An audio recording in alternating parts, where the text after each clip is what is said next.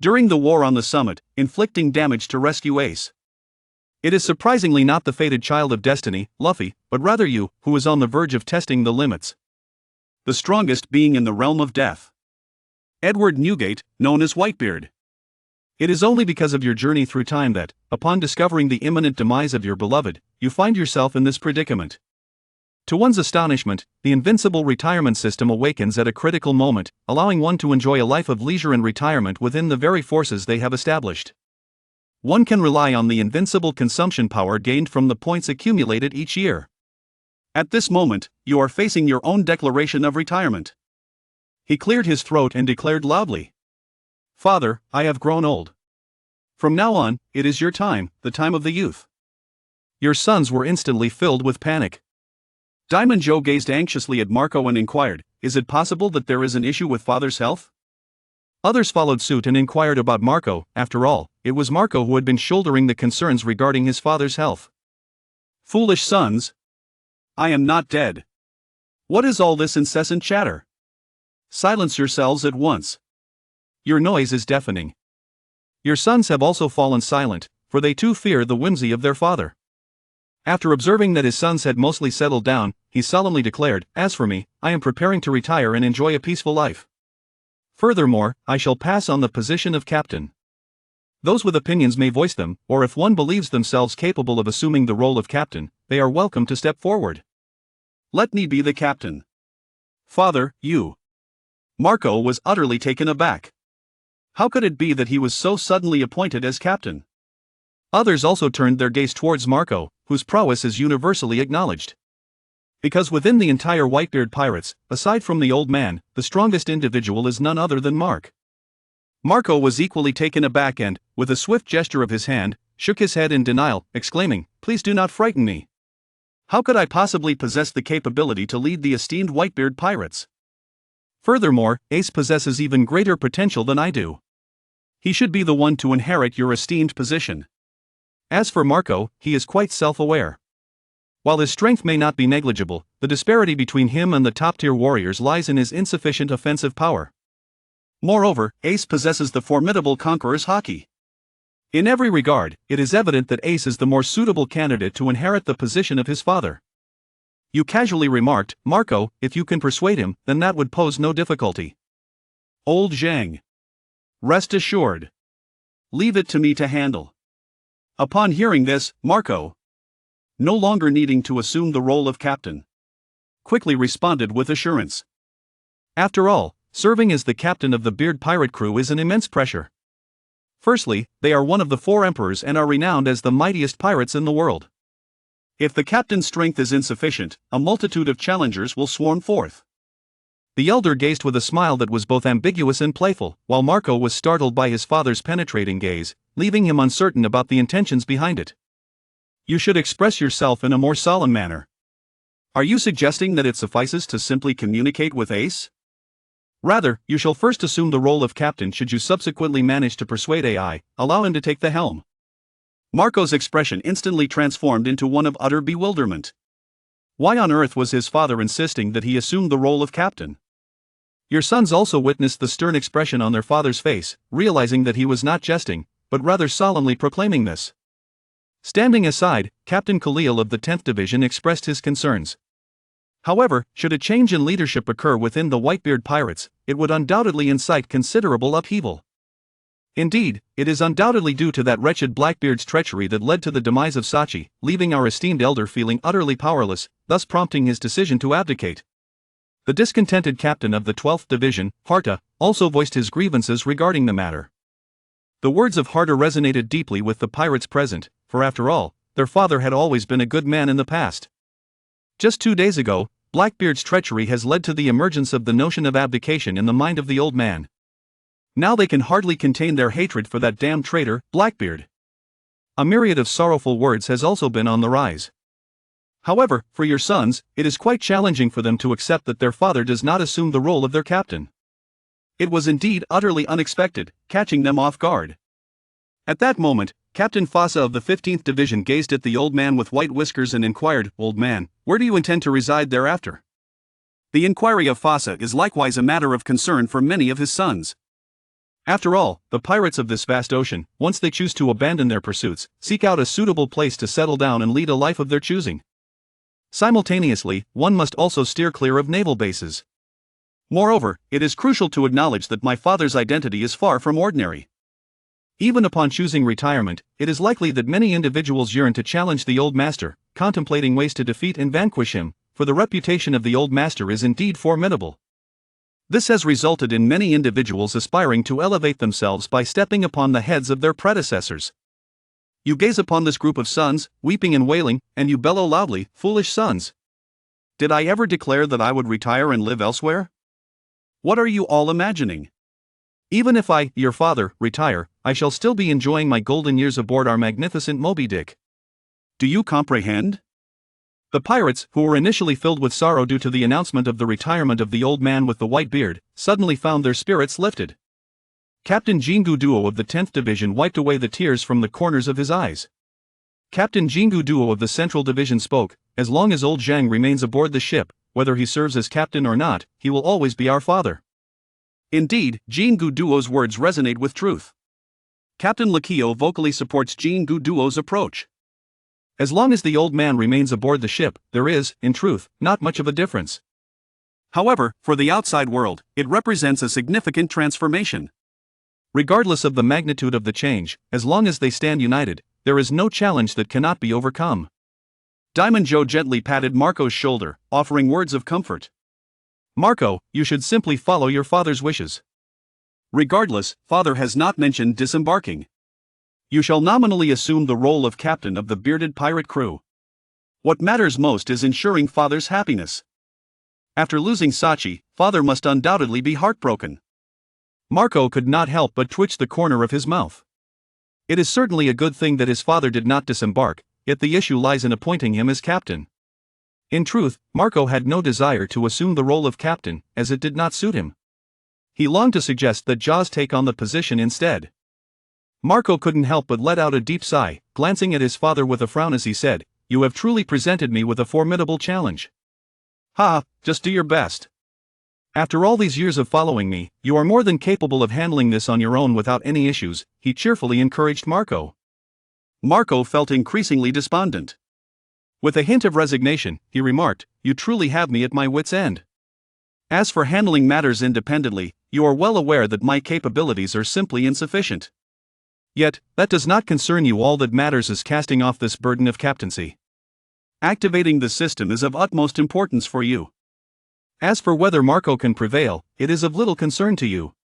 However, under normal circumstances, as long as he remains standing, managing the pirate crew of the Bearded Sea poses no issue for Marco. Your prestige within the self-proclaimed pirate crew is indeed substantial. Or rather, as long as Marco's strength is sufficiently formidable, stepping into the Imperial tier and leading the Whitebeard pirates would pose no challenge." With a resounding clap of your hands, you proclaimed loudly, "From this moment forth, Marco shall be the second captain of the Whitebeard pirate crew. Do you comprehend?" The pirates respectfully responded in unison. At that moment, everything that transpired seemed rather dreamlike for the members of the Whitebeard pirates. Just moments before, all had been well. How had everything suddenly changed?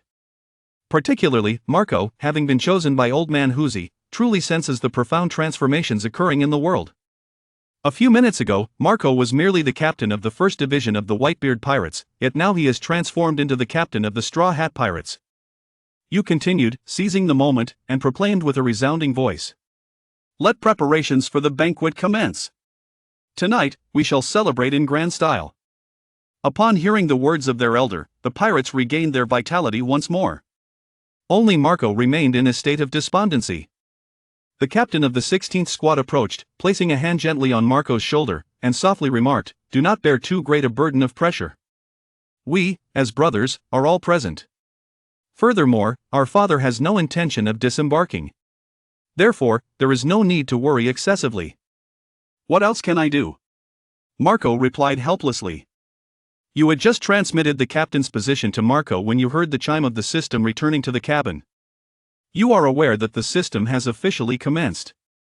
How exhilarating this moment truly is. Upon the host's initial entry, a reward of 100 points shall be granted. It's quite a considerable amount. You have previously acquainted yourself with the system's functionalities, thus you are aware that 100 points is substantial in the early stages. You access the system marketplace, gazing upon the various cultivation techniques available for ascension. This body has reached the venerable age of 72. To transcend the confines of mortality, one must embark upon the path of cultivation and immortality. Upon opening, an extensive array of cultivation techniques unfolds, along with a diverse assortment of classifications. One cannot help but marvel at its comprehensiveness. I am uncertain about the origins of this system, yet it is undeniably remarkable. Initially, I believed that 100 points would suffice. However, upon attempting to purchase the cultivation technique, I realized that 100 points are merely trivial. This body refinement technique has piqued your interest. Upon clicking to explore further, the celestial demon technique, a supreme body refinement method capable of cultivating to the level of true immortal. However, the required number of points is remarkably substantial. It is indeed possible to purchase separately. The first level of cultivation corresponds to chi refinement. It merely requires 50 points. Thus, without hesitation, you promptly click to purchase. The remaining 5 inches of accumulation you have procured entirely from the system vendor, the Devil Fruit Awakening. This fruit grants the ability of the Devil Fruit to directly awaken demons. Since Marco has been appointed as the captain of the Straw Hat Pirates, it is imperative to enhance his strength to some extent. Considering the current prowess of Bertilko, it is believed that the capabilities of the Phoenix can undoubtedly ascend to a higher echelon of combat strength. It is not to say that it can rival the strength of a sovereign-level warrior, but it is certainly capable of approaching that echelon of combat prowess. The true power of the Phoenix fruit lies in its remarkable ability to restore. In your perspective, the awakened abilities of the Phoenix render Marco invincible in unknown confrontations. No one can bring him to his demise, unless Marco's stamina is depleted or he is restrained by Sea Prism Stone. You did not intend to awaken the Devil Fruit immediately, but rather to first test the heavens. After a few hours. During this period, your sons have not come to disturb your rest. In your daily routine, you often receive intravenous infusions, and thus, it becomes quite natural for you not to come over for other treatments. Over time, this has inevitably become a habit. You open your eyes from the state of meditation, murmuring in confusion, why is there no response at all? Why is there not even the slightest reaction? Or perhaps it is said that your body lacks the essence, for the celestial demon technique can only be cultivated by those possessing a spiritual root. In the world of pirates, there exists no such thing as. Suddenly, you recall the system's idle function and promptly access the system to explore it. The ability to cultivate autonomously.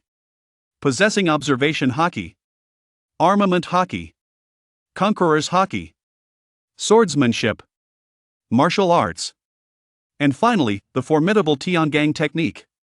You did not hesitate, but promptly activated the Tiangang magic skill, entering an automatic cultivation state. Upon clicking the Celestial Demon skill for automatic cultivation, in that fleeting moment, your heartbeat resonates with a newfound vigor, as if it is transformed into a more powerful rhythm. And then there was nothing to follow. Yet, you can vaguely perceive that the body, once afflicted with hidden ailments, now experiences a certain discomfort in its movements. It seems to have become much easier. Indeed, it was as if a weight was lifted in an instant. I have relaxed. This may be related to the commencement of practicing the Heavenly Gang Demon technique. As the sun began to set, a gentle knock echoed at the door of the room. It is time for a meal. The voice that echoes belongs to none other than Marco. Come in, Father, I have something auspicious to share with you. My spirits are high, please allow Marco to enter. Marco pushed open the door, expecting to find his father in a state of disarray. Instead, he was greeted by his father's radiant smile, beaming with a rosy glow. This unexpected sight instantly conjured thoughts of recovery, though it seemed implausible. Marco, as the exclusive physician for the elderly gentleman, possesses an unparalleled understanding of his health condition. Thus, only one possibility remains. The old man relinquished the burdensome role of captain, allowing himself to relax, thereby enhancing his overall state of being. It seems that this is not entirely absent. Upon contemplating this, Marco's entire demeanor brightened with a joyful smile as he remarked, "You appear to be in splendid spirits. Rest assured, I shall wholeheartedly bear the weight of the Straw Hat Pirates and shall not let you down." This, in fact, left you somewhat astonished. A few hours prior, you appeared rather reluctant. Forget it. As long as Marco, that lad, remains dutifully as the captain of the Whitebeard pirates, I have no particular concern for anything else. As long as he can enjoy a life of retirement and tranquility, that is sufficient. You chuckled and said, "Ha ha ha, quite good, indeed. Well done, my boy, you have finally managed to share the burdens that your father has long borne. Moreover, I present to you a gift, one that possesses the potential to elevate your prowess to unprecedented heights." As you speak, you deftly produce the awakened devil fruit purchased from the system's marketplace. Marco was initially perplexed as to what gift his father could possibly bestow upon him that would elevate his strength to new heights. However, he was taken aback when his father revealed a devil fruit. Father should not be afflicted with dementia, or rather, he must possess a clear understanding. It is impossible for an individual to consume two devil fruits simultaneously. In a moment of helplessness, Marco could only defer by saying, "This malevolent fruit should be given to another individual. I have been a wielder of the devil fruit's powers for nearly 30 years now." With a hearty laugh, he tossed the awakened devil fruit to the other party and solemnly declared, "Are you suggesting that an individual cannot consume two devil fruits simultaneously? Rest assured, that fruit merely resembles a demon, yet it is not the fruit of evil. Once you partake of it, you shall understand." Yet it resembled the devil fruit so closely. Urko was momentarily taken aback, gazing at the mysterious fruit in his hand. Surely, his father would never wish him harm. Since his father urged him to consume it, he decided to partake. Marco opened his mouth and took a bite, initially pondering whether it would be as unpalatable as the devil fruit. However, after tasting it, he found it was surprisingly different. This fruit, when tasted, proves to be quite palatable. It is not unpleasant at all. Marco has thoroughly confirmed that this fruit, resembling the devil fruit, is indeed not a devil fruit. Where can one find a devil fruit imbued with a delightful sweetness? Remaining, Marco took another bite. "You have indeed piqued my curiosity," inquired I shall. "How does it feel?" Marco felt nothing at all. He believed he had merely consumed an ordinary substance. However, in the next moment, uncontrollable blue flames erupted from his entire being. The azure fire surrounding Marco intensified, and he could not help but let out a powerful roar. The voice of Marco has also captured the attention of Whitebeard's sons, who hurriedly rushed over. Standing at the doorway, Diamond Joe inquired with a hint of perplexity, "What is the matter with old Sean, Marco?" Meanwhile, behind Diamond Joe, there followed a throng of individuals equally perplexed by this situation. Just moments ago, Marco was perfectly fine. Just moments ago, Eniarch was also in good spirits. How did he suddenly storm into his father's room, only to erupt in a loud, furious scream? You casually explained to your sons that there was nothing to worry about. Marco's devil fruit powers had awakened. What? Marco has awakened the demon. In this circumstance, the awakening has occurred. Diamond Joe's was instantly taken aback. Can the powers of this devil fruit awaken in such an environment? If so, why has Marco not awakened for so many years? Others are equally astonished. After all, their father had explicitly informed them that Marco had awakened the demon fruit. This implies that it cannot be false. What left them in a state of shock was how Marco managed to awaken the devil fruit in an instant. It was truly beyond comprehension. Captain Halta of the 12th Division exclaimed in astonishment, "Is it truly this simple to awaken the powers of a devil fruit?"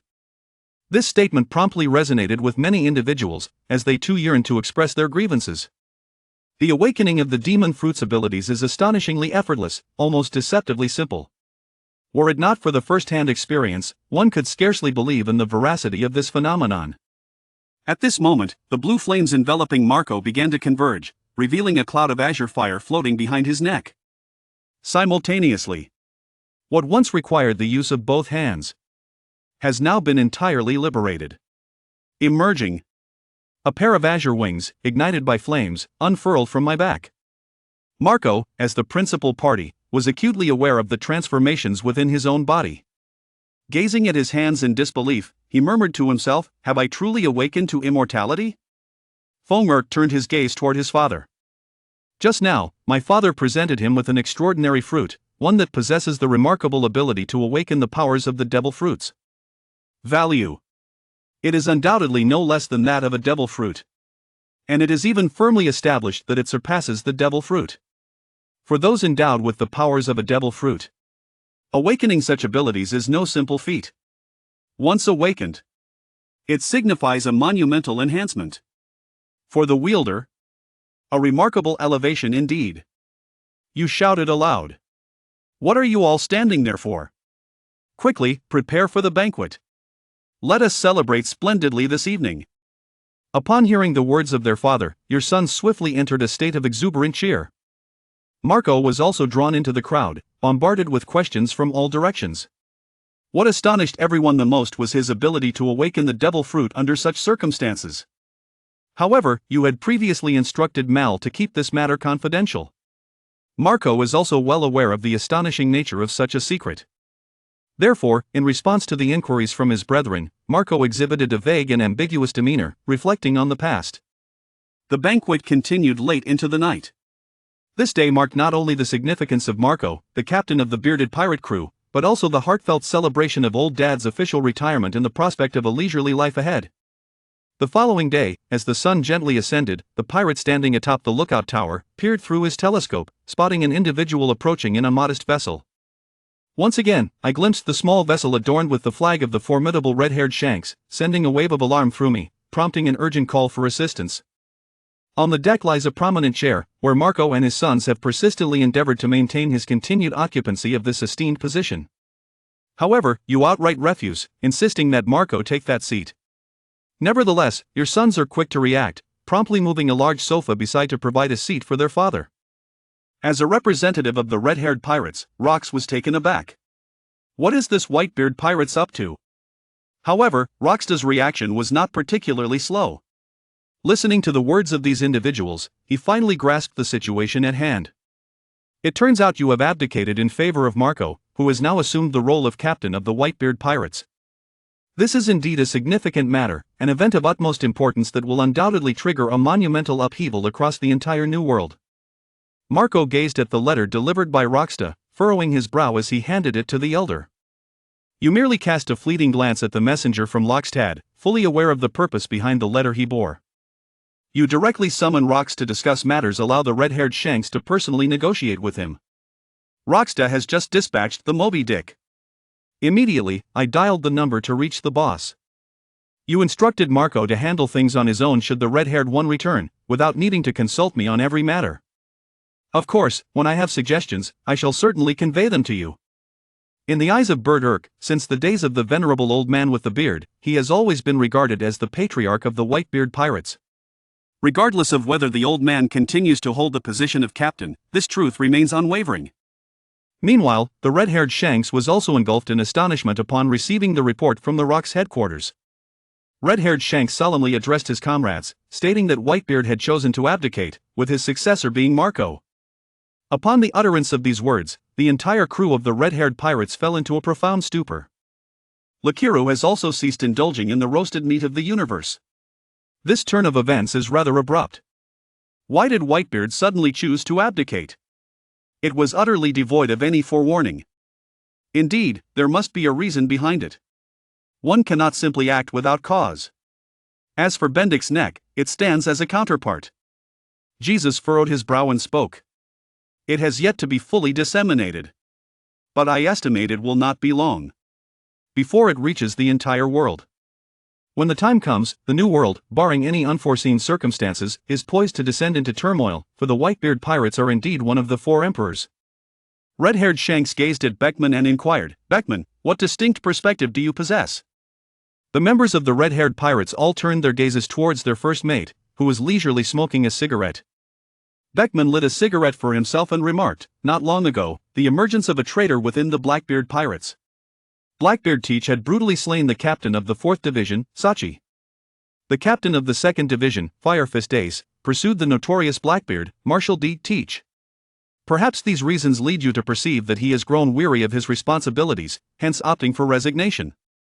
There exists a possibility of this nature, however. As to whether it is entirely the case, we remain uncertain. It is likely that your sons are also not entirely aware of the underlying reasons.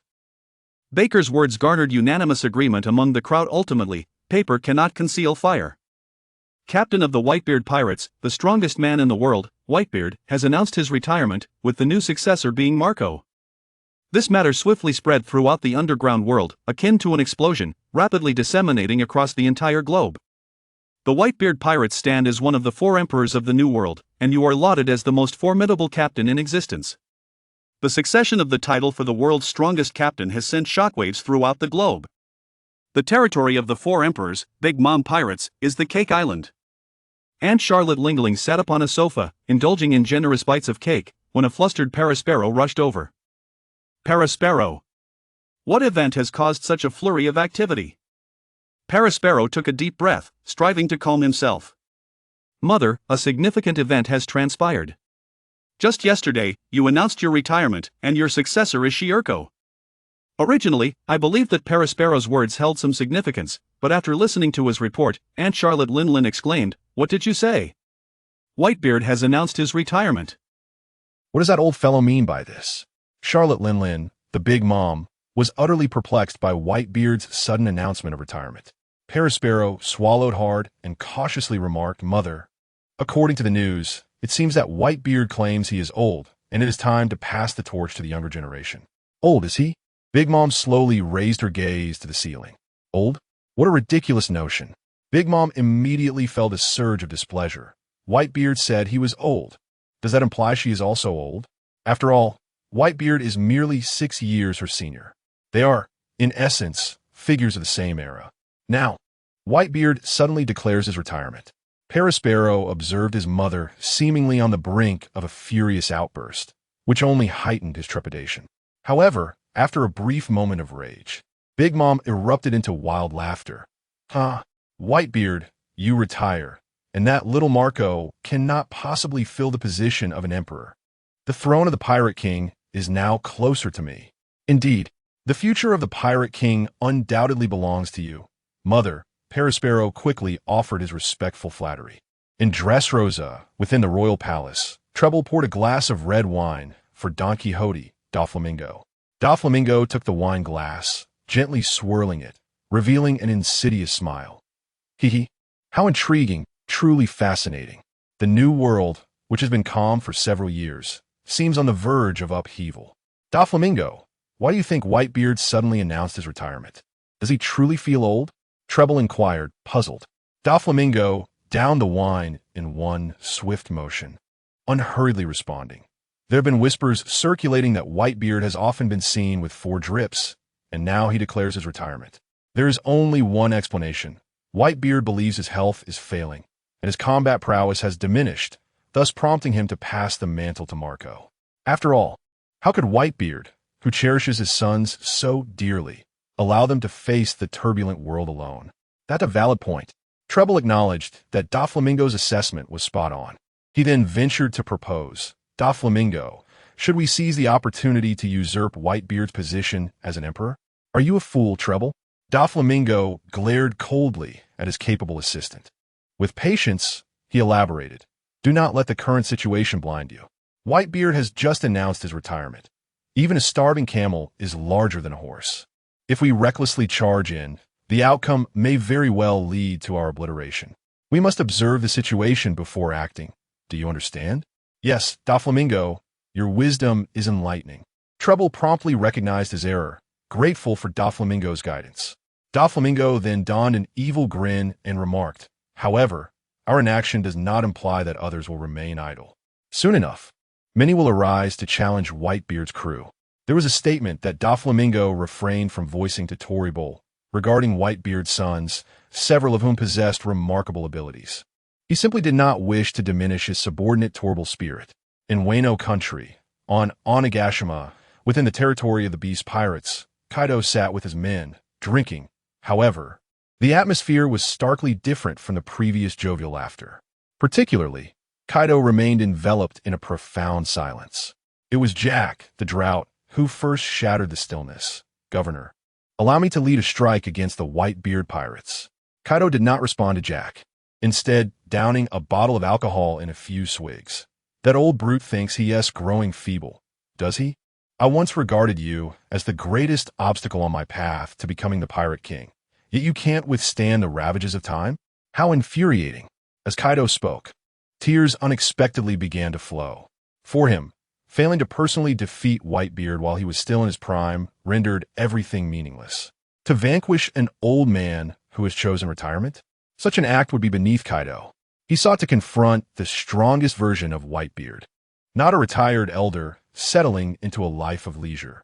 Defeating a retired old man would yield no sense of achievement for Kaido, only a sense of disgrace. This was the first time Kaido, as subordinates, witnessed their governor in tears, a sight they had never encountered before. No one dared interrupt Kaido. Before long, he gradually regained his composure and coldly declared, "Since that old fool has retired, I shall grant him a year. After 1 year, I will annihilate the Whitebeard pirates. And Jack, you shall lead the charge." Kaido's decision to allow Whitebeard a year was merely to afford the old man a taste of retirement, granting him a semblance of dignity in his final days. "Leave it to me," Jack exclaimed, his eyes gleaming with a cruel excitement. "What if someone else manages to strike first?" questioned Queen, pondering a potential dilemma.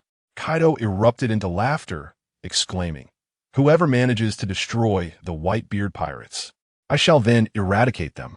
Indeed, our Lord Kaido never disappoints." Jack responded eagerly. At that moment, the previously silent Ember, the Plague, coldly remarked, "In this world, no one stands as a match for Mr. Kaido." Chapter 6. The Navy's Triumvirate in Contemplation at the Naval Headquarters in Marineford. Admiral Sengoku convened an urgent high-level meeting upon receiving the news of Whitebeard's retirement. Regardless of their current tasks, all personnel were required to drop everything and attend a meeting. Within the conference room, Sengoku paced back and forth, hands clasped behind his back, while Vice Admiral Tsuru sat pensively with her chin resting on her intertwined fingers. At that moment, the ruthless Admiral Akainu entered the room, followed closely by the somewhat lecherous Admiral Kizuru. After taking their seats, Admiral Akiji and the legendary hero Garp entered together. Upon entering, Garp boomed with laughter. "Sengoku, Tsuru, why do you both appear so burdened? Relax and take it easy. Look at you, Garp, so carefree. I might just assign you to capture some pirates next," retorted Sengoku, who had been grappling with overwhelming thoughts. Not wishing to engage in further banter, he cut to the chase, stating, "The situation is dire. I have called you here for an urgent meeting. I trust you are all aware of the recent developments, and we must also hold a subsequent commander's conference." Vice Admiral Tsuru then inquired, "What could be the motivation behind Whitebeard's sudden retirement? Should we be wary of any clandestine maneuvers?" "Oh, come now, Tsuru, why dwell on such concerns?" Garp interjected nonchalantly as he produced a box of donuts. "He's simply aging. Retirement is entirely natural. Just like me, I retired long ago. This era belongs to the youth. We should make way for them. If we cling to our positions, how will the younger generation progress? Besides, you know Whitebeard. He has never been one to engage in underhanded tactics. Thus, rather than fixating on his retirement, we should contemplate the impending changes in the new world." Sengoku sighed. "Truth be told, Garp Tsuru, we are aging ourselves. We are all in our 70s, still striving on the front lines." The languid Akiji raised his hand in agreement, saying, "I support Vice Admiral Garp's perspective." "I too support him," chimed in the lecherous Admiral Kizuru, who viewed retirement as one of life's greatest blessings. In truth, he longed for retirement himself, but lamented that he was not yet of age. With a cigar lit, Akainu exhaled a plume of smoke and coldly declared, "A criminal is a criminal. Whether retired or in seclusion, I shall eradicate them all without exception." No one rebuffed Akainu's words, for from a Navy standpoint, his assertions held merit. Vice Admiral Tsuru, her brow furrowed, spoke in a somber tone. "In a short span of time, significant events have transpired within the Whitebeard pirates. Previously, a traitor emerged within the Whitebeard pirates, resulting in the assassination of the 4th Division commander, Sachi. This unprecedented event marked a significant turning point in the history of the Whitebeard pirates. Consequently, Whitebeard announced his retirement, handing over the captaincy to Marco.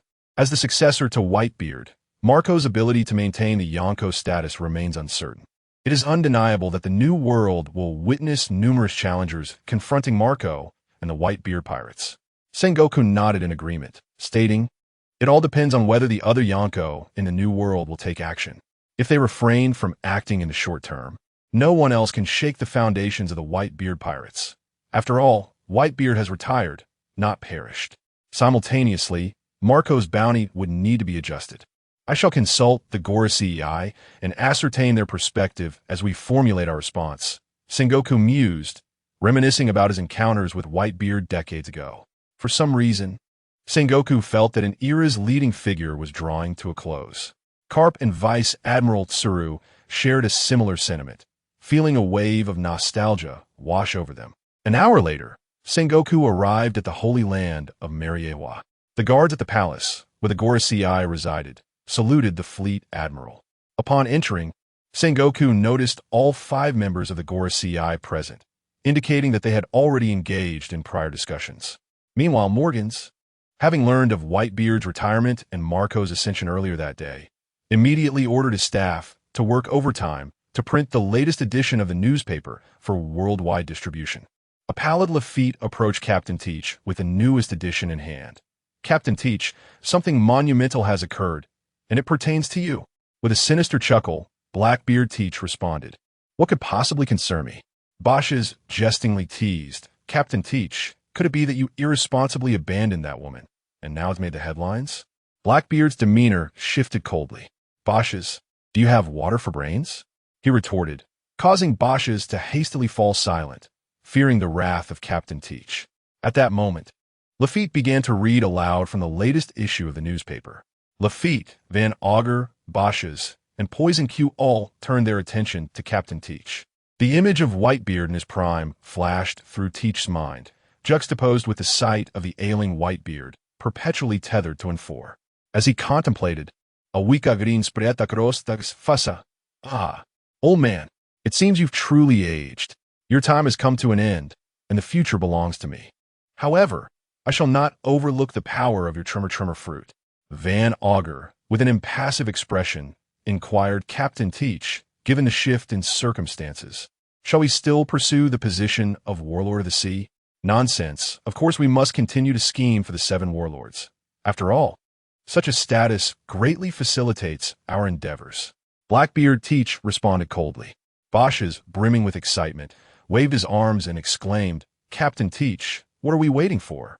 Let us immediately capture a pirate with a bounty exceeding 100 million and present him to the Navy in exchange for the 7 warlords."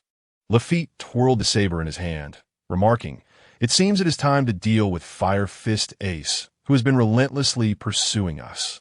Ha ha ha. Blackbeard Teach perspective on Whitebeard's announcement of retirement is quite simple.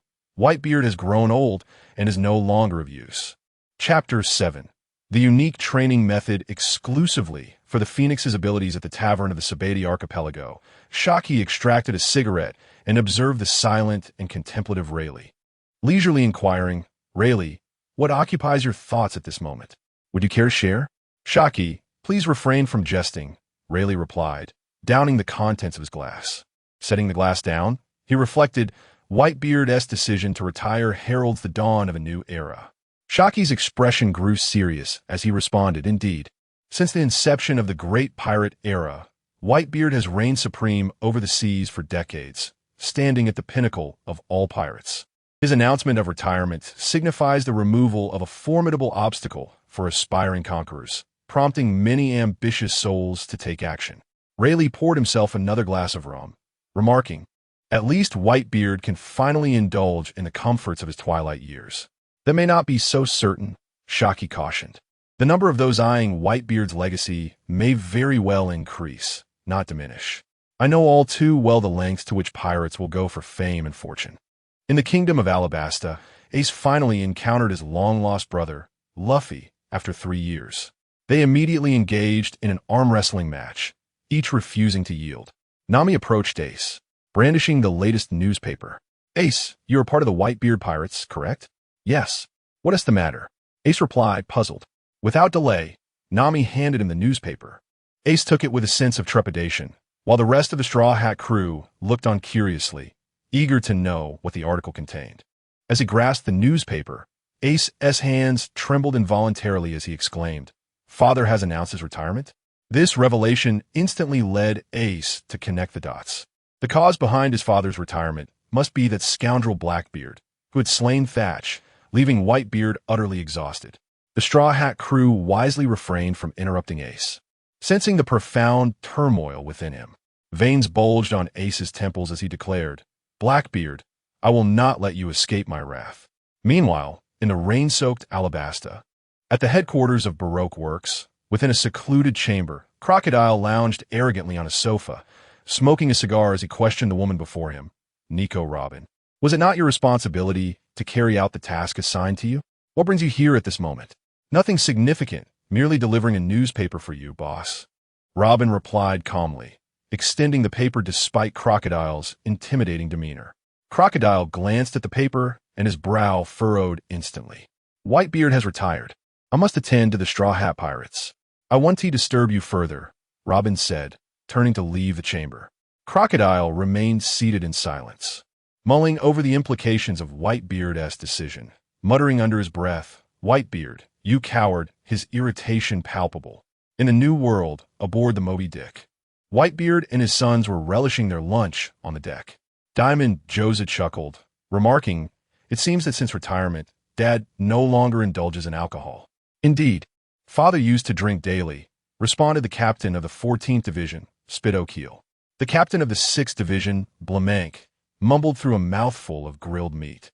"Perhaps it's because Dad's mood has changed since retirement." The group turned their gazes toward their father, who was enjoying fried rice. Internally, Whitebeard scoffed. "I am not the same Whitebeard. It's his fondness for drink, not mine." Nonetheless, he found his sons to be rather idle, with no invaders or challengers in sight, spending their days in leisure or feasting. Setting down his bowl, Whitebeard bellowed, "Marco, after lunch, we shall commence training. From this day forth, you will train for 12 hours daily, 6 hours for observation hockey and 6 hours for armament hockey, all while wearing seastone handcuffs." "What?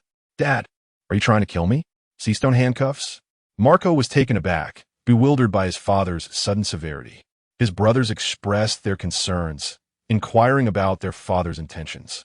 Whitebeard patiently explained that his rigorous training regimen for Marco stemmed from the latter's inherent capability for such devilish training methods. In Whitebeard's eyes, Marco, while restrained by seastone, could sustain injuries, yet would recover instantly upon removal of the cuffs. Thus there was no cause for alarm. An hour later, Marco reluctantly donned the seastone handcuffs, his eyes shrouded by a black blindfold. Whitebeard signaled for his sons to begin their assault on Marco. The captain of the 16th Division, Izo, raised his pistol with a grin, stating, "Captain Marco, you must endure." Laughter erupted among the others, reveling in the rare sight of Marco in distress. Under Whitebeard's watchful eye, his sons showed no mercy, and soon Marco was battered and bruised. Whitebeard permitted no respite in the onslaught. As long as Marco remained alive, he saw no issue in pushing him to his limits. After all, once the seastone handcuffs were removed, Marco could readily utilize his Phoenix abilities to heal from any wounds. 3 days passed unnoticed, during which Marco experienced some of the most painful and injury-laden moments of his life. Suddenly, Diamond Josiah's fist struck toward Marco, but the injured Marco deftly evaded the blow. Witnessing this, the swordsman Vista exclaimed, "Was that just now a manifestation of future sight with observation hockey?" Others quickly grasped the implication. Captain Marco had anticipated the attack. Exhausted, Marco collapsed onto the deck, gasping for breath. Captain Blenheim of the 9th Division rushed forward to free Marco from the seastone handcuffs. At the very moment the handcuffs were undone, azure flames erupted from Marco's being in an instant. Several grievous fractures miraculously healed in the blink of an eye. The ever-watchful Whitebeard laughed heartily, exclaiming, "Ha ha ha! Excellent! Marco, remember the sensation from just now?" For the first time in those 3 days, Marco revealed a smile. Whitebeard's sons all extended their congratulations to Marco. In Whitebeard's view, the Phoenix's abilities ought to be honed in such a manner. The previous years have been nothing short of a squandered opportunity. Chapter 8. A smile from Fujitora Marco continued to strengthen his mastery of the observation hockey that foresaw the future. At that moment, a news bird soared through the sky, dropping a newspaper. The captain of the 7th Division, Lakio, picked it up and handed it to Whitebeard. Whitebeard glanced at it without delving into the details. But two significant pieces of news caught his attention. The first was that Crocodile had been defeated by the newcomer, Straw Hat Luffy. Whitebeard scoffed, wondering how Crocodile could have lost to such a rookie. The second piece of news, a headline of great importance, announced that Marco's bounty had surged from 374 billion to an astonishing 2 billion. Soon, Whitebeard's sons were all aware of Captain Marco's elevated bounty, and they erupted in cheers. For Marco, it was a rare moment to pause from his training and relish some rest. Baptista, the captain of the 5th Division, chuckled, remarking that Marco's bounty was nearly 1 billion higher than his own. Diamond Jaws also rejoiced at Marco's 2 billion bounty, for among pirates, the amount of one's bounty symbolized their status and identity. With a sigh, Jindo, the captain of the 11th Division, lamented, "Alas, Sachi cannot share in our joy." To which Harda, the captain of the 12th Division, raised his left hand and shouted, "We shall carry Sachi's spirit with us." Indeed, indeed. The pirates of the Whitebeard crew echoed loudly. Marco approached Whitebeard, saying, "Father, we shall continue to forge ahead with strength." Whitebeard smiled, patting Marco on the shoulder, and called out to his sons, "Boys, let us seek the nearest town and celebrate tonight." A little over 2 hours later, the Moby Dick docked at the shores of Rindletown. The townsfolk, upon seeing the colossal Moby Dick and the flag of the Whitebeard pirates, were struck with fear and fled in panic. The door of a local casino was violently flung open as a man, panting heavily, shouted, "Run! The Yonko Whitebeard pirates have arrived. If you don't escape now, you'll lose your life." The gamblers, engrossed in their merriment, were suddenly overtaken by terror at the mention of the infamous Whitebeard pirates. "Run! I must leave this place." Many gamblers abandoned their money, frantically fleeing, fearful that a moment's delay would lead to their doom at the hands of the Whitebeard crew. As the casino owner, clutching a large bag of money, attempted to flee, he noticed a blind giant still engrossed in the dice game. "Aren't you going to run? Do you wish to stay here and perish? Hurry," he urged, not wanting to linger, as he too needed to escape. With a resigned smile, the giant scratched his head, saying, "I was just beginning to enjoy myself. However, it seems there's been an abundance of news regarding the Whitebeard pirates lately." With that, he slowly rose, grasped his cane, and made his way out of the casino, step by step. The moment Xiao stepped out of the casino, he extended his observation haki, enveloping the entire town. Simultaneously, Whitebeard, due to his mastery of the Tenkai demon art and his inherently formidable strength, became acutely aware of someone utilizing observation haki to scan the area. Captain Atmos of the 13th Division remarked, "Humph, why is it that as soon as we arrive here, the townsfolk scatter? We're not here to rob or kill." To which Captain Fossa of the 15th Division, puffing on a cigar, replied, "It is only natural for them to feel fear." At that moment, Whitebeard commanded, "Marco, transform into your phoenix form." "Yes, Pops." Although Marco was uncertain about why his father suddenly requested him to assume his phoenix form, he complied without hesitation. Whitebeard's sons also felt a sense of confusion. Before they could inquire about the situation, Whitebeard instructed Marco to fly towards the direction from which the observation haki was emanating. Captain Brenheim of the 9th Division observed Marco and Whitebeard's departing figures and questioned, "Pops, where is he suddenly taking Marco?" This inquiry echoed the curiosity of the over 1,000 pirates present. Captain Lacker of the 7th Division remarked, "Ever since Pops passed the mantle to Marco, his behavior has become increasingly uncharacteristic. What are you daydreaming about? Pops is still Pops. Any change in his actions is simply due to his relaxation after retirement," responded the simple-minded Captain Atmos of the 13th Division, exasperated. Bista, with a smile gracing his lips, suggested, "All right, let us hasten to join Pops and Marco." "Indeed, let us set forth," bellowed Diamond Jaws. Xiao, utilizing the powers of the heavy fruit to levitate on a wooden board, furrowed his brow, sensing two powerful presences approaching him rapidly, one even more formidable than the other. From the sky, a phoenix engulfed in blue flames descended, clutching Whitebeard in its claws. Landing before Xiao, Marco regarded the blind man before him, sensing that he was no ordinary individual, but rather a person of great strength. It was none other than the future Marine Admiral Fujitora, Xiao. Whitebeard, gazing upon Fujitora Yixiao, recalled information regarding him. Yixiao, with an earnest expression, inquired, "Might I ask why you two are blocking my path?" Whitebeard had no intention of revealing Yixiao's identity outright. He was currently a free agent, and if he could be persuaded to join the Whitebeard pirates, it would significantly enhance their overall strength. With a hearty laugh, Whitebeard asked, "Ho ho ho, your aura is quite potent. May I inquire as to which faction you belong? Or are you perhaps a free agent?" "You flatter me. I am merely an ordinary person," Yixiao humbly replied, though internally he was engulfed in tumultuous waves of realization. He had surmised the identities of the two before him, the illustrious and renowned strongest man in the world, Whitebeard, and his successor, Marco. What if a confrontation were to ensue? Moreover, a close observation of Whitebeard reveals that his aura remains extraordinarily terrifying. Despite his own formidable strength, he realizes he cannot contend against the entirety of the Whitebeard pirates. At this moment, Whitebeard deliberately sighs and remarks, "After my son Marco assumes my position, not only is the captaincy of the 1st Division vacant, but the 4th Division is also left unfilled, which fills me, as a father, with great concern." "Father." Marco gazes at Whitebeard with a heart full of empathy. Chapter 9. Disagreement? Then let us besiege with a smile. Yixiao grasped the underlying intention behind Whitebeard's words. He sought to recruit him into the Whitebeard pirates. Thus he feigned a look of enlightenment, exclaiming, "Ah, so you are the illustrious Mr. Whitebeard. To be recognized by you is indeed a stroke of fortune for me. Alas, I have grown accustomed to a life of freedom, and at the age of 52, I wish only to enjoy my twilight years in peace." Yixiao's demeanor conveyed a profound detachment from worldly desires. Moreover, Yixiao was well aware of the customs within the Whitebeard pirates. All who joined referred to Whitebeard as Old Dad. How could he possibly bring himself to call Whitebeard that?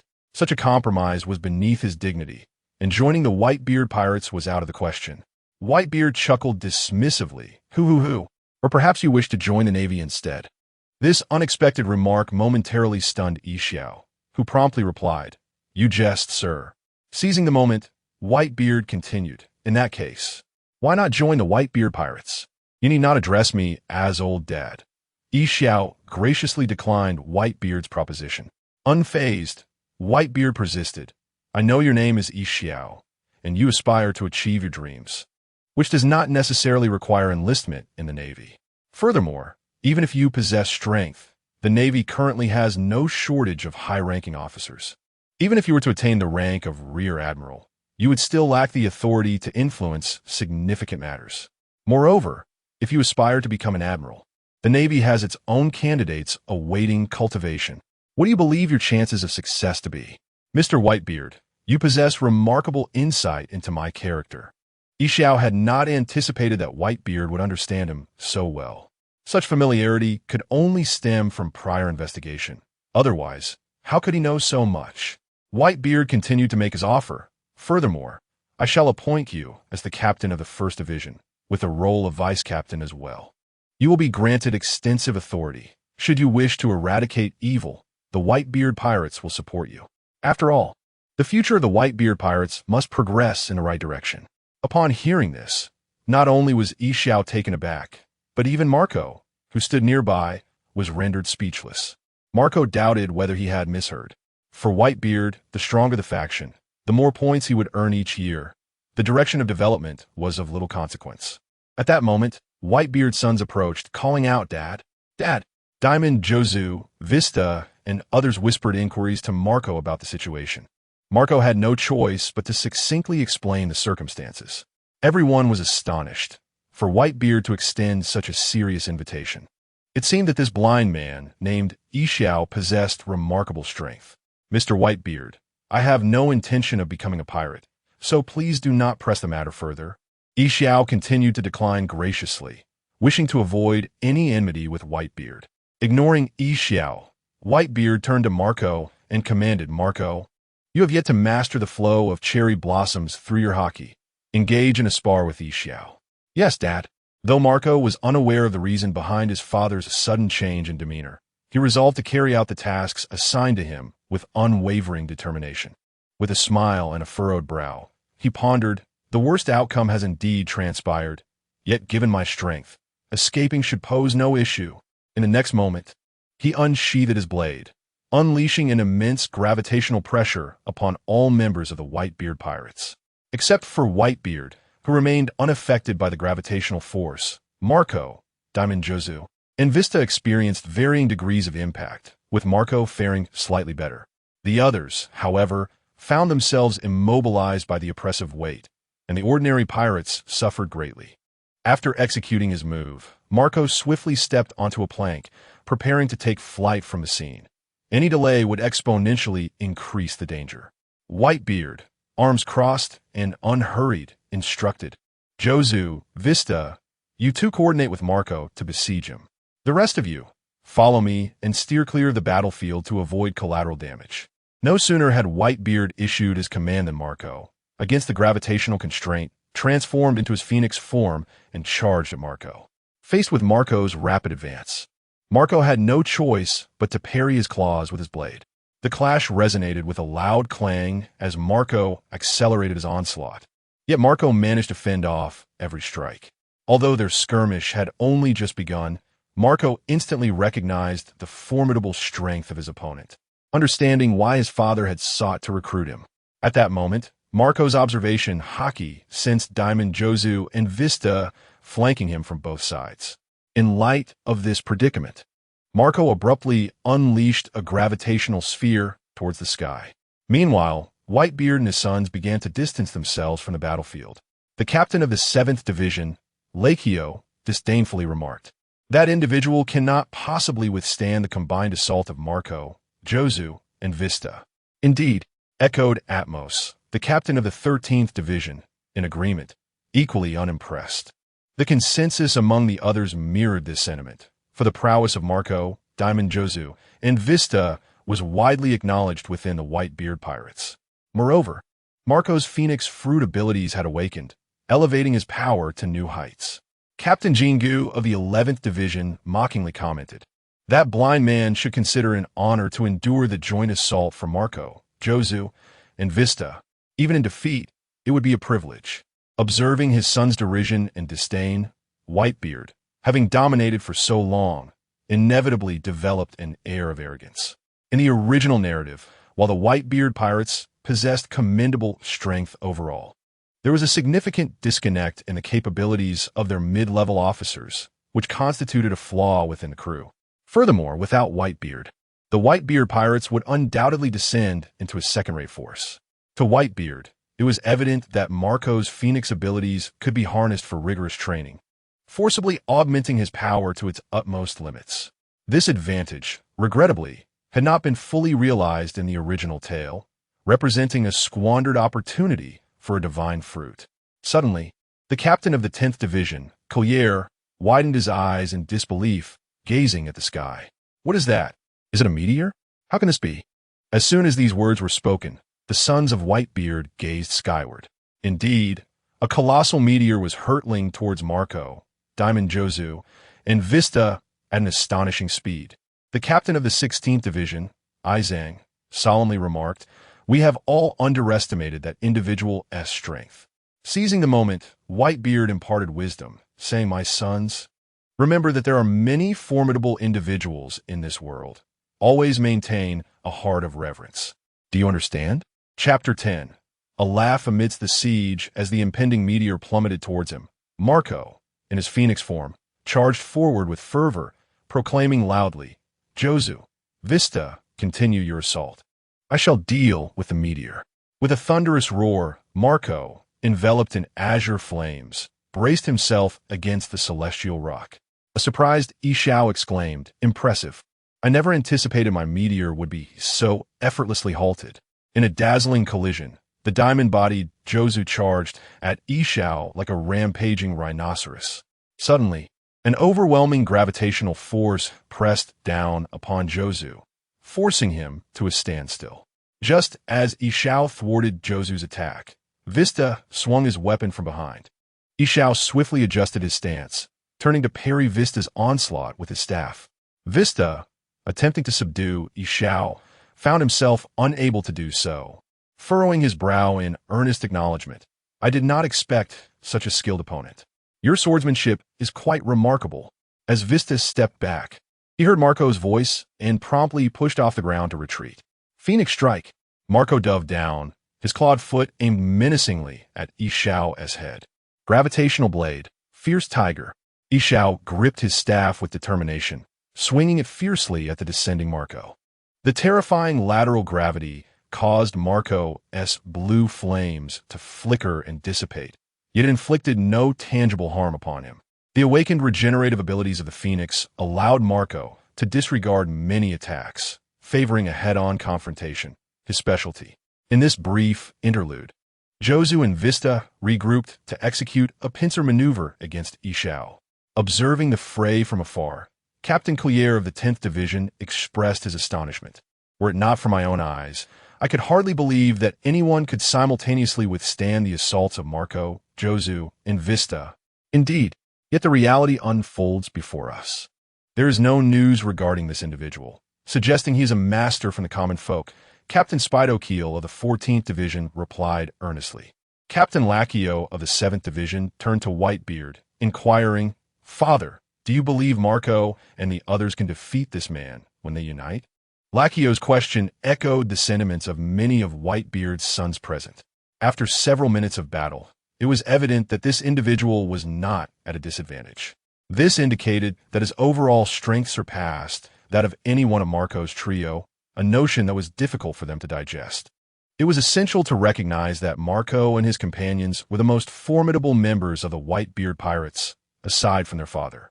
And yet, despite their combined efforts, they had not managed to subdue him in a short span of time. This was indeed perplexing. With a nonchalant demeanor, Whitebeard reassured them, "Fear not, my sons. Marco and the others will prevail. It simply requires a bit more time." Upon hearing their father's words, Whitebeard's sons felt a wave of relief wash over them. They were apprehensive. If even Marco and his two companions could not triumph against this individual, it would be a most humiliating defeat. In Whitebeard's eyes, the crux of the impending battle rested on Marco, who had now fully restored his vitality. However, even with the awakening of the Phoenix's powers, Marco's offensive capabilities remained insufficient.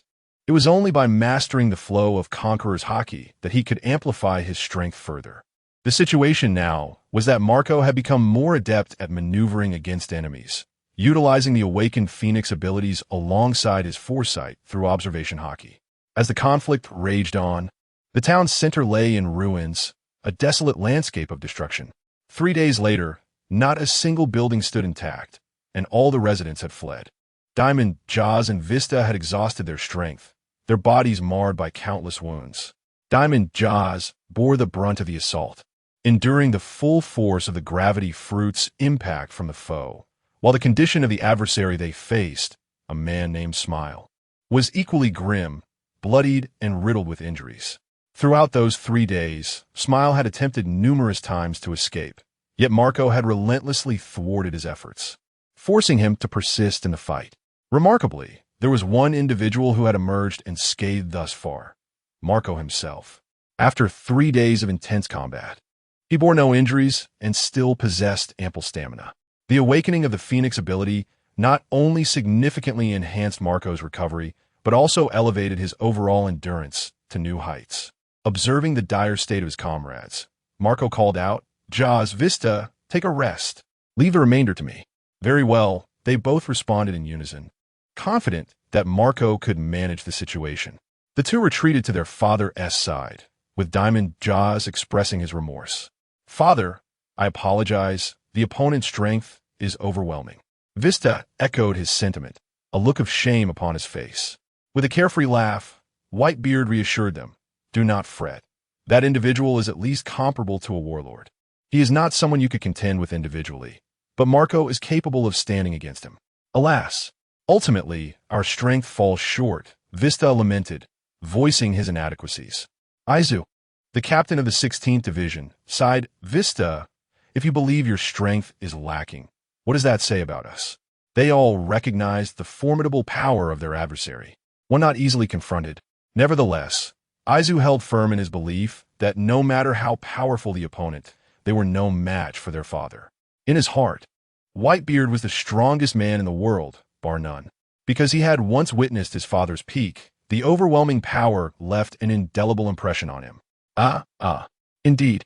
Captain Lakio of the 7th Division immediately chimed in. Our father has earned his formidable reputation through sheer strength. As a fellow elder, Lakio was also well aware of their father's might. Whitebeard has always been regarded as the most formidable presence in the hearts of all his sons, an unstoppable force. Invincible in battle. Come on, you foolish sons. Focus on the fight and learn well. Whitebeard boisterously reminded his children. Chapter 11. The Ascendancy of Marco. Stepping into the threshold of sovereignty with an air of confidence, Yixiao's observation haki remained steadfastly trained on Marco, parrying the relentless claw strikes aimed at his legs. Marco, undeterred, unleashed his full strength, denying Yixiao any respite as he launched a series of unyielding attacks, declaring, I shall not be defeated by you. For Marco, the significance of this moment was profound. He had been appointed as the new captain of the Whitebeard pirates by his father. To suffer defeat would bring unparalleled disgrace upon the crew. Your Excellency, I bear no ill will towards you. Must you truly drive me to my demise? Yixiao attempted to retreat, only to be thwarted once more by Marco, further igniting his irritation. Even a mud doll possesses a measure of indignation. The Whitebeard pirates had grown excessively overbearing. With a sudden flourish of his weapon, Yixiao unleashed a gravitational compression. Marco felt the crushing weight of gravity converge upon him from all directions, as if the very forces of nature sought to obliterate him. Yet, Marco summoned the awakened powers of the phoenix fruit, countering Yixiao's gravitational abilities with fierce determination. Yixiao continued to apply pressure, while Marco braced himself with all his might. As time progressed, the 6th Division Captain, Brannick, voiced his concern. Marco, are you all right? Even from this distance, I can sense the terrifying gravity.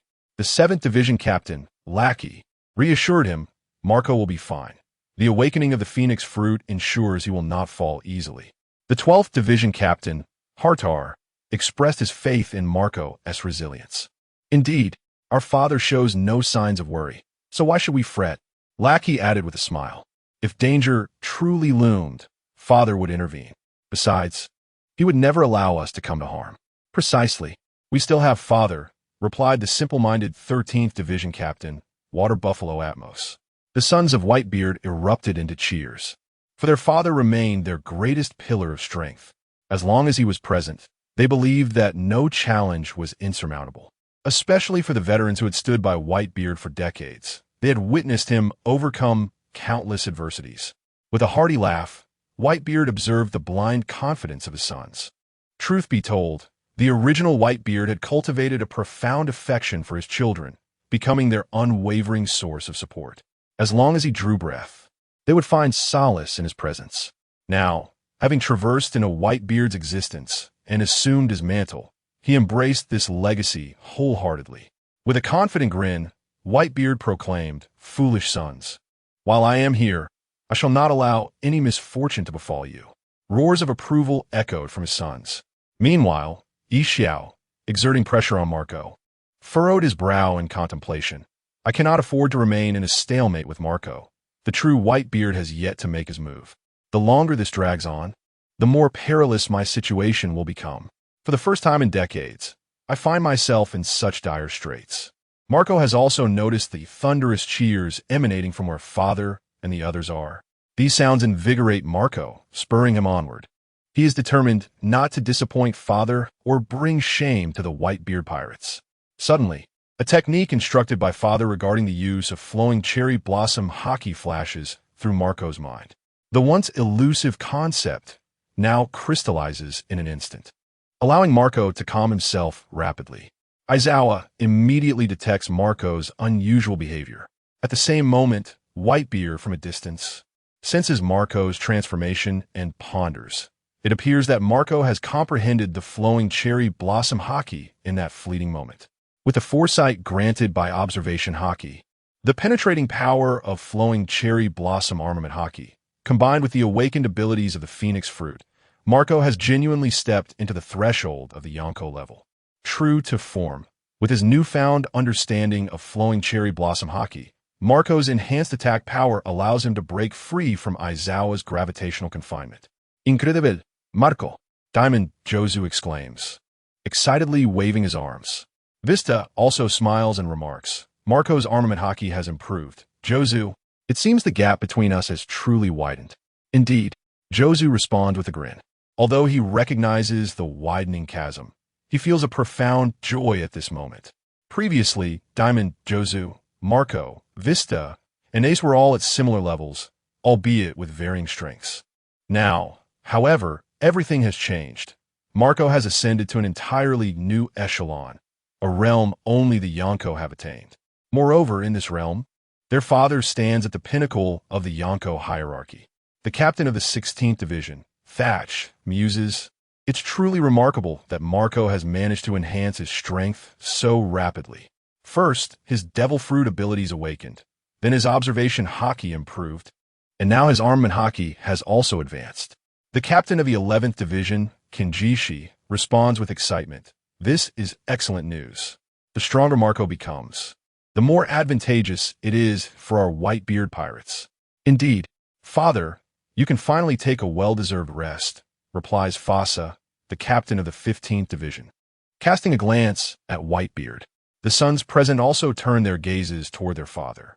With a hearty laugh, Whitebeard proclaims, my sons, you too must strive to enhance your own strengths. Today serves as a lesson. There are many powerful individuals in this world. Had Marco not improved, what would have been the outcome if you faced such an opponent? You can imagine it without needing my words. Therefore, never neglect your training, do you understand? Yes, father. They respond in unison, their voices filled with respect. Meanwhile, Aizawa begins to truly feel the pressure that Marco brings to bear. Previously, Ishiao regarded Marco as quite a formidable adversary, particularly due to the remarkable regenerative abilities of the Phoenix Fruit and Marco's troublesome observation haki. This led Ishiao to believe that defeating Marco was an insurmountable challenge. As for the prospect of Marco overcoming him, Ishiao remained confident in his own abilities. He had never been concerned about Marco's offensive capabilities. The injuries he sustained were the result of a prior assault by Marco and his two companions. However, in this one-on-one encounter, Marco's enhanced armament haki posed a significant threat, prompting Ishiao to realize that if this battle were to extend over the course of 2 or 3 days, he would ultimately face defeat. Chapter 12. Automatic cultivation. Having stepped into the realm of chi refinement, it was time to stretch one's limbs. The battle between the two continued for a day and a night, with Marco growing increasingly adept at utilizing his foresight through observation haki and the penetrating prowess of armament haki. Simultaneously, the awakening of his Phoenix abilities instilled Marco with immense confidence, rendering him unafraid of any devastating attacks from Ishiao. On Ishiao's side, there were several instances where he could have broken free from Marco, yet he found his path obstructed by Whitebeard's other sons, compelling him to persistently engage in combat with Marco. A fleeting thought crossed Ishiao's mind. He could not afford to remain locked in this stalemate. He needed to unleash his full power and make a swift exit. Meanwhile, Whitebeard, having observed the battle with great interest, found himself thoroughly entertained. Lacking the memories of his predecessor, he had never witnessed such exhilarating combat, and this opportunity to behold it expanded his horizons significantly. To be candid, since his arrival in Whitebeard's body, he had yet to engage in battle. Suddenly, a notification tone resonated in his mind. Ding. Congratulations, host. You have automatically cultivated the Heavenly Gang magic art, stepping into the realm of chi refinement. At that instant, Whitebeard felt a profound transformation within his body. The discomfort that had plagued his internal organs vanished in an instant. This signified the healing of his hidden ailment. From this moment onward, Whitebeard was a true cultivator. Even at the chi refinement stage, he was indeed a practitioner of the mystical arts. This power was entirely distinct from the pirate world S system, belonging to a superior realm of cultivation that surpassed the pirate world by an immeasurable degree. In an instant, Whitebeard felt invigorated, his body lighter than ever before, free from illness and brimming with strength, a state that was utterly irresistible. Eagerly, he instructed Diamond Jozu, Jozu, bring me my song blade. Father, do you intend to? Diamond Jozu momentarily froze, unable to comprehend. Jozu, what are you waiting for? Hurry and fetch Father S. Songyun blade. Izang hastily urged. All right. Diamond Jozu promptly turned and dashed off to retrieve the blade. Roars of excitement erupted among the Whitebeard pirates. It seemed their father was preparing to take action, which was exhilarating. 13th Division Captain Atmos waved his arms in jubilation, exclaiming, Our father hasn't fought in ages. We're finally going to witness his prowess. Indeed, with father stepping in, no matter how formidable that blind man may be, this will be the end of it, declared 10th Division Captain Khalil, firmly believing that his father was the strongest man in the world. At that moment, Diamond Jozu returned, presenting the Songyun blade to Whitebeard. As Whitebeard accepted the blade, he felt an innate affinity, perhaps a manifestation of his body's memories. With a keen sense honed by observation haki, Yixiao detected the movements of Whitebeard, his brow furrowing in apprehension. This is not good. That formidable Whitebeard is preparing to strike at me. Marco observed his father striding purposefully towards him and pondered. Is he really going to take action personally? Well, it's about time. After several days of fighting, I've longed for a respite. Truth be told, upon seeing his father prepare to engage directly, Marco felt an immediate sense of relaxation wash over him. Such prolonged and intense combat had been a considerable burden for him. Whitebeard, wielding his weapon, Murakumo, leaped over 100 meters with great poise, landing firmly beside Marco. The tension that had gripped Marco's features dissipated as he respectfully addressed, Father. Marco, you should go rest now. I need to stretch my muscles, Whitebeard casually remarked, twisting his neck. Understood. Father, Marco replied respectfully before transforming into his phoenix form and soaring toward the positions of Jozu and Vista. In Marco's eyes, the blind man currently posed no significant threat to his father. If that blind man were at full strength, Marco would indeed be concerned. However, he hoped that his father's hidden ailments would not resurface during the battle. Just as these thoughts flitted through Marco's mind, he suddenly realized that his worries were perhaps unwarranted. The entire Whitebeard pirate's crew was present. How could he fear that blind man hurting his father? In the event that his father's ailment did manifest, he could always step in to handle the blind man afterward. Yixiao, utterly frustrated, implored Mr. Whitebeard. I have never wronged you or the Whitebeard pirates. I am gravely wounded.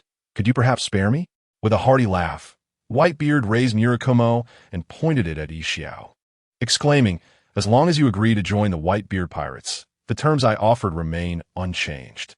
Alas, it seems he is forcefully trying to pull me into the Whitebeard pirates. Yixiao sighed in resignation and replied, If that is the case, I shall experience your prowess firsthand. Whitebeard twirled Murakumo and began to sprint. After covering 10 meters, a dense array of crimson lightning surged forth from the blade as he initiated the Conqueror's haki, the formidable pressure bearing down upon Yixiao with ferocity. The captain of the 12th Division, Thatch, pointed excitedly at his father's imposing figure, shouting, It's happening. Father is unleashing his Conqueror's haki. Whitebeard's sons trembled with exhilaration at the sight of their father employing such a powerful technique right away. Marco, however, was internally anxious, reflecting, My father's body should withstand the exertion of Conqueror's haki. I hope nothing goes awry. Among everyone, Marco was most acutely aware of his father's physical condition.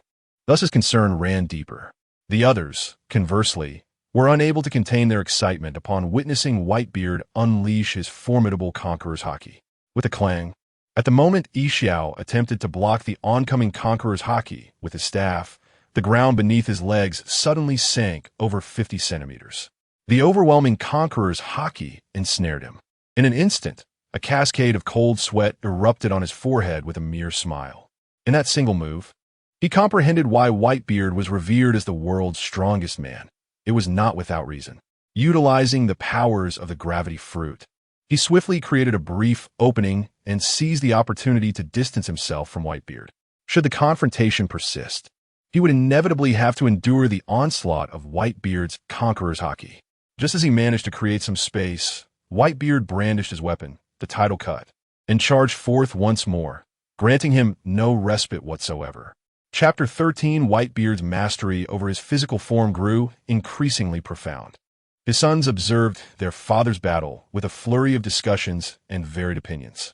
The divergence in views stemmed entirely from the striking transformation in their father's combat style. The typically taciturn captain of the 8th Division, Namor, gazed at their father's silhouette in battle, perplexed, and remarked, "This is indeed peculiar." For decades, his fighting style has remained unchanged, yet now it has undergone a radical shift. Conversely, the captain of the 13th Division, Water Buffalo Atmos, found it quite comprehensible. It makes perfect sense. Father has retired and wishes to approach combat differently. What you all overthinking? His perspective garnered some agreement, as the likelihood of such a scenario was considerable. Bista, in a contemplative manner, countered, however, the manner in which Father fights now appears to be merely brute force. Lacking the finesse he is capable of exhibiting. Marco, observing their father's battle with a calm, yet serious demeanor, asserted, regardless of how much Father has changed, "He will always be our father." Indeed, Marco is absolutely right. As long as Father is content, that is what truly matters, affirmed Fasa, the captain of the 15th Division, with unwavering support for Marco's viewpoint. Vista raised his right hand and stroked his beard.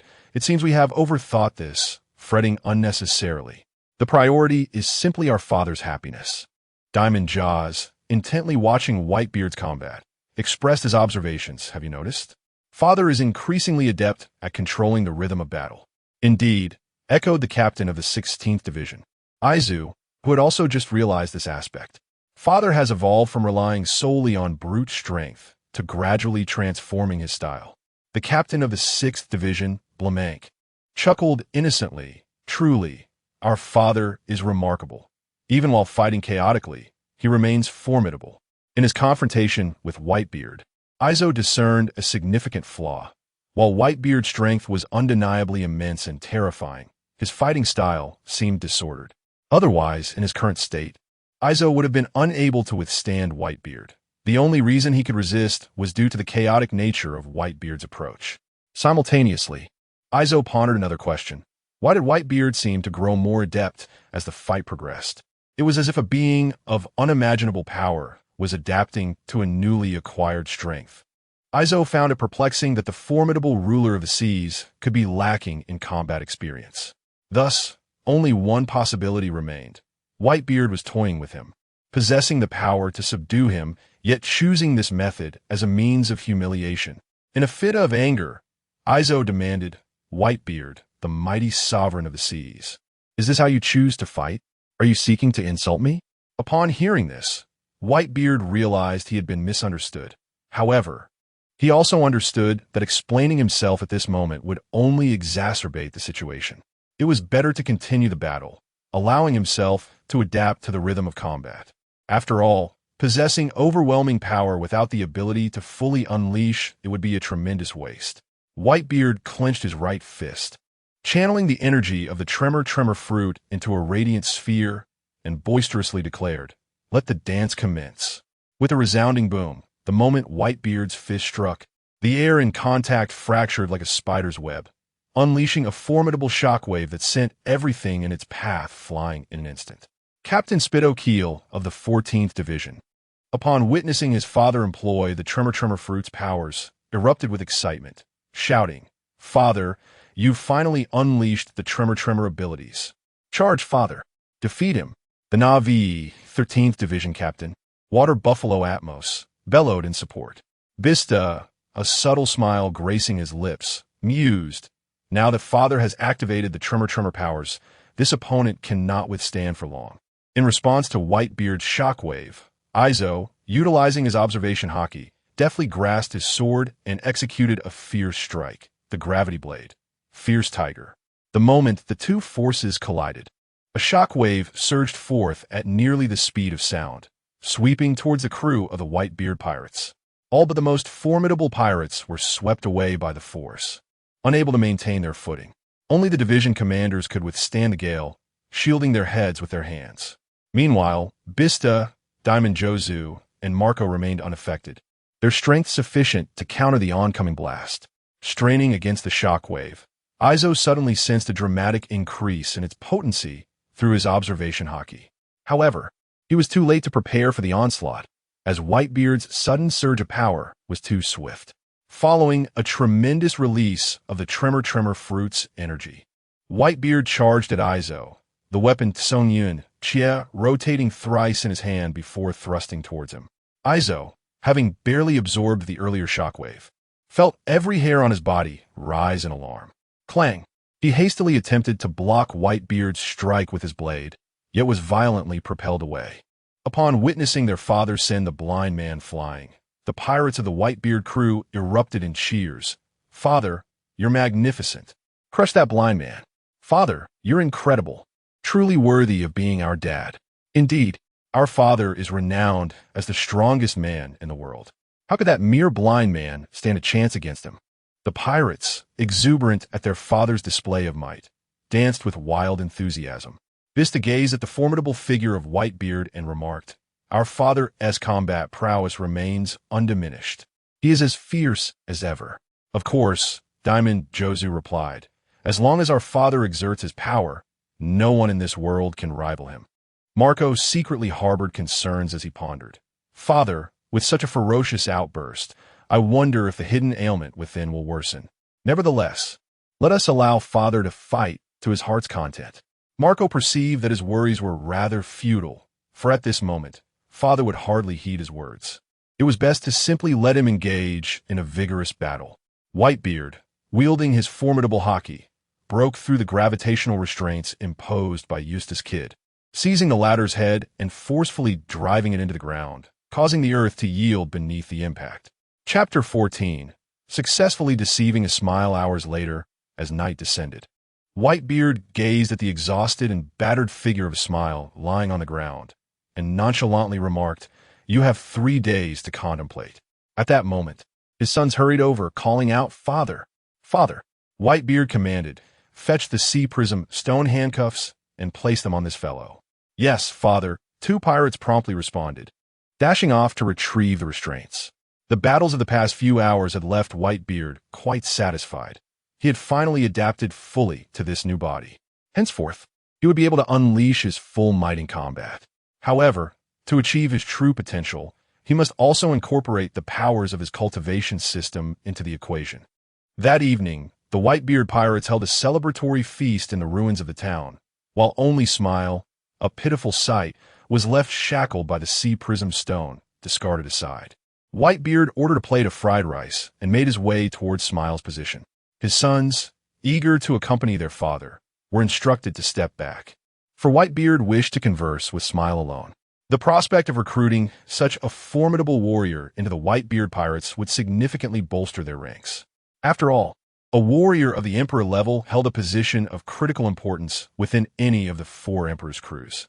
In the context of the original narrative concerning the 4 Emperor's crews, only 2 possessed a dual Emperor configuration, the Red-Hair Pirates and the Blackbeard Pirates. The other crews typically had second-in-commands who were at the pinnacle of the Emperor Vice level, falling short of the true Emperor level by a considerable margin. Of course, the current Whitebeard Pirates also boasted a dual Emperor configuration with Whitebeard himself and Marco. However, Whitebeard was now a retired figure. Should he frequently engage in frontline activities, the system would deduct points from his annual performance evaluation based on circumstances. Whitebeard was reluctant to have his rewards diminished due to such reasons, as points were his means of enhancing his strength. Thus, if he could successfully persuade Smile to join the Whitebeard Pirates, Whitebeard believed he could comfortably retire. He placed the fried rice before Smile and urged, "Have something to eat." "Whitebeard, do you still hope to recruit me into the Whitebeard Pirates?" "Save your breath. It would be futile," Smile retorted, fully aware of Whitebeard's intentions. Unperturbed, Whitebeard sat beside Smile and said, "Smile, you aspire to join the Navy, and you also wish to abolish the warlords of the sea system, correct?" Upon hearing these words, Smile, who had previously maintained a stoic expression, was suddenly taken aback, his mind racing with countless thoughts. How did Whitebeard know these things? These aspirations were deeply personal, never shared with anyone, yet Whitebeard seemed to possess this knowledge. Whitebeard continued at a leisurely pace, I previously conveyed to you that to realize your ideals, you must first have a platform that supports you. Without a platform, aspirations remain mere illusions. In the current naval hierarchy, how long do you think it would take to ascend to the rank of admiral? Moreover, the appointment of a naval admiral requires deliberation by the world government. However, should you choose to join the Whitebeard pirates, I, as your father, shall have the final say in all matters, with my sons standing firmly by my side in support of you. My promise remains unchanged. Upon your joining, I will bestow upon you the dual titles of captain of a division and vice captain. Furthermore, you will have the opportunity to realize your dreams through the platform of the Whitebeard pirates, free from concerns about opposition from my sons, for my support is unwavering. Of course, you are at liberty to decline. As for the consequences, this world neither gains nor loses significantly with your presence. Contemplate this thoroughly before conveying your answer. After listening to Whitebeard's words, Yixiao quietly picked up a plate of fried rice from the ground and devoured it hungrily. Whitebeard chose not to interrupt Yixiao's meal, instead sitting calmly beside him in anticipation. In the distance, many of Whitebeard's sons had begun to whisper among themselves. 13th Division Captain Buffalo Atmos murmured, "It seems father is truly eager to recruit that blind man into our ranks." They understood why their father was so intent on bringing the blind man aboard, especially given the demonstration of his formidable strength. 16th Division Captain Izo affirmed Yixiao's prowess. 7th Division Captain Leiqiu expressed uncertainty, saying, "I wonder if that blind man will ultimately decide to join the Whitebeard pirates? Regardless of whether he joins or not, we remain steadfast in our identity," declared 11th Division Captain Jinduo as he clenched his fists in conviction. Bista, having finished his rum, remarked, "It is indeed surprising that such a powerful individual remains so obscure in this world." Indeed, Marco added, "Father has mentioned that this world is vast, concealing countless strong individuals in the shadows. Thus, we must strive to enhance our own abilities." Marco, having faced Yixiao, understood all too well that his own strength had not progressed. Consequently, within the entire Whitebeard pirates, only father could contend with such a formidable foe. In the past, he could at most delay this individual for a considerable time, as the Phoenix's powers had perpetually kept Marco invulnerable. But the situation has changed. Not only has the Phoenix's ability awakened with the fruit bestowed by father, but both observation haki and armament haki have also seen significant enhancements. Marco felt a renewed urgency among them, the sons, to bolster their strength, ensuring that father could retire in peace. Meanwhile, Yixiao finished the plate of fried rice and regained a modicum of strength. With a serious expression, he turned his white eyes towards Whitebeard and solemnly stated, "Whitebeard, I have a condition." "Speak," Whitebeard replied.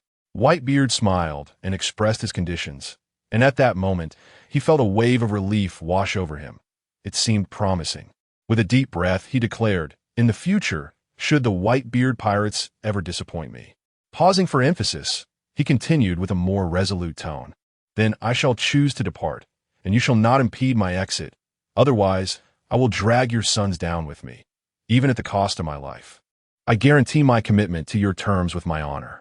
Whitebeard, patting his chest, solemnly vowed. Deep within, he was elated, having successfully deceived him. Chapter 15.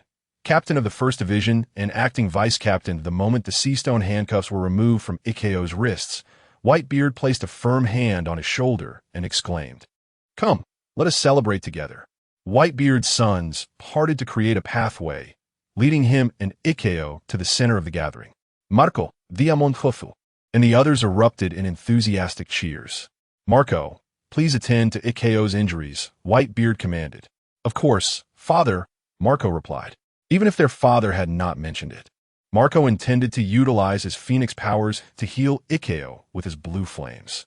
Approaching Ikeo, Marco gently rested his right hand, ablaze with azure fire, on Ikeo's shoulder. "I appreciate your assistance," Ikeo expressed gratefully. "There's no need for such formality. From now on, we are all brothers, and your strength is evident to us all." Marco smiled in response. The addition of a formidable ally like Ikeo to the Whitebeard pirates would undoubtedly bolster their overall strength. Whitebeard gestured for his exuberant sons to quiet down. Upon receiving their father's signal, they gradually subdued their cheers. Whitebeard solemnly declared, "This is Ikeo. You have all witnessed his prowess. Therefore, I hereby announce his appointment as the captain of the 1st Division and acting vice-captain of the Whitebeard Pirates. We have no objections." "Father," the 13th Division Captain, Buffalo Atmos, bellowed first. "Indeed, with you at the helm, our strength will only grow," echoed the 11th Division Captain, Ginkgo, just as fervently. "Absolutely. With you here, our crew will become ever more formidable," added the 6th Division Captain, Brannick, joining in the chorus of approval. Soon, Whitebeard's sons were all fervently shouting their support.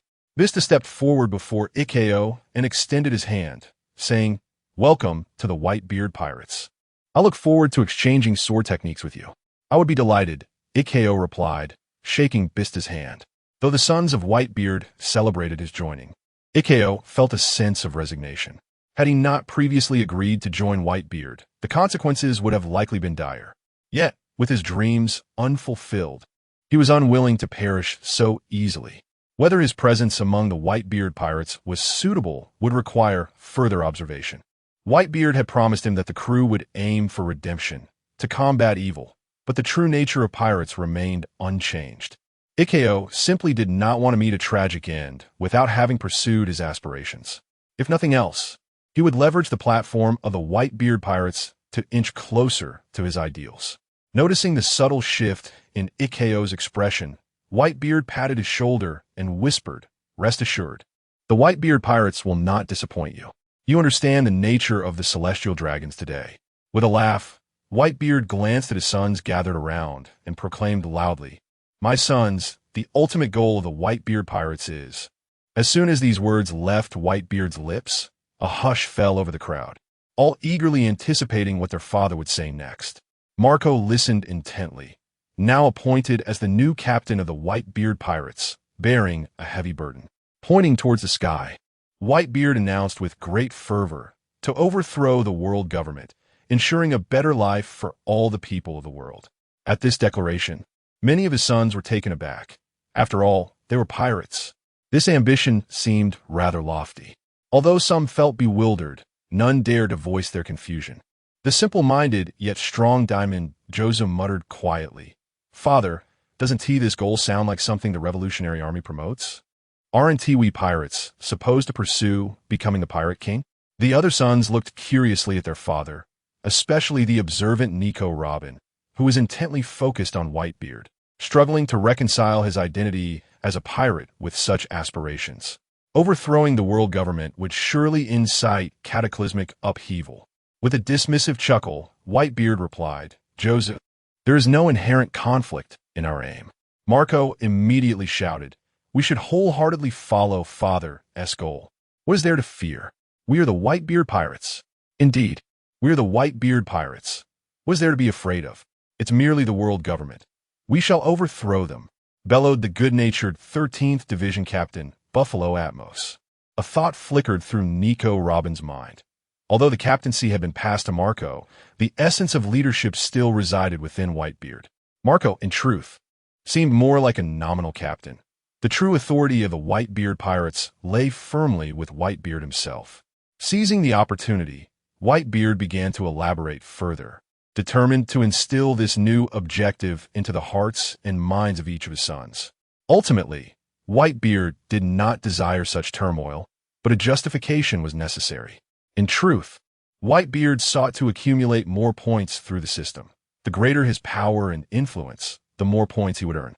As long as he stood strong, surpassing everyone in this world, he would be the one in command. Meanwhile, on the first half of the Grand Line at Bonero Island, Blackbeard Teach swaggered down the street with a brash gait, laughing maniacally, "Ha ha ha! Are you all ready? It's time to claim the throne of the 7 warlords of the sea." Beside him, Lafitte twirled his cane and responded with a grin. Can you believe that Crocodile was defeated by a rookie?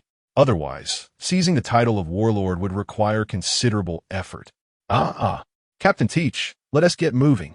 I can hardly contain my excitement," exclaimed Basis, raising his arms in exhilaration.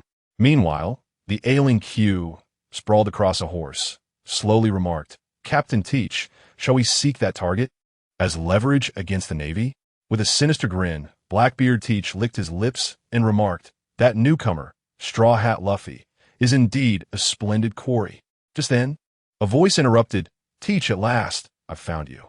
Did you just declare that you would treat Luffy as prey?" Startled, Blackbeard Teach hurriedly scanned his surroundings for the source of the voice. It was Lafitte, pointing towards a rooftop where Fire Fist Ace was crouched. Blackbeard Teach promptly turned his gaze in the direction indicated by Lafitte and beheld Ace perched on the rooftop, coldly staring back at him. Chapter 16. The collision of flames and darkness. Ace coldly remarked, "Teach, how long has it been since we parted? Have you truly forgotten my voice?" With a dismissive laugh, Blackbeard Teach replied, "Ah, it's Captain Ace. It's been quite a while. So what do you say? Care to join my pirate crew? I've meticulously planned everything." "Silence, Teach. You know full well the crimes you have committed," Ace retorted, unwilling to entertain Blackbeard's frivolities. Indeed, Blackbeard Teach slightly retracted his arrogant grin. "Captain Ace, I have lurked within the Whitebeard pirates for over 20 years, all for this moment. Do you comprehend? Over 2 decades of waiting, and I thought, if the time never came, perhaps remaining with the Whitebeard pirates wouldn't be so bad." He chuckled darkly. "Alas, fate chose me." His expression contorted into a sinister visage. Ace coldly interrogated Blackbeard Teach. "So you killed Sachi? All for that devil fruit?" "Indeed, I confess, for I aspire to become the Pirate King," Blackbeard Teach openly admitted, revealing his ambition to Ace. Fury ignited within Ace as he continued, "Teach, you seek vengeance for Sachi, and you dare lay hands on Luffy? Today." Suddenly, 2 bullets pierced Ace's forehead and chest. However, as a user of the Logia type, he suffered no harm. The flaming holes in his body gradually healed amidst the inferno. "Che!" Blackbeard Teach, infuriated, shouted at Van Oka. "Van Oka, who permitted you to act? You are no match for him. Teach, your subordinates lack discernment." Ace's right hand transformed into a fiery fist as he struck downward towards Blackbeard Teach and his crew, unleashing a tremendous fire punch. Fire Fist. With a thunderous roar, Blackbeard Teach was sent flying by Ace's fiery blow, while the rest of the Blackbeard pirates were also affected to varying degrees. "It's scorching. Damn it!" Blackbeard Teach cried out in agony as flames consumed him. Lafitte rushed to Blackbeard Teach's side, inquiring, "Captain Teach, are you all right?" "Fire gun." Ace raised both hands and unleashed a barrage of fiery bullets toward Van Oka. Van Oka desperately sprinted to evade all of Ace's fiery assaults. At that moment, Basis lifted a building and leaped towards Ace with a fierce strike. Fire Fist Ace. Ace furrowed his brow, swirling his right hand around his body. Flame Ring. Fire Pillar. Flames formed a blazing column that shot towards the descending building. With a resounding crash, the structure disintegrated into ashes upon impact with Ace's fire. "Fools! Cease your actions at once. You stand no chance against him. All of you, keep your distance." Blackbeard Teach bellowed, reprimanding his subordinates. Lafitte, Van Augur, Bosch's, and the poisonous Q hastily fled into the distance, eager to avoid further inciting the wrath of Captain Teach. Blackbeard Teach, panting heavily as he gazed at Ace, smirked and exclaimed, "Ha ha ha, you truly show no mercy. However, it is to be expected, for I am the one who ended Sachi's life. According to the ironclad laws of the Whitebeard pirates, my fate is sealed. At long last, I shall avenge Sachi." Ace clenched his fists, coldly fixing his gaze upon Blackbeard Teach. Faza, blaviar de chocolata. "Allow me to demonstrate my newfound power, the darkness fruit. This strength will propel me to become the Pirate King." As Blackbeard's words echoed, a thick veil of black smoke began to emanate from him, increasing in volume. Ace furrowed his brow and murmured, "Darkness?" The dark hole. Blackbeard unleashed darkness upon the ground, and in an instant, vast quantities of black smoke surged outward at an astonishing speed. Ace observed as the strange force swept past his feet, sensing an invisible pull. Soon, the town structures were consumed by the encroaching darkness. Simultaneously, the black smoke swiftly returned to Blackbeard's body, who grinned malevolently. "Ha ha ha! Ace, behold my dark power. Release." A profusion of black smoke spiraled above Blackbeard's head, and in the wake of the engulfed buildings, they were expelled as mere rubble from the swirling darkness. In no time, Ace found himself surrounded by heaps of debris. What do you think, Ace? The might of my nature-type darkness fruit? Blackbeard raised his palm, flaunting his power. Firefly, Fire Dharma. Ace conjured numerous small orbs of flame resembling fireflies, gathering them around Blackbeard. What? Blackbeard's eyes widened in disbelief as he attempted to evade, but it was too late. The firefly orbs detonated, engulfing Blackbeard in flames. Damn it, it burns. He cursed, rolling on the ground in agony. Witnessing Blackbeard's plight, Ace questioned, as a nature-type user, you should have been able to dodge my attack with ease. Once the black smoke enveloped him, extinguishing the flames, Blackbeard gradually regained his footing. Wiping the corner of his mouth, he sneered, "Ha ha ha. That is because this nature type cannot elementalize like other nature types. Moreover, due to the nature of the darkness fruit, I must endure double the pain. However, compared to these side effects, the true power of this devil fruit is dark water." Ace observed as Blackbeard raised his palm towards him, pondering what intentions the man harbored. However, in the next instant, Ace suddenly realized that his body was uncontrollably propelled towards Blackbeard. Teach. With a sinister and exhilarated grin, Blackbeard clutched Ace's shoulder and proclaimed, "Ha, Ace, do you feel it? What is this?" Ace's response was swift. He discovered that his Mera Nomi abilities were rendered useless. Blackbeard tightened his fist and struck fiercely at Ace's abdomen. Ace coughed up a copious amount of blood, his body hurtling backwards to crash into a pile of rubble. Ha ha ha. Do you comprehend now, Ace? The greatest power of the Yami no Mi is to strip the user of their very essence. At that moment, Blackbeard perceived all devil fruit users before him as utterly powerless. Chapter 17, The Final Collision of Sun and Darkness. Ace slowly rose to his feet, wiping the blood from the corner of his mouth, and cast a cold gaze toward Blackbeard. Teach. As long as you don't catch me, it should be fine, he retorted. With a dismissive laugh, Blackbeard raised his hand toward Ace, sneering, that is not for you to decide. Dark water. The moment Ace saw the swirling black smoke emerge from Blackbeard's palm, his body was uncontrollably drawn toward him. Having learned from previous encounters, Ace quickly devised a countermeasure. Divine Fire, Unknown Flame. As he was pulled forward, he extended his arms to conjure 2 fiery spears and hurled them fiercely at Blackbeard. With a piercing scream, Blackbeard was struck in the chest by the fiery projectiles. Gritting his teeth against the excruciating pain, he clenched his fist and swung it toward Ace's head. Ace was sent flying once more, crashing heavily into a pile of rubble, rolling several times before collapsing to the ground. He covered his head with his hands, muttering, "Damn it, that bastard is so strong. I feel like my skull is going to crack." Blackbeard, clutching the fiery spears embedded in his chest, groaned in agony. "You truly are formidable, Ace. To devise a strategy in such a short time is impressive." A thick plume of black smoke surged from Blackbeard's body, consuming the fiery spears. Once they dissipated, he felt a slight relief. With a cold smile playing on his lips, Blackbeard mocked, "Ha ha ha. Ace, you should cease your futile struggles. It is of no use. Besides, Whitebeard has retired. His era has come to an end. The future belongs to me. I shall grant you one more chance, Ace." "Don't be delusional, Teach.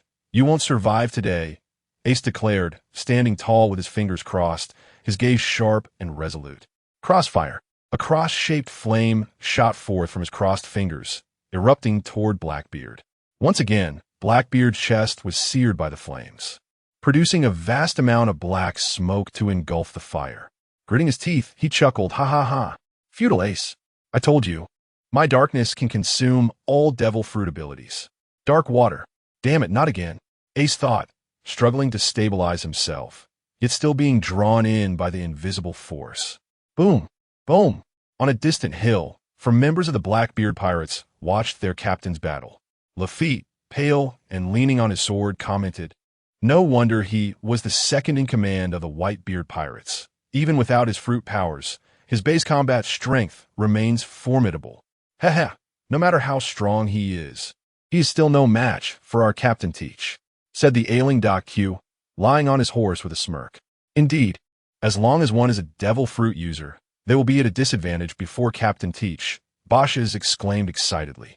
Expressionless, Van Oka hoisted his sniper rifle and proclaimed, "Everything is orchestrated by fate."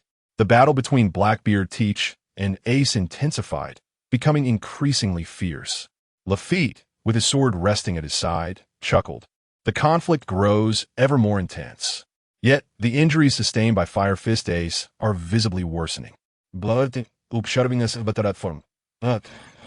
Ace, you truly have some skill. I never expected you to last this long against me. Alas, even someone as formidable as you cannot ultimately stand against me. With unwavering determination, Ace locked his gaze on a Blackbeard Teach, declaring, "Words are futile, Teach. Today, we shall settle this once and for all."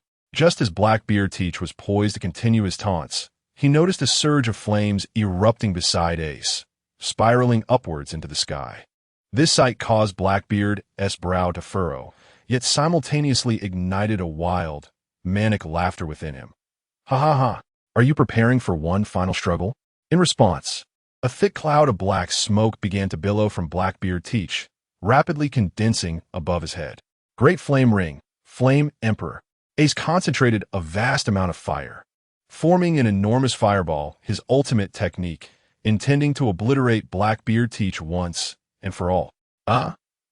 Even in such a state, you can still muster such a technique? Blackbeard Teach raised his right hand, the dense black smoke above him coalescing into a massive black sphere. Dark Emperor, let us determine, in this moment, whether the sun or darkness prevails. With a thunderous laugh, Blackbeard hurled the colossal black sphere towards Ace. Ace shouted fiercely, propelling his fiery sphere towards Blackbeard Teach. The colossal fireball collided with the equally immense black smoke sphere, creating a cataclysmic explosion. The entire town was shattered by the force of their clash. The 4 members of the Blackbeard Pirates, witnessing from afar, were left in shock. The sheer scale of destruction broadened their horizons. A pale Lafitte could not contain his exhilaration, exclaiming, "To make Captain Teach take this so seriously. Fire Fist Ace is indeed an opponent we cannot contend with. No matter how formidable Fire Fist Ace may be, he cannot rival our Captain Teach," bellowed the ecstatic Basis. Meanwhile, the ailing Poison Q, slumped on his horse, took a swig from a bottle, chuckling darkly. "Ha ha ha!" Van Oka, who had been observing through his telescope, analyzed, "The clash of energies indicates that Captain Teach Darkness is gradually gaining the upper hand." The 2 massive energy forces collided, the flames being devoured bit by the encroaching darkness. As the dark force suppressed the flames, reducing their angle to a mere 60 degrees. Blackbeard, Teach erupted in triumphant lauter. I have won, Ace. Become my stepping stone." Ace remained silent, yet he continued to gather an immense conflagration to combat the encroaching darkness, his heart a tumult of emotions. In a fleeting moment, a thought crossed his mind. "Sachi, I apologize for failing to avenge you. Father, I am sorry for not preserving your honor." Suddenly, a resounding crash echoed as Ace was engulfed by the shadows. Instantly losing consciousness, Blackbeard Teach gulped for breath, advancing step by step towards the unconscious Ace, a cold smirk adorning his face. Ace, you are indeed formidable, but alas, your excessive reliance on the Mara Nomi has sealed your fate as my inferior. Chapter 18. The decision of the 5 Elder Stars, and Sengoku Lafitte and his companions approached Blackbeard Teach, where they beheld the unconscious figure of Port Gasti. Ace lying on the ground, with a pallid complexion, Lafitte's legs danced as he elegantly inquired, "Congratulations, Captain Teach, on capturing the 2nd Division Commander of the Whitebeard Pirates." Port Gasti Ace. The ailing Poison Q dismounted and presented a bottle of rum to Blackbeard Teach. Upon receiving the rum, Teach took a hearty swig and laughed. Lafitte, I trust you to make a visit to the Marine headquarters. You know what to do, I presume? Rest assured, Captain Teach." Lafitte responded with a respectful demeanor as a pair of wings unfurled from his back. Van Oka watched him soar towards the Marine headquarters, muttering, "The wheels of fate are beginning to turn. Let us go, gentlemen." With a wave of his hand, Blackbeard Teach beckoned them forth. Basis hoisted the unconscious Ace and followed in Teach's footsteps, with Van Oka trailing behind. At the Marine headquarters, in the Marineford conference room, Bartholomew Kuma, one of the 7 warlords of the sea, sat upright in a chair that appeared rather diminutive beneath his towering form. At that moment, the flamboyant Don Quixote da Flamingo sauntered in, his gait marked by an exaggerated swagger as he chuckled maniacally. Suddenly, one of the Marine colonels felt his body slipping out of his control. What is happening? Why can't I control my body? In the next instant, he drew his sword and lunged toward his comrade. Alarmed, the Marine major cried out, "What are you doing? Stop. I want to stop too, but my body won't listen to me." The colonel writhed in agony as his body acted of its own accord. Da Flamingo, wiggling his fingers, laughed sinisterly, perceiving the 2 Marines as mere playthings. "Cease this, clown. This is not a place for your antics," admonished Admiral Sengoku and Vice Admiral Tsuru, who entered the room together. Da Flamingo, with a knowing smile, seized his control over the colonel. The Marine, now freed, wiped the cold sweat from his brow. "Scum of the seas," Sengoku remarked as he seated himself in the main chair, casting veiled accusations towards Da Flamingo. "You summoned me for a meeting, not to listen to your idle chatter." The assembled individuals turned their gaze towards the entrance as the world's greatest swordsman, Dracul Mihawk, strode in with a composed demeanor. Sengoku expressed mild surprise. "Your presence is quite unexpected," Vice Admiral Tsuru added. "With you here, 3 of the 7 warlords have gathered. That is indeed a rare occurrence." Hawkeye Mihawk sauntered over and settled into a chair, crossing his legs and casually closing his eyes, stating, "I am merely bored and happened to pass by. So I came in." A foreign voice echoed within the conference room. "It seems I have arrived at an inopportune moment.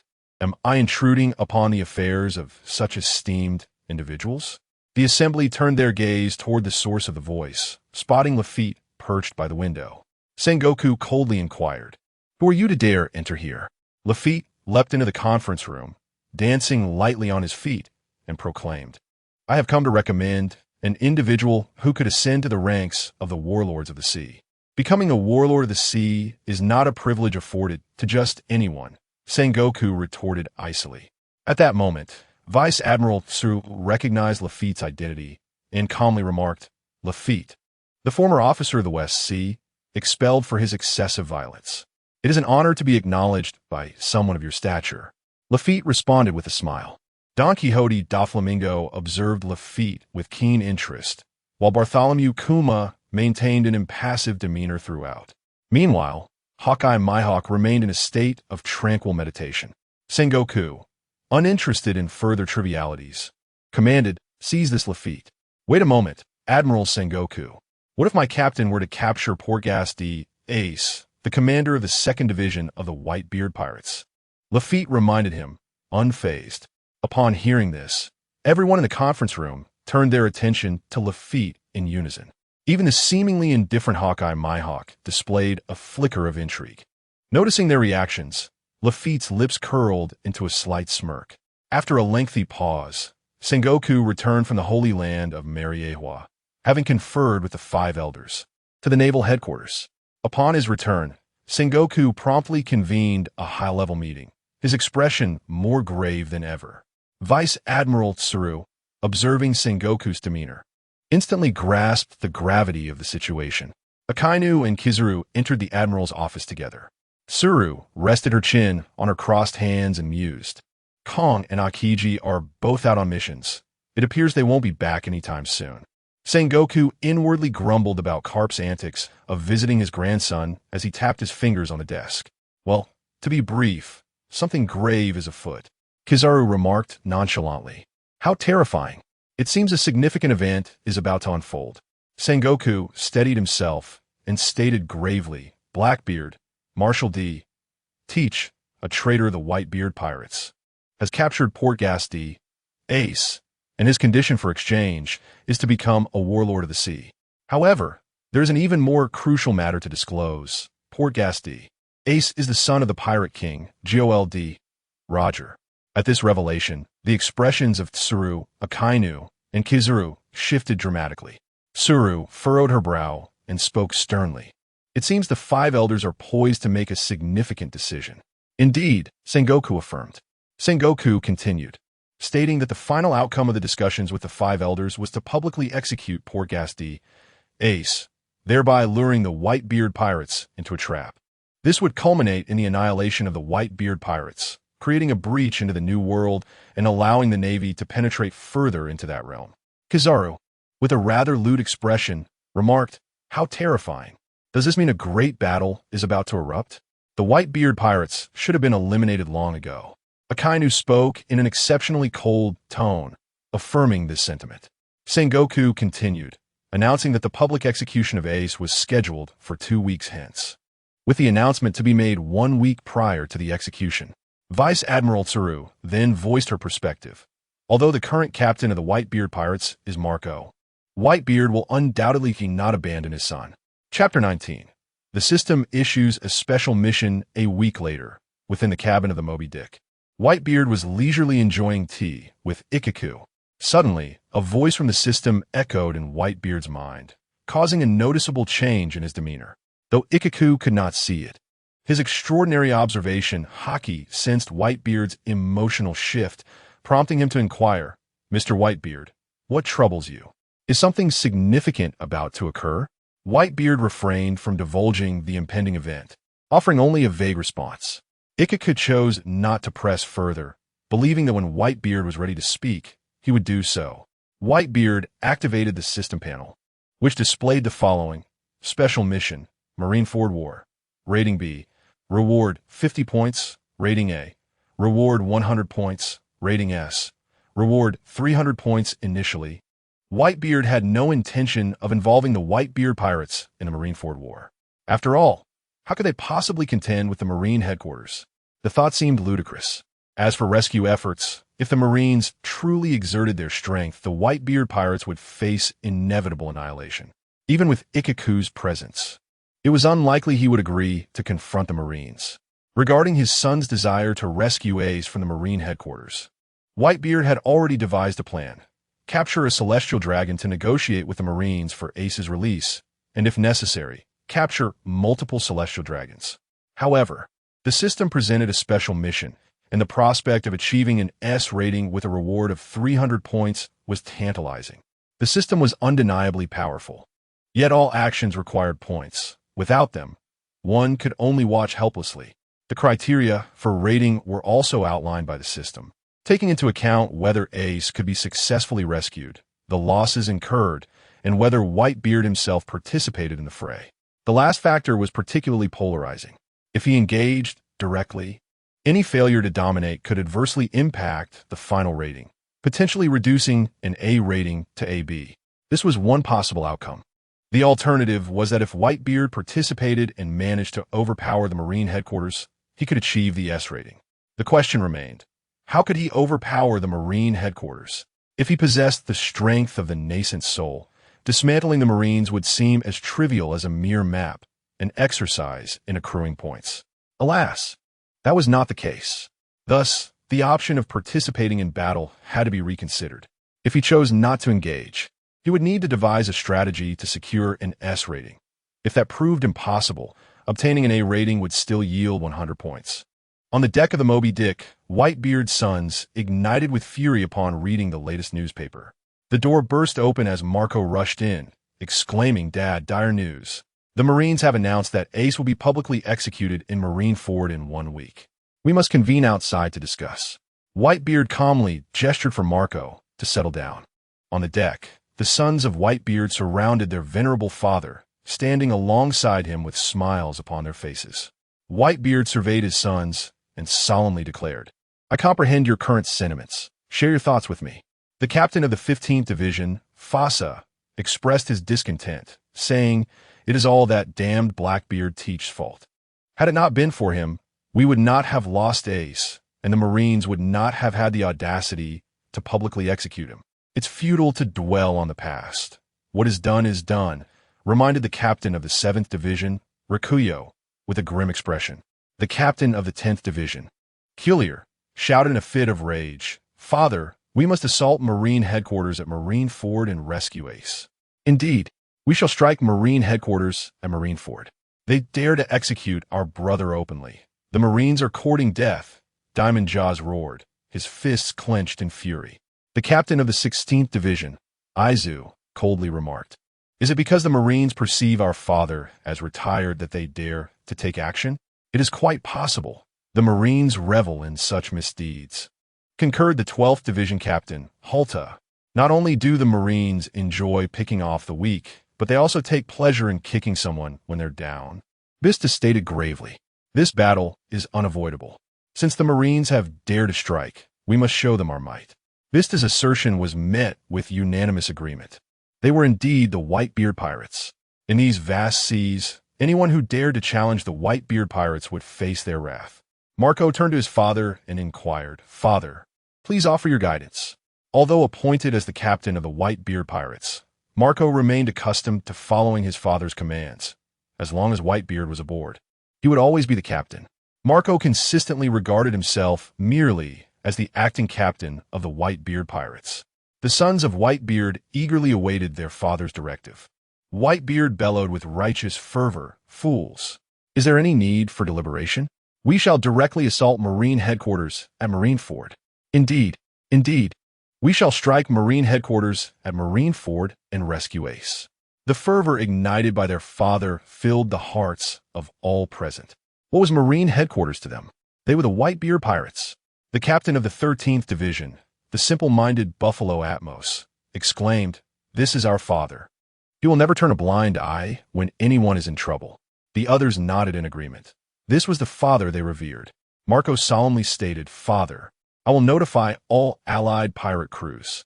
After Whitebeard nodded in response to Marco, he took Ishao by the hand and walked to the stern of the ship, leaving his sons behind. Before Ishao could speak, Whitebeard preemptively said, "Ishao, I know it is a burden to ask you to confront the Marines, but I can agree to it under one condition." "Mr. Whitebeard, you truly care for me." Ishao realized the significance Whitebeard placed upon him. Whitebeard raised a finger, stating with a smile, "On the day of battle, do your utmost to protect my sons from being slain by the Navy. That is my sole condition." "Understood, Mr. Whitebeard." Upon hearing such words from Whitebeard, who had softened considerably, Ishmael found himself increasingly admiring the man. 2 days later, in the first half of the Grand Line, a small vessel adorned with bubble wrap surfaced, anchoring at the shores of the Sabeti archipelago. 2 figures emerged from the cabin, one following closely behind the other, both cloaked in dark robes. Chapter 20. The secret arrival of Whitebeard at Sabeti. Old friends notice the transformation of Whitebeard as Bista curiously inquires of his companion, "Father, what is our purpose for coming to the Sabeti archipelago?" "I shall explain as we walk," Whitebeard calmly replies. Together, Whitebeard and Bista make their way toward Island No. 13 of the Sabeti archipelago. Cloaked in dark capes, they remain unrecognized by those around them. Upon hearing the reason for their visit, Bista's eyes widen in disbelief, and he swallows nervously. Cautiously, he asks, "Father, are we truly going to confront the celestial dragons? If that is the case, we would not only be contending with the Navy, but possibly the world government as well." "Bista, when did you become so timid?" Whitebeard teases lightly. Feeling embarrassed, Bista responds, "Father, please do not mock me. At this critical juncture, I am simply expressing my concerns." However, after a moment, he shifts his tone to one of resolve, declaring, "Father, I admit my cowardice. They are but celestial dragons. We shall deal with them." "Now that sounds more like it," Whitebeard praises, giving Bista a hearty pat on the shoulder. They arrive at the Knock-Up Stream Tavern, where Shaki is smoking and perusing the latest newspaper. The moment the tavern door swings open, her senses heighten.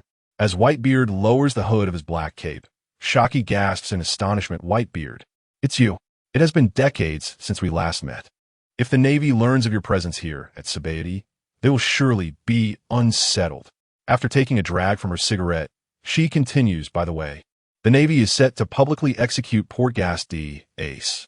Your arrival at Sabeti must surely have significant implications." Casually taking a seat, Whitebeard allows Shaki to pour drinks for both him and Bista. After savoring his drink, he admires, "You truly are a remarkable intelligence agent. Your analytical skills are impressive. Do not flatter me. I am rather curious about your plans, considering Marineford is a den of peril." Shaki replies, lighting another cigarette. Whitebeard does not directly address her inquiry, but counters, "What do you think I intend to do? Let's not forget, I am already retired. You may be retired, but your sons still heed your commands," Shaki remarks, glancing at Bista. The latter feels a twinge of embarrassment under her gaze, as her observation rings true. Shaki, noticing Bista's expression, is now fully convinced of her suspicions. With the answer apparent, she wisely refrains from probing further into Whitebeard's intentions. Instead, they shifted the topic and asked, "Shall I summon Rayleigh? You old rivals are, after all, longtime friends who haven't seen each other in decades. I know where he is, so there's no need for such trouble." Whitebeard declined Xia Qi's suggestion. However, the fact that Whitebeard claimed to know Rayleigh's whereabouts astonished Xia Qi. Nonetheless, seizing the rare opportunity to see Whitebeard, Xia Qi could not help but solemnly declare, "Whitebeard, I hope you can survive." "We will not let father die," Bista instinctively exclaimed. Whitebeard chuckled dismissively. "Ha ha ha, I'm already retired. I haven't even begun to enjoy my leisurely life. Why would I go seek death? Besides, my sons are more than enough to rescue Ace. Father is right. With us, we can surely save Ace," Bista asserted confidently, thumping his chest. Xia Qi couldn't help but laugh, shaking her head as she remarked, "After decades apart, how is it that all of you from the Whitebeard pirates have become so inexplicably self-assured? Do you think the Navy headquarters is merely idle? If they could be shaken, they would have been long ago. Whitebeard, you should know this best." "Ha ha ha." Whitebeard joyfully expressed his gratitude to Xia Qi, saying, "It is rare to have an old friend like you who cares. I am very pleased. Thank you." No one knew that the current Whitebeard was no longer the same as before. In truth, no one was aware of what truly mattered to him now. All these individuals remained stuck in their perception of the former Whitebeard. Even his sons largely believed that many of their father's actions had changed. However, they rationalized it as a transformation resulting from his retirement, a relaxation in his habits and behaviors. Whitebeard slowly stood up, smiling as he said, "Ha ha ha. If I survive the war, let us find another opportunity to gather. I must take my leave." Bista followed his father's pace out of the tavern. Xia Qi approached the doorway, watching Whitebeard's receding figure, pondering, "Whitebeard, what is your purpose in coming to Sabedi Archipelago at this moment? What could compel you to personally visit such a place? Could it be?" Xia Qi began to contemplate a perilous possibility. Just 2 days prior, the Navy headquarters had publicly executed Fire Fist Ace, and today Whitebeard appeared in Sabedi Archipelago, donning a black cloak to conceal his identity. The Sabedi Archipelago is frequently visited by the world's most noble race, the Celestial Dragons. This suggests that the only reason Whitebeard would personally visit Sabedi Archipelago could be linked to the Celestial Dragons. As Xia Qi considered this possibility, she grew increasingly convinced of its validity, softly exclaiming, "The man who once relied solely on overwhelming strength to vanquish his foes has begun to change, employing strategy now. Now, if one were to pursue the most formidable information, should Whitebeard succeed, the reputation of the world's nobility would undoubtedly experience significant upheaval. Could it be that, due to Whitebeard's advanced age, he has opted for retirement, leading to considerable changes? How is it that the foolish Rayleigh has not undergone any transformation?" At that moment, Shaki noticed 2 inebriated ruffians approaching from a distance and was just about to stretch her limbs when the sandbag arrived. Simultaneously, Bista, walking alongside the venerable Whitebeard, curiously inquired, "Father, once the war commences, do you truly intend to refrain from intervening?" Whitebeard cast a scrutinizing glance at Bista and asked, "Do you wish for me to take action?" No, it's merely the Navy. There is absolutely no need for you to get involved, Father," Bista hastily reassured, thumping his chest. Chapter 21. Whitebeard is no longer the same Whitebeard. Now acting with caution as 2 figures cloaked in black approached the first island of the Sabedi Archipelago. A throng of naval soldiers surged towards them.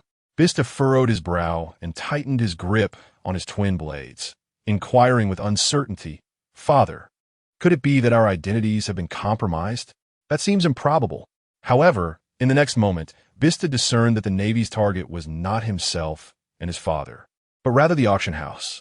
A naval captain, leading the charge, bellowed at Whitebeard and Bista, "Unrelated personnel, vacate this area immediately." After delivering his reprimand, he disregarded them and pressed onward with his men.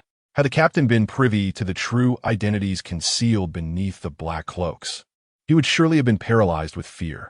The prime suspect, Monkey D. Luffy, along with his accomplices Trafalgar Law and Kid, posed a formidable threat, as they were all powerful supernova pirates.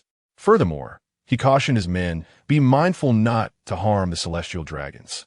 Our primary mission is to rescue the celestial dragon. Understood? Yes, Captain. The soldiers responded in unison, readying their weapons to aim at the auction house's exit, prepared to fire the moment Luffy and his crew appeared. Upon hearing these exchanges, Bista finally grasped the situation. He whispered to his father, "Father, that Monkey D. Luffy seems to be the brother of Ace, as Ace once mentioned. Indeed, let us keep our distance for now, and once the time is right, we shall act," Whitebeard instructed.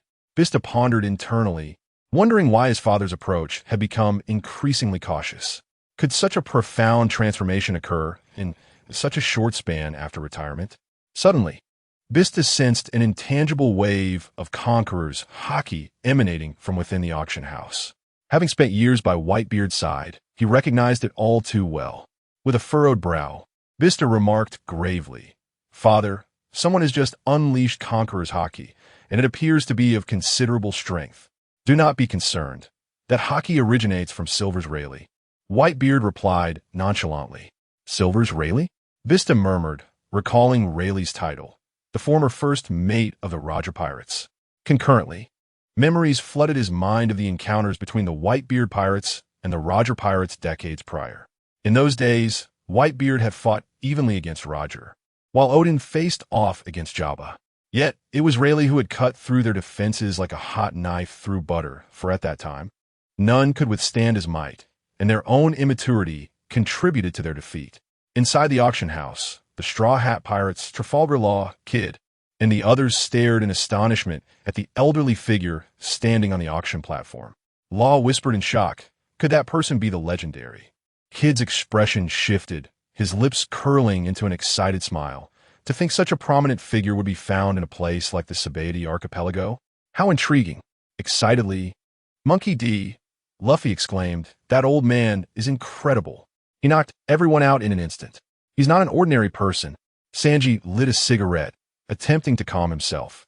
Outside, a naval rear admiral's voice rang out. "Monkey D. Luffy, Trafalgar Law, Eustace Kid, surrender immediately and release the celestial dragons." Eustace Kid, visibly frustrated, retorted, "Damn it, I'm caught up in this too. It's infuriating. We should focus on how to escape Sabaody Archipelago," Trafalgar Law reminded him, his expression stoic. Meanwhile, the Navy was organizing personnel to enter through the back door of the auction house to rescue the celestial dragons. Just then, the leading naval major spotted two suspicious figures cloaked in black. As he was about to call for reinforcements to apprehend them, he caught sight of one figure's face beneath the hood, and in an instant, he appeared frozen in place, bewildered. The naval soldiers behind him inquired, "Major, what is the matter?" The major struggled to shout, "The infamous Whitebeard is here," but his mouth betrayed him, refusing to cooperate. Bista swiftly drew his twin blades and launched an attack. In the blink of an eye, the major and a group of naval soldiers were all slain, unable to utter a single cry for help. Bista sheathed his blades and said, "All cleared, old man." "Good, let's go." Whitebeard strode through the back entrance of the auction house. Inside, 3 celestial dragons lay unconscious on the floor, while the 3 supernova pirate crews were engaged in fierce combat with the Navy outside. Bista searched around, but could not find the Dark King Rayleigh, muttering, "It seems Rayleigh has also exited." Whitebeard commanded, "Bista, drag out 2 celestial dragons." "Understood, old man. Even though there are 3, I will take 2 as you instructed." St. Charlos and Shalulia were effortlessly lifted by Bista with one hand. Meanwhile, Rayleigh, leisurely holding a bottle of wine, stood at the auction house's exit, preparing to leave when he suddenly turned, pondering, what is this overwhelming aura emanating from within the auction house? His demeanor shifted from calm to serious. The presence that could evoke such a reaction was undoubtedly among the most formidable in these seas. Rayleigh resolved to re-enter the auction house to investigate. Nami, Robin, Sanji, and the others noticed Rayleigh turning back towards the auction house. Nami questioned, "Why is that old man going back inside?" "Let's not be curious. We must find a way to escape quickly," Robin cautioned, her concern evident. The Navy was increasingly surrounding them. If they did not leave promptly, they would face a multitude of naval soldiers, making their escape all the more challenging. Sanji remarked, "Nami, I believe Robin's perspective holds merit. We should hasten our departure from this place." Nami, without further deliberation, acknowledged the urgency of their exit.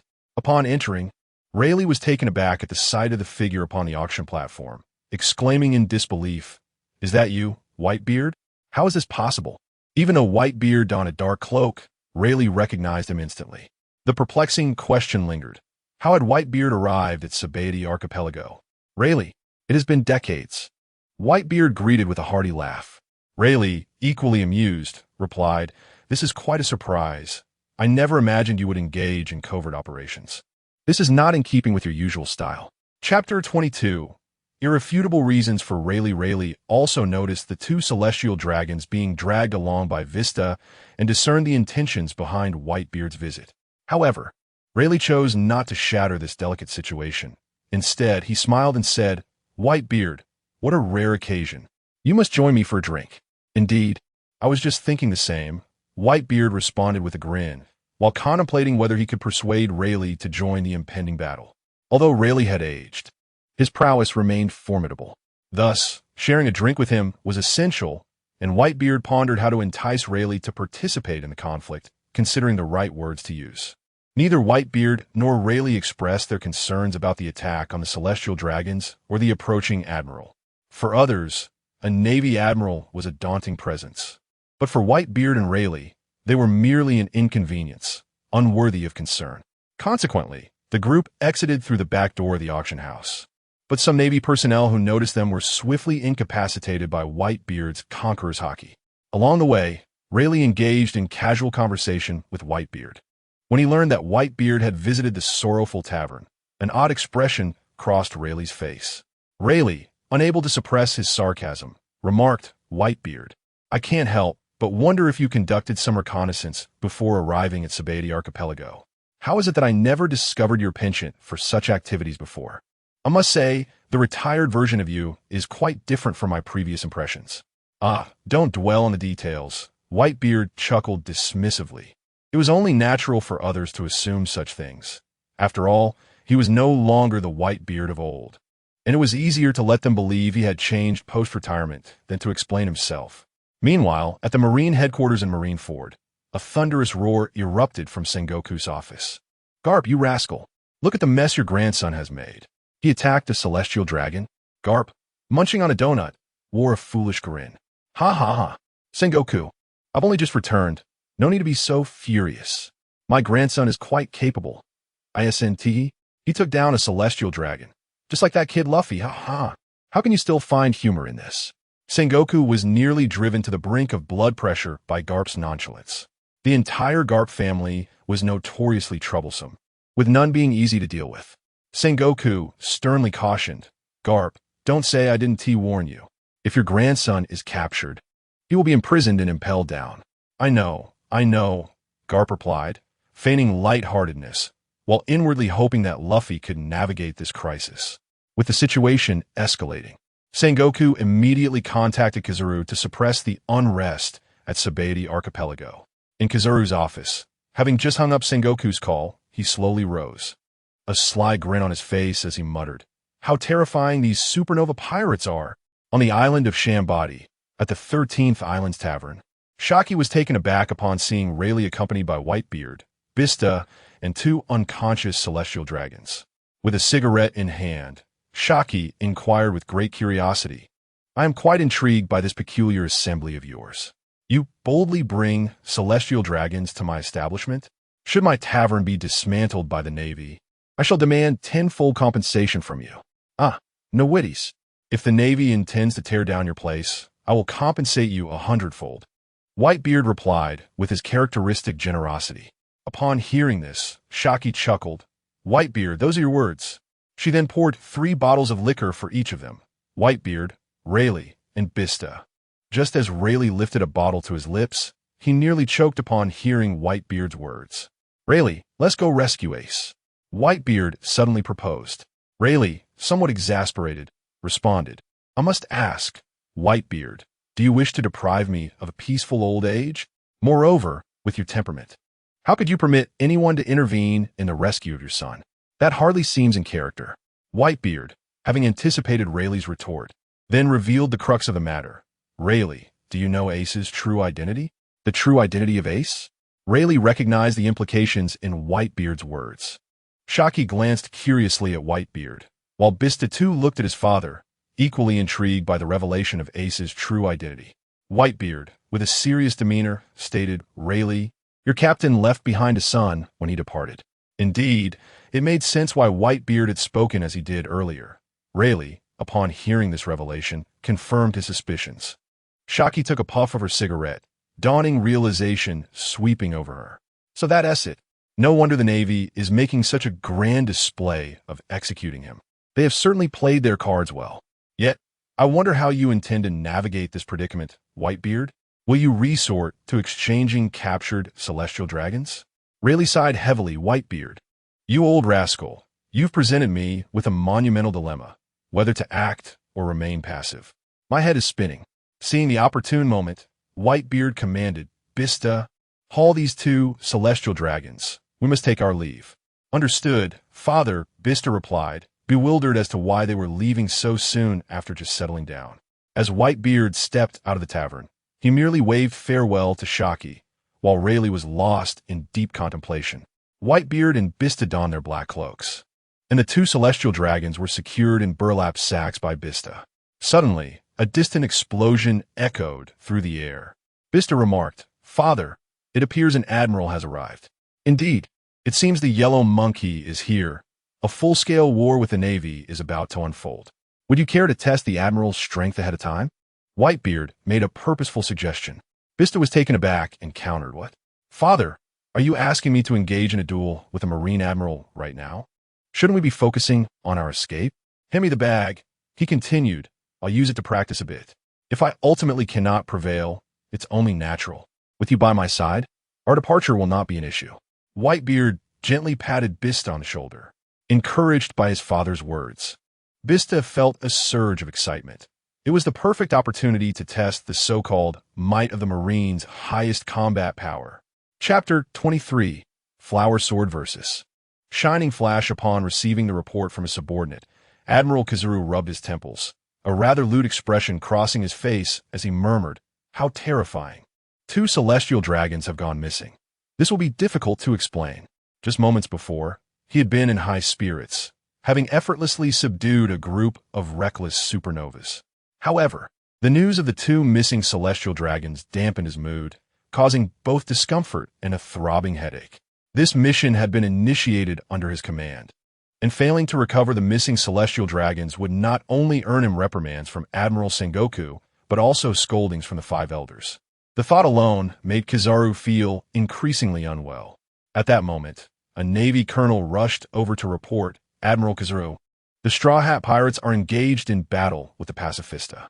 Kizaru, appearing nonchalant yet still with a rather lascivious demeanor, replied, I am aware. As soon as he spoke, he transformed into a streak of light and soared into the distance. Meanwhile, the Straw Hat Pirates had just united to defeat a Pacifista, leaving each member breathless from the effort. Usopp collapsed onto the ground, exclaiming, I'm exhausted. We finally defeated Bartholomew Kuma. Nami, wide-eyed in disbelief, looked to her left and gasped. How is this possible? There's another big bear? The crew collectively turned to follow her gaze, and what they saw startled them. Sanji exclaimed, How can there be another Bartholomew Kuma? Could he really have a twin brother?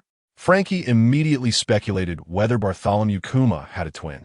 Suddenly, a brilliant light appeared above the heads of the Straw Hat Pirates. Nico Robin shouted, Everyone run! It's Admiral Kizaru. The hearts of the crew plummeted. Having witnessed the formidable power of Admiral Akiji, they understood the implications of an admiral's arrival. How terrifying!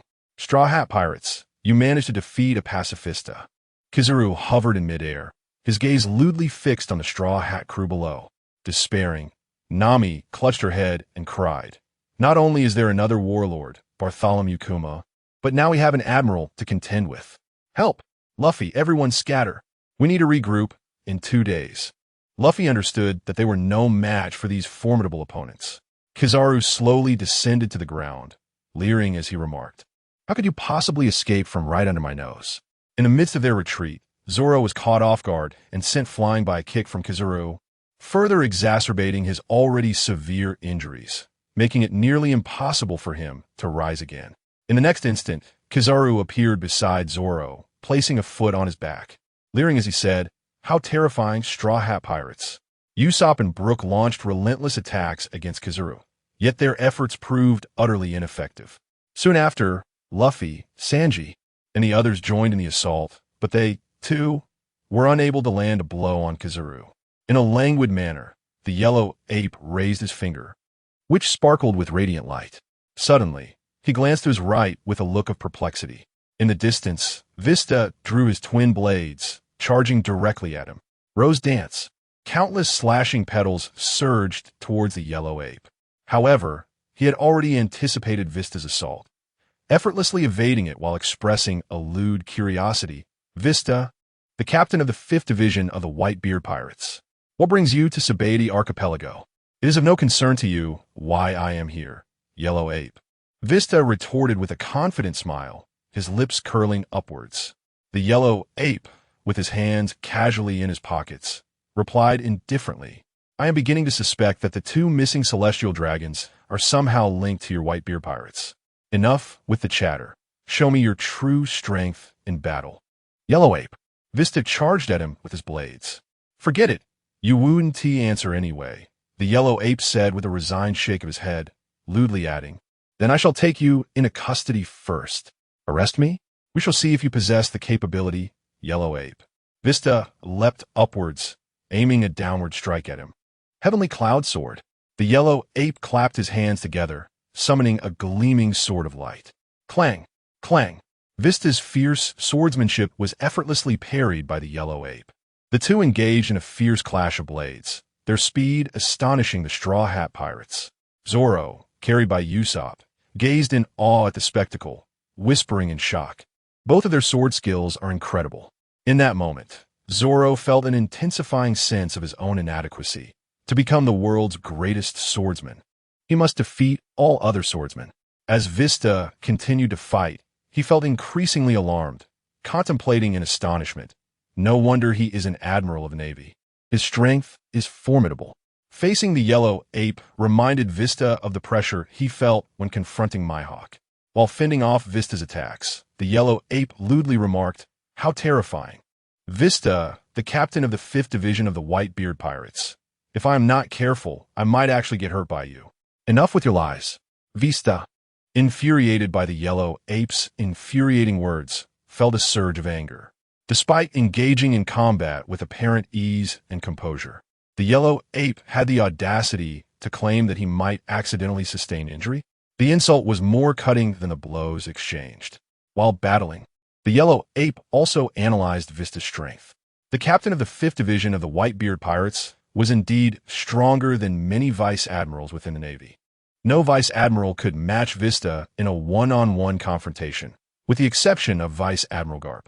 Chopper, bewildered, remarked, "It's strange why that uncle can engage with the yellow ape, while Luffy and the others cannot seem to reach him at all.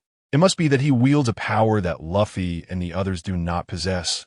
Otherwise, it simply does not make sense," Frankie responded seriously.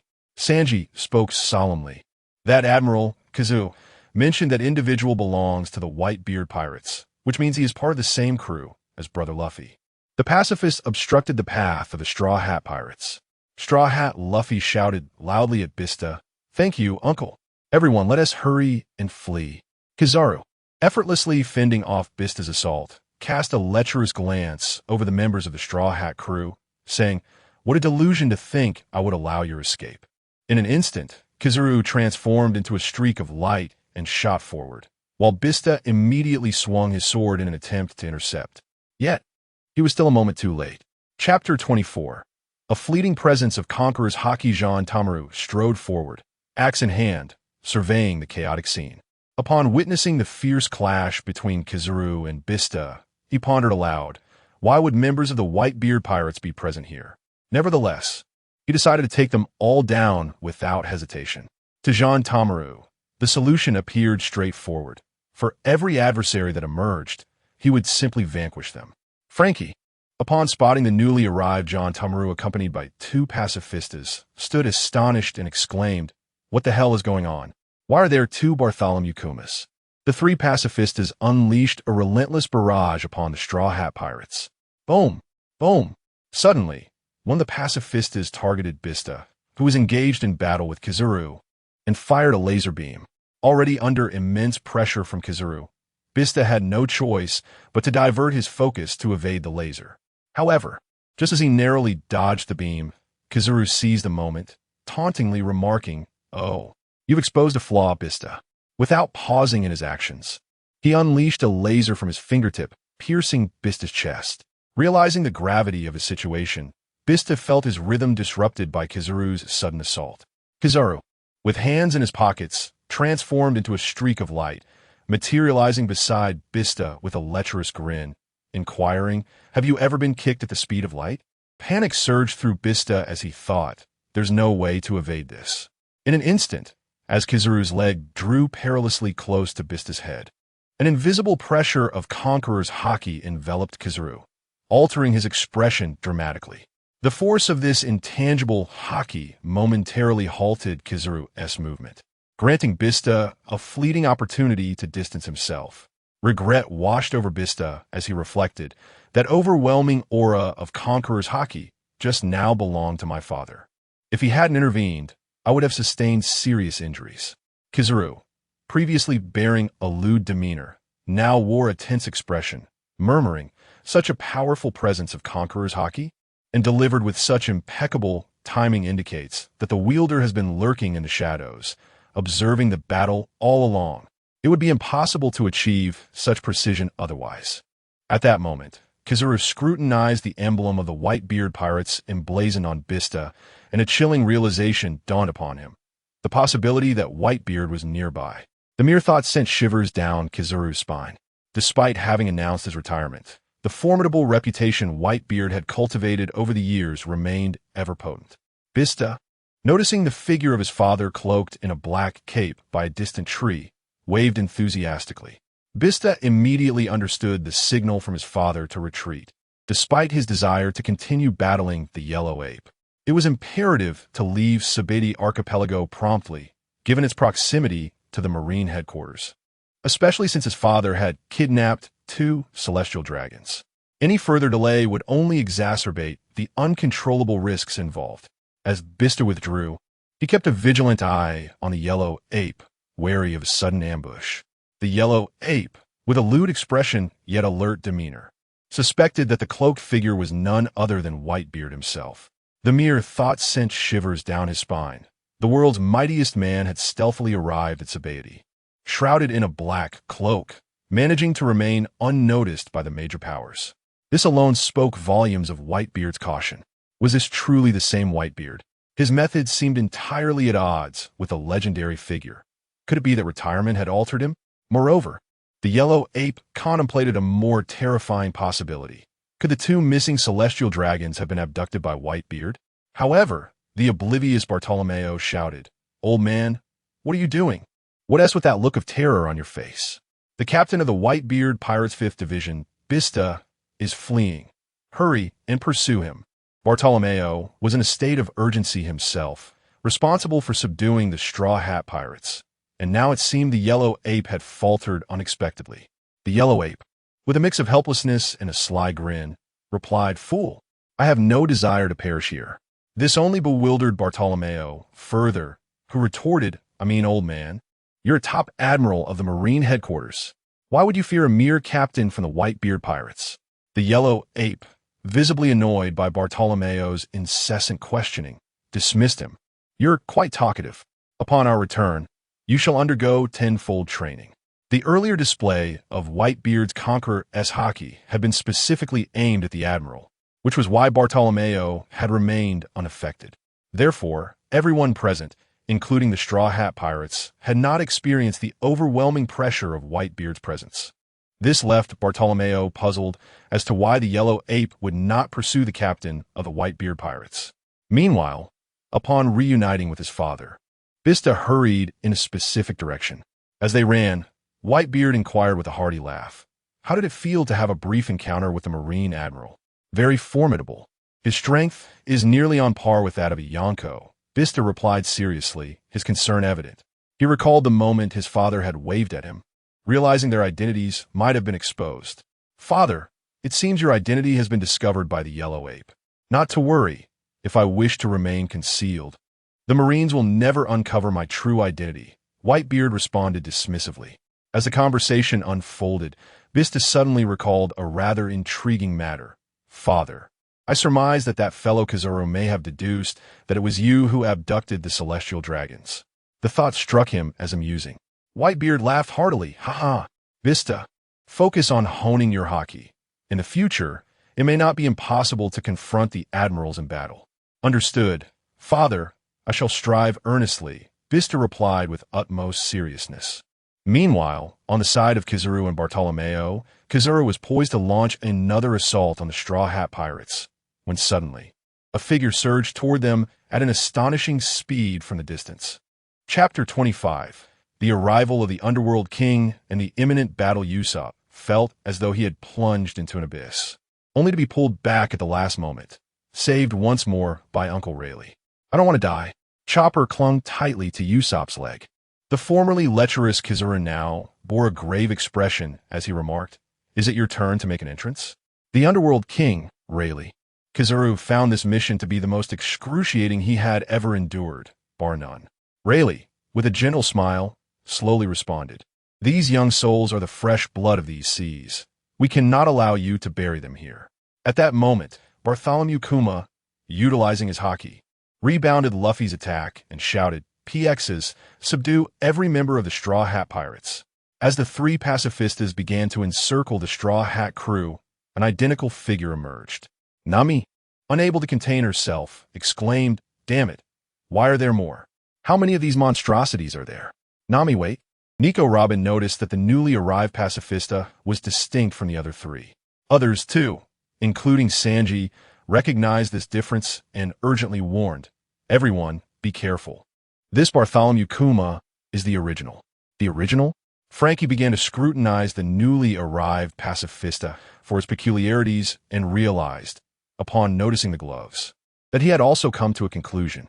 As the original Bartholomew Kuma slowly removed his gloves, everyone observed the fleshly palms. "Damn it, one after another." Zoro grunted in frustration. "Zoro, hold your tongue. You're gravely injured." Usopp quickly interjected, showing concern for his friend. Several hours later, Kizaru returned to the Marine headquarters at Marineford. Upon entering Fleet Admiral Sengoku's office, he was met with an irate slam of the desk as Sengoku barked, "Kizaru, what on earth happened? Not only did you fail to capture the Straw Hat Pirates, but 2 celestial dragons have also gone missing. Do you realize that I have been berated by the Gorosei?" Sengoku's voice crescendoed to a roar. With an awkward expression, Kizaru reported, "Fleet Admiral, I suspect that Whitebeard is behind the abduction of the celestial dragons." "What did you say?"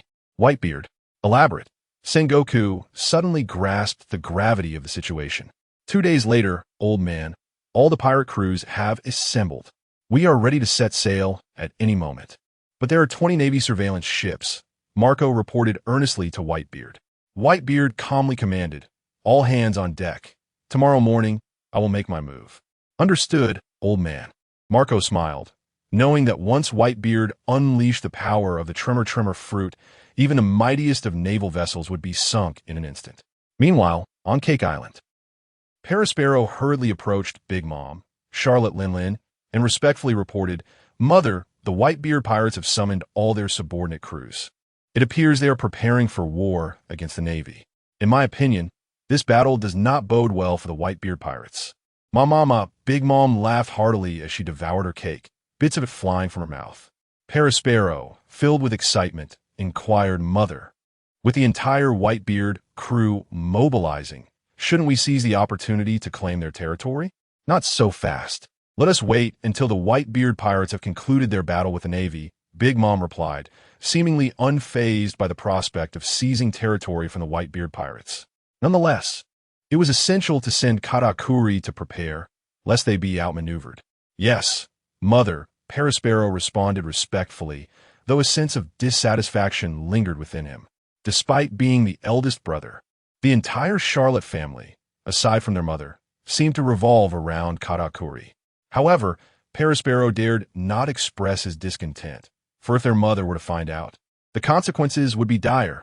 He would be left with nothing. On Onigashima, Kaido of the Beast sat on a couch, drinking heartily, and inquired of his subordinate, Bao Huang. Have there been any movements from the Whitebeard pirates? Lord Kaido, according to our intelligence, the Whitebeard pirates have gathered all their crews. Bao Huang, Kaido's secretary, responded while holding a fan. Euro low, low, low, Kaido laughed heartily, exhaling a plume of hot air. Whitebeard, you old fool, just as you retire, you face the imminent destruction of your own forces. However, if you are to perish, it shall be by my hand. Bao Huang, puzzled, asked Lord Kaido, are we to intercept the Whitebeard pirates? The internal situation in Wano is unstable. No, you all stay on Onigashima. I will go alone. It's a good opportunity to stretch my legs, Kaido replied, cracking his neck. In his view, if Whitebeard were to die, it would only be fitting that he fell to him. Dying at the hands of the Navy would be an affront to the old man's legacy. Meanwhile, at the red-haired pirate's hideout, Beckman placed a bottle of liquor on the table and turned to Shanks, saying, the Whitebeard pirates are about to make their move. What are your plans? Beckman, how do you think we should respond? Shanks asked after taking a sip of his drink. With a calm smile, Beckman replied, did we not discuss our course of action previously? We shall proceed as planned. Chomping on skewered meat, Lucky Roo exclaimed, Captain, are we going to fight? Indeed. Make sure everyone is prepared. We set sail in an hour, Shanks commanded with a wave of his hand, issuing the order to embark. A day later, at Marine headquarters, Marineford, a naval colonel hurriedly entered the office of Marshal Sengoku, respectfully reporting, Marshal Sengoku, the Celestial Dragons are persistently pressing us to locate the individuals. Upon hearing this vexatious news, Sengoku's temper flared, and he commanded, delegate this matter to the Admiral. I wish to be undisturbed by anything other than matters of war. Yes, Marshal Sengoku, the naval colonel replied with utmost respect. Just as he was about to depart, a naval captain rushed in with an air of urgency. The captain, visibly shaken, reported, Marshal Sengoku, grave news. 20 military vessels assigned to monitor the Whitebeard pirates have suddenly lost all communication. Chapter 26 Global Reactions upon receiving the alarming news that all surveillance vessels had suddenly lost contact, Sengoku abruptly rose from his seat, slamming his hand onto the table in anger. They have outmaneuvered us. This is infuriating. He lamented that the movements of the Whitebeard pirates could no longer be monitored, leaving them in the dark regarding their next offensive. A cautious Navy colonel inquired, what should we do? Fleet Admiral Sengoku? Sengoku quickly devised a countermeasure in his mind and commanded, during this period, the impelled down area may also become a battleground. Prepare immediately. Understood, Fleet Admiral. The naval officers in the office responded in unison. As the impending conflict loomed, various factions and individuals around the world seemed to be drawn into an invisible state of tension. In a tavern in the West Sea, a burly man with a severed leg slammed a bottle onto the table and declared, reflecting on it now fills me with dread. Just a year ago, I witnessed the might of the world's strongest man. Even a distant glance left me too terrified to remain in the new world. He continued, even in retirement, that old man's power cannot be underestimated. The patrons in the tavern were taken aback by the words of the one-legged giant. In the North Sea, a vagabond incessantly pounded on the door of the tavern. When the tavern owner opened the door, he scolded loudly, stop knocking. We are not serving. Who knows if the world will still exist tomorrow? Just sell me a single bottle of liquor. That is all I ask. The beggar pleaded desperately for just one bottle. The tavern owner, unable to tolerate it any longer, tossed a bottle to the beggar, saying, here, take it and leave quickly. In the South Sea, a nun stood by the shore, her hands clasped together, eyes closed in prayer. May the Navy be victorious over the Whitebeard pirates, restoring peace to the world. In a small village in the East Sea, a woman in her 30s hung laundry, her brow furrowed with concern. Even if the Whitebeard pirates are formidable, they cannot breach the Navy headquarters. In the distance, a bald, thin man puffed on a pipe and said slowly, "That is not necessarily the case. More than 20 years ago, a pirate named Gold Lion single-handedly stormed the Navy headquarters, causing significant destruction." He added, "I fear this time may exceed even that." The 30-something woman still held firm in her belief that the Navy would not be defeated, even if that Whitebeard is heralded as the strongest in the world. He is quite advanced in age, is he not? Moreover, didn't he announce his retirement recently? That indicates a waning strength, making a Navy victory all but certain.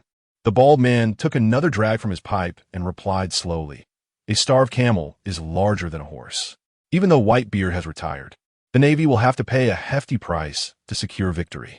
Time passed unheeded, and by the following morning at 8 o'clock, the Sabaody archipelago had set up 3 large screens, broadcasting live scenes from the Navy headquarters at Marineford. In the square before the grand screen, throngs of people filled every corner, extending even to the farthest reaches where crowds congregated. Among these masses, aside from the Straw Hat Pirates, all other Supernova pirate crews were present. A member of the Broken Monk Pirates curiously inquired of his captain, "Captain, do you truly believe that the Whitebeard Pirates will venture to the Marine headquarters at Marineford?" To which the captain replied, "If the Whitebeard Pirates do not show up, then they cease to be the Whitebeard Pirates." In Ulky's eyes, Whitebeard would never abandon his sons. Meanwhile, from the Fire Tank Pirates, Capone Beach, with a cigar in his mouth, coldly remarked, "The Marines are truly investing heavily this time, gathering such an overwhelming force." A man in a black suit beside him asked, "Boss, the Marines claim to be assembling 100,000 elite troops. Do you think the Whitebeard Pirates stand a chance?" With a sardonic chuckle, Capone replied, "Chance? Who can truly ascertain that?" His expression turned fierce as he addressed his subordinate. The crew of the Bonnie Pirates busily supplied their captain, Jewelry Bonnie, with food. It seemed Bonnie had not paused in her consumption, yet her figure remained impeccable, as if no amount of food could alter her physique. From the Broadcast Pirates, Scratchman Apo, with a trumpet in hand, mischievously exclaimed, "Let the battle commence." The clash between the strongest pirate crew and the Marines promises to be entertaining. An excited crew member chimed in, "Captain Apo, what do you think would happen if we stormed the Marine headquarters?" Apo shot a cold glare at his subordinate, replying, "Are you a fool? Storm the Marine headquarters? Do you wish for my demise so you can take over as captain of the Broadcast Pirates?" On the other hand, the Hawkins Pirates had their captain, Basil Hawkins, continuously fiddling with tarot cards. "Odd. I cannot seem to calculate this," he murmured. "However, I can ascertain that the survival rate of the Whitebeard Pirates is an impressive 90%. His statement instantly captivated the attention of those around him. All eyes fixated on Hawkins. Eustace Kidd brazenly queried, "You are Hawkins, correct? You assert that the survival rate of the Whitebeard Pirates is 90%? If what you say holds true, does that mean the Whitebeard Pirates will ultimately triumph over the Marines?" Many considered Hawkins' estimation to be reckless, given that Marineford was a veritable den of peril. Which pirate crew could confidently proclaim they would defeat the Marines there? Moreover, the Marines possessed the advantage of being on home turf, enjoying the benefits of favorable conditions. Basil Hawkins, with an impassive demeanor, stated, "This is based on calculations and may not be entirely accurate." In truth, Hawkins himself felt frustrated and helpless, bewildered as to why some outcomes could be calculated while others could not. Hiller, with a playful tone, remarked, regardless of the twists and turns, "The future Pirate King is destined to be Kidd." Eustace Kidd, upon hearing this, visibly brightened, appreciating the unwavering support from his comrade. Throughout the entire discourse, Drake remained silent, contemplating that once the grand battle commenced, the Navy would triumph and subsequently embark on their expedition to the New World. What other reason could there be for instigating this conflict with the Whitebeard Pirates? However, to breach the gateway to the New World, one must inevitably pay a substantial price. It is fervently hoped that the Navy headquarters will successfully eradicate the Whitebeard Pirates, although the remnants of their formidable presence linger, with Whitebeard having declared his retirement. Their combat effectiveness has undoubtedly diminished significantly. Chapter 27. The arrival of the three supreme powers and naval commander, in a state of panic, rushed into the marshal's office. Breathlessly reporting, Marshal Sengoku, Blackbeard has vanished, and one of our warships is missing. What is that rascal up to? If it weren't for the impending war, Sengoku would have dispatched an admiral to capture Blackbeard Teach and confine him and impel down. The naval commander cautiously inquired, "What should we do now? Let's not concern ourselves with Blackbeard Teach for the time being. Our focus must be on the war," Sengoku replied with a wave of his hand, signaling the commander to prepare. At Marine headquarters, the square of Marineford was abuzz with the continuous assembly of naval soldiers, creating a scene reminiscent of a swarm of ants. Rear admirals and vice admirals were tirelessly organizing the troops. The warlord Bartholomew Kuma had arrived, along with Gecko Moria, and Don Quixote Doflamingo soon followed. As the naval soldiers beheld the three notorious figures of the sea, particularly Doflamingo, striding in with his characteristic swagger, many found themselves swallowing hard. Though these individuals were pirates, they were at least aligned with our interests and could provide substantial support. Indeed, the role of the warlords of the sea must now come into play. Mere scum of the sea. If the warlords do not exert their influence in times like these, what purpose do they serve? The discussions among the Navy personnel varied greatly regarding their perspectives on the warlords. Standing alongside Smoker, Tashigi spotted a man approaching from a distance, carrying the black sword Yoru. She exclaimed with excitement, "Colonel Smoker, look, that is the world's greatest swordsman, Dracul Mihawk. I have arrived. You needn't shout so loudly." "I'm not deaf," Smoker retorted, somewhat irritated. Tashigi's carefree and boisterous demeanor often left him feeling exasperated. Smoker pondered, "With the world's greatest swordsman in our ranks, at least we can instill a considerable sense of intimidation against the Whitebeard pirates." In Smoker's eyes, the likelihood of the warlords truly exerting themselves was minimal, but merely standing firm would suffice. Following Mihawk's arrival, the renowned beauty Boa Hancock strode toward the front lines of the square with an air of arrogance. "Wow, I finally see her in person. She is so beautiful. I feel faint. How can there be such a stunning woman in the world?" A vast number of naval soldiers gazed at Hancock with hearts in their eyes, captivated by her lethal allure. Even the naval officers found it difficult to resist the charm that Hancock exuded. Among the few naval leaders present, only a handful could manage to withstand her seductive allure. Even female soldiers were largely unable to fend off Hancock's charm. In the Marine headquarters building, a soldier knocked and entered Admiral Akiji's office, where he found the admiral lazily sprawled on the floor, propped up on his left hand. Though he felt a sense of urgency, the naval soldier gently reminded Admiral Akiji, "The assembly time has arrived." "Oh dear, is it time already?" Akiji slowly rose and donned his coat. Admiral Kizuru lounged in his chair, casually tending to his nails. A naval soldier knocked and, upon entering, saluted Admiral Kizuru. "Admiral Kizuru, I understand." Kizuru gestured for the soldier to depart. "Yes, Admiral Kizuru." The soldier respectfully exited the admiral's office. Within the admiral's office, Sengoku acknowledged Akainu's proposal, stating earnestly, "It matters not if the scheme to sway Squardo fails. If successful, it would rather serve our interests even more. I shall personally bring an end to the Whitebeard pirates." Akainu turned and exited the admiral's office, simultaneously declaring the impending demise of the Whitebeard pirates. In the square, the naval soldiers gazed in awe as the formidable admirals emerged. "Look, the admirals have come out. What an overwhelming presence.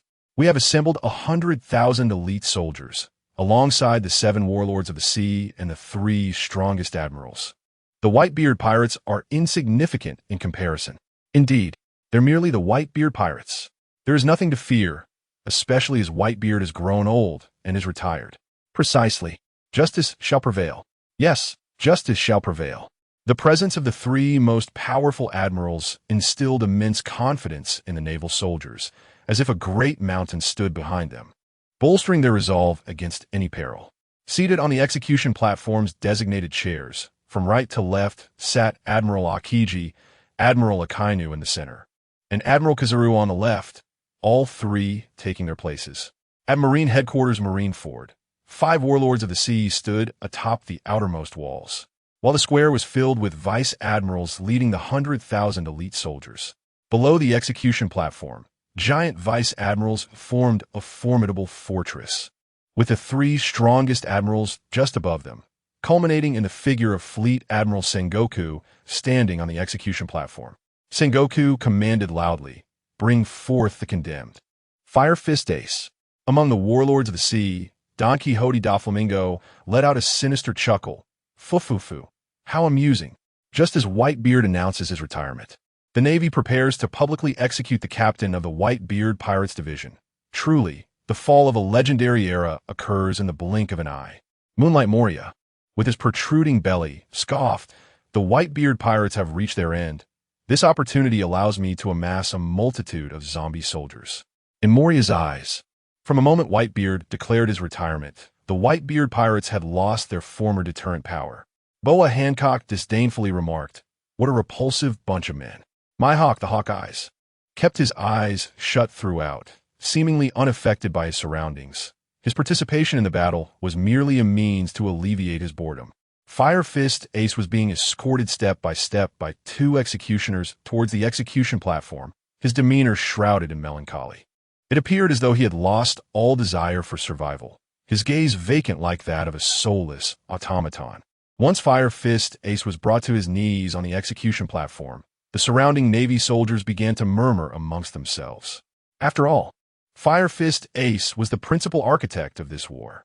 Sengoku addressed the transponder snail with a commanding voice, declaring, "Here, I have an important announcement to make regarding the mystery of Fire Fist Ace's lineage."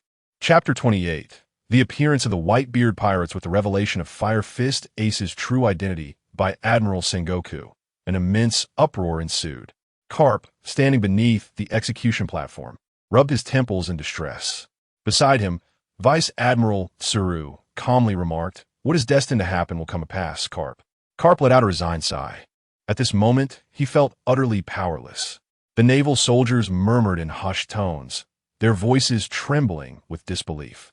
It was unfathomable that the son of the Pirate King, Gold, Roger, had not only survived, but had thrived, now serving as the second in command of the Whitebeard pirates.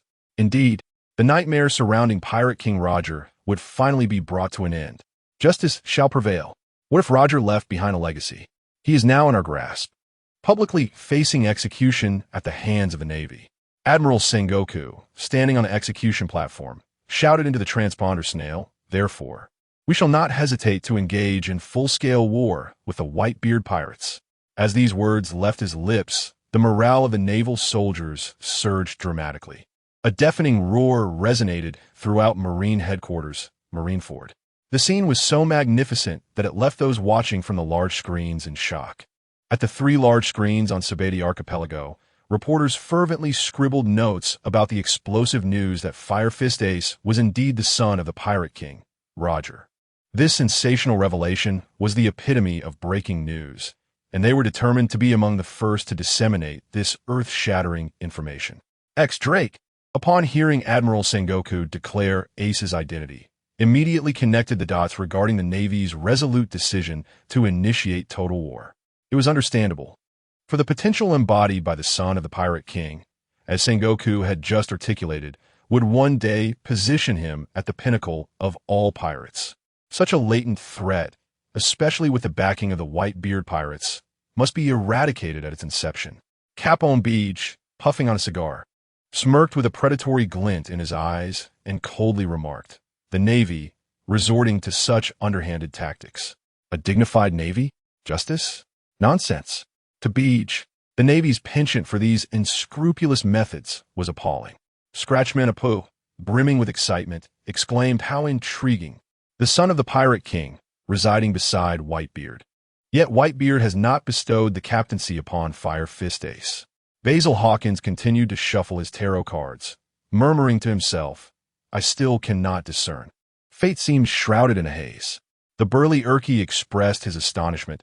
It seems fitting that he is the son of Pirate King Roger. To evade the Navy for so many years is quite an accomplishment. Jewelry Bonnie's gaze fixed intently on the screen, where Bartholomew Kuma's figure appeared. Gritting her teeth, she silently seethed, "Damn Navy, what have you done to my father?" Infuriating, infuriating.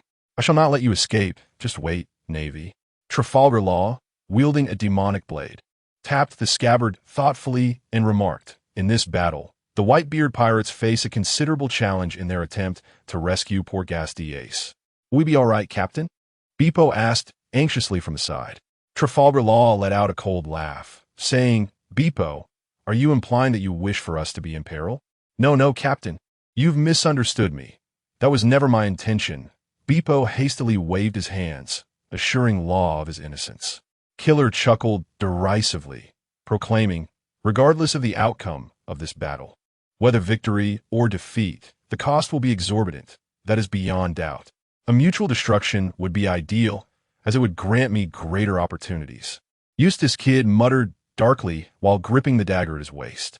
In his eyes, whether it be the 4 emperors of the New World or the Navy, they were all destined to be his foes. And since they were enemies, the more their forces were depleted, the more advantageous it would be for Eustace Kidd. A journalist fixated on the large screen murmured to himself, "Whitebeard has retired. I wonder if the current Whitebeard pirates can even pose a threat to the Navy." Alas, it seems highly improbable, given the overwhelming might amassed by the Navy. To most, the current Whitebeard pirates resembled a toothless tiger, hardly a source of fear and thus not a cause for concern. People feared Whitebeard himself, not his sons, and those of us in journalism were acutely aware of this truth. Meanwhile, at the Marine headquarters in Marineford, a Navy soldier rushed anxiously to the execution platform, reporting, "Fleet Admiral Sengoku, we have a grave situation. We have lost contact with Impelled Down, leaving us utterly unaware of the circumstances there." "What?" Upon hearing this, Sengoku's fury surged uncontrollably. It was always during such critical moments that calamities occurred unexpectedly, further fueling his wrath. Sengoku bellowed at the soldier, "What are you dawdling for? Hurry and find a way to re-establish contact with Impelled Down." "Yes, Fleet Admiral." The soldier quickly turned to carry out Sengoku's orders. Sengoku contemplated dispatching an admiral to swiftly suppress the rebellion. At this very moment, Impelled Down was engulfed in unprecedented chaos. Aside from the breakout of the Golden Lion, no other escape had ever occurred. This turmoil was exponentially more chaotic than the previous breakout led by the Golden Lion. The upheaval caused by one individual was formidable, but nothing compared to the chaos unleashed by a multitude. On the Marineford Square of the Navy headquarters, the naval personnel inexplicably fell into a profound silence, the only sound being the faint swallowing of saliva. As time drew near, the sailors grew increasingly tense. Suddenly, a thick veil of smoke enveloped the sea, obscuring the vision of the naval soldiers. In an instant, numerous shadowy figures surged forth from the mist, revealing pirate ships emerging one after another. The Navy immediately sounded the alarm. "All hands on deck, the Whitebeard pirates have arrived."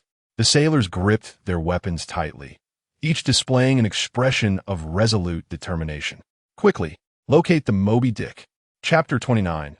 The narrative of Akainu having embraced the role of a naval officer. One must steadfastly uphold justice. The fleet of the Whitebeard pirates, comprising 43 ships, had yet to unveil the presence of the Moby Dick. A naval rear admiral bellowed in frustration, "Quickly locate the Moby Dick." A few naval soldiers, harboring their own ire, thought, "How can you reprimand us when you yourself have failed to find the Moby Dick's whereabouts?" Standing upon the execution platform, Sengoku gazed at the sudden emergence of the 43 pirate ships, his brow furrowed as he murmured, "From where did they spring forth so unexpectedly?" The brothers of the D. Carband fixed their eyes upon the Marine headquarters at Marineford and exclaimed with enthusiasm, "Ace, we have arrived." Raijin Makugai unsheathed his sword, which crackled with electricity, exclaiming, "The Navy stands ready to confront us." The imposing figure of the giant squid, Squard, licked his lips and boisterously declared, "Marine headquarters, this is perfect. Let us engage in a fierce battle." His crew eagerly echoed his sentiment. The Ice Witch Hyori Deber coldly remarked, "Are you prepared for the consequences of attacking the Whitebeard pirates?" Beneath the surface, 4 of the 5 coated Moby Dicks began their ascent. On the main ship, the flower sword-wielding Vista lowered his voice and said, "It begins." The Navy soldiers fixed their gaze upon the approaching vessels of the Whitebeard pirates. Doflamingo laughed with exhilaration. Fufufu, come fort, Whitebeard pirates. The thrill of summoning countless zombie soldiers sent Moonlight Moria into a frenzy of excitement at the prospect of the Whitebeard pirates' arrival. Suddenly, large bubbles erupted from the surface of the water within the bay. The Admiral Akanu's ears perked up, and he slightly lifted his head, a deep, resonant sound emanating from his throat. Below the execution platform, Vice Admiral Tsuru felt a twitch in her eyelid, pondering, have we miscalculated our formation? The moment she witnessed the bubbles rising from the bay, she instinctively sensed impending trouble. Nearby, Garp chuckled heartily, little Tsuru. It seems the Whitebeard pirates will appear in an unexpected location. Tsuru retorted, Garp, be serious. Any misstep could lead to significant losses for our side. Unlike Garp, she was not one to take matters lightly. Garp's laughter faded, and he solemnly remarked, nevertheless, the unfolding events are beyond our control. Tsuru understood Garp's point. It was merely the discomfort of being exploited by the enemy during combat that troubled her. As more bubbles emerged from the bay, a colossal Moby Dick burst forth from the depths, crashing onto the surface of the sea. The splashes cascaded upon numerous naval soldiers. It's the Moby Dick. Some of the more timid soldiers quaked in fear at the sight of the legendary ship's appearance. Shortly thereafter, 3 additional Moby Dicks surged forth from the depths, crashing onto the water surface. A total of 4 Moby Dicks formed a cruciform formation, facing the entire naval headquarters at Marineford. Standing on the execution platform, Sengoku's expression was dark and brooding as he gritted his teeth, exclaiming, damn it, how could we be invaded so close? The meticulously established layers of defense were intended to exploit the advantages of fighting on home soil, effectively exhausting the forces of the Whitebeard pirates. Yet, here they were, forced into a direct confrontation with the Whitebeard pirates so near. The thought of the losses that would follow the war unsettled Sengoku deeply. Suddenly, heavy footsteps echoed throughout the naval headquarters of Marineford. Whitebeard, with a commanding presence, stood at the bow of the Moby Dick, flanked by Marco and Izo. As the Navy soldiers gazed upon Whitebeard, Marco, and the division commanders, a subtle fear began to fester within a small portion of them. However, the majority of the Navy soldiers clenched their weapons, resolute in their determination to engage in a fierce battle against the Whitebeard pirates. Ace, we're here to rescue you. Navy, brace yourselves. The pirates of the Whitebeard crew shouted boisterously, seemingly disregarding the 100,000 elite soldiers amassed in the square. Kneeling on the execution platform, Ace looked at his brothers and father, tears streaming down his face as he cried out, I'm sorry, everyone. This is all my fault. You shouldn't have come to rescue me. In that moment, an unbearable pain gripped Ace's heart, knowing that it was his actions that had led his father and brothers into the perilous assault on the naval headquarters of Marineford. What foolishness are you speaking, Ace? On these seas, everyone knows that anyone who harms us will pay the price, no matter who they are, Marco declared coldly, his arms crossed. A statement directed at all the Navy present. Whitebeard spoke with a calm, yet imposing tone. Ace, wait a moment. We will rescue you shortly. Father. Ace's tears flowed endlessly, filled with guilt at the thought of the sacrifices his brothers would inevitably make once the battle commenced. Sengoku's gaze shifted from Whitebeard to the blind swordsman standing nearby, pondering, who is this person? To be brought here by Whitebeard, he must be no ordinary individual. The naval commanders also took note of the blind swordsman beside Whitebeard, recognizing the crew's formidable reputation. The presence of an unfamiliar face compelled the Navy commanders to regard the situation with heightened seriousness. The roars of the Whitebeard pirates grew louder. Seated in the admiral's chair, Kizaru remarked with a sly grin, how terrifying the Whitebeard pirates are. Akiji, lazily propping his chin with one hand, observed the frenzied pirates and slowly commented, they've certainly provoked a formidable group. What use is there in saying this now? Since they have arrived, we must eliminate them at any cost. Akainu declared coldly from his central position. In the eyes of Akainu, as a steadfast marine, it is imperative to provoke pirates when necessary. For one must pay the price to eradicate them. Otherwise, one should not aspire to be a marine. Having chosen this path, one must unwaveringly uphold justice. Below the execution platform, Karp spoke solemnly. Tsuru, the blind swordsman standing beside Whitebeard, is formidable. Indeed, I sense it as well. I wonder where Whitebeard has recruited such an ally. Tsuru, the rear admiral, responded, equally filled with concern. The greater the enemy's overall strength, the steeper the cost they must bear to emerge victorious in this conflict. Chapter 30. The man who calls forth meteorites. The Navy in shock in the Shabandi archipelago. Those who beheld the scene on the grand screen of the Whitebeard pirates arriving at the Marine headquarters, Marineford, fervently prayed for the Navy to vanquish the Whitebeard pirates and uphold justice. The Navy had assembled such a formidable force that defeat seemed impossible. Indeed, even if the Whitebeard pirates were formidable, they could not possibly overpower the Navy. In the hearts of the populace, the Navy stood as the bastion of righteousness, incapable of succumbing to the malevolent pirates. Yet, a sense of unease lingered within, for the sheer magnitude of the Whitebeard pirates, as revealed on the screen, was undeniably intimidating. Over 40 pirate ships loomed on the surrounding seas, while within the bay, for colossal vessels, the Moby Dick were brimming with pirates. At the Marine headquarters in Marineford, Sengoku, standing upon the execution platform, pondered. If the report from Kazuru is indeed true, then it is highly probable that Whitebeard has brought the celestial dragons as hostages. Furthermore, Sengoku dared not confront Whitebeard directly, for the images broadcasted to the world rendered any misstep catastrophic. Below the execution platform, the lecherous Kazu nonchalantly remarked, "How terrifying. Is the Whitebeard pirates not considering an assault?" The languid Akiji responded at a leisurely pace. Perhaps they are awaiting commands from Whitebeard or Marco. Scoffed Akainu, seated in the central chair, his tone icy.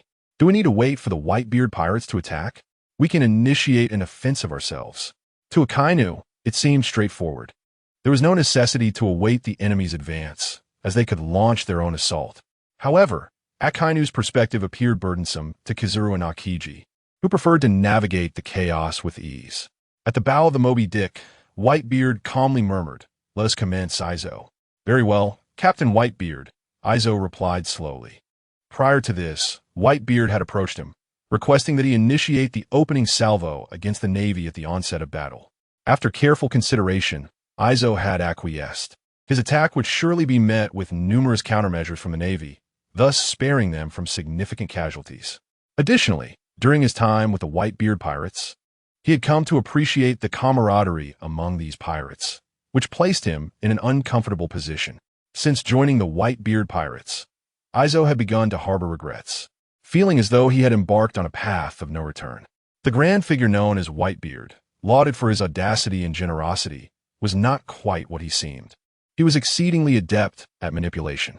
Izo, not lacking in intelligence, realized upon reflection that Whitebeard was full of cunning strategies. These thoughts flashed through Izo's mind as he took a small step forward. Just that minor movement instantly heightened the tension among the Marine soldiers. The Whitebeard pirates have remained eerily silent from the beginning until now, a silence that is almost unsettling. Standing at the forefront, Don Quixote da Flamingo remarked with keen interest, "Is the opening strike initiated by the newly joined blind man of the Whitebeard pirates? Let us see just how capable this blind man is to stand alongside Whitebeard."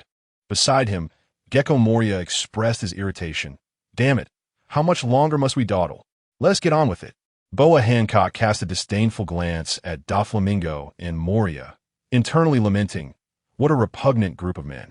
Meanwhile, the ever-composed Dracul Mihawk suddenly directed a sharp gaze towards a figure on the Moby Dick who had just unsheathed his sword. It is none other than the gambler, one of the 12 Supreme Blades, he declared. Upon hearing this, Hancock, Doflamingo, and Moria were instantly taken aback. The one who wields a Supreme Blade is certainly not to be trifled with. In that very moment, the Navy Sengoku, Garp Akainu Akiji, and Kizaru all sensed the extraordinary nature of this gambler. Standing at the bow of the Moby Dick, the gambler swiftly drew and sheathed his sword, creating 5 violet rings that shot into the sky. Many Navy soldiers were perplexed. Was that blind man attacking just now? Why was there no reaction at all? Indeed, is he really that weak?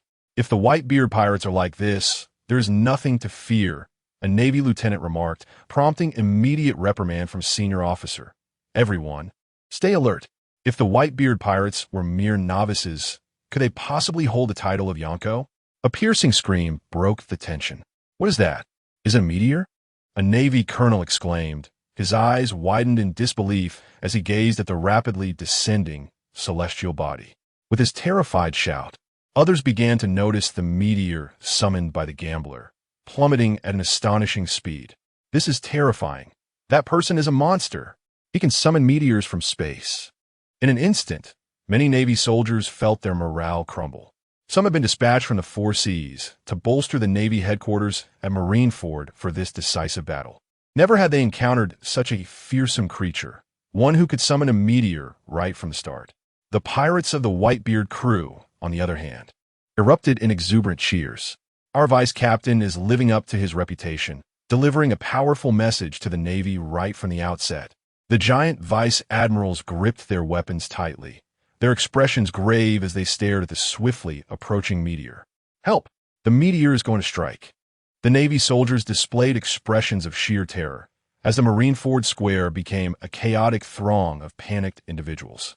As the meteor loomed closer, their mental state began to unravel at an alarming speed.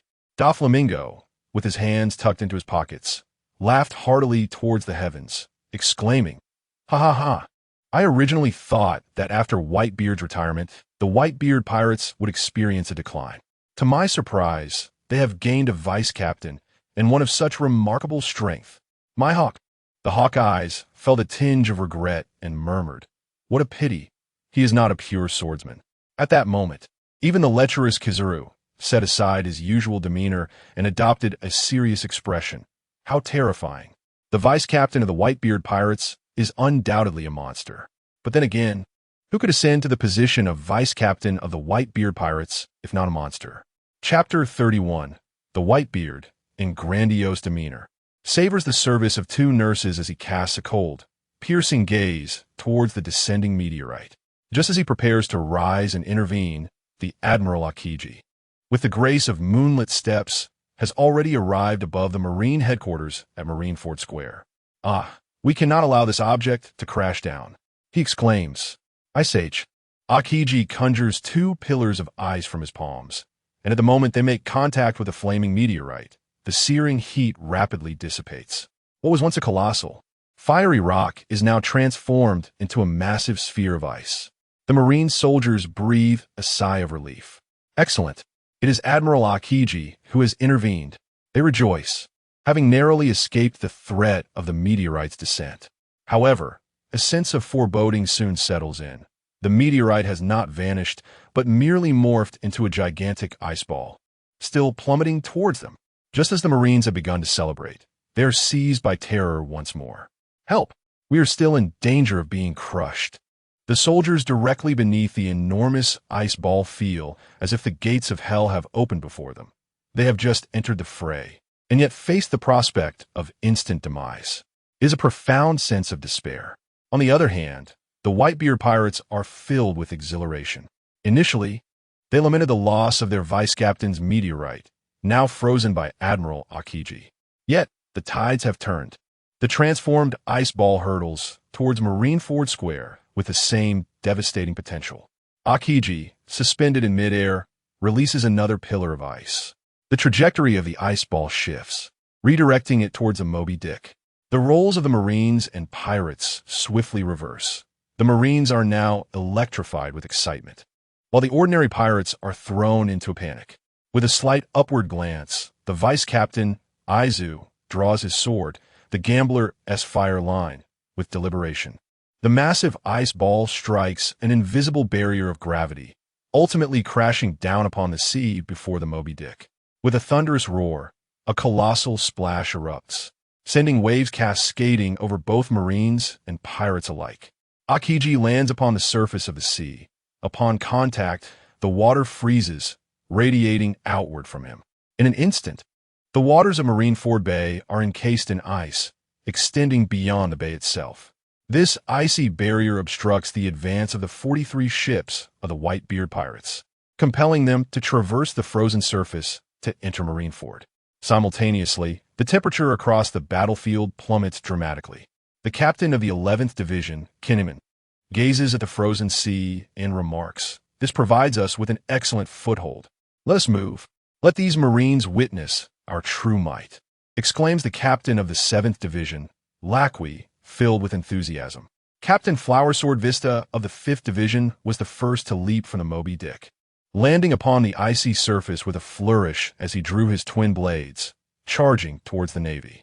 Following him, a multitude of pirates cascaded from the ship, eager to join the fray. On the Navy's side, the commanders took the lead to confront the Whitebeard pirates. Das Bones observed Vista's descent and pondered. That man is Flowersword Vista, the captain of the 5th Division of the Whitebeard pirates. Smoker lit a cigar, his expression serious, as he declared, "Daz, we must also engage the pirates." "Indeed, Colonel Smoker," Daz responded earnestly. Don Quixote da Flamingo chuckled ominously, exclaiming, "It seems that the vice-captain of the Whitebeard pirates is indeed a formidable creature." "Oomph." Gecko Moria scoffed, quietly contemplating that as long as he could muster enough zombie soldiers, none would stand against him. At the rear of the Navy, Vice Admiral Tsuru furrowed her brow, whispering, "Whitebeard, how did he amass such a powerful ally?" "Ha ha!" Carp replied, dismissively. "Little Tsuru, it is hardly surprising that a strong individual has emerged given our Navy's tenuous control in a new world."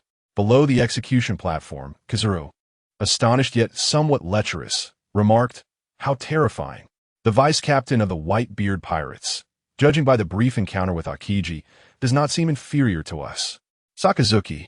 Kizuru shifted his gaze to the side, where Admiral Akainu stood, arms crossed, a glint of menace in his eyes as he coldly pronounced, "The enemy's strength is of no consequence. Since they dare to set foot in Marineford, I shall ensure they do not return." Kneeling on the execution platform, Ace's eyes widened in disbelief as he gazed at the blind swordsman standing beside his father. In that moment, Ace felt the world shift rapidly around him. He had departed from the Whitebeard pirates to pursue Blackbeard Teach, and it seemed only a few months had passed. Yet here was Whitebeard announcing his retirement, Marco assuming the role of captain, and now a formidable vice-captain had emerged. Beside Ace, Sengoku, who had been seething with anger, now witnessed several pirates from the Moby Dick bringing forth an extravagant chair, which Whitebeard boldly sat upon. But that was not all. Two girls in nurse uniforms appeared by his side, presenting an array of fruits while brewing tea to serve him. This nearly drove Sengoku to the brink of apoplexy, as he couldn't contain himself, bellowing, "Whitebeard, what do you take this place for? Are you here to enjoy yourself?" Taking a sip from his teacup, Whitebeard scoffed with disdainful laughter. "Huh, Sengoku, such trivial matters as rescuing my son, Ace, require neither my intervention as a retiree. My sons will handle it just fine. Besides, I only came to the battlefield because I couldn't bear to worry about them. Otherwise, do you think I need to be here? After all, dealing with you lot of insignificant pests requires no effort from me. It is more than sufficient." Upon hearing these words from Whitebeard, the Navy personnel on the battlefield felt a burning shame wash over their faces, a profound humiliation. They realized that should they fail to defeat the Whitebeard pirates today, they would be forever marked on the pillar of disgrace. Marco then interjected, loudly mocking the Navy on the battlefield. "Navy, listen well. Rescuing Ace is well within the capability of my brothers and me. As for our father, he need only sit comfortably on the ship, sipping tea and observing the battle." Chapter 32. The evaluation of Whitebeard, audacity to act in such a manner is a testament to his confidence. The events unfolding on the battlefield were being broadcast live on a large screen for the public to witness. The citizens, taken by surprise, had not anticipated such a spectacle. They had envisioned a scene of relentless combat. Yet here was the infamous pirate, Whitebeard, unabashedly sipping tea and observing the fray from the heights of Marineford. The astonishment was palpable not only among the spectators, but also amongst the supernovas, who were equally bewildered by Whitebeard's brazen demeanor, seemingly disregarding the Navy headquarters entirely. Urki erupted in lauter, exclaiming, "Ah, ah," to maintain such composure amidst this chaos, enjoying tea and the company of beautiful nurses. I must say, I have immense admiration for Whitebeard. It seems he has truly mastered the art of enjoying life in retirement. Skirakaman, A-piece mouth, transformed into a trumpet, resonating with music as he pondered aloud. Could the Navy be incensed enough to attempt to eliminate Whitebeard at any cost? Eustace Kidd scoffed dismissively. How absurd for someone proclaimed as the world's strongest man to engage in such frivolities. Kidd, perhaps exercise a modicum of restraint to avoid drawing unwanted attention, murmured Killer, offering a cautious reminder. Puffing on a cigar, Capone Beej exhaled a cloud of smoke and remarked, Whitebeard's audacity is rooted in his confidence. Without absolute self-assurance, one could not maintain such an unflappable demeanor. With a slight raise of his brow, Basil Hawkins mused, what fate awaits us next? Jewelry Bonnie, voraciously devouring pizza, mumbled with her mouth full, Uncle Whitebeard, you must teach those wretched Marines a lesson they won't forget. As an undercover agent dispatched by the Navy, Drake found himself deep in contemplation regarding the war, pondering the Navy's chances of victory and the potential losses they might incur. At Marine Ford on the city walls, Dracul Myhawk suddenly stepped forward, a mere stride that captured the attention of all the formidable figures present. Everyone turned their gaze towards the legendary swordsman. Doflamingo, with a playful grin, inquired, Fufufu, I did not expect you to descend so soon. I merely wished to test the swordsmanship of the new vice-captain of the Whitebeard Pirates. Myhawk replied casually, revealing his intent. Indeed, his initial interest lay in Whitebeard's prowess. However, witnessing the vice-captain's striking skill had ignited his desire to assess the young swordsman's abilities. Boa Hancock cast a sidelong glance at Myhawk, contemplating a man with eyes like an eagle. It is no wonder that most would be unnerved by his piercing gaze. Moria, with a foolish grin, thought to himself that the more chaotic this war became, the more advantageous it would be for him. Among the ranks of Navy soldiers, the swordsman Das Bones remarked, one of the 12 supreme techniques of the supreme Great Blade, the Dreadflower Tea, renowned as the world's strongest black blade. Akainu's gaze shifted to Dracul Myhawk, his voice low as he remarked, that man has chosen to intervene. Myhawk's piercing eyes locked onto a smile, standing on the Moby Dick. And he unsheathed his black blade, Uru. The sharp glint of his sword emanated an aura of invincibility as he unleashed a devastating slash, sending a colossal wave of energy hurtling towards the Moby Dick. Wherever the flying slash passed, both the Navy and pirates were violently blown away by the ferocious sword energy. Old man, the Whitebeard pirates, upon witnessing Myhawk's attack, descended into a state of panic. Yet Whitebeard merely smirked, seemingly unfazed by the imminent threat posed by Myhawk's strike. Initially, a smile intended to intercept Myhawk's assault, but upon noticing Diamond Jozu charging forth, he sheathed his blade, retracting it to a fraction of its length. Diamond Jozu sprinted ahead to the forefront of the Moby Dick, adopting a stance that maximized his diamond fortification. With diamond-coated hands, he grasped the flying slash, shattering the ice beneath his feet. Utilizing his immense strength, Jozu roared as he hurled the slash skyward. Boom! The deflected slash expanded into the atmosphere. Upon seeing his attack thwarted, Myhawk ceased his assault and retracted his formidable blade, Uru. The naval soldiers finally recognized that it was Diamond Jozu, the captain of the Whitebeard Pirates' 3rd Division, who had successfully countered the world's greatest swordsman strike. A shocked naval major exclaimed, unbelievable. The world's finest slash was actually blocked. The expressions of disbelief were mirrored among the other naval leaders, while the soldiers were left utterly astounded. Although Jozu merely deflected Myhawk's attack, to them, he was nothing short of a monstrous entity. With his body almost entirely encased in diamond, Jozu revealed a smile, his face only partially untouched by the transformation, as he gazed at Myhawk. A short-legged pirate raised his cutlass, shouting, now is not the time for distractions. Brothers, charge and rescue Ace. Seizing the opportunity, while the Navy soldiers were momentarily stunned, a wave of pirates descended upon the hapless naval troops with an array of weapons. The suddenly ambushed naval soldiers were initially caught off guard, but they quickly regrouped for a counterattack. A naval colonel raised his sword and bellowed, stop the Whitebeard pirates. We cannot allow them to reach the plaza. Suddenly, the colonel's sword was shattered mid-sentence. What? How did my sword break? He stood in shock, staring at the remnants of his blade.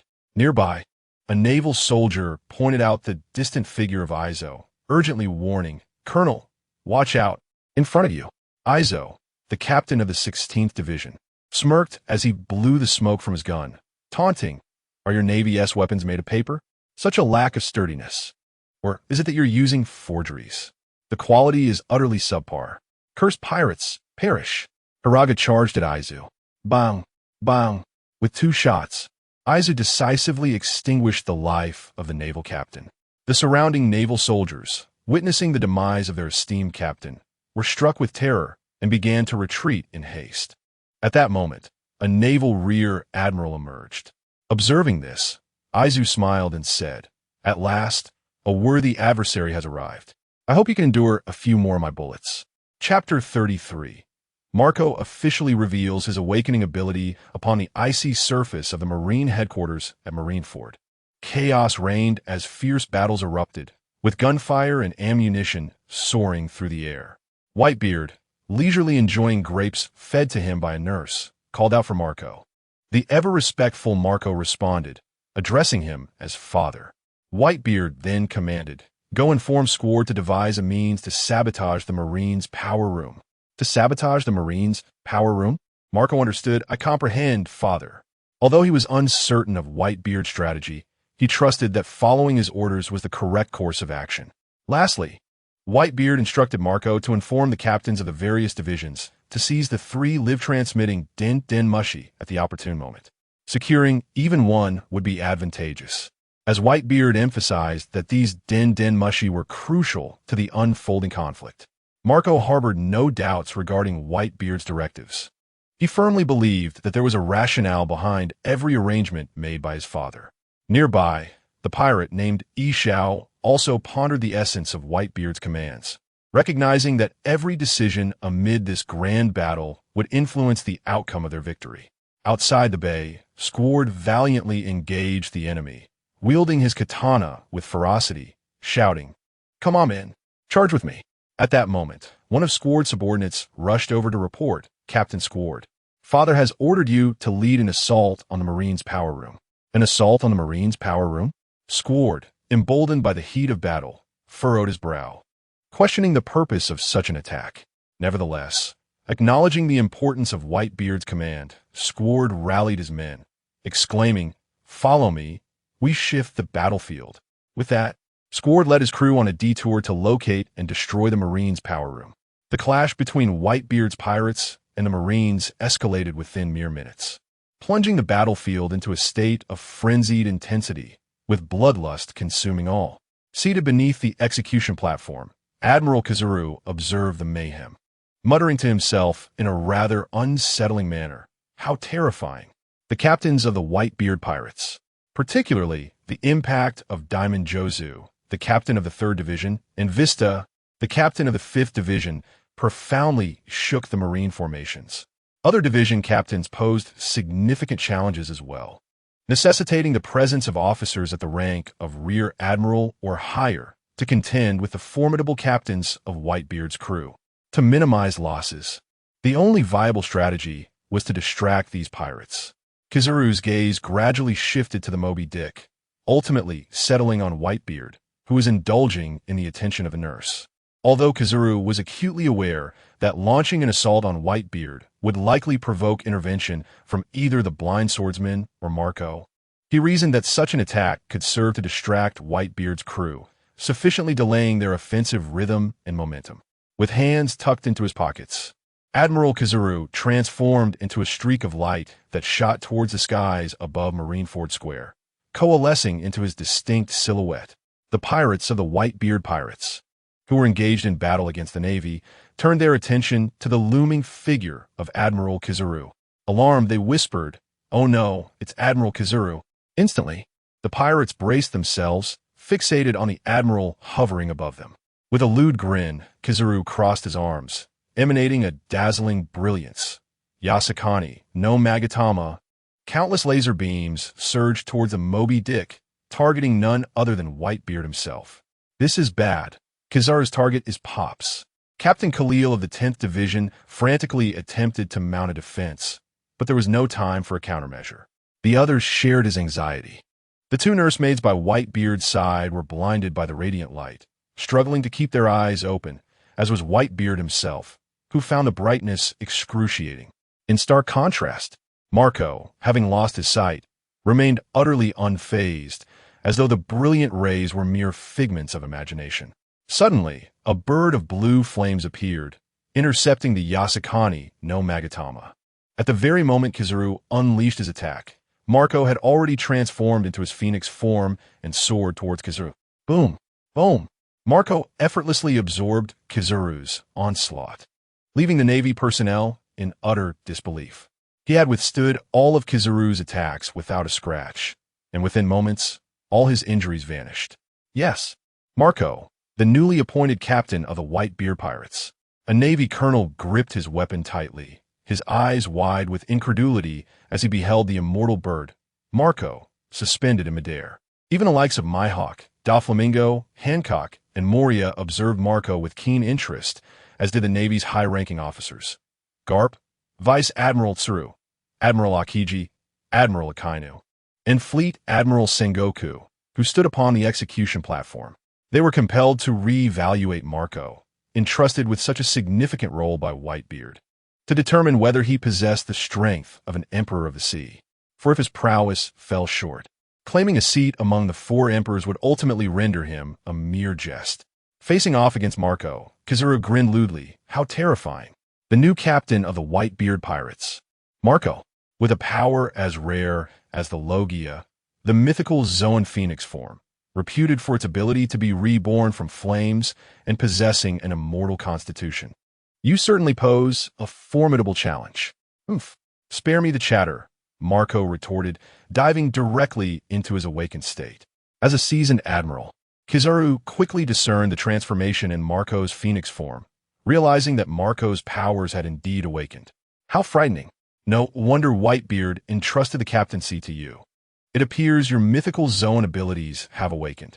Kizaru crossed his arms once more, preparing to unleash another Yasukani no Magatama. He understood now that Whitebeard's decision to pass the captaincy to Marco stemmed from the latter's awakened mythical Zoan abilities. Indeed, with an awakened mythical Zoan and Marco's inherent strength, he possessed the capability to claim a seat among the 4 emperors. Perceiving the yellow ape unleashing the Hakushaku Kei Gyoku, Marco swiftly soared towards him with remarkable speed. What an astonishing velocity! The yellow ape, forced to interrupt his assault, transitioned to a defensive stance. Marco's demonstration of his awakened phoenix form did not go unnoticed by the formidable figures present. With his hands liberated, Marco clenched his right fist, his arm enveloped in the flowing haki of armament, and unleashed a powerful punch directed at the admiral, the yellow ape. Chapter 34. The true power of Kizaru. With his hands shielding his head, Kizaru realized something was amiss the moment he blocked Marco's fist. Bang! Kizaru was sent flying, and just as he was about to collide with the city wall, he stabilized himself, merely 10 meters away from it. At the same time, a trickle of blood seeped from the corner of his mouth. Wiping the blood away, he remarked with a sly grin, "How terrifying. Marco, that was high-level observation haki. It caused internal damage to me. I initially intended to engage casually with Marco, but it appears I must adopt a more serious approach." The exchange between Marco and Kizaru occurred in the blink of an eye, yet the powerful onlookers present clearly discerned the nature of their confrontation. The Navy soldiers were bewildered, only aware that their admiral had fallen into a disadvantageous position, which caused them considerable anxiety. Admiral Kizaru was their strongest force at the Navy headquarters. If even an admiral could not hold his own, on the city wall, among the 7 warlords of the sea, Gecko Moria furrowed his brows in confusion and remarked, "I must not have misjudged that. Kizaru is bleeding." Doflamingo, hands in pockets, licked his lips with a sinister smile. Fu. Moria, you did not misjudge. Kizaru is indeed bleeding. What is even more intriguing is that Marco's mythical Zoan ability, the Phoenix, has awakened. Eagle-Eye Mihawk, arms crossed, observed the brief encounter between Marco and Kizaru with clarity, commenting, "Not only that, there is also high-level haki involved. while Boa Hancock was slightly taken aback. She felt little interest in these men. Meanwhile, Bartholomew Kuma had completely transformed into a killing machine, showing no reaction whatsoever. At the rear of the Navy, Vice Admiral Garp's brow twitched slightly as he spoke gravely. "Garp, did you see that?" "Ah, it has indeed become quite troublesome," Garp replied, his playful smile vanishing as he responded with calm composure. "Whitebeard's sudden decision to pass his captaincy to Marco now makes sense." In the midst of the Navy ranks, Akiji scratched his head and murmured, "Ah, Marco, and that blind swordsman vice-captain, along with the retired Whitebeard. This battle will not be easy." Beneath the execution platform, Admiral Akinu's gaze was fixed on Marco, who hovered mid-air, coldly stating, "I will not allow you to be so arrogant for long." Standing on the execution platform, Fleet Admiral Sengoku clenched his fists, his brow furrowed. "You truly are remarkable, Whitebeard. I initially thought your pirate crew's luck had run out. I did not anticipate such rapid changes in such a short time." As Sengoku contemplated the greater cost required to utterly eradicate the Whitebeard pirates, an uncomfortable sensation washed over him. Nearby, Ace wore a shocked expression, inwardly astonished. "Marco's strength has increased so significantly without me realizing it." Ace was well aware of Marco's capabilities. Once, Marco's terrifying regenerative powers rendered him nearly invincible. However, Marco's offensive capabilities appeared somewhat lacking. Yet now, things have changed. Judging by Marco's recent attack, there has been a significant improvement. Not only is his recovery astonishing, but coupled with a formidable offensive power, it's no wonder that the old man chose to retire and hand over the reins to Marco. Deep down, I wholeheartedly support the old man's decision. At that moment, Marco, suspended in midair, smirked with a touch of sarcasm, saying, "Kizuru, not feeling so great, are you? Come on, let me see what an admiral is truly capable of." "How audacious! Marco, I must admit, I underestimated you." A sly expression crossed Kizuru's face as he transformed into a streak of light, hurtling toward Marco. Simultaneously, Sengoku, Garp, Akainu, and Akiji were struck by confusion. Could it be that Kizaru, rarely seen in earnest, was preparing to unleash his full strength? After all, in their memories, Kizaru seldom approached a battle with complete seriousness. Amidst the astonished gazes of everyone present, Admiral Kizaru split into 8 radiant figures, each one a manifestation of himself. "Bring it on." Marco felt the immense pressure Kizaru exuded. He anticipated that this seemingly lecherous individual would possess such a different aura when serious. Harnessing the awakened powers of the Phoenix, Marco disregarded Kizaru's strikes and enveloped his hands in the flowing aura of Haki, swiftly launching attacks toward each of Kizaru's luminous replicas. Concurrently, he focused intensely, employing his observation Haki to foresee the future. Kizaru, equally capable of foreseeing events, seized any fleeting opportunity to unleash beams of light upon Marco's form. Their clash escalated to astonishing heights, a rapid exchange of blows that was breathtaking. Boom, boom, boom. Only a few were able to comprehend the intensity of this fierce confrontation. Whitebeard, Garp, Sengoku, Akainu, Akiji, Mihawk, and the ever-perceptive Ikaku. The others? Among the warlords of the sea, only Mihawk could fully grasp the situation. The remaining 3 were unable to discern the battle's intricacies. Moonlight Moria, unable to comprehend the skirmish, widened his eyes in disbelief, exclaiming, "How is this possible? I can't even see the fight clearly." At this moment, Moonlight Moria nearly fell into self-doubt. Had his strength truly diminished so significantly? Or had it simply been too long since he had witnessed a battle of this caliber? He reminisced about the days when he could contend with Kaido. Unwilling to accept this, he sought to reclaim his former prowess. Hancock, though able to discern the battle's flow, could not grasp its entirety. She bit her finger in contemplation, pondering, if I were to engage with these 2, I would stand no chance. Doflamingo, suppressing a sinister grin, felt quite displeased. As a wielder of Conqueror's Haki, he was determined to one day trample them all beneath his feet. Naval soldiers and pirates alike gazed in awe at the fierce clash above them. Many left stunned in their tracks. On board the Pequod, the observer, Possessing the keen perception of the color of observation hockey, remarked with a subtle smile, admirals of the Navy indeed possess remarkable skills.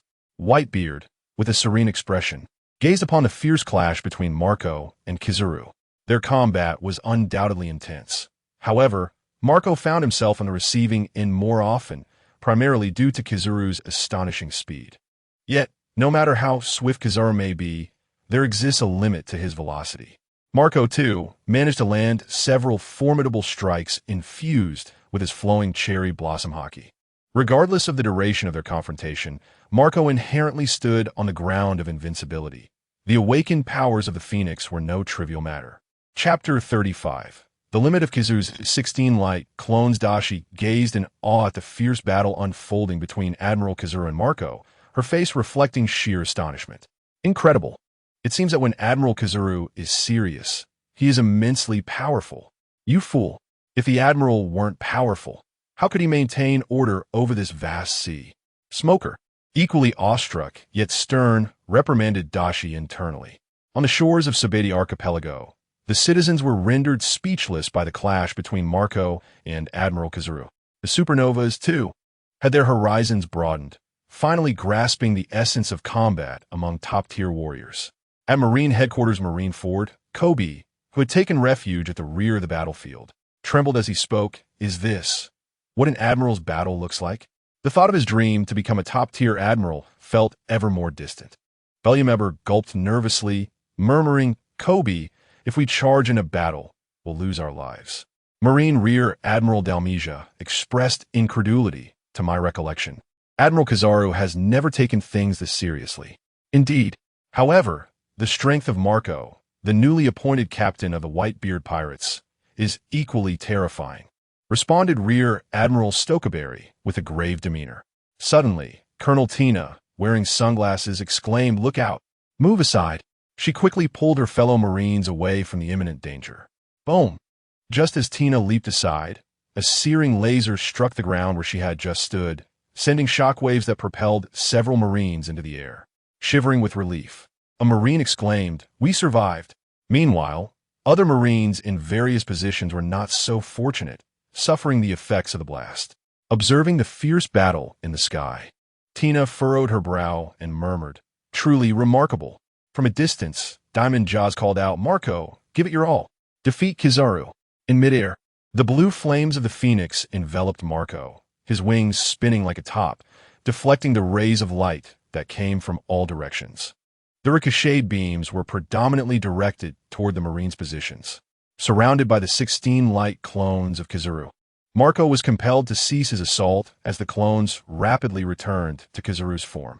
6th Division Captain Brannock expressed his anxiety, saying top-tier Logia types are indeed formidable. The strength of an admiral is impressive, but we are not weak either, replied 15th Division Captain Fossa earnestly, discarding his cigar. The mere thought of Kizaru's rapid strikes against Marco and the 16 light clones sent shivers down their spines. Yet, they were the Whitebeard pirates. Not only had Marco grown stronger, but so had first mate Izo. Moreover, with their father backing them, they had no fear of the Marine Headquarters might. On board the Moby Dick, Whitebeard casually commented while sipping tea, that Yellow Monkey's Pika Nomi ability is quite remarkable. Even so, the prowess of your Tremor Fruit ability, Mr. Whitebeard, is truly formidable. The cheerful and simple-minded Ichi complimented, eliciting a hearty laugh from Whitebeard, who responded, Hoo ha ha ha, Ichi, you sly fellow. So you possess the art of flattery as well. At this moment, Marco, suspended in midair with his azure flame wings unfurled, once again confronted Kizaru. With a rather lewd expression, Kizaru widened his eyes in slight astonishment, exclaiming, How terrifying! The advanced application of dual hockey and the awakened Phoenix ability. Continuing this fight would serve no purpose. I would only risk causing unnecessary harm. Having discerned Marco's true strength, Kizaru had no intention of further engaging him. Marco, a smirk playing on his lips, retorted, Kizaru, are you afraid? Unwilling to determine a victor between us? Your previous onslaught was rather fierce. Although Marco outwardly dismissed Kizaru's lewd demeanor, the latter's strength was not to be underestimated. Indeed, if it were to come down to a fight, Kizaru would find himself at a disadvantage. Yet, similarly, Marco was equally unable to contend with Kizaru. Their primary objective was to rescue Ace, rather than to engage in a true contest of strength against the admirals. At this moment, while the gaze of most onlookers was riveted on Marco and Kizaru, a resounding sound of ice cracking pierced the air. Bang! A naval lieutenant pointed in astonishment at the distant figure of Diamond Jaws, who had just smashed his fist against the icy surface, exclaiming, "What is he trying to accomplish?" Another bewildered Navy officer remarked, "What incredible wrist strength!" As Diamond Jaws' fist struck the ice, a circular fissure stretching several meters emerged. Jaws assumed a solid stance, plunging his hands into the crack. With a thunderous roar, he lifted the enormous ice mass with his bare hands. "Come on, Captain Jaws, show the Navy what for," the pirates of the Whitebeard crew shouted, brandishing their weapons in fervor. The naval soldiers stood in stunned silence. Balumeb appeared nearly incredulous, exclaiming, "No way. He lifted that massive ice ball with his bare hands? What monster? Kobe, we must remain in the rear. We cannot engage. It could be fatal," he cautioned. Yet, Kobe longed to shout, "I want to fight." But for some reason, the words stuck in his throat, leaving him trembling with apprehension. With veins bulging, Diamond Jaws bellowed, "Navy, if you dare, come and catch it." Subsequently, amidst the astonished gazes of the naval soldiers, Jaws hurled the colossal ice ball towards them. "Help! It's too big. We can't possibly stop it." The naval soldiers stood frozen in place, staring at the incoming massive ice sphere. A grin spread across Diamond Jaws' face as he anticipated that the thrown ice ball would undoubtedly inflict considerable casualties upon the Navy while disrupting their formation. The formidable general stationed at the rear line gripped their weapons with unwavering resolve, their gazes fixed intently upon the colossal ice sphere hurtling toward them. It was imperative to devise a means to thwart its advance. Below the execution platform, the Admiral Akainu spoke coldly, "Those two scoundrels, if we all charge forth, who will safeguard this position?" As he spoke, Akainu took 2 steps forward, his right fist transforming into searing magma, causing the ambient temperature to surge dramatically. At that moment, both Navy soldiers and pirates beheld Admiral Akainu unleashing an equally monumental magma fist toward the gigantic ice orb. Chapter 36. Sengoku nearly suffers a stroke. A colossal ice ball evaporated in an instant upon contact with Akainu's magma-infused fist, which unleashed a torrent of flames. A burly pirate from the Whitebeard pirates exclaimed in astonishment. That enormous ice ball was obliterated in the blink of an eye. Another pirate from the crew, filled with dread, cried out, "This is bad. The magma has transformed into countless volcanic projectiles hurtling towards us." Following Akainu's fiery explosion, countless volcanic bombs were unleashed, each possessing the destructive power to easily annihilate a colossal warship. Faced with the barrage of descending projectiles, the pirates of the Whitebeard crew fled desperately, fearing the lethal impact. Standing at the bow of the Moby Dick, Izo drew his firearm, and several violet rings of energy radiated outward. Suddenly, those volcanic bombs were ensnared by an invisible force of gravity, suspended in midair. Akainu, standing beneath the execution platform, narrowed his eyes. Sengoku, with a serious expression, contemplated. It appears this individual's devil fruit ability is that of a paramecia-type gravity fruit. This is indeed a formidable power. He must be restrained by an admiral. Otherwise, sending others would be futile. Sengoku cautioned Akainu. "Akainu, find a way to neutralize those volcanic bombs, or else our losses will be catastrophic." "Understood," Akainu replied coldly. Even without Sengoku's directive, he would have acted to prevent disaster. However, just as the naval soldiers and pirates anticipated that Izo would hurl the restrained volcanic bombs into the midst of the Navy, an astonishing scene unfolded. Izo, utilizing his gravity fruit ability, redirected the bombs towards the sea-flanking Marine headquarters, Marineford. This unexpected maneuver left the strong present utterly bewildered, particularly the naval commanders, who could not comprehend Izo's intentions. Rear Admiral Doberman expressed his displeasure. "What does that man mean? Is he showing pity for us? Damn it. Perhaps we truly are being underestimated by the Whitebeard pirates." Rear Admiral Steele was equally frustrated, voicing his sentiments. On board the Moby Dick, Whitebeard observed the distressed expressions of the Navy and chuckled. Ha! Izo, your actions have certainly provoked the Navy. I must admit, I did not foresee this outcome. Now that it has occurred, we must confront it head-on. Izo awkwardly scratched his head in response. His observation hockey revealed the Navy's current mindset. They believed themselves to be looked down upon and were charging fiercely towards the pirates. Meanwhile, at the rear left side of Marine Headquarters, Marineford, Squard led his subordinates to the entrance of the underground power room. A subordinate respectfully inquired, "Captain Squard, shall we break in directly and eliminate everything inside?" "Yes. We shall breach the door and destroy all the facilities within," Squard declared, pointing his blade at the entrance to the power room. In the underground power room, the naval officers simultaneously heard a resounding bang, realizing that the door had been smashed to pieces. The leading rear admiral, upon spotting the intruder's silhouette, furrowed his brow and pointed at Squard, exclaiming, "You are Squard, the pirate captain of the Whitebeard pirates, aren't you?" "Huh, you still recognize me," Squard retorted, brandishing his sword at the rear admiral. "Men, charge!" The pirates roared in unison, gripping their weapons and rushing towards the naval officers in the power room. The rear admiral swiftly drew his blade, commanding, "Engage them." Also, quickly inform Admiral Sengoku, the power room is under attack. Though a rear admiral, he was not solely a combatant. Faced with Squard's onslaught, he quickly found himself at a disadvantage. Squard, growing increasingly exhilarated, jeered, "Ha! What a pathetic rear admiral. Is this the extent of your prowess?" In less than 3 minutes, the naval officers in the power room were decimated, with hardly a few remaining. Those not trained for combat stood no chance against Squard and his crew. At that moment, Squard's blade pierced the heart of the rear admiral, who faced his demise with a look of utter defiance. A naval soldier, hiding in a cupboard, summoned the courage to dial the transponder snail, shouting, "Quickly notify Admiral Sengoku. The power room is under attack by pirates." The pirates, realizing there was still a survivor, unleashed a barrage of gunfire towards the cupboard. One pirate anxiously reported, "Captain Squard, our ambush has been reported by the surviving naval officer."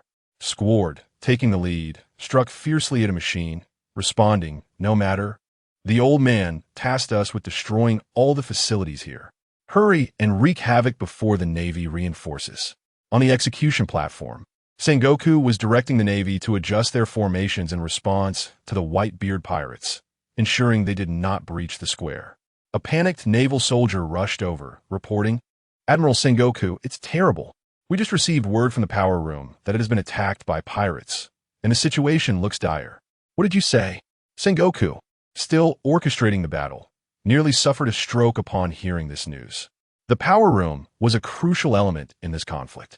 If it were compromised, it would mean the encirclement wall could not be activated. This revelation meant they would have to confront the Whitebeard pirates head-on, unable to fully leverage the advantages of local combat. Sengoku clenched his fists, gritting his teeth, and cast a cold gaze towards the distant Moby Dick, particularly vexed to see Whitebeard leisurely sipping tea. His breath hitched, filled with fury. Ace, kneeling nearby, was equally astonished, sensing how remarkably in control their father and brothers were over this battle. Finally, unable to contain his frustration, Sengoku exclaimed, "Whitebeard, you truly are something else. You've outsmarted us." Observing the Navy's continued retreat, Sengoku immediately commanded through the transponder snail, "All forces, attack. There is no need to retreat." The sudden change in orders from Admiral Sengoku left many of the Navy members bewildered. Just moments ago, they were instructed to regroup and avoid unnecessary entanglements with the Whitebeard pirates. Yet, astonishingly, within less than 30 seconds, Admiral Sengoku altered his strategy once more. The Navy personnel, although puzzled by this abrupt shift in the Admiral's grand design, understood one crucial point amidst the chaos of large-scale warfare. They must execute Sengoku's directives with unwavering resolve. Nevertheless, this significant maneuver by the Navy provided the Whitebeard pirates with an opportunity to exploit the moment, bringing them closer to the plaza. Chapter 37. The escape team arrives. Whitebeard, reclining and enjoying a back massage from 2 nurses, was informed by a crew member that a ship was approaching from the distant sea. Whether it was friend or foe remained uncertain, but the personnel aboard appeared to be a mixed bag. Instantly, Whitebeard linked this report to the Straw Hat escape team, and it was a reasonable assumption.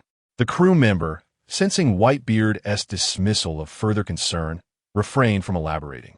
Within 30 seconds, the fierce battle between the naval soldiers and pirates was interrupted as they beheld a massive waterspout surging towards Marineford Square, with a military vessel at its crest. Leaving them puzzled, the naval soldiers speculated whether this was an unconventional method of reinforcement orchestrated by Admiral Sengoku, while the pirates questioned the audacity of such a grand entrance. On board the military vessel, Buggy wailed, "Help! The Straw Hat Kid should never have taken your advice. You're going to get me killed." Meanwhile, Monkey D. Luffy, with his hand atop his trademark straw hat, laughed with excitement. He, the fishman Jinbe, gazed intently at Marineford Square, murmuring, finally caught up. Ivanov, with his pronounced features, screamed, "This is thrilling. We're about to crash onto the ice. I wonder if we'll survive." Crocodile, cigar in hand, fixed his gaze on Whitebeard aboard the Moby Dick, muttering through clenched teeth, "That old man is rather relaxed." I ascend Teehee.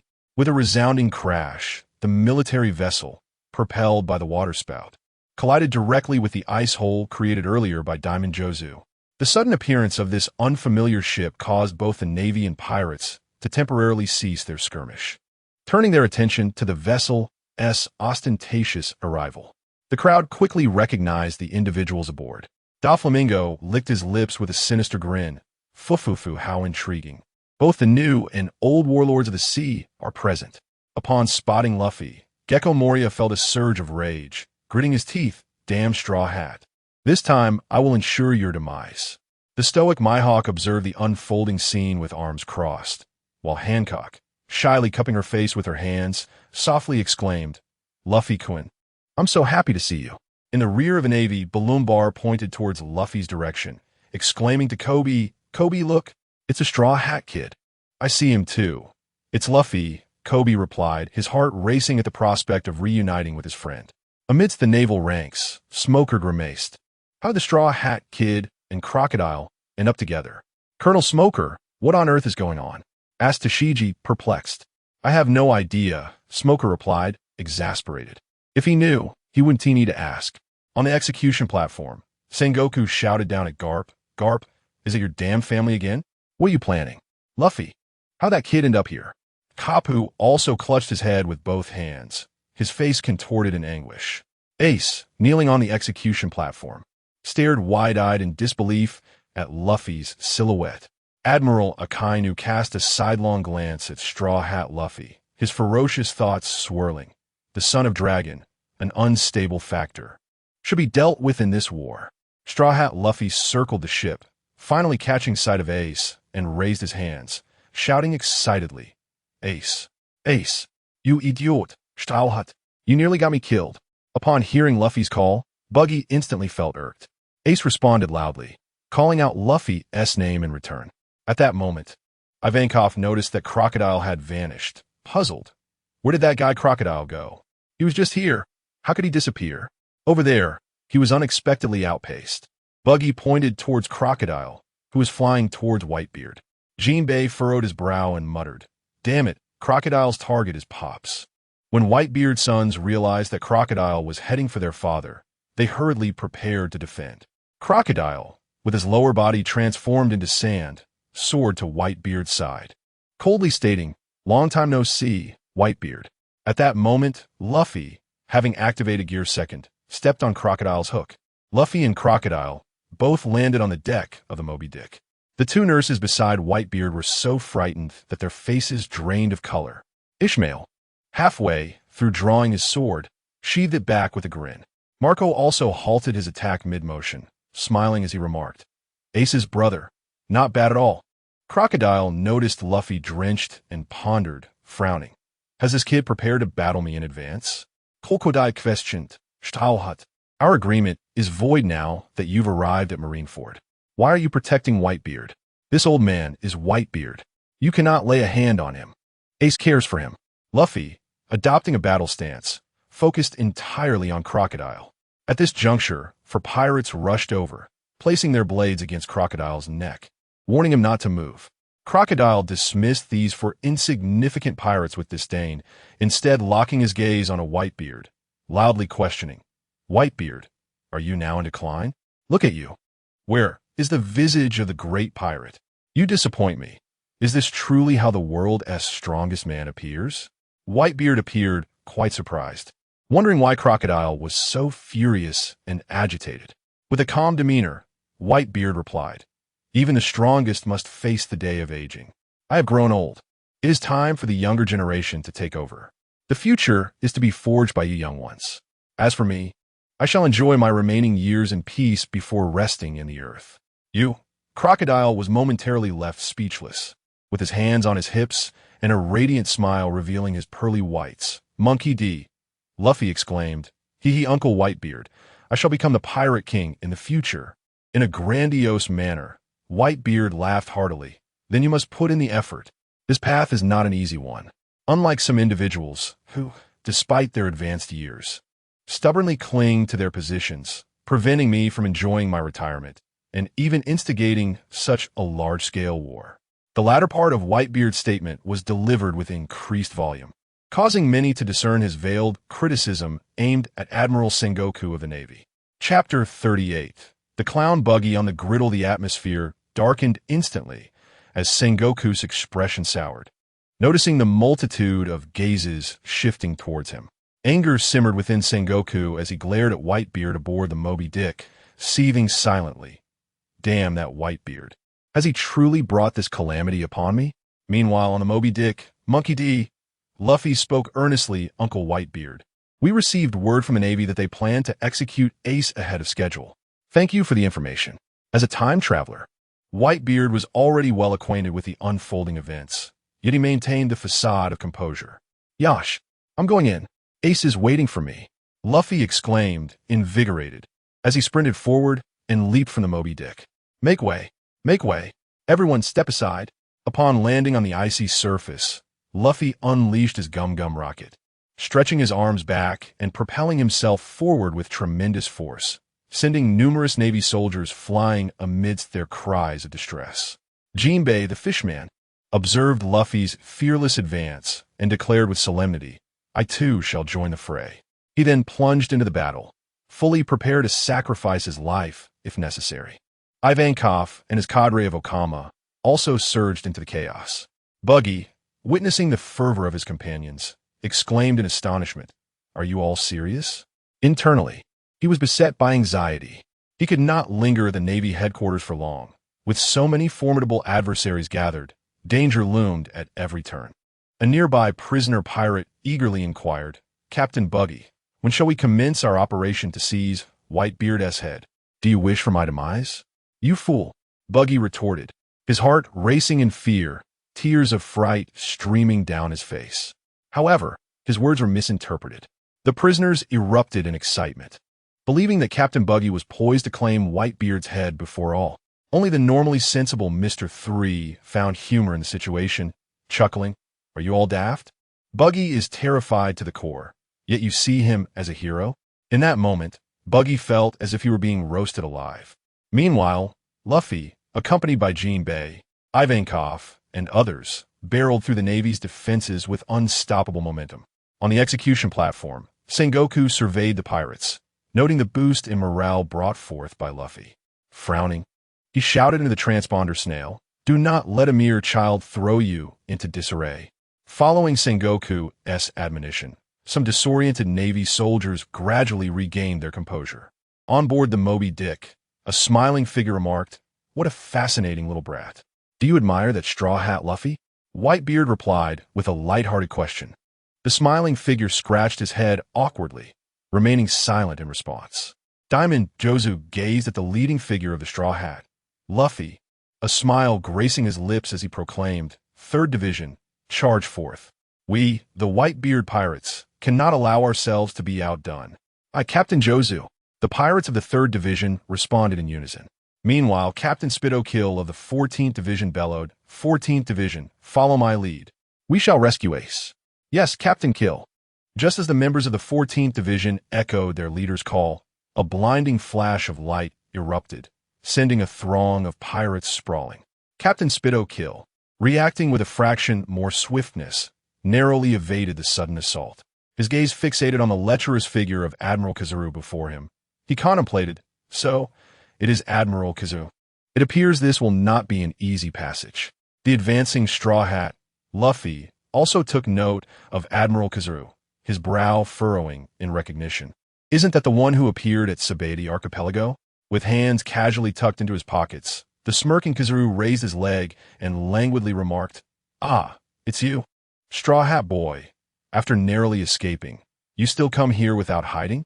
In Luffy's line of sight, he saw a beam of light coalescing at the tip of Kizaru's foot, hurtling toward him. However, it was too late for Luffy to evade. At the brink of peril, Death's enchanting gaze. In a timely manner, Ivankov utilized his devil fruit powers to deflect Luffy away, enabling him to narrowly escape the path of Kizaru's laser beam. Boom! The instant the laser struck the ground, it unleashed a massive explosion spanning dozens of meters. Ivankov called out to Luffy, "Straw Hat Boy, you must flee. Leave this to me." "Thanks, Ivank."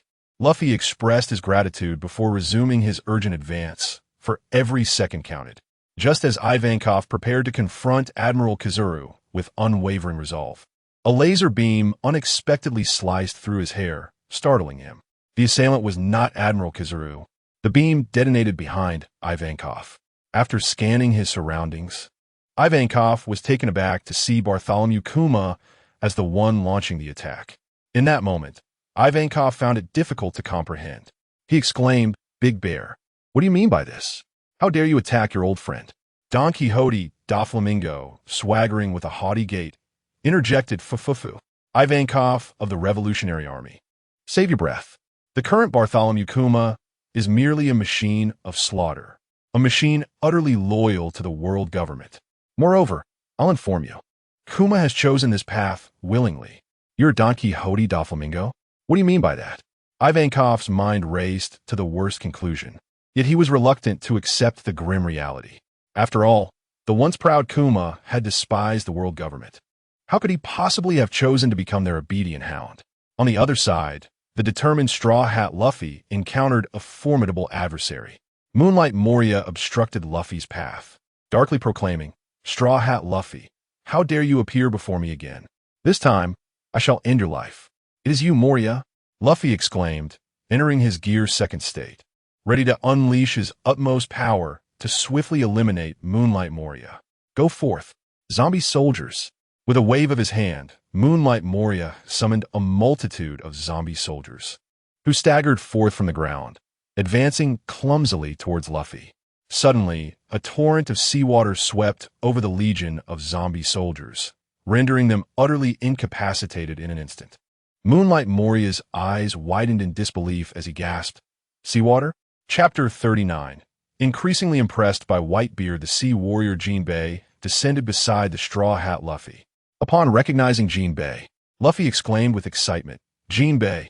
Moonlight Moria cast a grim and penetrating gaze at the sea warrior standing next to the Straw Hat, gritting his teeth as he spat out, "Jinbei, you bastard, you've taken my zombies." "Moria, it seems your zombies are quite fearful of seawater." Jinbei boldly pointed out the weaknesses of Moria's zombie soldiers in front of everyone. Moria, his voice booming, questioned, "Jinbei, are you really willing to stand against me for that little brat? Let us settle this once and for all." Jinbei declared, adopting the stance of Fishman Karate. Marco returned to the Moby Dick, reporting to his father, "Dad, Oars is making a fuss about not wanting to wait any longer. He wishes to join the battle. Tell Oars that after rescuing Ace, he will be the key to our retreat." Whitebeard advised after taking a sip of tea, his demeanor serious. "Understood, Dad. I will relay that to Oars," Marco affirmed with a nod. Nearby, a cheerful smile crept across the face of a bystander, who remarked, "Mr. Whitebeard, you have remained remarkably composed throughout this entire ordeal. It seems you are confident in our victory." "Indeed, the Navy has also made thorough preparations. In the end, it will depend on whose strategies are more cunning," Whitebeard replied with a light-hearted laugh. He was not one to boast of his own brilliance, opting instead for a modest demeanor, subtly shifting the focus away from himself to ensure his own safety. Having spent considerable time with Whitebeard, The bystander grew increasingly aware of the man's depth. He appeared to respond, yet revealed nothing of his own thoughts. Meanwhile, Moonlight Moria consumed a vast amount of shadows, causing his body to swell to more than 10 times its original size, akin to a giant among giants. Gazing down at Jinbei like an ant, Moria scoffed. Jinbei, do you see? How can you contend with me now? All you've done is grow larger. Your strength remains unchanged. You're merely a more suitable target. Jinbei saw through Moria's inflated form with a discerning eye. Upon hearing Jinbei's words, Moria lifted his foot, his eyes ablaze with fury as he shouted, Jinbei, how dare you look down on me? Perish! As Moria brought his massive foot crashing down, Jinbei summoned the strength within him and leaped into the air, executing Fishman Karate, Shark's Scale Fist. With the full force of his body, he struck Moria squarely in the chest. The shock wave reverberated through the water in the atmosphere, resonating with the moisture within Moria's body. In an instant, Moria's eyes rolled back, nearly losing consciousness, yet he fought against the urge to succumb. However, unbeknownst to Moria, Jinbei's other fist was already coiling with energy, ready to unleash another blow. Once more, he delivered. Fishman Karate, Shark Scale Fist. Struck again, Moria could no longer contain the shadows within him, which began to escape from his mouth in a chaotic rush. Damn it! Shadows, don't you dare flee. Moonlight Moria desperately covered his mouth, striving to prevent the shadows from escaping. Yet, his efforts were utterly futile. His form incessantly shrank back, reverting to his original state. Jinbei stepped forward and delivered a powerful punch to Moonlight Moria's face, coldly remarking, Moria, have you forgotten even the fundamentals of combat? Just lie there. I have no time to waste on you. With that, Jinbei disregarded the fallen Moonlight Moria and continued toward Luffy's direction. On board the Moby Dick, Whitebeard, lounging comfortably on the sofa, watched with keen interest as Jinbei defeated Moonlight Moria. He couldn't help but ponder. This blue giant possesses considerable strength. With the 4th Division of the Whitebeard Pirates currently vacant, I must recruit him after the war. Although Fishman Island and Jinbei had formed amicable relations with the Whitebeard Pirates, the implications were entirely different. Kneeling on the execution platform, Ace watched as Luffy recklessly charged through, enduring injuries in his quest to save him. Overwhelmed with guilt, he shouted, Luffy, why did you come here? I have my own adventures and don't need you to rescue me, you coward. Hurry back. Ace banged his head against the wooden planks, fervently praying for Luffy to escape safely. However, the words that emerged from Straw Hat Luffy's mouth astonished everyone present. I am your brother. The Navy soldiers were collectively taken aback, instinctively recalling that Fire Fist Ace was the son of Pirate King Roger. If Straw Hat Luffy claimed to be Fire Fist Ace's brother, did that not imply he too was the son of Pirate King Roger? Some held a skeptical view. That can't be right. Given Straw Hat's age, Fire Fist Ace's parents must have passed away long ago. Yet, Straw Hat had just publicly proclaimed himself to be Fire Fist Ace's brother. Other Navy personnel voiced differing opinions. Sengoku observed the disarray among the Navy soldiers and announced to everyone via the Den Mushi that Straw Hat Luffy and Fire Fist Ace were sworn brothers for childhood. At the same time, he revealed that Straw Hat Luffy was the son of Dragon, the leader of the Revolutionary Army. As Luffy's identity was unveiled, apart from Whitebeard and a few high-ranking Navy officials who were already aware, the rest were left in shock. Smoker, relighting his cigar, murmured darkly, It finally makes sense why Dragon saved you in Logtown. Meanwhile, Hancock, covering her face shyly, thought, Luffy, even if you were the son of a demon, I still like you. At the rear of the Navy, Helmeppo swallowed hard and said, Kobe, did you hear that? Kobe responded solemnly with a nod. Seeing the morale of the Navy soldiers begin to rise, Sengoku continued to shout into the Den Mushi. Straw Hat Luffy is also an unstable factor for the future and must be eradicated here and now. Standing at the back of the Navy, Garp sighed. What was destined to happen had come to pass. Straw Hat Luffy gazed at the throngs of people encircling him, exclaiming in frustration, Damn it, why are there so many of them? With no other choice, Luffy intensified his efforts, swinging his fists fiercely to confront the dense mass of Navy soldiers before him. At that moment, Jinbei arrived at Luffy's side, alleviating a considerable amount of pressure. Marco surveyed the battlefield, which had descended into a state of acute tension. His gaze fell upon Ace, kneeling on the execution platform, and he pondered, "Ace, I will certainly rescue you." Marco resolved to become the spearhead, determined to forcefully carve a path through the Navy's ranks. Chapter 40. Marco's full-throttle assault on the execution platform. Marco surveyed the battlefield, noting that after being struck by Hawkeye Mihawk, Jinbei had been sent flying, and Ace's brother, Monkey D. Luffy, was now in peril. Understanding Ace's deep concern for his sibling, Marco called out to Bista, who had just dispatched a Marine captain not far away. "Bista, go protect Ace's brother. Ensure he does not perish." "Understood. Leave it to me." Bista promptly turned toward Luffy's direction. With a casual swipe of his sword, Hawkeye Mihawk sent Monkey D. Luffy tumbling and remarked coolly, "Straw Hat Kid, this is all you can muster. There is no way you can save your brother." "Damn it." Luffy struggled to rise once more, as Bista approached at a rapid pace. He brandished his twin swords against Mihawk. Clang! Mihawk's black blade, Yuru, effortlessly deflected Bista's dual strikes. Observing this, Luffy let out a sigh of relief, expressing gratitude. "Thank you, sir. I will leave this to you, Ace's brother." Bista smiled in response. "Let us press on." Mihawk calmly addressed him. "So, it is the renowned swordsman of the Whitebeard pirates, Bista. I am honored that you are aware of my identity." Bista, thrilled, thought to himself how rare it was to face the world's greatest swordsman. The two men distanced themselves from one another as Mihawk continued, "Show me your swordsmanship." Famous swordsman of the Whitebeard crew. Gladly, Bista tightened his grip on his swords and leaped into the air. Rose dance. Soaring above, Bista unleashed a flurry of crimson rose petals with his blades. However, a blue slashing attack swept through, effortlessly dismantling Bista's rose barrage. As he landed, Bista resumed his standoff with Mihawk, inwardly reflecting, "No wonder he is the world's greatest swordsman. My ultimate technique was effortlessly countered. Regardless, I must hold him off for now." Fortunately, Bista sensed that Mihawk was not fully committed to the fight, which provided him some relief. Meanwhile, on the other side of the battlefield, Crocodile conjured a swirling sandstorm, launching it toward the Whitebeard pirates. Over a dozen pirates were hurled skyward by the tempest, their cries echoing in fear. Shining impact. Crocodile barely had time to react as Diamond Jozu, half transformed into diamond, charged at him with incredible speed. Bang! Crocodile was sent flying upon impact, spewing blood as he skidded across the ground for several meters before finally stabilizing. Wiping the blood from his lips, he grimaced and muttered, "Damn it, that oversized brute is surprisingly swift." Diamond Jaws did not grant Crocodile a moment's respite, once again charging at him.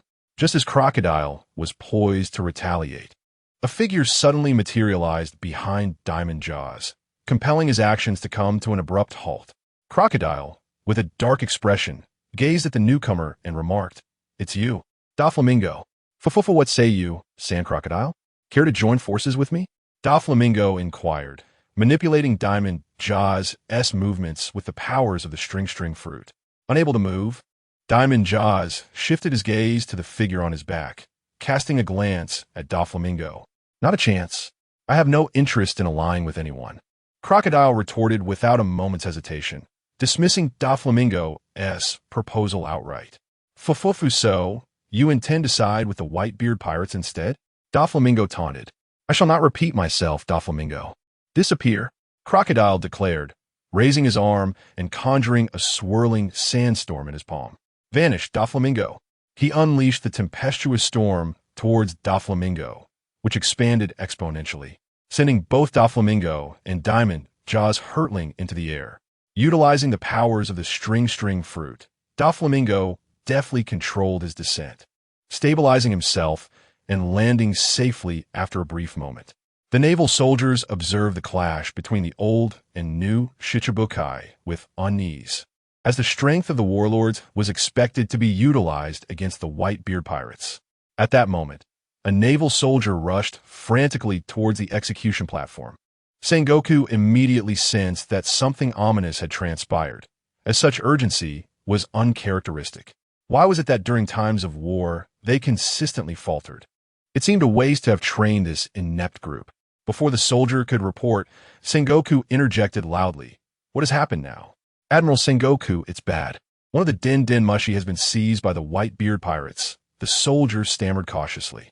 Sengoku's eyes widened in fury as he bellowed. What on earth are you all doing? You can't even safeguard a Din Mushi? The reprimanded soldier bowed his head in fear, too intimidated to respond to Sengoku's ire. Sengoku felt as though his lungs were about to burst from anger. The destruction of the power room meant they could not activate the encirclement. Now, with a Din Mushi taken, another plan was rendered unfeasible. Continuous interruptions to crucial strategies led Sengoku to suspect internal treachery. How could the Whitebeard pirates so precisely counter the Navy's plans? However, Sengoku knew this was not the time for speculation. He turned to Akainu, who was seated in the admiral's chair below, and commanded, Akainu, initiate the plan. It is time to act. Akainu slowly rose and made his way towards the rear. As Akainu began to take action, no admirals remained to guard the execution platform below. Seizing the opportunity, Marco, who had been patiently waiting for the right moment, transformed into the awakened form of the blue flame phoenix without a moment's hesitation and soared into the sky. Marco's sudden movement set the nerves of the battling Navy on edge. After dispatching 3 pirates with a single strike, Vice Admiral Doberman glared at Marco as he charged toward the execution platform and bellowed in frustration. Damn it, I've left an opening. Meanwhile, the casually lethal Kizaru remarked with a lewd grin, how terrifying. Truly adept at seizing opportunities, the newly appointed captain of the Whitebeard pirates, Marco. Chapter 41, Phoenix Seal vs. Fist Strike. Captain Aizu of the 16th Division gazed with excitement at Marco, who was hurtling towards the execution platform, and shouted exuberantly, Captain Marco, charge forth and rescue Ace. The once cautious Admiral Akiji, whose mind was clouded by the chaotic atmosphere, let his guard down upon witnessing Aizu's enthusiasm. Seizing the opportunity, he unleashed a towering ice pillar, intending to freeze Aizu in place and eliminate him. Faced with Akiji's stealthy assault, Aizu found himself in a precarious situation. Fleeing was not an option, and even the possibility of defense loomed as a grave concern. Just as the ice pillar was about to engulf Aizu entirely, an invisible force of gravity descended, intercepting Akiji's attack before it could reach him. Akiji's gaze shifted to a figure standing on the Moby Dick, a smile gracing his lips. He contemplated, this individual warrants further vigilance. Both Marco and that blind swordsman are formidable opponents, and with Whitebeard looming as a threat, the Navy bears considerable pressure in this confrontation. Aizu turned, casting a grateful glance towards the smiling figure. Meanwhile, Marco had surged into the air above Marine headquarters at Marineford, closing in on the execution platform. Countless Navy soldiers fired relentlessly at Marco, their actions dictated by Admiral Sengoku's orders, regardless of their effectiveness. We're nearing the execution platform. Charge! Captain Marco, save Ace. The pirates of the Whitebeard crew erupted in fervent cheers. Colonel Tina furrowed her brows, urgency lacing her voice. This is bad. Admiral Sengoku must prevent Marco from advancing. As Marco approached within 30 meters of the execution platform, the hearts of the Navy soldiers raced, while the pirates envisioned the dawn of victory.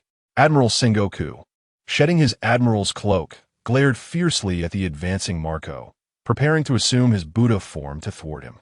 Marco had resolved to withstand Sengoku's onslaught and rescue Ace in one bold move, when suddenly he sensed an overwhelming aura of danger approaching.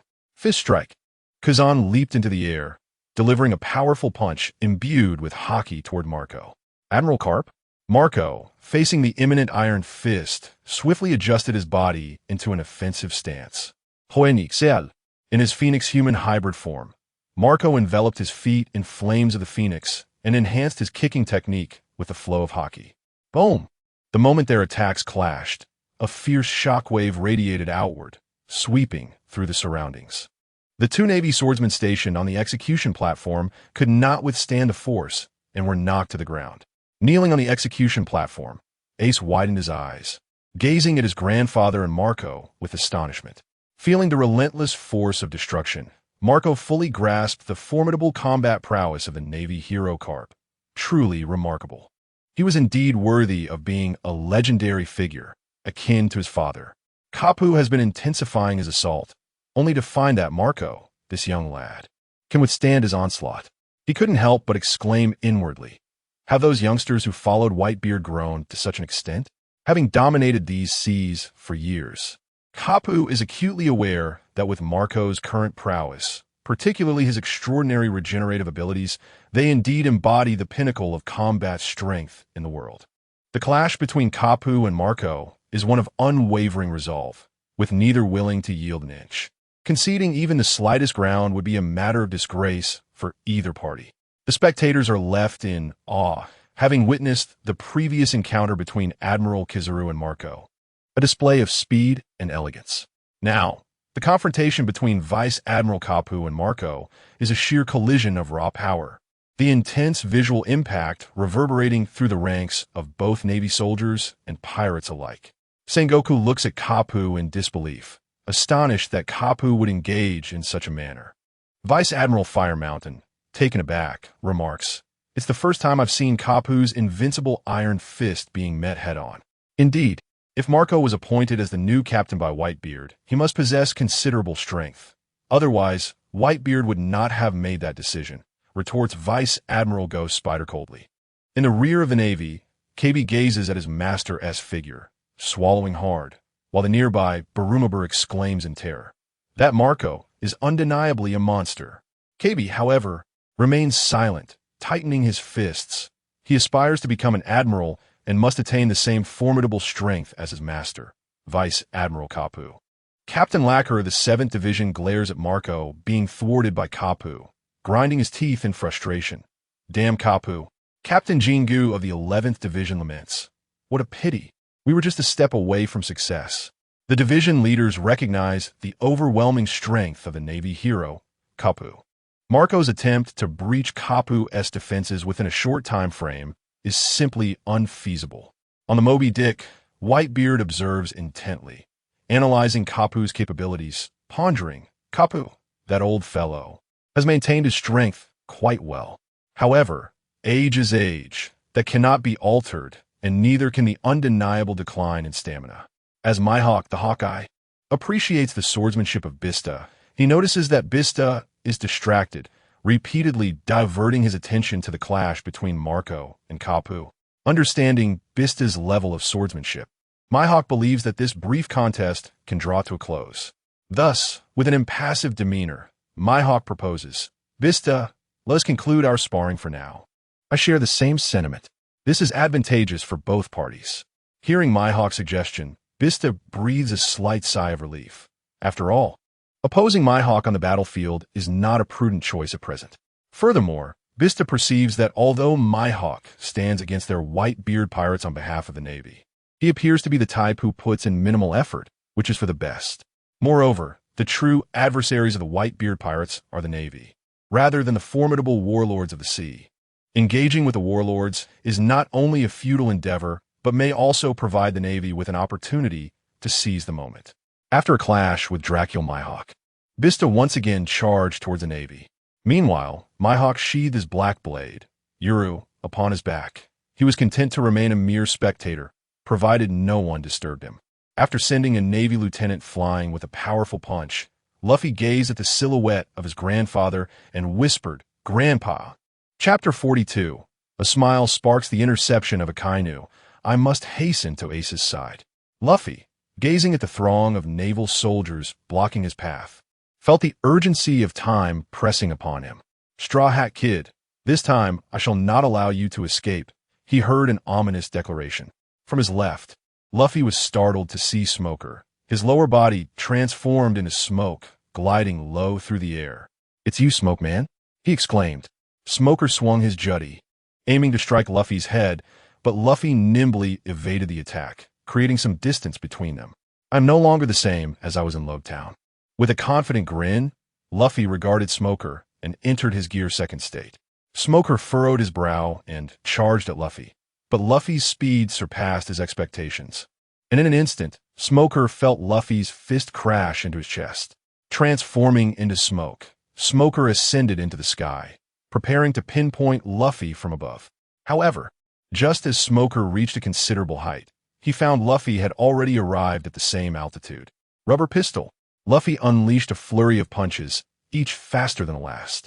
Yet, due to his lack of mastery over haki, none of his strikes could land on Smoker's corporeal form. As Smoker's lower body morphed into smoke to close in on Luffy, the latter continuously adjusted his position, launching his rubber punches. Straw Hat Kid, you have indeed grown stronger. But you're not the only one who has improved. As Smoker approached, the end of his sea stone weapon struck Luffy's throat, sending him plummeting to the ground, the weapon constricting his air supply. Luffy felt as if he were suffocating and realized he could not utilize his devil fruit abilities. Just as he attempted to break free, he found himself utterly powerless. With a cigar still clenched between his teeth, Smoker coldly declared, "This is the end for you, Straw Hat Kid." Luffy tried to voice a protest, but no sound emerged. "Let him go, you bastard." Just then a long, elegant leg propelled Smoker away, causing him to skid several meters before finally coming to a halt. As Smoker regained his bearings, he recognized his assailant and shouted, "You, Boa Hancock? Why are you attacking me? Do you not fear the loss of your warlord position? I care not for your trifling concerns, you worthless man. Step aside if you value your life." Boa Hancock raised her proud head, casting a condescending glance downward at Smoker. Smoker's eyes twitched involuntarily. This woman held him in utter disdain. Suddenly, Luffy embraced Hancock, her demeanor shifting from haughty to bashful, akin to a shy young woman. "Thank you, Hancock," Luffy joyfully expressed. Luffy. Boa Hancock yearned to utter the words, "Please let go," but the phrase seemed stuck in her throat, as if it had been ensnared. She felt a suffocating sensation, yet in the next moment, Luffy released her, allowing her to gradually regain her composure. As the Straw Hat Luffy turned to continue his journey, Hancock hastily called out, "Luffy, wait. I have something to give you." "What is it?" Luffy inquired, gazing at Hancock in confusion. However, before he could ponder further, he noticed Hancock presenting him with a key. "Hancock, could this be?" With a bashful demeanor, Hancock replied, "Indeed. It is the key to unlock your brother's Sea Prism stone handcuffs." "Hancock, I'm at a loss for how to repay you." Luffy grasped the key she had bestowed upon him tightly. Meanwhile, Hancock, with her hands pressed against her cheeks, blushingly mused, "Luffy wants to repay me. Could it be a proposal?" Unbeknownst to her, she became so flustered that she could barely stand, curling her delicate legs and collapsing to the ground. The bewildered Navy soldiers misinterpreted the scene, believing that Luffy had defeated the warlord of the sea, Boa Hancock, and were left in disbelief. Smoker ground his teeth in frustration, exclaiming, "Damn it, Hancock! I told you these warlords of the sea cannot be trusted. Pirates are pirates." Fully aware of the urgency of the situation, Luffy did not linger and pressed on. Hancock gazed at Luffy's retreating figure, silently praying, "Luffy, you must save your brother." Suddenly, a gust of wind swept through, lifting her hair. The source of the wind was the fierce clash between Marco and Garp in midair. The multitude of Navy soldiers in the square felt this powerful breeze, while the pirates, being further away, sensed a lesser degree of it. In his phoenix form, Marco raised his foot to block Garp's iron fist, contemplating quietly. "This old man is truly serious about fighting? Damn it!" Garp, swinging his iron fist with a smile curling at the corner of his mouth, replied, "Marco, you should just focus on fighting properly. You won't get past me if you aim to rush the execution platform. Old man, you haven't defeated me yet. Let's see you do that first." Marco's eyes glinted with determination as he prepared to exchange injury for injury with Garp. With his Phoenix abilities awakened, Marco was now most unafraid of this tactic. On the Moby Dick, Whitebeard casually inquired, "Ishmael, according to your observation haki, where has that little brat kinda gone?" After a brief pause, Ishmael responded, "Mr. Whitebeard, the Navy Admiral Akainu has taken a detour to the rear." Whitebeard stroked his chin, contemplating if all goes as expected. "Akainu intends to persuade Squard, doesn't he? That simple-minded brute is likely to fall for it easily. Yet his previous destruction of the power room still counts as an achievement." Thus, Whitebeard lifted his gaze toward the smile, who upon sensing the intent behind Whitebeard's look, immediately comprehended his meaning. Before Whitebeard could utter a word, the smile spoke first. "Mr. Whitebeard, I shall venture to the rear." "Very well. Go forth. Ensure that Akainu does not inflict excessive harm upon our personnel." Whitebeard gestured for the smile to set off. Although Whitebeard was aware of Akainu's ulterior motives in taking a detour to the rear, he deemed it unnecessary to elaborate extensively to the smile.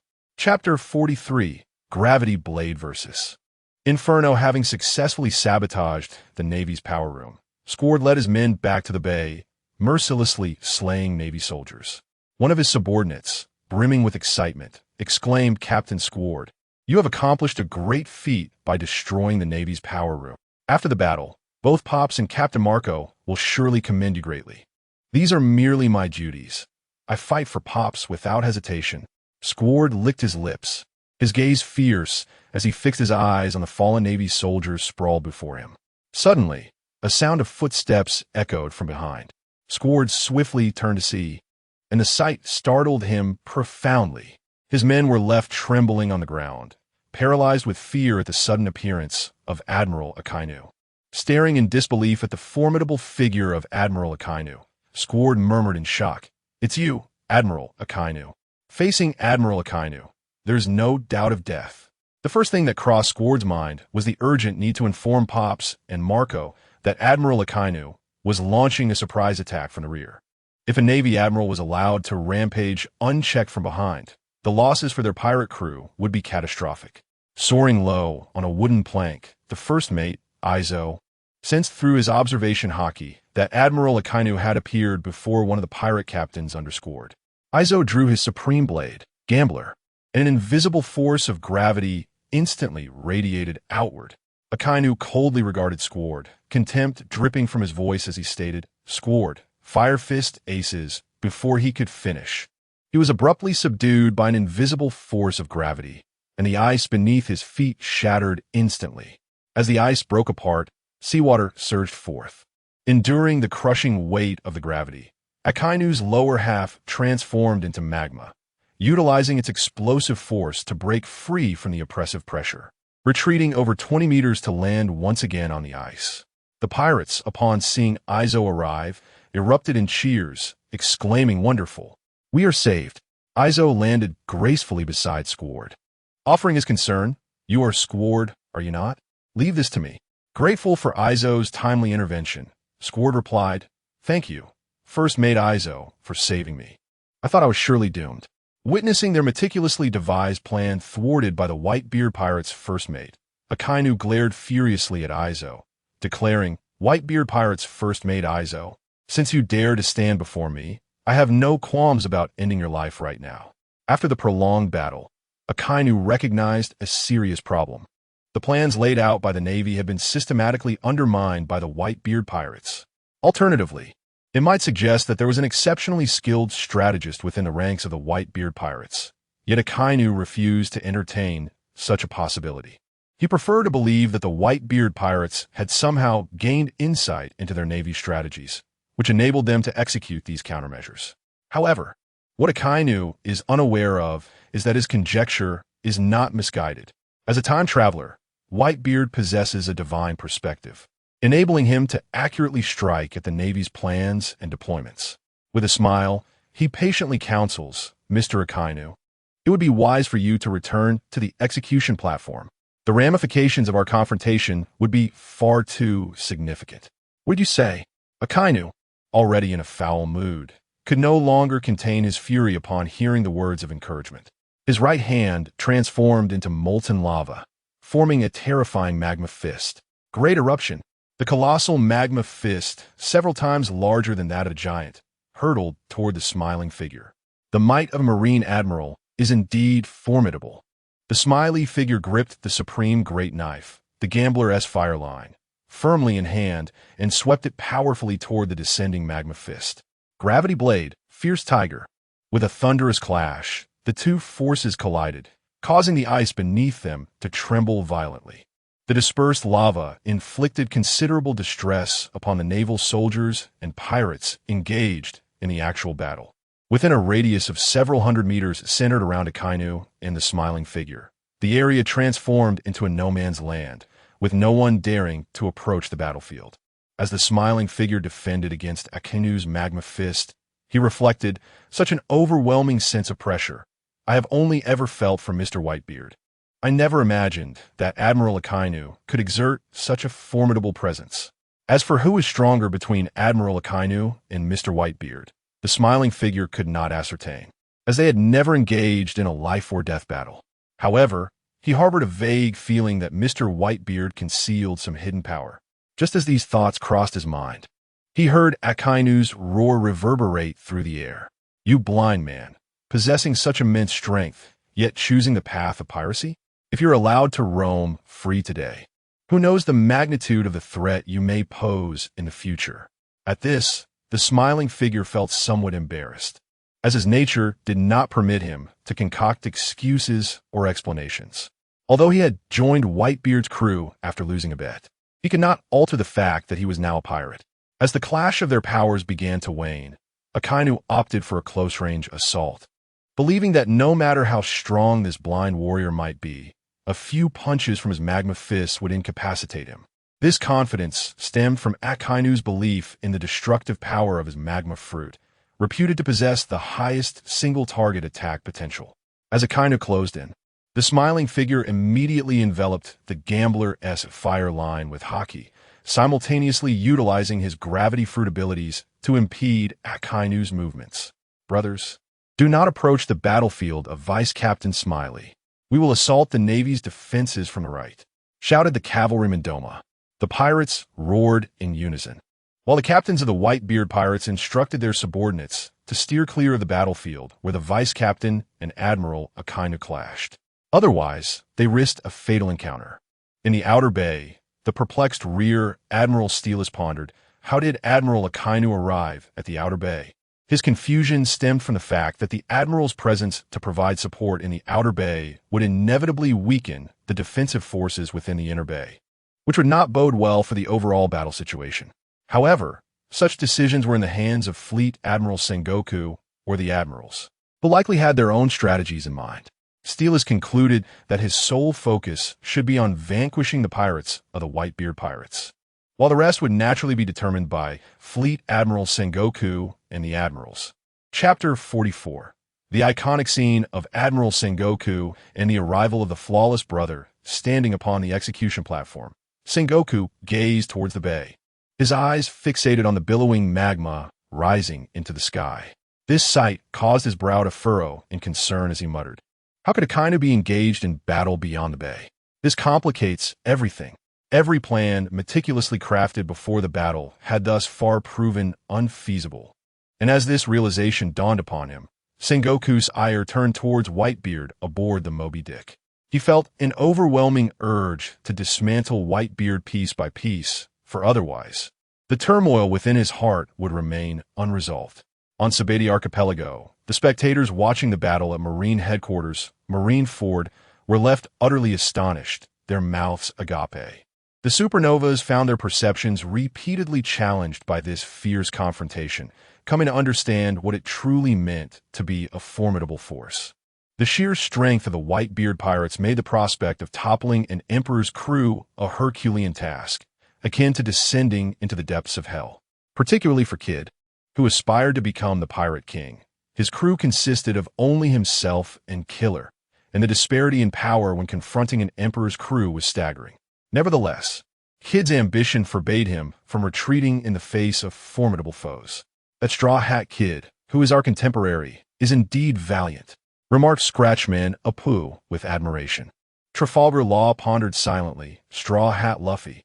Is it? At that moment, the supernovas witnessed on the screen as Luffy, with the assistance of the Fishman Jinbe and several formidable warriors, broke free from the encirclement. Drake furrowed his brow, contemplating, since I joined the Navy, I have never seen them so utterly on the defensive as today. At Marine Headquarters, after Luffy had sent a dozen Navy soldiers flying, he leaped onto the wall, leading into the plaza. Fantastic! We've entered the plaza. You truly are something, Straw Hat. The pirates of the Whitebeard crew looked on with admiration as Luffy became the first to step onto the plaza. Following closely was Jinbe, who also entered Marineford Square. Upon Luffy's arrival in the plaza, he was astonished to see the Navy's numbers had swelled. Why are there so many more Navy personnel? It's like an impenetrable sea of people. The Navy had assembled 100,000 elite soldiers. A force of such magnitude was no trivial matter. Jinbe explained to Luffy. This is no joke. Sengoku, observing Luffy and Jinbe ascend the plaza, turned pale with rage. He could no longer contain his anger, exclaiming, "Damn it! If only we could activate the encirclement wall, would we allow these intruders to enter so easily?" In the air, Marco, engaged in a fierce clash with Garp, noticed Jinbe and Ace's brother entering the plaza and could not help but chuckle. Ace's brother is quite impressive. Garp, equally noticing his grandson Luffy's presence, smiled with pride. That fool Luffy is quite capable. With a flick of his fingers, Marco joined the fray, directing a concentrated blue flame towards Garp. Kapu wore a smile at the corner of his mouth as he gazed at the approaching blue flame projectile. Clenching his fist, he enveloped it with haki and struck with tremendous force. Bang! Marco's azure flame, the Saru, was deflected by Kapu's iron fist and crashed onto a nearby building, which was instantly engulfed in blue flames. Kapu laughed boisterously. "Ha ha! Marco, my boy, I have told you countless times, as long as I am here, you shall not pass. Old man, are you truly determined to clash with me to the bitter end?" Marco's anger flared. This old man was as stubborn as a piece of adhesive plaster. Although Marco was not fearful of the injuries Kapu could inflict, he had to admit that Kapu's strength was indeed formidable, staunchly guarding the execution platform. Marco found himself at a loss for an opportunity to approach the platform. At that moment, the din-din mushi on Marco's person rang. Marco quickly distanced himself from Kapu. Upon answering the call, he heard the voice of his father. "Moshi Moshi, this is Whitebeard." Upon realizing it was his father calling, Marco hurriedly inquired, "Father, what are your orders? Do not entangle yourself with that old coot Kapu any longer. Instead, instruct the captains to fully protect Straw Hat Luffy from now on." After hearing his father's command, Marco, though uncertain of the reason behind this directive to prioritize Luffy's protection, resolved to follow orders. Every instruction from his father since the onset of battle had provided significant advantages to the Whitebeard pirates. Thus, Marco firmly believed that his father had already devised a strategy to counter the formidable adversaries of the Marine headquarters. After hanging up, Marco swiftly turned and soared away. Kapu, having enjoyed a thrilling bout for the first time in ages, was momentarily taken aback as he watched Marco receive a call and then take flight. He was puzzled by the young man's sudden maneuver. Not only was Kapu confused, but Sengoku, who stood on the execution platform, shared the same sentiment, muttering, "Could it be another directive from Whitebeard?" As this thought crossed Sengoku's mind, an ominous premonition surged within him. He pondered, but could not discern any opportunity that the Whitebeard pirates might exploit. Unable to fathom the situation, Sengoku's gaze shifted to the distant Moby Dick, where he spotted Whitebeard's enigmatic smile. A wave of discomfort washed over Sengoku. He promptly seized the din-din mushi and commanded the naval officers to bolster the defensive lines, ensuring that the Whitebeard pirates could not find an opening. Meanwhile, on the other side, Marco instructed the division captains to begin their full-scale protection of Straw Hat Luffy. In the square, Jinbe heard the resounding sound of footsteps approaching and turned to find a giant admiral wielding a massive axe. It was Admiral Long's. The sight of the giant admiral in action filled the naval soldiers with renewed confidence. On the vessel Moby Dick, the white-bearded captain, seated upon the couch, was momentarily taken aback upon witnessing the giant rear admiral poised to strike the straw, hat-wearing Luffy. He mused with keen interest. Isn't that the very individual who uttered the iconic line to me in the original narrative? "Whitebeard, you have revealed a flaw." How intriguing.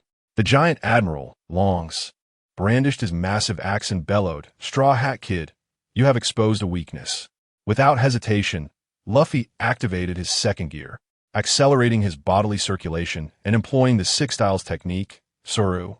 As Long's colossal axe swung through the air, missing its target, it crashed to the ground, causing the earth within a 10-meter radius to fracture dramatically. Chapter 45. The Warring States. Just as the indomitable Whitebeard prepared to unleash his third gear against the giant rear admiral, a formidable figure rushed towards him with astonishing speed. The giant rear admiral, Longs, raised his colossal axe overhead, but was immediately met with the charging Diamond Jozu, captain of the Whitebeard Pirates' 3rd Division, who collided forcefully with his chest. Longs, unable to evade in time, was struck squarely, his eyes rolling back as he succumbed to unconsciousness. His massive body tumbled across the ground for over 100 meters, taking with it several hundred naval soldiers who were swept away in the wake of the collision. "Rear Admiral Longs!" cried the other naval soldiers in terror upon witnessing their commander being sent flying. It was inconceivable that a being of such grand stature could be so easily dispatched.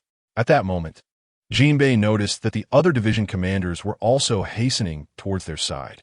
"The captains have arrived. Our momentum has significantly increased," he exclaimed with excitement. Captain Aizu of the 16th Division, having dispatched 6 naval soldiers with precision gunfire, shouted, "Ace's brother, Jinbei, do not falter. Press on." Captain Burenheim of the 9th Division, accompanying Aizu, added with a smile, "Indeed, Straw Hat, we shall provide you with our utmost protection. Just charge forward without hesitation." "Thank you all," exclaimed Straw Luffy, clenching his fists, resolute in his determination to rescue Ace.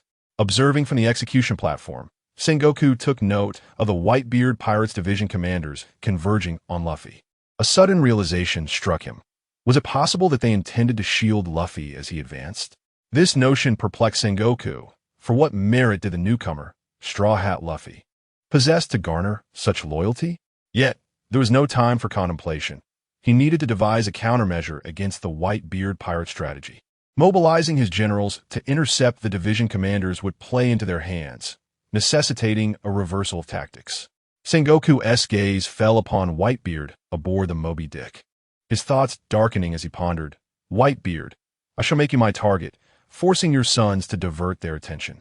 Thus, Sengoku activated the Den Mushi to coordinate the deployment of a significant portion of his vice-admirals, directing their efforts towards an assault on Whitebeard.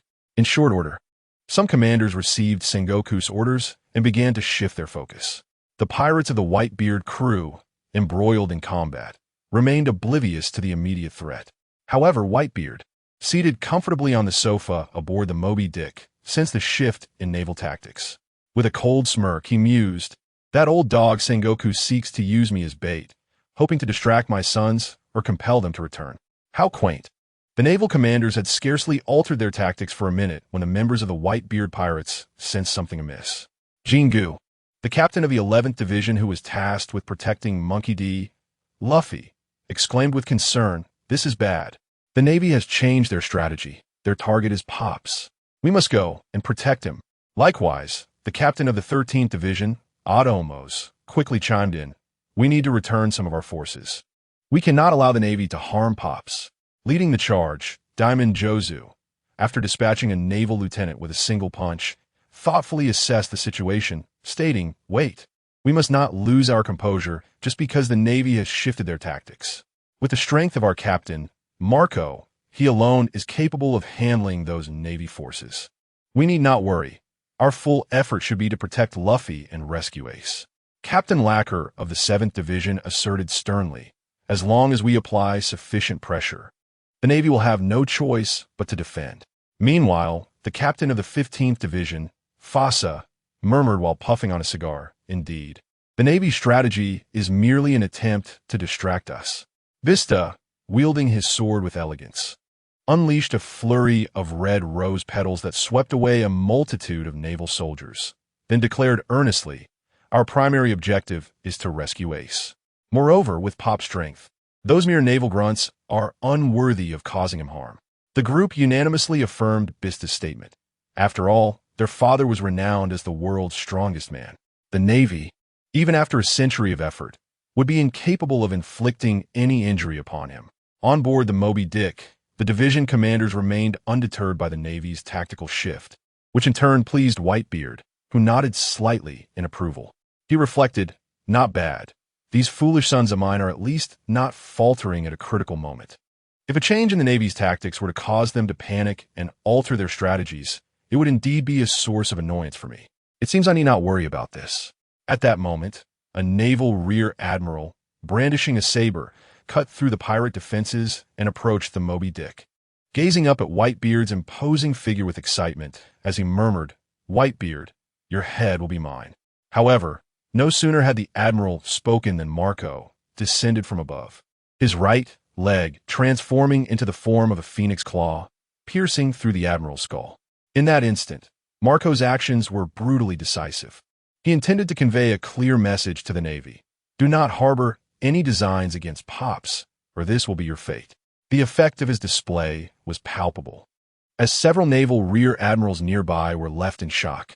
The elite vice admiral, Oni Spider, adorned with a helmet engraved with a two-headed dragon emblem and exuding a fierce demeanor, stepped forward, coldly asserting, "Do not engage him in single combat. Surround him instead." "Surround me? If you have the capability, then give it a try," Marco retorted with a sardonic smile. The nurse beside Whitebeard, trembling with fear, spoke softly, "Father, they are fighting too close. We are frightened." As Whitebeard chuckled while indulging in grapes fed to him by another nurse, he remarked, "Indeed, if the aftermath of the battle were to damage the Moby Dick, we would have to undertake repairs." With a steady yet commanding voice, Whitebeard called out to Marco, "Marco, move these individuals further away for battle." "Understood, Father," Marco replied, crossing his arms over his chest before unleashing his power. He then transformed into his phoenix state, his form expanding dramatically. Standing on the execution platform, Sengoku furrowed his brow in contemplation and declared, "In that case, I shall stoke the flames for you further, Whitebeard." Chapter 46. The Reckless Red Dog. After a protracted battle with Bartholomew Kuma, Ivankov bellowed, "Answer me, Great Bear. Do you truly not remember my face? You scoundrel." Ivankov glared at Kuma, who was consumed by a relentless desire for slaughter, his frustration boiling over. He could not fathom why Kuma had chosen this path. Once a staunch adversary of the world government, he had now become its obedient hound. The irony was almost unbearable. Ivankov preferred to believe that some grave circumstance had compelled Kuma to make such a choice. Otherwise, he could not fathom such an allegiance. As he faced the indifferent Kuma, who seemed solely intent on attacking him, Ivankov declared, "Great Bear, do not blame me for going all out against you." Meanwhile, summoned by the orders of Fleet Admiral Sengoku, Bartolomeo could no longer contain his excitement. "At last, it's my turn to shine. PX units, it is time for you to showcase your prowess and let those pirates witness your might." 20 pacifistas lined up neatly behind Bartolomeo. He was confident that their presence on the battlefield would inflict significant casualties on the Whitebeard pirates. After all, a single pacifista could match the strength of a supernova pirate. On the battlefield outside the bay, one of the captains of the Whitebeard pirates, Marco, swiftly dispatched 3 Navy soldiers with his blade, when suddenly a laser beam whizzed past his ear. The light exploded 30 meters ahead of him with a resounding blast. The shockwave from the explosion knocked down all the ordinary pirates, leaving Marco standing alone. What is happening? Could it be that Admiral Kazuru has arrived? Marco's first thought was that Admiral Kazuru had come, as the attack resembled the laser beam he had just witnessed. As he turned around, the sight before him rendered him utterly speechless. The other members of the Whitebeard pirates who witnessed this scene were equally incredulous. Another captain of the Whitebeard pirates, the Knight Doma, voiced his speculation, could this be the pacifista that the world government has been secretly developing? Regardless of whether they were indeed pacifistas, they certainly appeared formidable. The Dicalban brothers sensed that each of these pacifistas was extraordinary. In contrast to the Whitebeard pirates, the Navy soldiers were filled with excitement. The arrival of the pacifistas had significantly alleviated their pressure. With the 20 pacifistas now engaged in battle, their nearly impenetrable exoskeletons and the ability to fire laser beams from their mouths and palms quickly turned the tide against the pirates in the Outer Bay battlefield. After delivering a powerful kick that sent Bartholomew Kuma flying, Ivankov glanced towards the Outer Bay battlefield, where he could clearly see 20 modified individuals, akin to Kuma, wreaking havoc upon the pirates. The flung Kuma gradually rose once more. Ivankov spoke with an even colder demeanor. "Though I am uncertain of the reasons compelling you to such lengths for the world government, Your actions are utterly excessive. On the battlefield outside the bay, Whitebeard commanded her subordinates aboard the icebreaker, when suddenly, her transponder snail rang. Upon answering, she heard the voice of her father. Moses, Moses, this is Whitebeard. Whitebeard, it is your responsibility to inform the other captains under our banner to focus their efforts on dealing with the pacifists first. There's no need to rush into the bay's battlefield. If those metallic nuisances wreak havoc unchecked, our personnel will suffer significant losses. Understood, father. I will relay the message immediately, Whitebeard replied earnestly, her gaze fixed on the battlefield. Meanwhile, aboard the Moby Dick, Whitebeard, after ending the call, did not avert his gaze from the scene outside the bay. Without taking action, he wished to avoid excessive casualties, as that would adversely affect the final system rating. He then turned his attention to the right side of the bay, an area that had been shunned ever since the clash between Luffy and Akainu. Whitebeard stroked his chin, contemplating. Luffy is not one to seek conflict. The prolonged engagement with Akainu must be due to Akainu's relentless pursuit. Otherwise, given Luffy's character, he would have returned to Moby Dick long ago. How could he still be battling Akainu at this hour? As Whitebeard surmised, Luffy indeed had no desire to continue the fight, yet Akainu had entered a frenzied state akin to a mad dog. Soaring into the sky, Akainu, now engulfed in magma, lunged towards Luffy. In response, Luffy grasped the supreme great knife, Gambler's Fire Line, and executed a downward slash, summoning a formidable gravitational force. Hell's Journey, he declared, intensifying the surrounding gravity to its maximum, exerting pressure upon Akainu. The immense gravitational suppression slowed Akainu's movements considerably. Following this, Luffy unleashed a flying slash imbued with armament haki towards Akainu. As Akainu observed the massive blade of energy surging towards him, he accelerated, breaking free from the gravitational hold, and charged at Luffy. Swish! Akainu's shoulder was grazed by the colossal flying slash, leaving a wound from which magma seeped, faint traces of blood visible. Akainu had attempted to elementalize in advance to evade Luffy's attack. However, due to the anti-gravity effect, the trajectory of the flying slash shifted slightly, causing him to be nicked despite adjusting his elemental position. Success! Luffy exclaimed. Hellhound! Akainu swiftly extended his magma-infused arm towards Luffy. His strike not only remarkably swift, but also extraordinarily powerful, utilizing his observation haki to perceive the unfolding scene. Luffy murmured in astonishment. You would rather endure my attack than keep your distance? Confronted by the oncoming magma fist, Luffy bellowed, raising the supreme great knife, Gambler's Fire Line, to block the Hellhound's molten assault. Akainu, having been thwarted by Luffy, felt no surprise. However, he had now closed the distance to his opponent. The other arm of Akainu has also transformed into lava. The terrifying heat is causing the surrounding ice to melt at a visibly rapid pace. Inu Naka Kurinai, the observant Kenbunchka haki of Luffy, sensed the lava-formed canine head lunging towards him, prompting him to immediately harden his entire body with Busashoka haki while simultaneously layering a gravitational barrier. Boom! Luffy was seized by the lava dog's head and dragged for several dozen meters, leaving a trail of evaporated ice in its wake.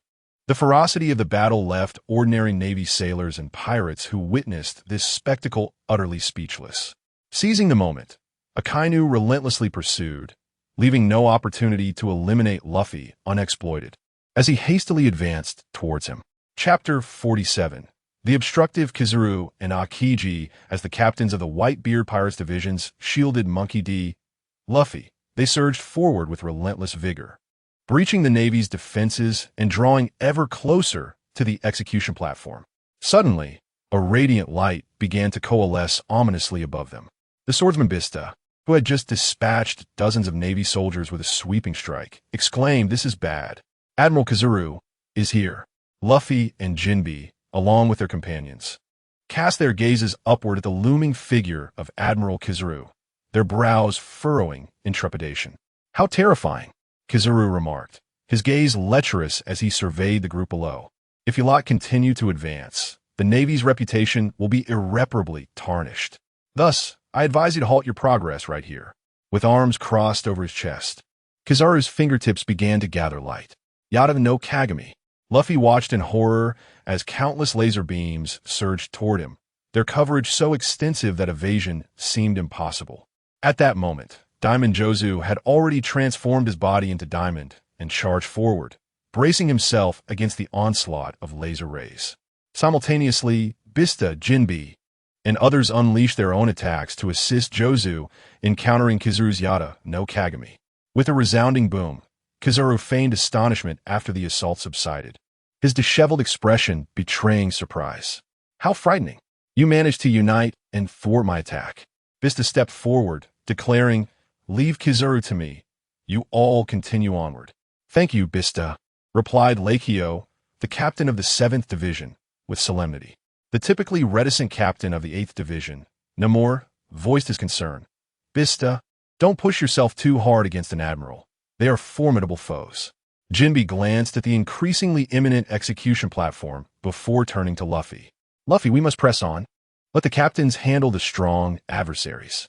Recognizing the urgency of the situation, Luffy continued his sprint toward the platform, with Jinbe closely trailing behind. The captain of the 16th Division, Izo, fired 2 shots at the nearest 2 Navy lieutenants. Bang, bang. After eliminating them, Izo shouted to Luffy, "Don't stop for anything. Stahlhat, leave all enemies to us." As Luffy ran, he turned back with a resolute response. "I will save Ace." Just then, Kizaru transformed into a beam of light, hurtling toward Luffy.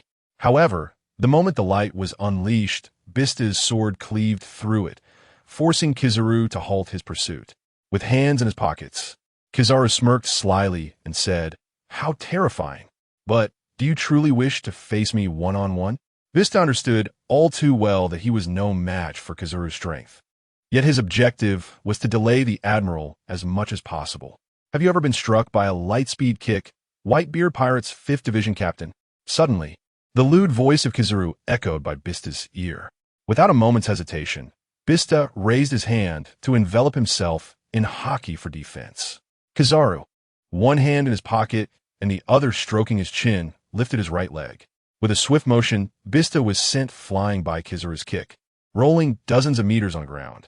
During his flight, Bista inadvertently knocked several Marines and pirates aside. Observing the distance between him and the Straw Hat Luffy, Kizaru raised a finger and remarked with a smirk, "How frightening. You've already gotten so far away. This is quite troublesome for me." Laze. A beam of light shot forth from Kizaru's fingertip. "Not good." Luffy quickly dodged. Jinbe, noticing the imminent attack from the Admiral, seized Luffy by the collar and leaped to the side. Boom! The laser beam swept across the spot where Straw Hat Luffy had just been, exploding the distance and sending a violent shockwave that blew away numerous Marine soldiers and pirates. "Kizaru, your opponent is me."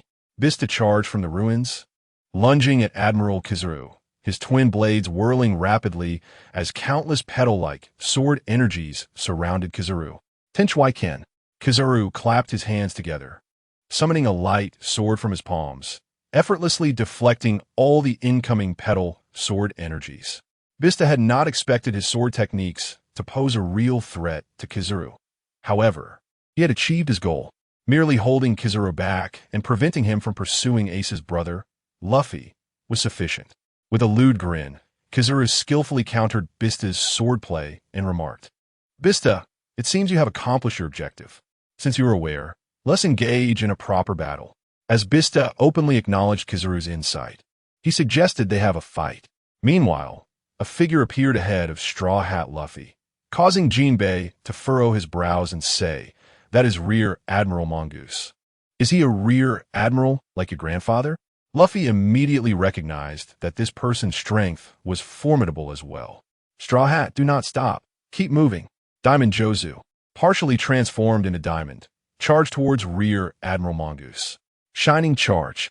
Faced with the oncoming impact of Diamond Jozu, Rear Admiral Mongoose took a defensive stance and coated his sword with haki. Bang!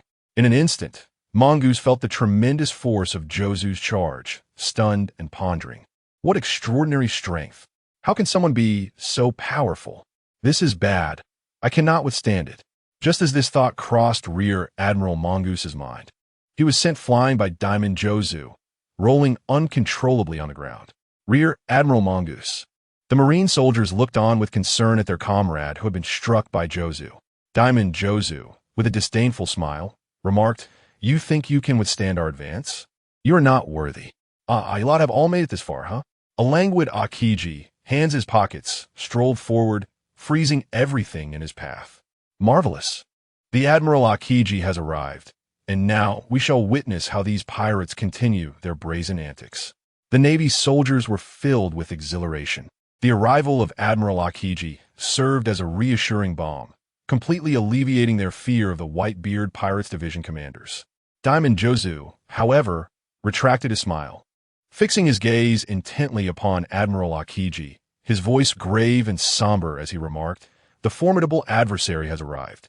At that moment, Commodore Raccoon also regained his composure and approached Admiral Akiji. Meanwhile, the captain of the 15th Division, Fasa, joined Diamond Jozu's side, whispering, "Leave that Commodore to me." Chapter 48. The battlefield conceals mysterious powerhouses concern etched on his face. Monkey D. Luffy inquired, "Jinbei, do you think they can withstand Akiji?" Having witnessed the might of the Marine admirals firsthand, Luffy understood that opposing such formidable power required extraordinary strength. "Have faith in our captains," Jinbei responded, sidestepping Luffy's query, urging him to trust in their leader's capabilities. "Understood," Luffy affirmed, his gaze fixed on the ever-increasing execution platform, silently vowing, "Ace, wait for me. I will rescue you soon." At that moment, Ivankov's assistant, the Swift Lightning, arrived at Luffy's side. "Mr. Luffy, I will use my scissor fruit abilities to carve a path directly to the execution platform." "Really? That's wonderful," Luffy exclaimed, feeling a surge of confidence in his mission to save Ace now that a direct route had been promised. As powerful Marines emerged, they were swiftly intercepted by the commanders of the Whitebeard pirates, while a throng of Navy soldiers found themselves ensnared by the pirates and the Okama. A direct path to the execution platform materialized before Luffy. "Unvat, Stauhat, rescue Ace!" The pirates shouted in unison. With a fierce kick, Boa Hancock sent nearby Marines and pirates flying, her eyes fixed on Luffy's retreating figure, shyly contemplating, "Luffy, you can do it." From atop the execution platform, Sengoku bellowed, "You bunch of useless fools." Suddenly, a figure leaped forth, blocking Luffy's path. Upon recognizing the silhouette, Luffy exclaimed in astonishment, "Is that you, Kobe?" "Kobe, if you want to save your brother, you must first get past me," Kobe declared, summoning his courage to challenge Luffy. "Shave." Kobe unleashed the sixth technique, dashing toward Luffy. In response, Luffy did not hold back. He elongated his fist. Goma Goma no pistol. With a resounding thud, Kobe was struck squarely in the face, sent crashing to the ground. From a distance, Bellamy lamented, "What is that fool Kobe doing out there?" Lying on the ground, Kobe reflected, "Luffy, you truly are incredible. But in the future, I will not lose to you." As Luffy dispatched Kobe, Lightning utilized his scissor fruit abilities to slice the ground, creating a 3-meter wide, 30-meter long pathway leading directly to the execution platform. With a powerful leap, Luffy sprang onto the newly formed path, racing towards the execution platform. Kneeling on the platform, Ace gasped in shock. "Luffy!" Sengoku's eyes narrowed with intensity as he gritted his teeth, declaring, "As long as I, the Fleet Admiral, am here, no one shall rescue Fire Fist Ace today." In deep anguish, Garp clenched his fists, gritting his teeth, as if having resolved to take a stand. As Luffy sprinted forward, he noticed a formidable figure land heavily on the path, emanating an overwhelming aura that cracked the ground beneath. It was Vice Admiral Garp, our strongest guardian. "Now, let's see how you intend to save Fire Fist Ace."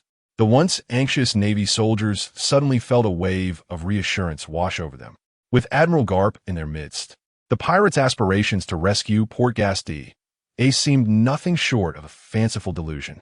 The sight of the legendary hero Garp standing in their way extinguished the flickering hope of the pirates, plunging them into despair. They were acutely aware of Garp's formidable strength, having witnessed their captain Marco's prolonged confrontation with him. The prospect of Monkey D. Luffy overcoming Garp's formidable presence rendered them hopeless. Sengoku watched Garp's silhouette with a tumultuous heart. "Grandpa, step aside. I must save Ace." Luffy's fervent cry reached Garp, who felt a twinge of sadness in his eyes. "Luffy, if you wish to rescue Ace, you must defeat your grandfather." In that moment, an unspoken understanding passed between the two, transcending words. Gear second. Monkey D. Luffy activated his second gear. In a breathtaking spectacle, he unleashed a powerful punch that sent the Navy hero Garp flying. The entire exchange was executed with such fluidity that Garp offered no resistance. His defeat was almost preordained. The pirates were momentarily stunned. Had the legendary Garp truly been struck down? Meanwhile, the Navy soldiers stood aghast, their eyes wide as if witnessing the most surreal scene imaginable. "Garp, you still cannot overcome the bonds of family," Sengoku lamented as he beheld Garp crashing to the ground. As Luffy stepped onto the execution platform, Sengoku emanated a brilliant golden light. He was activating his powers. It was indeed a rare sight to witness the full extent of Sengoku's abilities. The Navy soldiers, akin to moths drawn to a flame, found hope in the towering golden Buddha that stood over 20 meters tall, serving as their staunchest ally. Captain Halta of the 12th Division furrowed his brow at the magnificent figure, expressing his anxiety. "Is that the Admiral's ability? We must hurry to support Luffy." Captain Blamank of the 6th Division urged urgently. On the execution platform, Ace shouted nervously, "Luffy, run! You could lose your life." Yet Monkey D. Luffy paid no heed to the imposing golden Buddha nearby, focused instead on retrieving a key. The key? This was troubling. Sengoku, in his Buddha form, immediately sensed the impending danger upon seeing the key in Luffy's possession. The recently dispatched Bistolay kicked aside, and Kizaru, eyeing the execution platform with a lewd grin, remarked, "How terrifying. The Straw Hat Kid possesses the key to the Sea Prism, stone handcuffs." Just as Kizaru raised his finger to unleash a laser beam, a wave of Conqueror's haki descended upon him, disrupting his attack in mere moments. Kizaru's sneering visage flickered with confusion. Who had wielded such precise Conqueror's haki to specifically suppress him? The thought of a hidden, formidable ally on the battlefield left Kizaru feeling a throbbing headache for Admiral Sengoku. The sudden emergence of Conqueror's haki, despite being well concealed, was sensed by several formidable warriors on the battlefield. The first to detect this fleeting aura was Whitebeard, closely followed by Dracul Mihawk. Meanwhile, Admiral Akiji, Admiral Akainu, Fleet Admiral Sengoku, Garp, and others remained preoccupied either with their ongoing battles or focused on Monkey D. Luffy. Whitebeard cast a sidelong glance towards the rear right, honing in on a naval vessel where an individual was hidden, the source of the Conqueror's haki emanating from that very location. Deep in thought, Whitebeard mused, "Remarkable indeed. Such skill in concealment that I was completely unaware." Chapter 49. The Red Dog's Roar. Incompetence among allies, heavily guarded yet rescued. Fire Fist Ace. Whitebeard had nearly deduced the identity of the person concealed aboard the warship. On the other side, Straw Hat Luffy faced the formidable form of Sengoku, who raised his fist and declared, "Kid, this is where it ends." In truth, Sengoku refrained from unleashing the great Buddha shockwave, fearing that a single blow might extinguish the life of the Straw Hat Boy. The consequences of such an act were all too clear to Sengoku. Garp, in the face of familial ties, was an unpredictable variable. Thus, in that moment, Sengoku merely tightened his fist and aimed it at the Straw Hat Boy, believing that this punch would suffice to gravely injure him. Whitebeard observed the unfolding scene atop the execution platform, a contemptuous smirk curling at the corners of his mouth as he mused coldly, "Just as I suspected. Sending the Straw Hat Kid as the vanguard was indeed the wisest decision. Otherwise, breaching the execution platform would exact a tremendous toll. The duo of Garp and Sengoku was already a considerable headache, but the Straw Hat Kid as the vanguard was a different matter altogether. What good is Garp's prowess? Rendered useless. And Sengoku? He dares not even unleash the great Buddha shockwave, merely clenching his fist. A mere fade, utterly ineffective. Having once read the original work, one could sense Garp's overt leniency and Sengoku's covert indulgence. Now, witnessing it firsthand, the extent of this leniency was shockingly apparent. This was advantageous for the Whitebeard pirates. On the execution platform, Ace's eyes widened as he beheld the imposing figure of the great Buddha, Sengoku, looming so close. Should Luffy be struck at such proximity, his life would surely be forfeit. Without a moment to spare, Straw Hat Luffy inhaled deeply, his abdomen swelling instantly. Boom! As the spectators watched Sengoku's fist collide with Luffy's midsection, the execution platform collapsed entirely. Sengoku subsequently reverted from his great Buddha form, believing that this strike would sufficiently incapacitate the Straw Hat Boy. In the wake of Sengoku's blow, a torrent of air erupted from Luffy's mouth. A multitude of naval soldiers, witnessing this spectacle, raised their cannons and relentlessly bombarded both Straw Hat Luffy and Fire Fist Ace. The earth shook with the thunderous sound of cannon fire, resonating throughout the Marineford battlefield. Captain Harda of the 12th Division shouted in panic, "Ace!" The crew of the Whitebeard pirates felt the tension rise palpably. Ace, shackled by seastone handcuffs, was rendered powerless. The prospect of such a massive bombardment left them fearing the worst. The naval soldiers, convinced that under such an overwhelming assault, both Straw Hat Luffy and Fire Fist Ace would surely meet their demise, waited with bated breath. However, amidst the billowing smoke from the explosions, a flame-laden passage suddenly opened. What could this mean? Why has a fiery passage emerged amidst the explosion smoke? A puzzled naval colonel pointed at the flame trail within the haze. Within the flames, Ace seized Luffy by the collar, grinning as he remarked, "Luffy, you rascal, still so fond of chaos. I never imagined that one day I would be rescued by you." Giggling, the Straw Hat Luffy wiped his nose, filled with joy at having successfully saved Ace. "Luffy, there's still a tough battle ahead. Can you continue to fight?" Ace inquired seriously, gazing at the multitude of Navy soldiers outside. The expression on Straw Hat Luffy's face turned grave as he responded, "No problem." Ace, dragging Luffy along, finally appeared before everyone. "Wonderful. Ace has been saved. You truly are remarkable, Straw Hat." The captain of the 16th Division exclaimed excitedly. The faces of the Whitebeard pirates were alight with exhilaration. Conversely, the naval soldiers were utterly dumbfounded, unable to believe that Fire Fist Ace had been rescued so easily. Sengoku, observing Straw Hat Luffy and Fire Fist Ace, broke into a cold sweat, lamenting, "What a blunder! How could such a situation arise with me stationed here?" Unbeknownst to him, his earlier hesitance to deal decisively with Straw Hat Luffy had precipitated this outcome.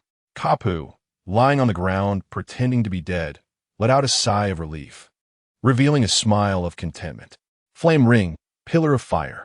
Ace concentrated his flames, spinning them through his hands to form a blazing column, which he then shot downward. In an instant, the fiery pillar erupted upon contact with the ground, engulfing hundreds of naval soldiers in flames, their anguished cries echoing in the air. Ace, landing with Luffy, cheerfully declared, "Luffy, we must begin our escape." "Yes, I am ready." Luffy beamed, his previous fatigue seemingly vanished in that moment. Upon witnessing this scene, Kizaru smirked lewdly, exclaiming, "How terrifying!" To rescue Fire Fist Ace despite the Navy's layered defenses. Akiji, momentarily halted in his attempt to freeze Diamond Jaws, paused and remarked, "Oh dear, Mr. Carp and Admiral Sengoku were so easily breached." Akiji contemplated the absurdity of the situation. The ease of Ace's rescue was indeed unsettling. He realized that this occurrence was closely tied to the Straw Hat Kid. Such thoughts were best kept to oneself, as voicing them would only embarrass Mr. Carp and Admiral Sengoku unnecessarily. Outside the bay, the furious Akainu, unleashing his full force against Sabo, ceased his assault upon realizing Ace had been rescued, bellowing in anger, "What are you all doing, you fools?" Ignoring Sabo, Akainu turned and sprinted towards the square. How could Fire Fist Ace be saved amidst such heavy guarding? Those imbeciles. Akainu clenched his teeth in contemplation, muttering to himself, "Fire Fist Ace, even if you are rescued, I shall strike you down on the spot." With a sigh of relief, Ichiji watched Akainu depart, murmuring to himself, "At last, he is gone." Initially, Ichiji anticipated that such a relentless foe as Akainu would pursue him with reckless abandon, but fortunately, he found himself unwilling to engage in an exhaustive battle with the admiral, hidden aboard a certain naval vessel. The Dark King Rayleigh observed the scene of Fire Fist Ace's rescue, reflecting with a sense of satisfaction, "Roger, this is as far as I can assist your son. After all, I too wish to preserve my tranquil existence in the future." Chapter 50. Whitebeard, preparing to deceive Rayleigh. Boa Hancock gazed upon Luffy's beaming smile, and even she felt enveloped in a sense of bliss. With his hands tucked in his pockets, Don Quixote da Flamingo licked his lips and remarked with a chilling grin, "Hee hee, how amusing. Let them go. What nonsense is this?" retorted Rear Admiral Tontada, indignant at Doflamingo's words. Captain Harda of the 12th Division shouted, "We will pave the way for Ace and the others." "Of course," responded Captain Braveman of the 6th Division, leaping up and delivering a crushing blow that felled 3 Navy soldiers. The morale of the Whitebeard pirates soared even higher after successfully rescuing Ace. As long as they could depart the Navy headquarters unscathed, victory would belong to the Whitebeard pirates. A throng of Navy soldiers stood helpless against the seamless cooperation of Fire Fist Ace and Straw Hat Luffy. One frustrated Navy major exclaimed, "Damn it, who would have thought these two would work together so harmoniously?" Fire Fist Ace summoned a colossal fire fist, spanning over 10 meters, sending dozens of Navy soldiers flying. Luffy trailed closely behind Ace, who turned and smiled. "Luffy, your strength has improved significantly." "Hee hee. Naturally, I intend to surpass you in the future." "Ace," responded Straw Hat Luffy, joyfully wiping his nose and expressing his ambition to outshine Ace. "What future are you speaking of?" "You possess no future," interjected Admiral Akiji, blocking the path of Fire Fist Ace and Straw Hat Luffy. "Wonderful. It's Admiral Akiji." "Huh. Once the Admiral intervenes, they're doomed," the Navy soldiers exclaimed, witnessing their highest combat power stepping into action. Regardless of the strength of Fire Fist Ace and Straw Hat Luffy, the outcome was inevitable. Death awaited them. Ace raised his hand to shield Luffy, advising Luffy, "Step back for now." Understanding the formidable presence of Admiral Akiji, Luffy complied and retreated. Akiji transformed half of his body into ice, while Fire Fist Ace ignited the other half into flames. Icebird. Akiji concentrated cold air into his right arm, unleashing a massive icebird, capable of freezing everything in its path. Mirror Flame. Ace unleashed a torrent of flames from one arm, directing it straight at Akiji's icebird. With a thunderous roar, the moment of collision between ice and fire erupted, releasing a vast cloud of steam that obscured the vision of both Navy and pirates alike, shrouding the battlefield in mystery. As the clash of ice and fire subsided, the onlookers gradually began to discern the situation. "What? Admiral Akiji's ice has vanished in an instant?" a stunned Navy lieutenant queried, unable to comprehend that Ace's flames could rival the might of Akiji's ice. Many Navy personnel were unwilling to believe that Fire Fist Ace's flames could match the formidable icebird of Admiral Akiji. As the naval soldiers were swept aside, Vista's lips curled into a smile as he remarked, "That is indeed the captain of the 2nd Division of the Whitebeard Pirates. Possessing such strength is only natural." Meanwhile, Marco soared before their father to seek his counsel, stating, "Father, I shall assist Ace and the others. Just a moment, I will call Rayleigh from that military ship." However, Whitebeard did not acquiesce to Marco's request to support Ace. Instead, he commanded Marco to summon Rayleigh. After all, with Rayleigh having graced the battlefield, Whitebeard would never allow him to remain concealed in the shadows. He must emerge to make his presence known. "By the way, if Rayleigh does not come, we will engage in battle," Whitebeard added with a firm tone. Upon hearing this last directive, Marco was momentarily taken aback, cautiously inquiring, "Father, must we truly proceed in such a manner? Why the excessive chatter?" "Go as instructed, swiftly," Whitebeard replied, his eyes wide with authority. "Very well, Father, I understand," Marco responded, perplexed by how his father's demeanor had grown increasingly eccentric since his retirement. Yet, recalling the time when Rayleigh had effortlessly subdued him with a mere finger during his youth, Marco felt an unsettling sensation. Nevertheless, he consoled himself with the thought that his own strength had significantly increased, rendering him unafraid of the old man. In truth, Marco yearned to convey to his father that their foremost task was to assist Ace in his escape, and provoking the Dark King Rayleigh at this juncture was hardly prudent. However, witnessing the intensity in his father's gaze, Marco opted to comply with his father's wishes without question. The scene of Marco soaring towards one of the military ships in the rear left many puzzled, particularly the Navy. Uncertain of what scheming the Whitebeard pirates were up to, they were nonetheless preoccupied with the imperative of stopping Fire Fist Ace. He must not be allowed to flee. Concealed aboard the military vessel, Rayleigh observed Marco's approach with a furrowed brow, murmuring to himself, "Why is Whitebeard's son coming my way?" Upon reaching the ship, Marco called out, "Rayleigh, Father has asked me to extend an invitation for you to join us."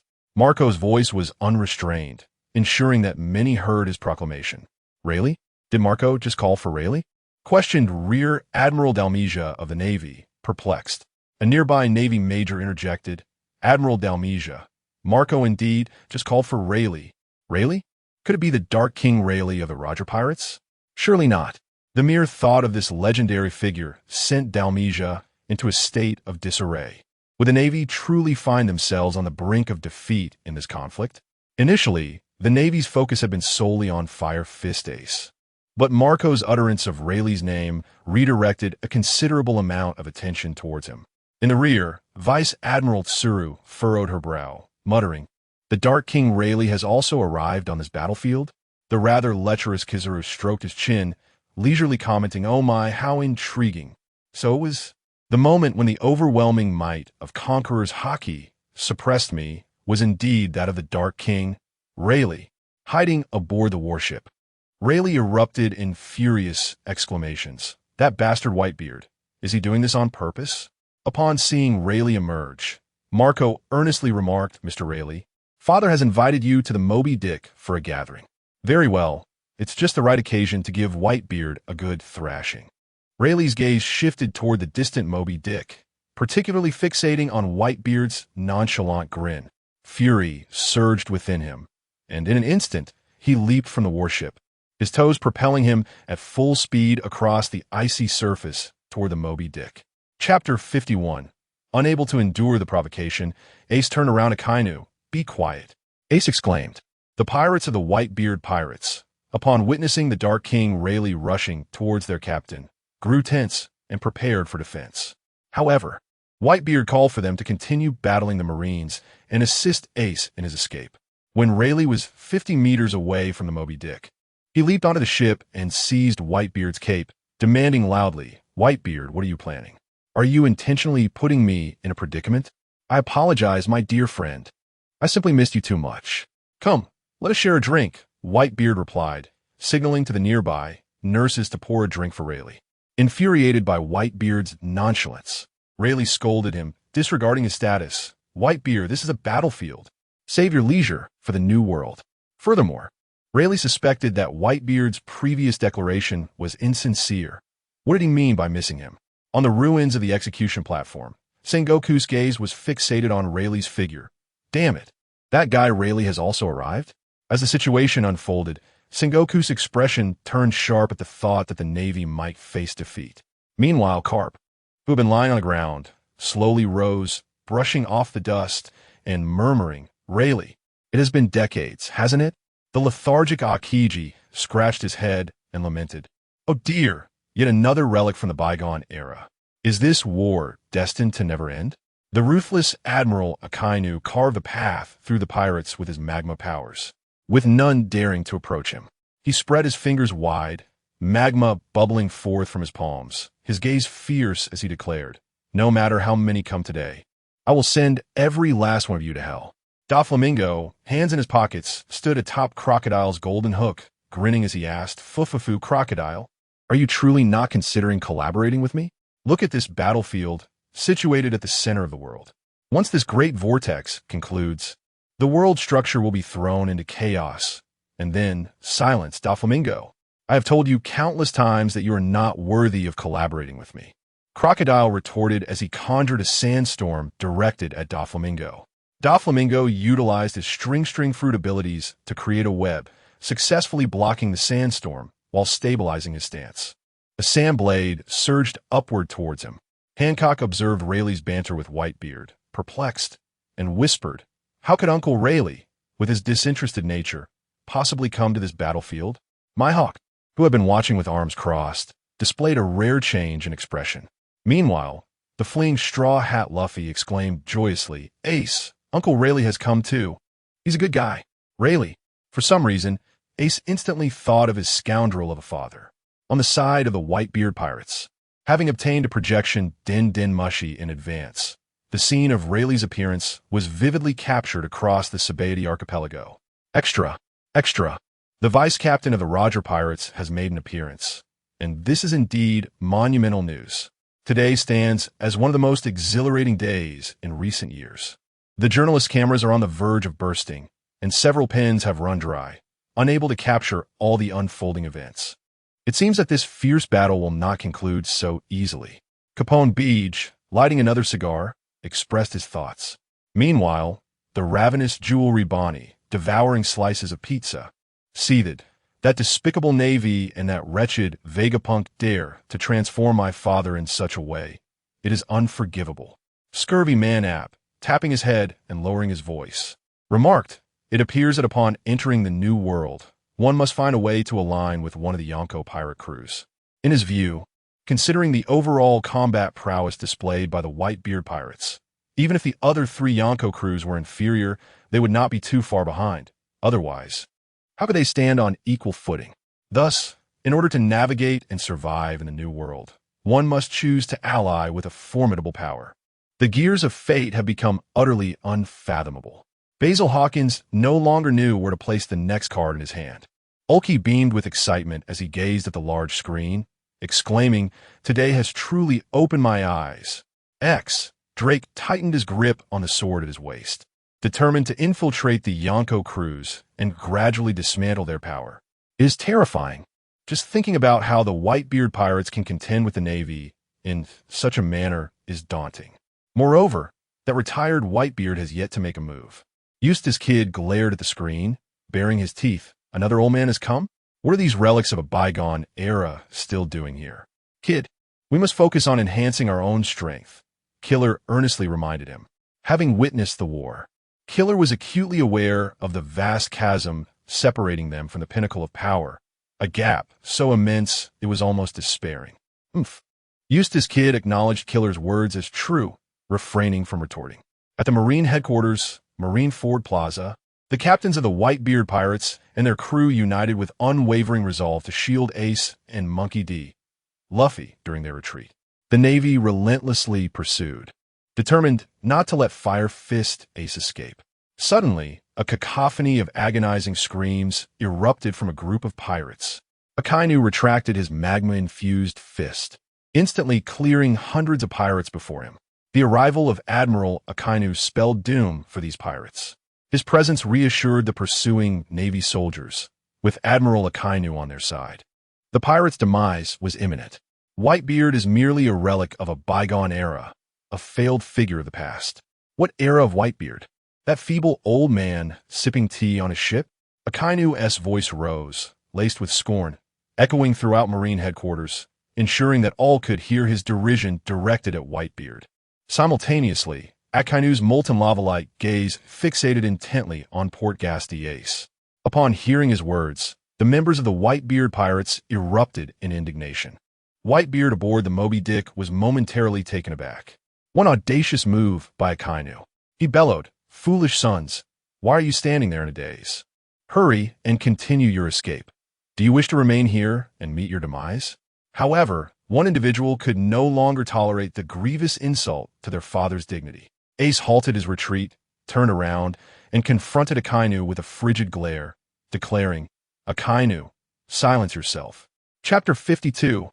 The Admiral Akainu. Like a god of death with a slight smirk, Akainu derisively remarked, "Am I not correct?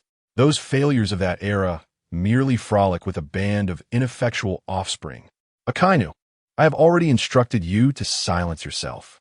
Ace, his fury surging, was enveloped in an immense blaze of flames.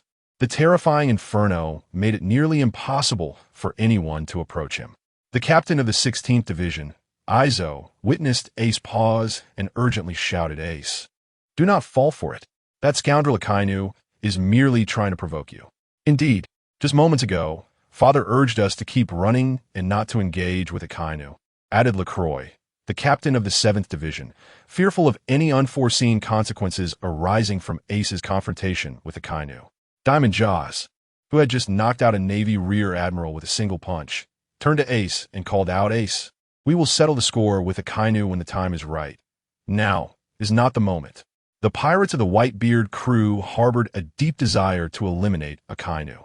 Yet, having been reminded by their father, they understood that now was not the time for rashness. Their objective had been achieved, and persisting in a confrontation with the Navy would only lead to further casualties. "Ace, Monkey D." Luffy attempted to approach Ace, but the flames radiating from Ace's body prevented him from drawing near. Just then, Luffy witnessed Ace unleash a colossal fire punch. Fire Fist. A torrent of magma erupted from Akainu's right arm. "You truly believe you can contend with me, brat? You overestimate your own capabilities." To Akainu, Ace's furious demeanor was nothing more than the impotent wrath of the weak. Great eruption. The ground beneath them fractured under the immense pressure. In the eyes of all present, the clash between the Magma Fist and the Fire Fist lasted less than 3 seconds, with the Fire Fist swiftly consumed by the magma. Marco, in mid-flight, attempting to intercept the canoe, saw Ace sent flying by the magma punch and shouted in distress, "Ace!" Witnessing Ace sustain injuries, Khalil, the captain of the 10th Division, exclaimed in disbelief, "How is this possible? Ace has been burned?" Indeed, Ace is a natural type user of the Mera Mera no Mi. The captain of the 11th Division, Jindo, was equally astonished. The fact that Ace, who was made of flames, could be injured was beyond comprehension. Akainu strode towards the wounded Ace, sneering disdainfully. "Your Mera Mera no Mi is merely a lesser fruit compared to mine." At that moment, Marco dove down and launched a fierce kick at Akainu. Phoenix Kick. With a roar, Akainu retaliated with another magma punch aimed at Marco's incoming strike. Boom! As Marco confronted the magma punch, he realized the danger when he saw Akainu completely enveloped in magma. "I warned you. Today you all shall perish." Marco swiftly turned to Khalil, who was racing towards Ace, shouting, "Khalil, danger! Quickly, take cover." The pirates of the Whitebeard crew echoed Marco's urgent calls for Khalil to evade the impending danger. However, the warning from Marco came too late, as the 10th Division Captain Collier prepared to assist Ace. Helplessly, Collier witnessed 4 magma hounds with long, trailing tails engulfing him. The anguished cries of Collier echoed for mere seconds before he fell, gravely injured. In an instant, he was slain by Admiral Akainu, leaving the members of the Whitebeard pirates in sheer shock. Captain Bremank of the 6th Division rushed to the scene, horrified at the sight of Collier being consumed by magma, and cried out in despair. Damn it! The morale of the Navy soldiers surged dramatically. Previously, they had felt stifled fighting against the Whitebeard pirates, unable to gain any advantage. And witnessing the rescue of Fire Fist Ace had left them questioning the Navy's combat prowess. Were they truly incapable of suppressing pirates? Yet, in this moment, those doubts vanished. For Admiral Akainu had bestowed upon them a glimmer of hope. With a single strike, he had obliterated Collier, captain of the 10th Division, showcasing the overwhelming strength of the Navy's might. What did it matter that Fire Fist Ace was the son of the Pirate King? Roger. With one blow, he too had succumbed to Admiral Akainu. With Akainu on their side, the pirates seemed trivial. Now they felt no fear. Diamond Jaws and Vista were each occupied with 2 Marine vice-admirals, leaving them unable to provide support. Seeing Collier in such dire straits only heightened their urgency. "Hang in there, Collier," Marco cried, raising his left hand to conjure 2 flames of regeneration, directing them towards Collier. He hoped it would be in time. As long as Collier had not completely lost his life force, these flames could sustain his last breath. However, Marco, distracted by his efforts to save Collier, fell prey to Admiral Akainu's opportunity. "Marco, dare you to be distracted before me? Prepara tutti." This was dire for Marco. Diamond Jaws, noticing the perilous situation, swiftly turned away from the two vice admirals he had been contending with and rushed towards Marco.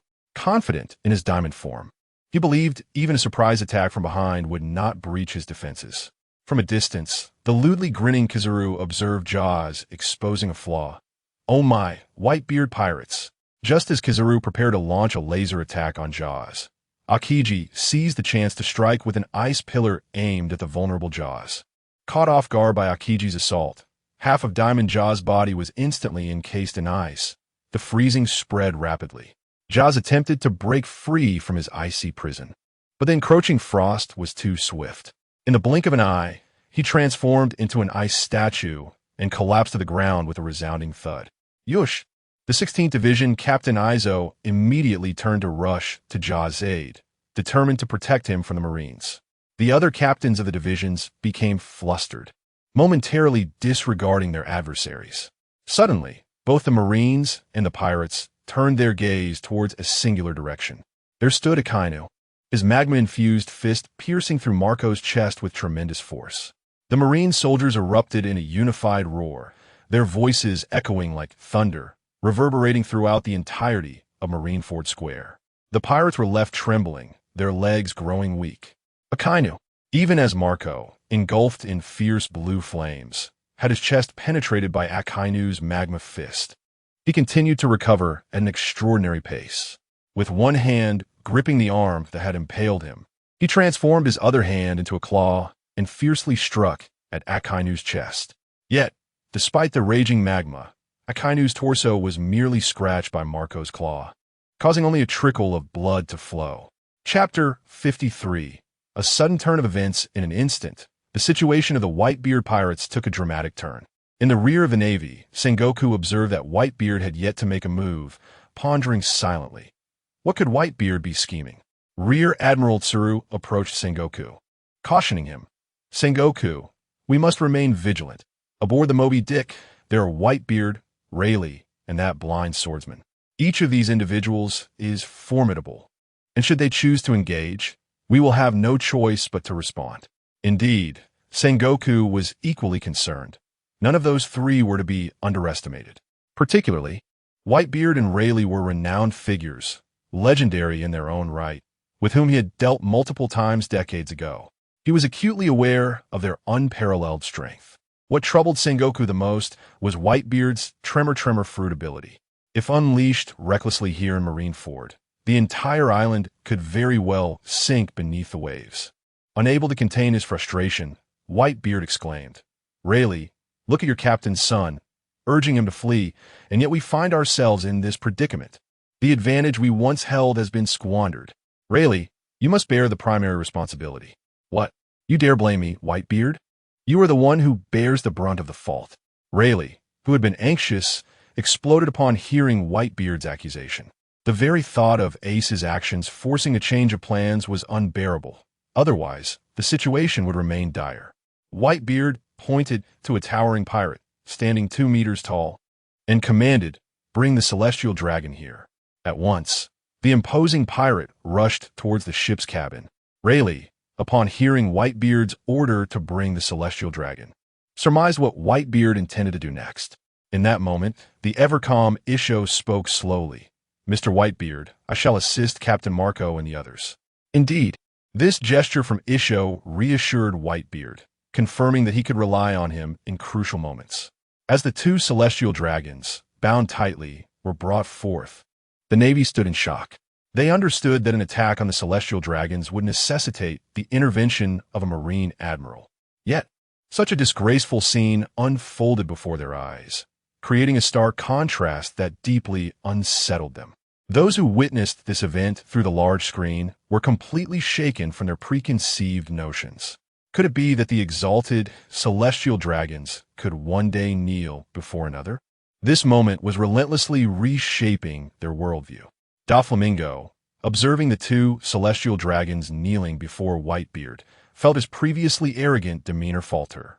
As one born of the celestial dragons, he was acutely aware of the explosive repercussions Whitebeard's actions would incite.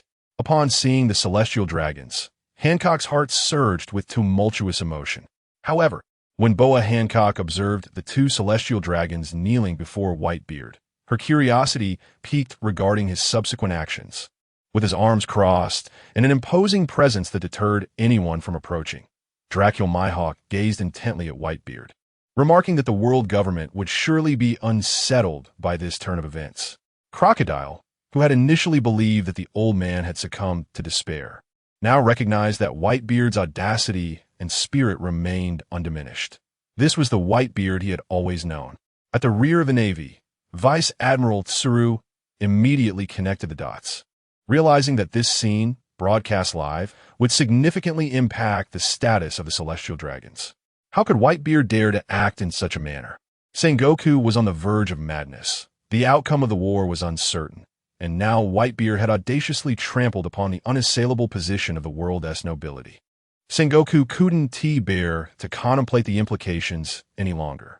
Kong, who had been worried about Luffy and Ace's safety, couldn't help but chuckle at Whitebeard's boldness. In his view, the Celestial Dragons would be nursing headaches for quite some time. Akiji slapped his forehead, exclaiming, "Oh dear, this truly complicates matters."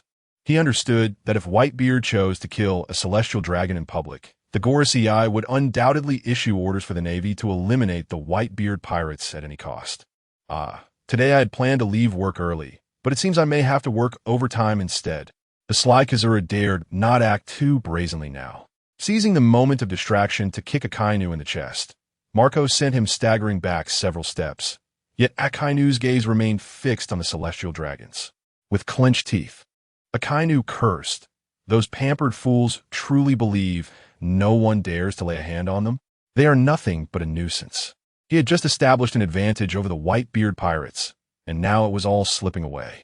Moreover, Sengoku had allowed Luffy to escape, only to have Ace rescued by that son of dragon, Luffy.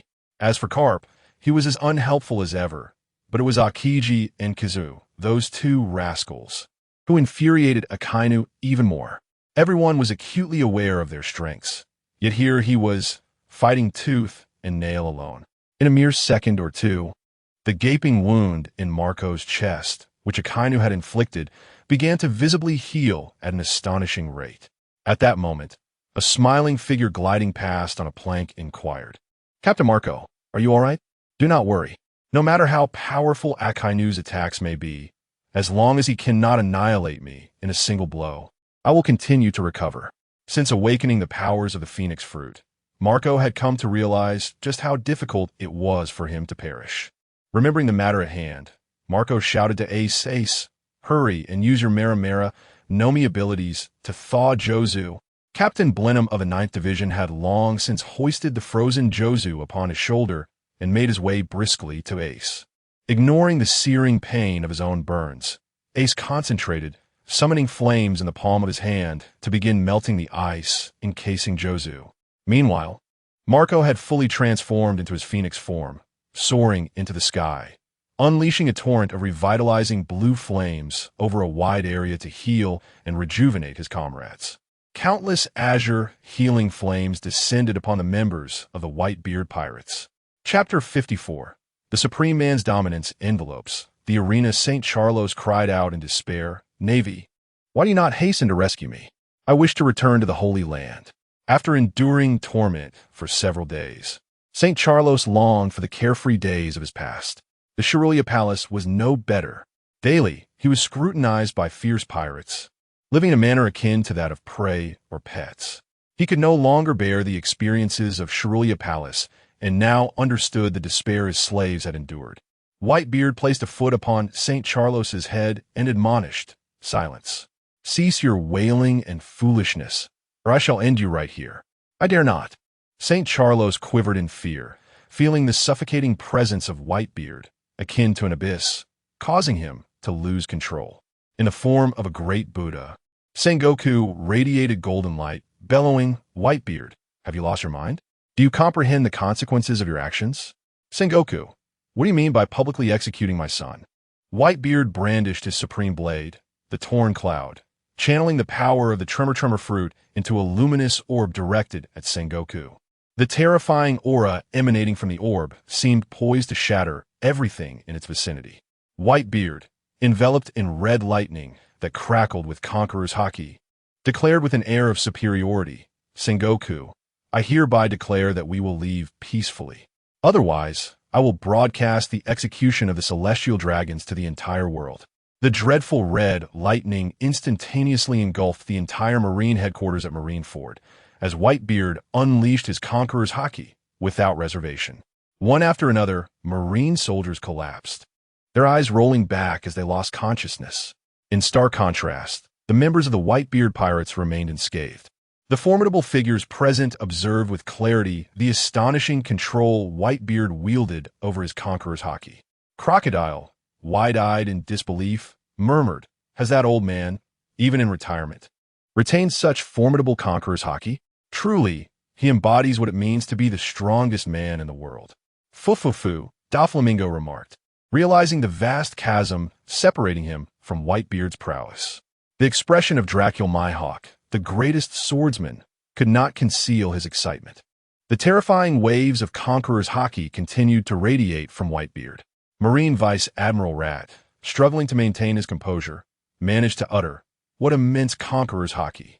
It instills true fear within me." The lecherous Kizaru displayed a shocked expression, exclaiming, "My goodness, such powerful conqueror's haki! Surely the admirals are not fainting." Nearby, Admiral Akiji pondered seriously. To release conqueror's haki over such a vast area with such precision, truly, this is Whitebeard. At the rear of the Marines, Balumeb suffered, supporting himself on the ground as he lamented, "Kobe, I cannot withstand this conqueror's haki any longer." "Neither can I." Kobe similarly endured the formidable onslaught of Whitebeard's conqueror's haki shockwave. At this moment, many witnessed the true essence of the world's strongest man's aura. Truly remarkable Whitebeard. Carp, unaffected by the shockwave, couldn't help but express his admiration. Though Whitebeard had yet to make a move, the sheer magnitude of the conqueror's haki shockwave he unleashed was sufficient to demonstrate his extraordinary prowess. Carp respected Whitebeard for maintaining such a state of peak performance. Sengoku's eyelids involuntarily twitched several times as he murmured in shock, "How is this possible? Why do I feel as though I am confronting the Whitebeard of his prime? Isn't Whitebeard over 70 years old, still reliant on a drip?" Sengoku attributed his own physical prowess to the capabilities of his mythical Zoan Buddha form. Or could it be that Whitebeard's physical condition has not declined at all, yet why has he announced his retirement? Damn it! Sengoku shook his head, feeling his thoughts spiral into chaos. The urgent priority was to rescue the celestial dragons. The pirates of the Whitebeard pirates, witnessing their captain's magnificent display of power, erupted in exhilaration, shouting loudly, "We still have our captain." Indeed, the Whitebeard pirates are the mightiest force upon these seas, in the hearts of all present as long as their captain stands. The Whitebeard pirates shall forever remain the strongest, without exception. Such blind confidence stemmed entirely from the assurance granted by their captain's strength. Now their injuries had notably healed, including Ace, whose burns had vanished thanks to Marco's regenerative flames. Additionally, after being thawed from Akiji's ice, Diamond Jozu had regained his fighting capability following Marco's healing. The burden of healing the entire battleground weighed heavily on Marco. Previously, after such an extended battle, he had remained unbreathless, but at this moment, he found himself gasping for air. Had it not been for the awakening of the Phoenix Fruit's powers, performing such extensive healing would have left Marco incapacitated on the spot. Yet now, for the awakened Marco, it was merely a significant drain on his stamina. From the spot where Akainu stood, magma continuously dripped from his arms. Whitebeard, that old relic, still possesses such vitality. In a fit of rage, Akainu bellowed to the heavens. How could a home field advantage lead to such chaos? "Sengoku, you as the fleet admiral bear responsibility for this. Akiji and Kizaru may have taken advantage of the situation, but you, as the highest leader of the Navy, have also waded into murky waters?" Sengoku had not anticipated Akainu's sudden shift of blame towards him. His face flushed with indignation as he retorted, "Sakazuki." The public reprimand of the Navy's highest commander by Akainu left the remaining Navy personnel, who had not been swept away by the conqueror's haki, utterly bewildered. Most of the pirates wore expressions of derision. The captain of the 13th Division, Water Buffalo Atmos, mockingly inquired, "Is the Navy experiencing internal strife? Perhaps that would be for the best." Akainu raised his arms, which emanated a terrifying flow of magma, and bellowed once more. "If one chooses to retreat over such trivial matters, then there is no need to serve as a Navy officer at all. Since we have chosen this path, we must resolutely eradicate all pirate forces. Should any consequences arise, I shall bear the burden alone." With those words, Akainu directed his gaze towards the Moby Dick and unleashed his attack. Meteor Volcano. Chapter 55. The power to annihilate the world as the sky trembled. Akainu unleashed a torrent of magma-fueled fists, propelling them skyward with tremendous force. His staunch supporter, Doberman, observed this spectacle, acutely aware of the unwavering resolve that Akainu harbored in this moment. Others, including the likes of Gecko Moria, also sensed the intensity of Akainu's determination. Many naval officers were taken aback. When the celestial dragons were used as leverage by Whitebeard, Akainu chose to strike without hesitation, igniting a fervent spark of hope for victory among those who had been enduring the oppressive aura of Haki. Whitebeard, witnessing the magma-infused assault, bellowed like a thunderclap. "Marco, Izo, stop Akainu at once." "Understood, Pops." Marco, momentarily stunned by Whitebeard's commanding call, quickly regained his composure and surged towards Akainu. Meanwhile, Izo, feeling a bit awkward, followed closely behind Marco. At that moment, Whitebeard retracted the overwhelming wave of Conqueror's Haki he had been unleashing. The instant the immense pressure subsided, the beleaguered Navy found a moment of respite. Had Whitebeard's Haki persisted, many more would have succumbed. Following the previous surge, over half of the naval forces had already fallen, leaving a vast expanse of the Marine headquarters, Marine Ford, strewn with incapacitated soldiers. In this critical moment, Marco, in his phoenix form, propelled himself forward, his right leg cloaked in armament Haki, aiming a kick at Akainu. As Marco charged at full speed, closely pursued by Izo, Akainu sneered derisively. "Ah, it's you two again." Raising his arm, Akainu blocked Marco's strike, the armament Haki piercing through his arm. Drawing upon the abundant magma that surged from his limb, Akainu absorbed Marco's assault with a grim countenance. With his other arm, he dealt a powerful blow towards Marco's head, the impact sending Marco staggering back over 10 meters, despite shielding himself with his arms. With a disdainful laugh, Akainu taunted, "Marco, your stamina doesn't seem as robust as before. It's time for you to descend into hell." As he pursued Marco, a sudden force of gravity pressed down upon him, momentarily restraining his movements. However, with his formidable strength, he broke free instantly. "Should you surround Akainu, what would become of my dignity as an admiral?" he mused as Kizaru soared to the left of Izo, executing a swift kick towards him. Izo, drawing forth his supreme blade, the gambler's fire line, deftly countered Kizaru's light-speed kick.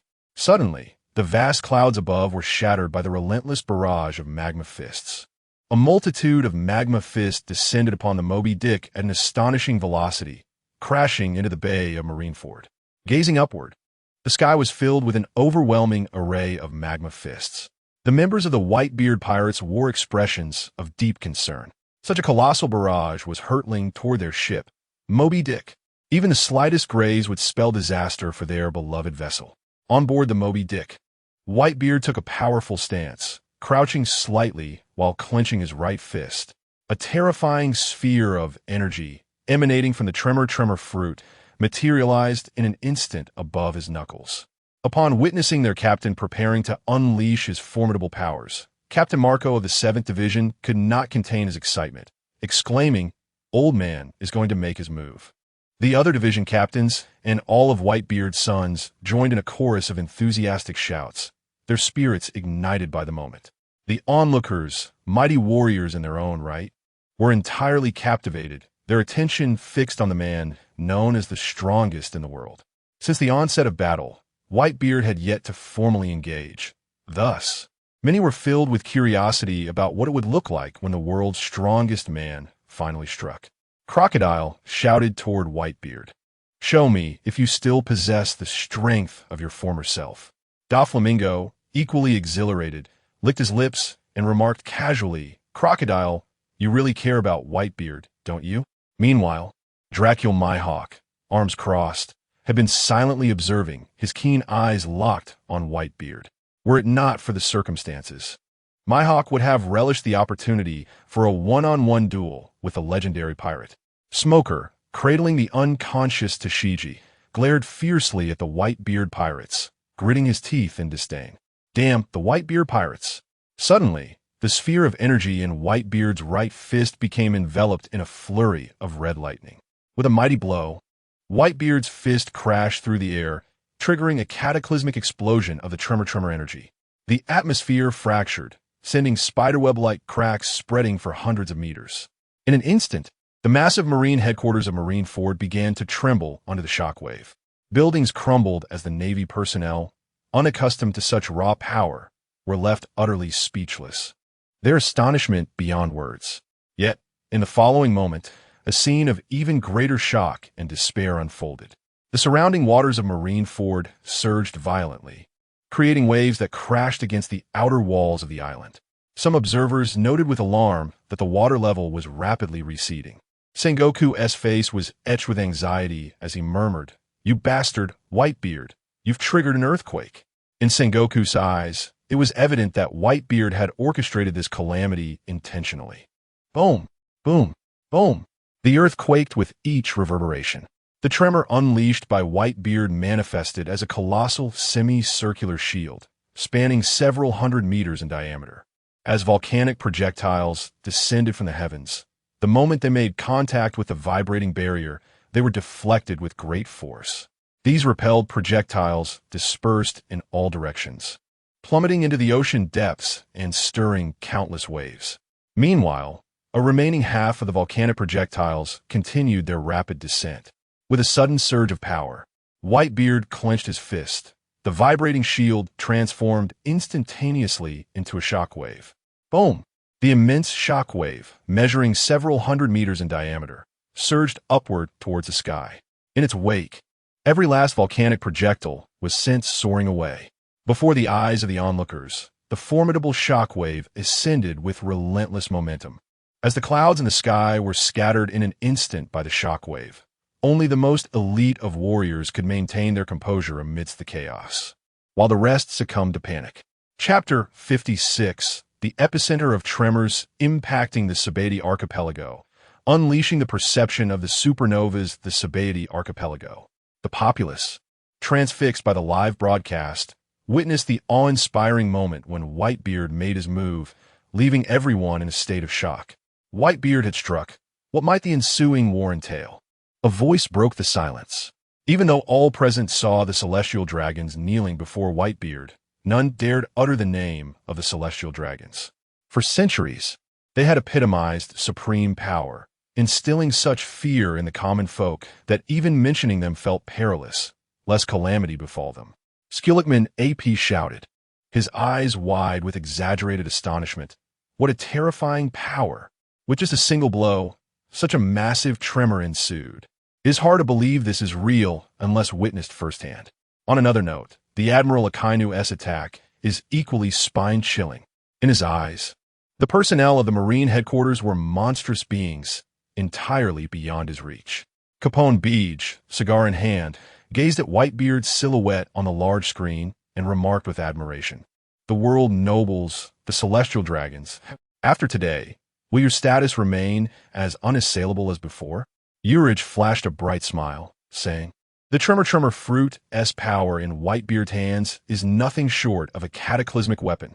Basil Hawkins fell silent, for it was the first time he encountered a force beyond his capacity to gauge.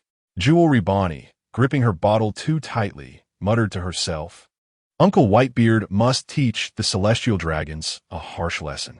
Let those lofty celestial dragons see that this world does not bend to their will."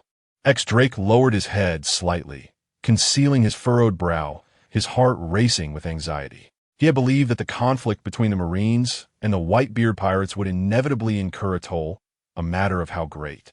But victory would ultimately belong to one side.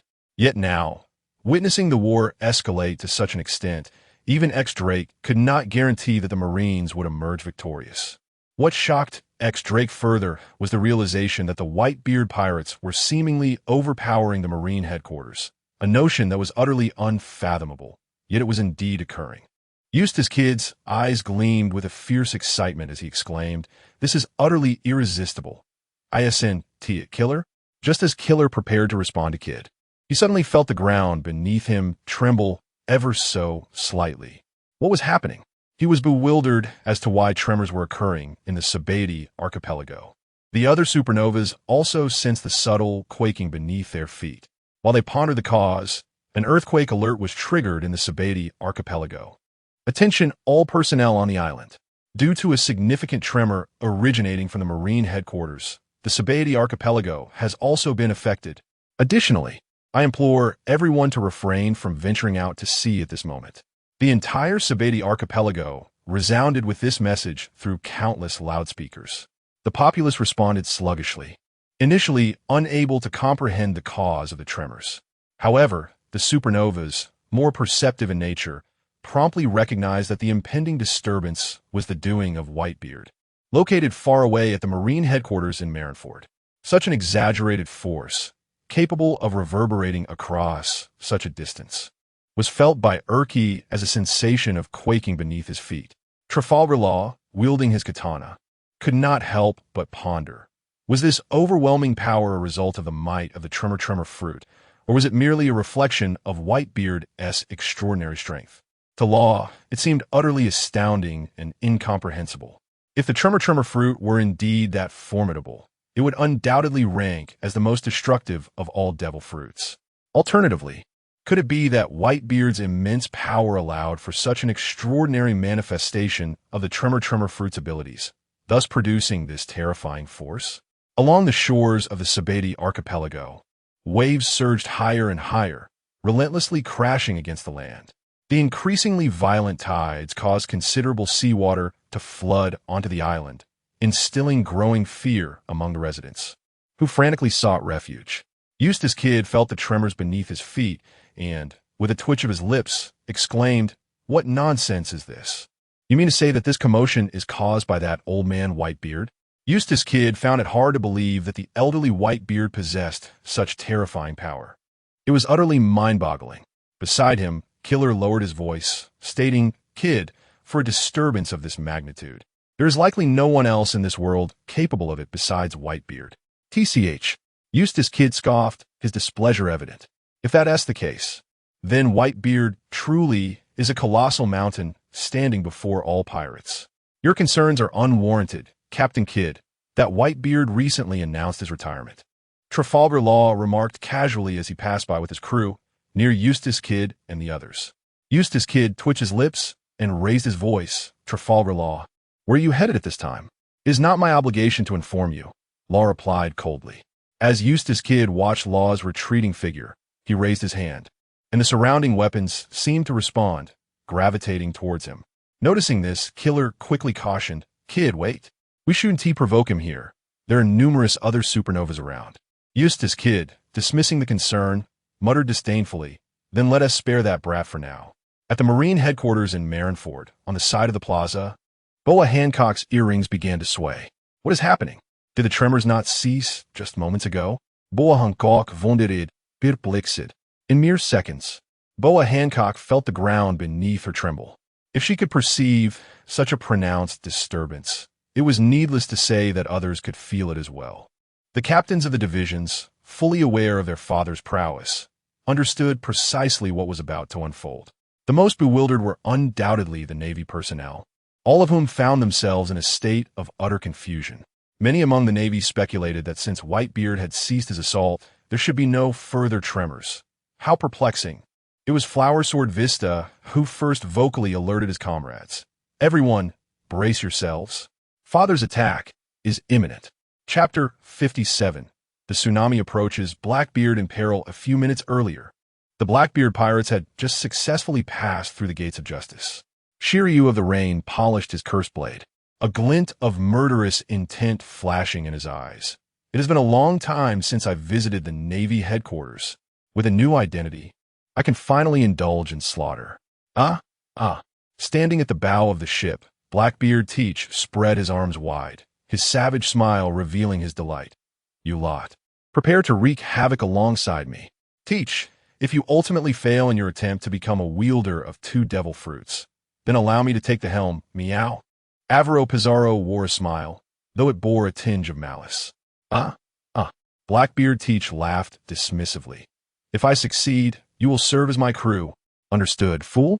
Baskerville Jotaro, gulping down his drink, belched and remarked, as long as we escape from impelled down with food, drink, and fun, that is all that matters.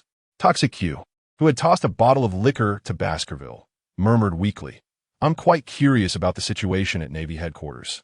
Is there a chance of mutual destruction? Or perhaps the Whitebeard pirates have been decimated by the Navy. Toxic Q thought this way because they were unaware that Marco had already crossed into the realm of the Emperors. Nor did they know that Izo had joined the Whitebeard pirates, and certainly did not realize that the retired Whitebeard had fully recovered from his hidden ailments. Moreover, due to entering the refinement phase, Whitebeard's vitality had returned to its peak. Had the Blackbeard pirates known this, they would not have assumed that Whitebeard's crew was on the brink of collapse. Van Oka, scanning the sea with a telescope, noticed something unusual in the direction of the Navy headquarters. Captain Teach, there is something happening in the direction of the Navy headquarters. It appears a hurricane is approaching. Although Van Oka outwardly maintained his composure, inwardly he was in a state of panic. A hurricane? Blackbeard Teach, still in a state of excitement, failed to grasp the gravity of the situation. However, in the next moment, he felt the wind intensifying and instantly realized that the most terrifying event was about to unfold. The expression on Blackbeard Teach's face shifted from arrogance to dread as he shouted, You fools, what are you waiting for? Quickly, lower the sails. What? Teach, what's going on? Alvaro Pizarro responded with confusion. At that moment, Lafitte spread a pair of white wings from his back and flew up to the mast, shouting at full speed, Lower the sails. As the wind grew stronger, the other members of the Blackbeard pirates began to sense the impending disaster. Even Shiryu of the Rain joined in the effort to lower the sails. Time seemed to move quickly and slowly at once. In barely 7 or 8 seconds, a powerful, relentless hurricane struck. Despite lowering the sails, the massive warship continued to be pushed backward. Helmsman Basis gritted his teeth to prevent the ship from veering off course. If the helm strayed, the consequence would be the entire vessel sinking to the depths of the sea. The hurricane raged on for nearly half a minute before the warship finally stabilized. Releasing his grip from the railing, Shiryu of the Rain gazed at Blackbeard Teach, whose face still bore an expression of sheer terror, and inquired, Teach, do you comprehend what just transpired? The others also cast curious glances at Blackbeard Teach. It was unmistakable. Without a doubt, it was that old man unleashing his powers. Clenching his fists, Teach felt a wave of anxiety wash over him at the mere thought of his father's ability being activated. Pointing urgently at Basis, he warned, Basis, steady the helm. A colossal tsunami is about to crash upon us. If we are swept beneath the waves, we are doomed. The rumors about the Tremor fruit's power, possessing the capability to devastate the world, seemed far from mere hyperbole. Given the recent events, Shiryu could already envision the impending calamity. Basis gulped repeatedly. When Captain Teach had not alerted him, he felt less tense, but now, with Teach's reminder, his anxiety intensified.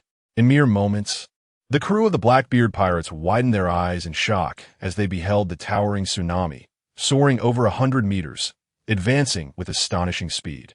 The instant the monstrous wave collided with them, the entire military vessel was abruptly lifted. Basis exerted every ounce of strength to stabilize the helm, just as the ship was about to be hoisted to the crest of the tsunami. Suddenly, disaster struck.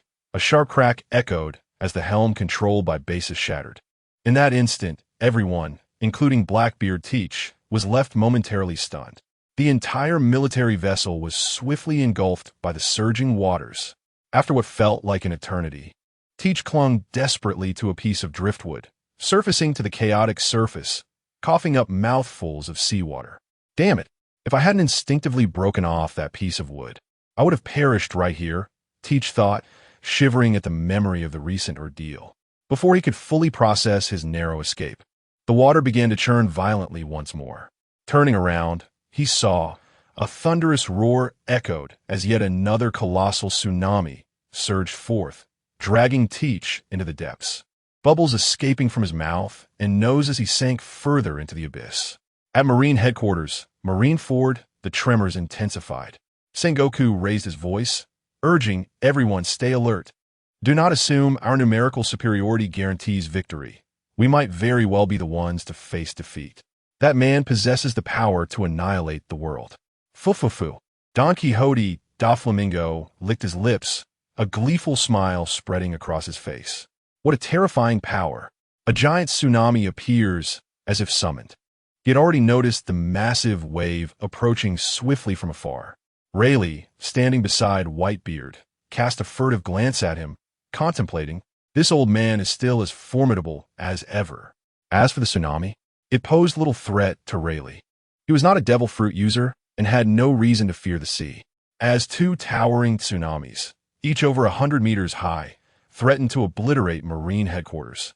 Marineford, Kobe knelt, tears and snot streaming down his face, muttering, "Am I to die? Am I to die? I have yet to become an admiral."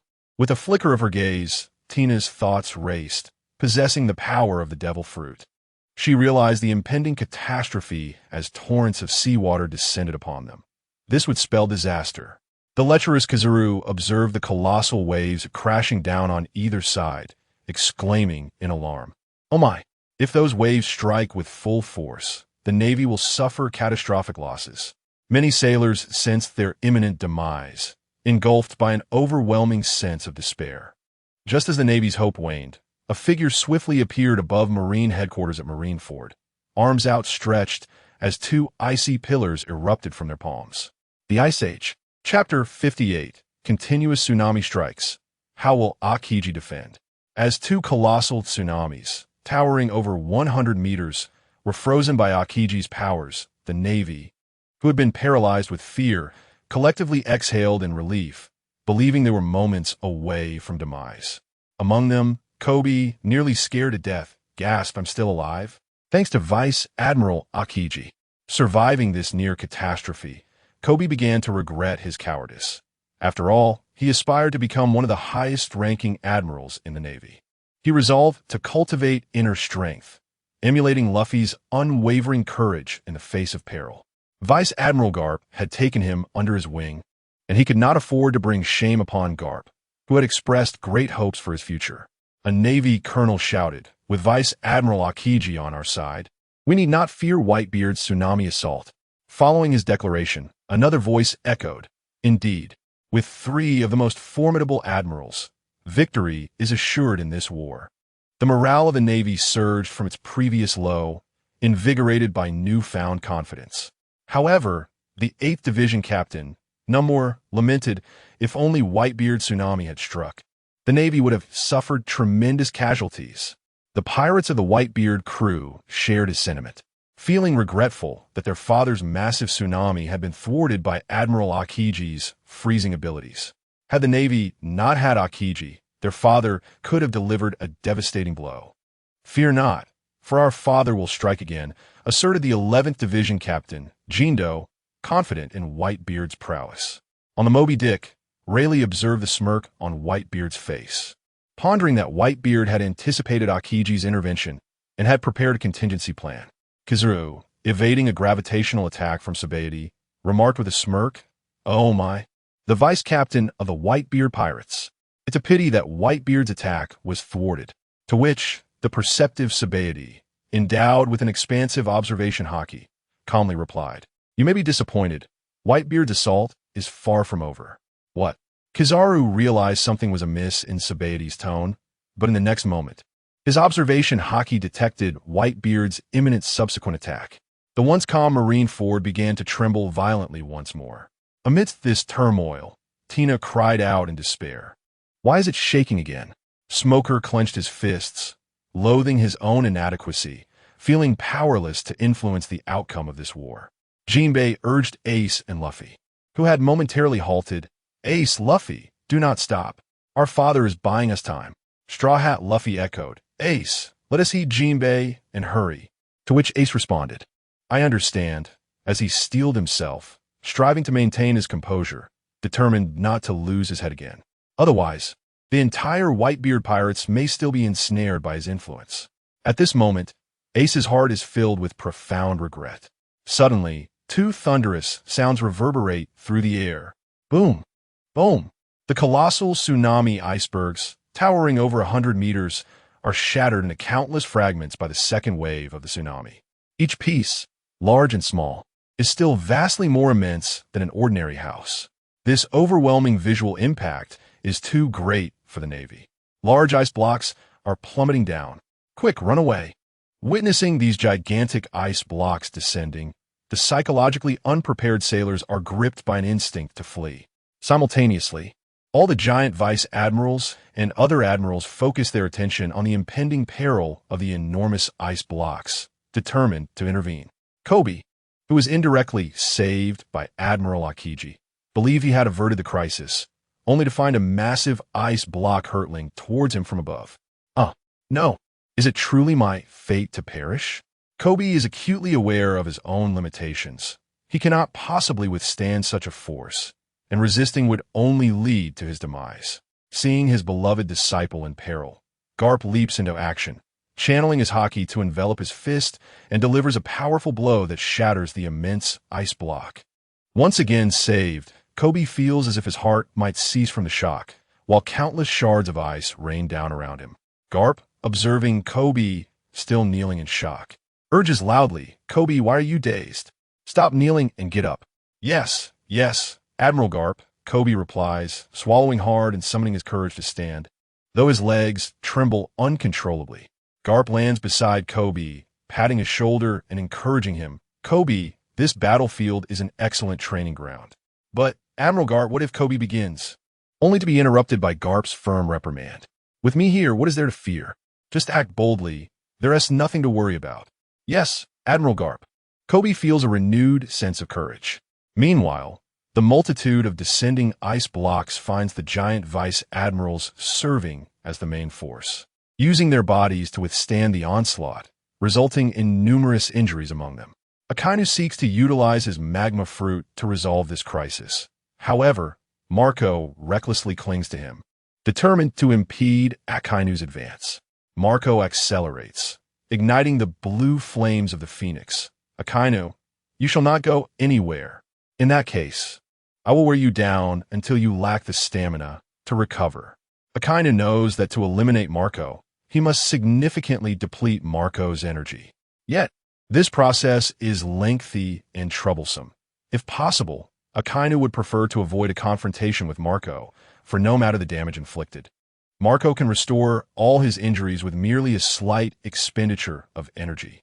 Elsewhere, the lecherous Kizuru, with a puzzled expression, remarks, "Kawai, Mr. Smiley, do you seem to lack the intention of dragging me along indefinitely?" With a smile, he refrained from giving a direct answer to Kizuru.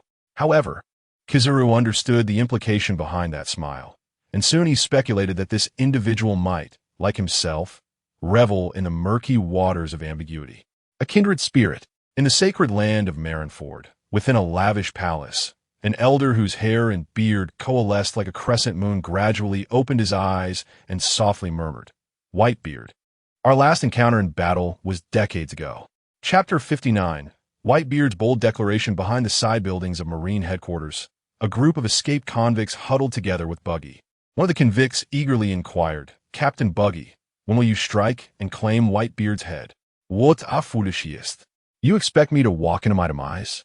Buggy erupted in a tirade of expletives. Truly, Buggy's audacity was commendable, declaring his intent to send Whitebeard to his end. Indeed, the Pirate King's first mate, Rayleigh, is also present. The blind fantasies of the convicts left Buggy utterly speechless. At that moment, several escaped convicts noticed Izu, the captain of the 16th Division of the Whitebeard Pirates, approaching them. Buggy, too, recognized Izu's figure and pondered what business Whitebeard's crew had with him. From a distance, Izu called out, "Clown Buggy, your first mate Rayleigh has commanded you to assist in covering Ace's retreat. Be swift." "Huh? An order from the first mate?" Buggy was momentarily taken aback. Could it truly be Rayleigh's command? Buggy felt a twinge of uncertainty. In the next instant, The group of convicts ignited with enthusiasm, fervently urging Buggy onward, leaving him with no choice but to comply. Yet, unbeknownst to both Buggy and Rayleigh, Whitebeard had merely instructed his son to utilize Rayleigh's name to deliver orders to Buggy. Meanwhile, Sengoku was rapidly formulating a new strategy, particularly troubled by the sight of Whitebeard and Rayleigh aboard the Moby Dick.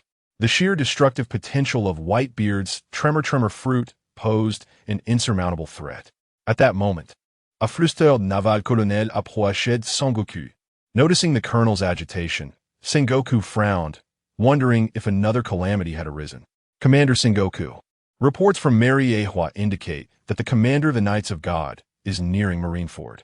Initially expecting dire news, Sengoku was taken aback by this revelation. The Knights of God had been stirred. It was no surprise as Sengoku instinctively glanced towards a Moby Dick, where the two celestial dragons still knelt before Whitebeard. It was understandable that such an event would provoke action from Mariehua. If the situation were to escalate, those individuals would surely become restless. Sengoku waved his hand, signaling the colonel to withdraw. Very well, I understand. You may leave. Yes, Commander Sengoku, the colonel replied respectfully before departing.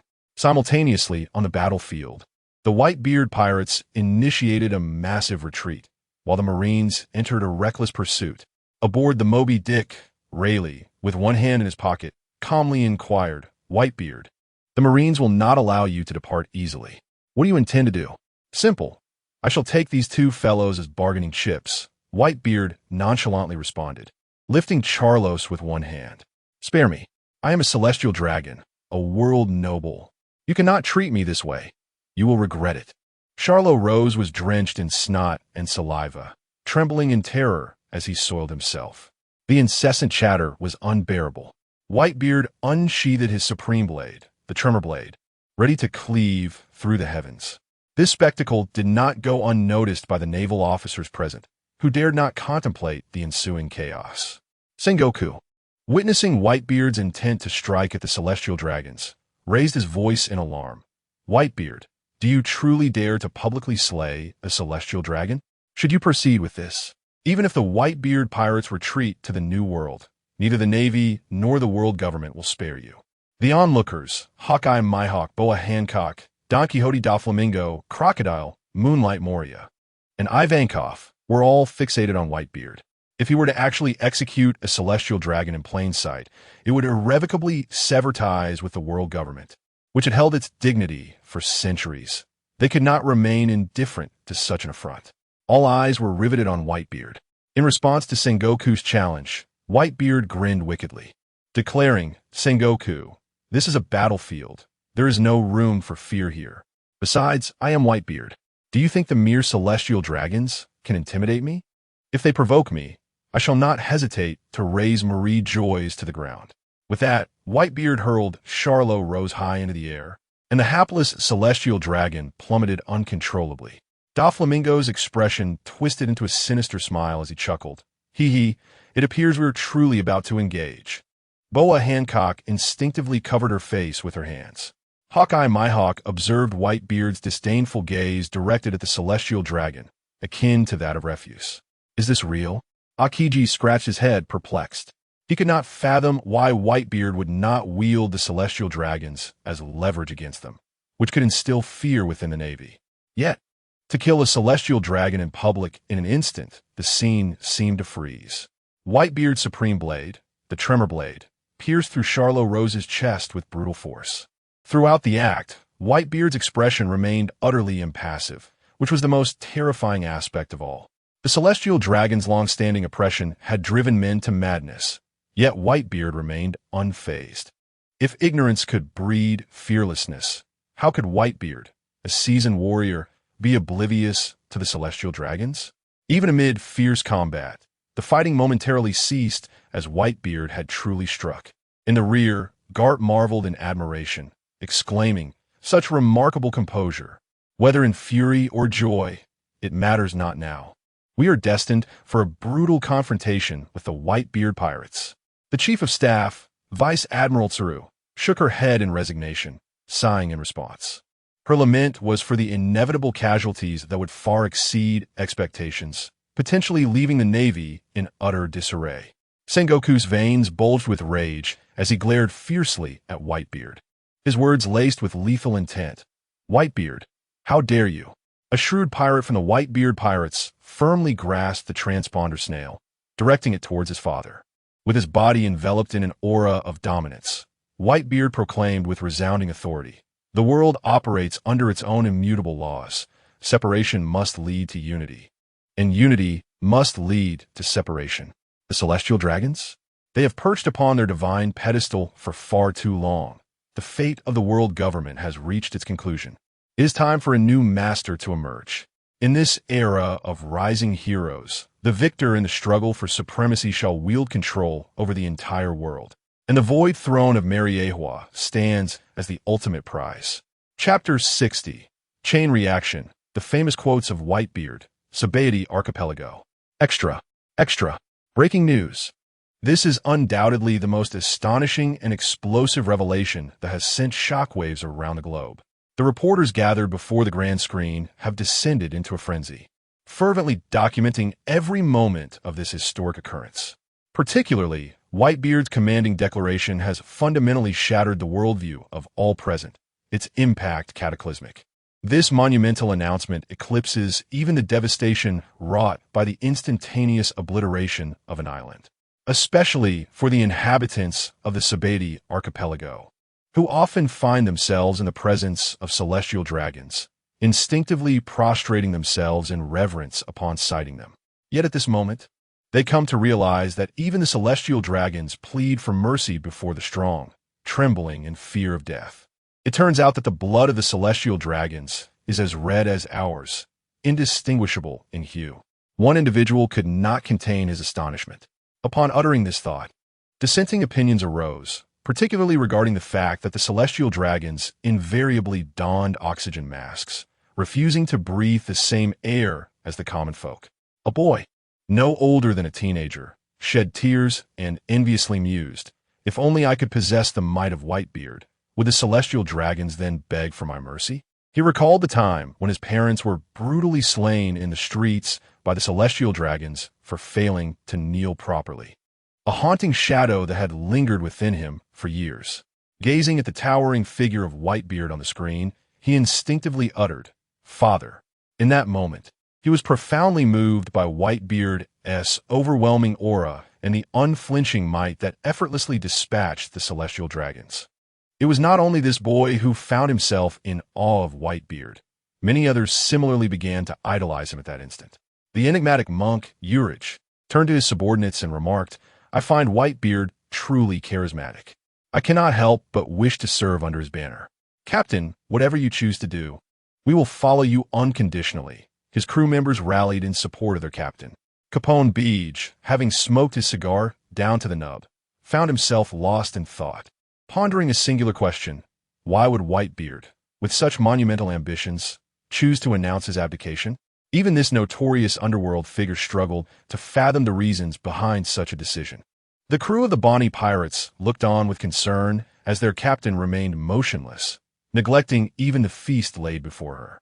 Just as they were about to speak, Jewelry Bonnie slowly commanded, "Continue to serve me food." "Yes, Captain," the pirates of the Bonnie crew responded, momentarily taken aback before hastily resuming their service to their captain. Shuddering from the overwhelming impact of Whitebeard's declaration, Skalakiman AP felt compelled to mutter, "So powerful, so domineering, so shocking." Originally intent on carving out a name for himself in the new world, at that moment, he reconsidered.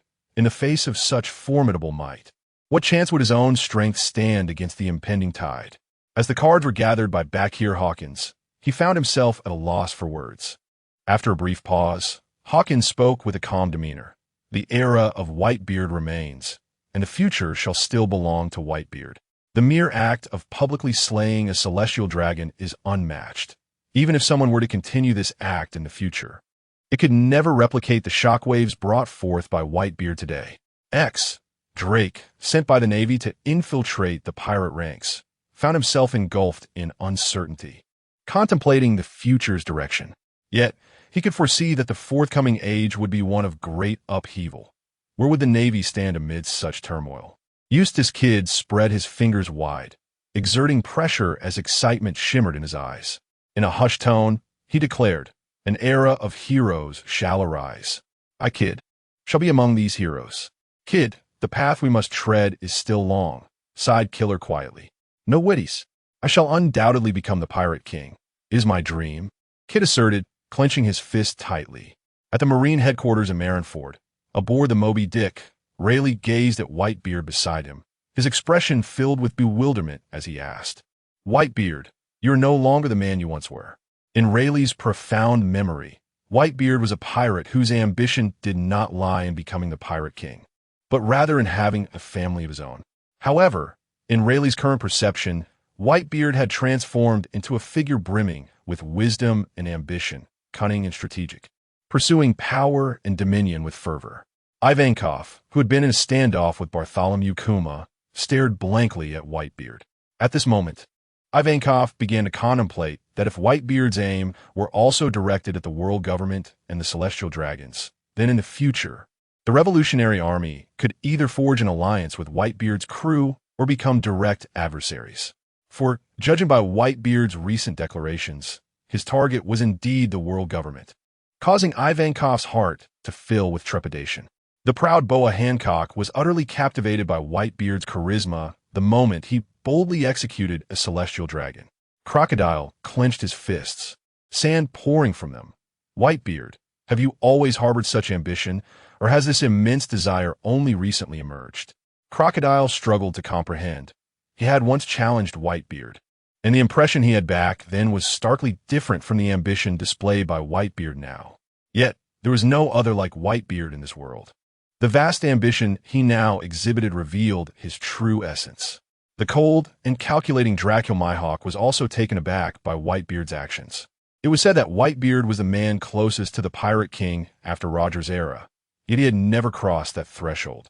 Now, Mihawk felt that such legends had underestimated Whitebeard. The immense ambition he had just unveiled, if realized, would overturn the very fabric of history and usher in a new era. With his hands thrust into his pockets, the exuberant Don Quixote da Flamingo trembled with excitement, casting his gaze skyward as he erupted into laughter. Who truly reigns as the sovereign of these vast seas? When shall the D lineage make its appearance? Who will stand by whom? And who shall betray whom? Is it the formidable four emperors of the New World, or perhaps the warlords of the sea, who navigate the currents of power among the great factions? Or who could be the clandestine Revolutionary Army? Or is it the mightiest force of the seas, the Navy? You denizens of Mariewa, the celestial dragons, your downfall is inevitable. With the ever-surging tide of pirates, there exists but a single vacant throne. How utterly fascinating. Fufufu, Chapter 61. Why can the world government sit comfortably, while my father, Whitebeard, cannot? The captains of the Whitebeard pirates were momentarily stunned by their father's audacious declaration. However, once they regained their composure, their faces transformed into expressions of wild excitement. Their father was truly magnificent. He had effectively declared war on the world government. As one of the earliest veterans, the captain of the 7th Division, Lakeview, wore a look of shock and astonishment, exclaiming, "Our father has changed so much. But as long as it is his goal, I will follow him to the end." Ace clenched his fists and resolutely declared, "No matter what our father does, I will always stand by his side." "Of course," responded Atmos, the captain of the 13th Division, echoing Ace's sentiments. The other division captains also voiced their admiration and unwavering support for their father. The battle-scarred Smoker could not contain his expletives, shouting, "Madman, Whitebeard is a complete lunatic." In Smoker's eyes, Whitebeard's actions were the epitome of madness, heralding an era of chaos. Similarly weary and injured, Tina gasped, "Whitebeard's words are too impactful, Smoker. We must prepare for the possibility of death. Do we have any choice but to face death?" Smoker replied begrudgingly. Admiral Akiji slowly approached Smoker, cautioning, "If you feel unwell, do not force yourself. In the impending life and death battle, being drawn in could cost you your life." Upon hearing Akiji's words, both Smoker and Tina instantly comprehended the higher-ups' decisions within the Navy. Meanwhile, the lecherous and astonished Kizaru inquired. "Hey, Sir Isuka, do you have any insight into Whitebeard's grand ambition?" Kizaru's question stemmed from his brief skirmish with Isuka, realizing that he did not possess the typical demeanor of a pirate. Given that Kizaru had spent most of his life dealing with pirates, he could discern such nuances swiftly.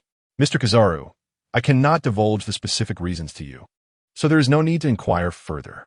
Isuka deftly deflected Kizaru's curiosity to prevent an endless barrage of questions. However, Isuka had not anticipated that Whitebeard's ambition was to overthrow the world government, aspiring to claim the throne of Void for himself, aiming to monopolize global power and establish a despotic regime.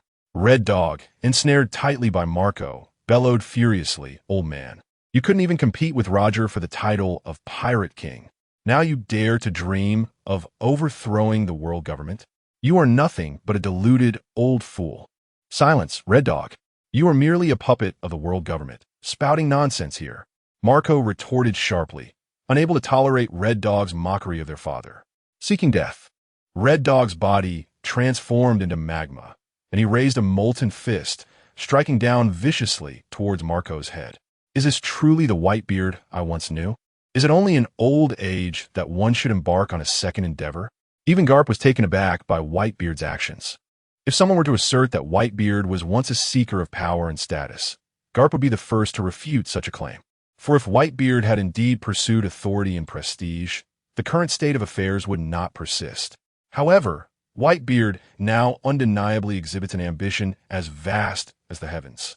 Contemplating the empty throne of Mariehua, that foolish group of celestial dragons, possessing such immense power, dares not publicly proclaim their superiority by sitting openly upon the empty throne. Yet, Whitebeard has boldly declared his intentions before all. Garp is left to ponder whether Whitebeard genuinely seeks supreme authority. To speak candidly, given Whitebeard's advanced age, one must question, should he vanquish all opposing forces and claim that exalted throne? How long could he possibly enjoy it? This is merely a metaphor, yet it leaves Garp bewildered, unable to decipher Whitebeard's true motives, whether they stem from ambition or some ulterior purpose. At this very moment, Fleet Admiral Sengoku, the highest commander of the Navy, gazes with bloodshot eyes, fixated on Whitebeard, and grits his teeth as he declares, "Whitebeard, today you and all your sons shall perish here at Navy headquarters. Need I remind you, your recent actions have made the consequences abundantly clear?" A resounding laughter erupts from Whitebeard, echoing throughout Marineford with a penetrating resonance. Gradually, he suppresses his mirth, casting a disdainful glance at Sengoku, and mockingly imparts, "Sengoku, after so many years as Fleet Admiral, do you still fail to grasp the fundamental truths of the world? Or have you been subjugated by the world government for so long that your thoughts have become tamed? Yet, it is understandable, given that you joined the Navy from a young age. Now, allow me to enlighten you with a lesson, and let all others listen closely. Those ignorant of peace and war hold entirely divergent values. Only those positioned at the pinnacle can define good and evil. Do you comprehend? Only from the apex can one dictate the operational rules of the world, which will naturally align with the principles of its highest authority. Was there a world government 800 years ago? No. Since it did not exist, it is evident that the world government vanquished the previous dominant force. Did they fail in their challenge? Ultimately, it was merely the previous reigning power that continued to govern the world. Had they succeeded, they would have transformed into what we now recognize as the world government. And you, Sengoku, as the supreme leader of the Navy, are you unaware of how many forces have challenged the world government over the past 8 centuries?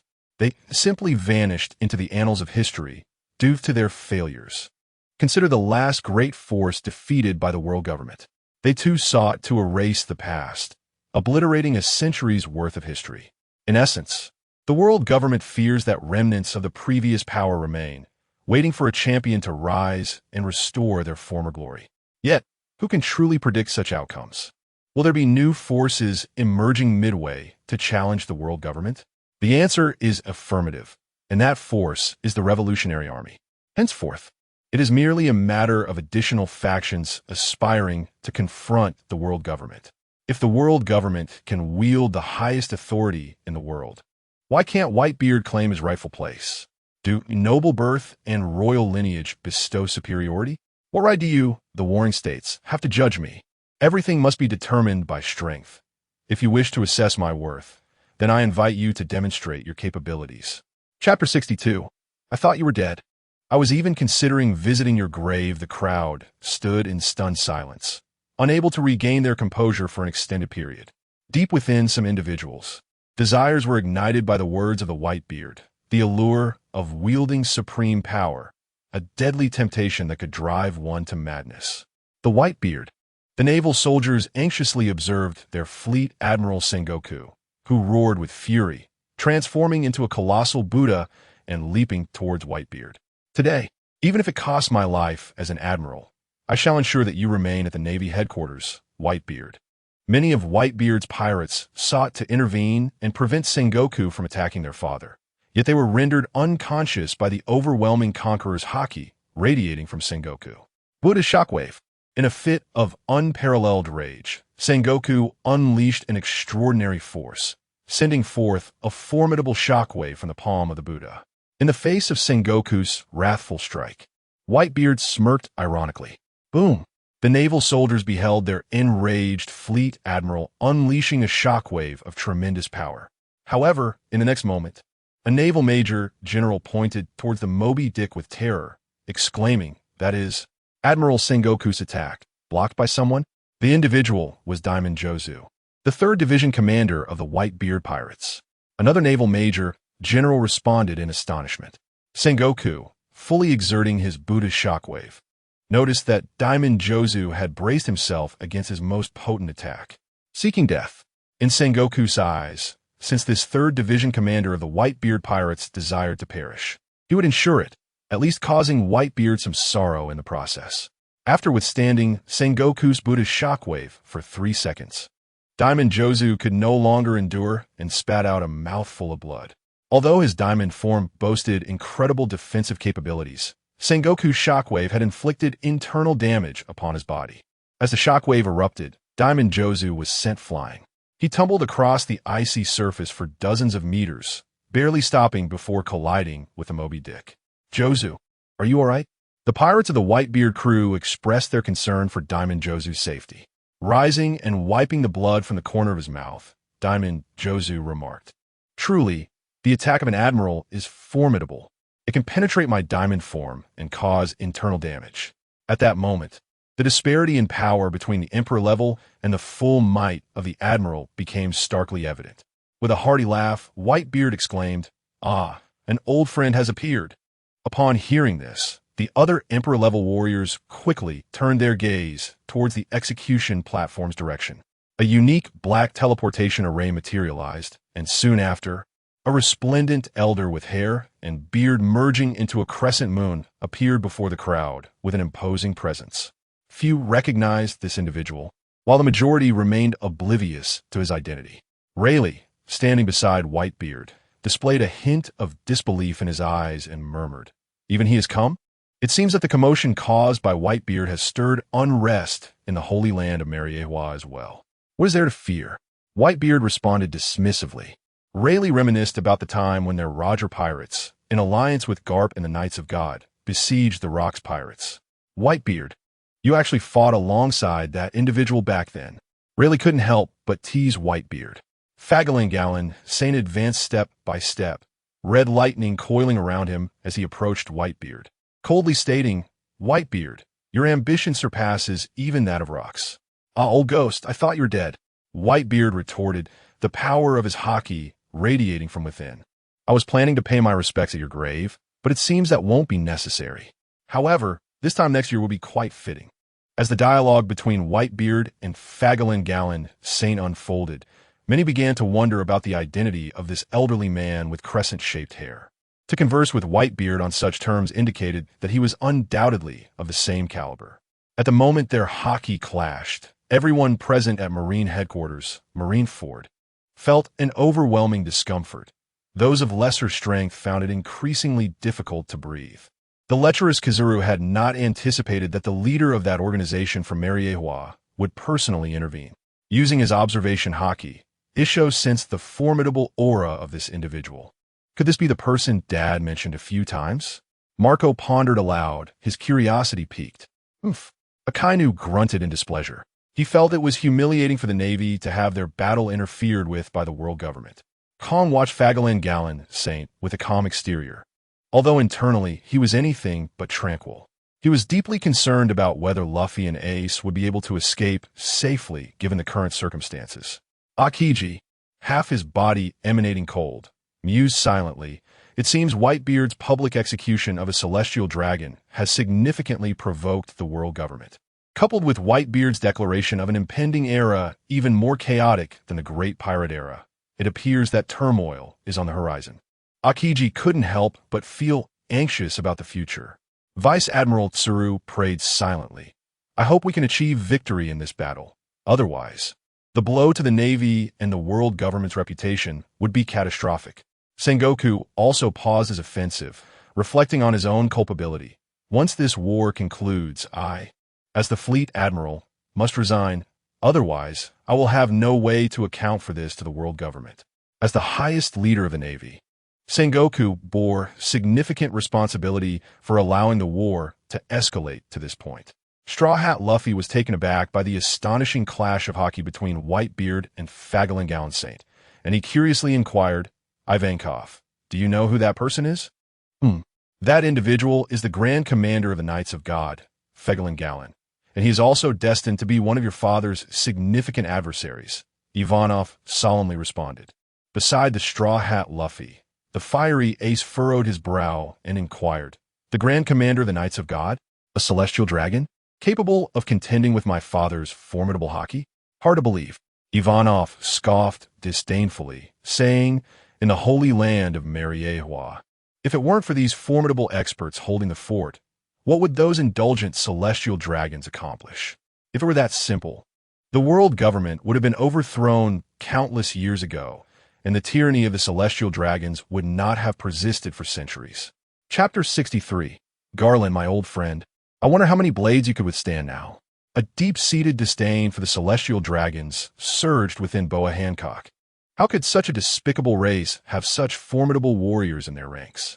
At that moment, Boa Hancock was startled by Doflamingo's almost maniacal laughter. Could it be that Doflamingo had been greatly provoked? Hehehe, Doflamingo slapped his left eye, his wild laughter uncontainable the Knights of God. Even you must have your moments of unrest. Let chaos reign. Hehehe, the more Doflamingo laughed, the more exhilarated he became. These individuals, who typically remained hidden from public view, were now exposed, indicating they had been pushed to their limits.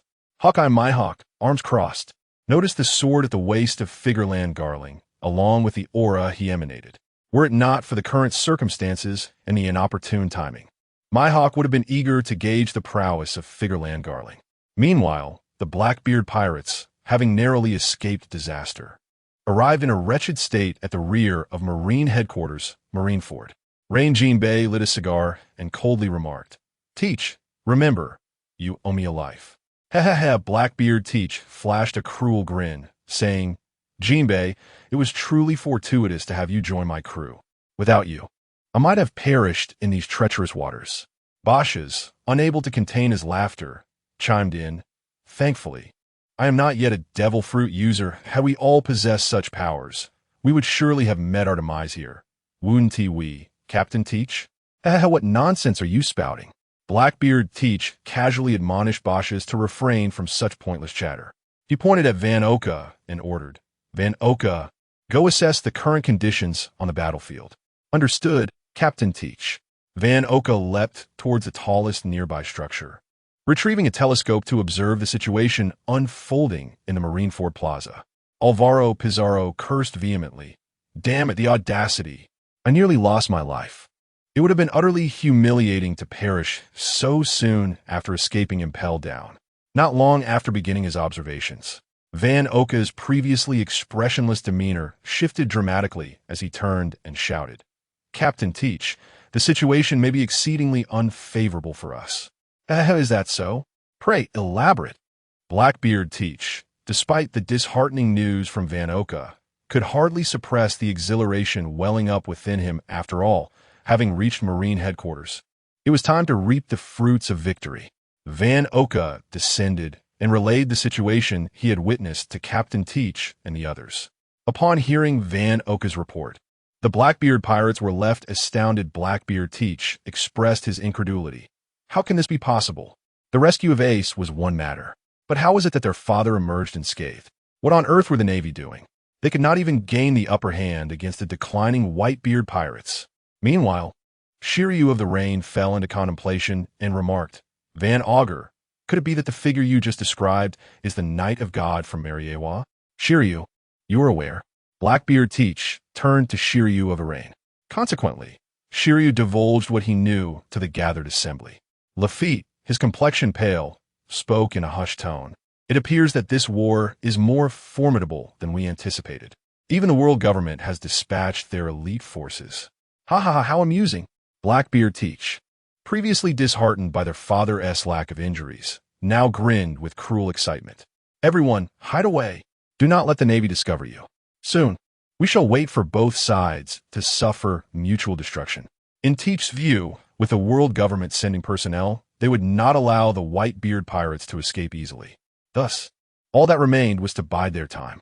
Meanwhile, Fegaland Garing Saint slowly unsheathed his sword, a potent conqueror's haki radiating from him, and coldly commanded, Do not interfere. I intend to test the strength of Whitebeard, to see if age has weakened him. Immediately after Garing Saint's orders, Sengoku shouted, All Navy personnel, heed my command. Launch a full-scale assault on everyone except Whitebeard. Since Garing Saint would confront Whitebeard, Sengoku needed to deal with the pirates of the Whitebeard crew himself, systematically dismantling them, to see how much longer Whitebeard could maintain his arrogance. Whitebeard disregarded the overwhelming conqueror's haki emanating from Garing Saint and pondered, Where are black and red-haired? Particularly that red-haired lad. If he hasn't arrived, then my plans will require some adjustments. Throughout, Whitebeard never considered engaging the Navy in a total confrontation, risking utter destruction of their forces, leaving them with scant resources upon returning to the New World. To contend for supremacy or expand their influence would consume considerable time. Recruiting new members would not yield the same efficacy as the veterans. Once territory expanded, it would require guardianship. In essence, he needed a delay, but first, he must instill a sense of intimidation in these foes. As for letting Rayleigh, that old rascal, engage in battle, the likelihood was slim. Merely having Rayleigh emerge and stand here served as a form of deterrence against the Navy. At the moment Whitebeard lifted the mighty blade, known as the Great Blade of Supreme Joy, all eyes turned toward him. This man, heralded as the strongest in the world, was preparing to strike. Many were curious as to what the scene would unfold when this legendary pirate, standing atop the pirate hierarchy, engaged in combat. A tremendous surge of conqueror's haki, imbued with crimson lightning energy, was relentlessly compressed at the tip of the sword known as Cumulus Cut. This increasingly formidable aura compelled those lacking sufficient strength to instinctively kneel before its might. Whitebeard stepped forward, summoning all the power within him, raising the mighty blade Cumulus Cut, and pointed it menacingly at Faye Gallon. In a chilling tone, he declared, Old Man Gallon, I wonder how many of my strikes you can endure now? Whitebeard, after decades apart, it seems you have only grown more arrogant, retorted Faye Gallon, equally channeling his full strength as the aura surged to the tip of his sword. The two streams of crimson lightning clashed violently in the air, creating a breathtaking spectacle.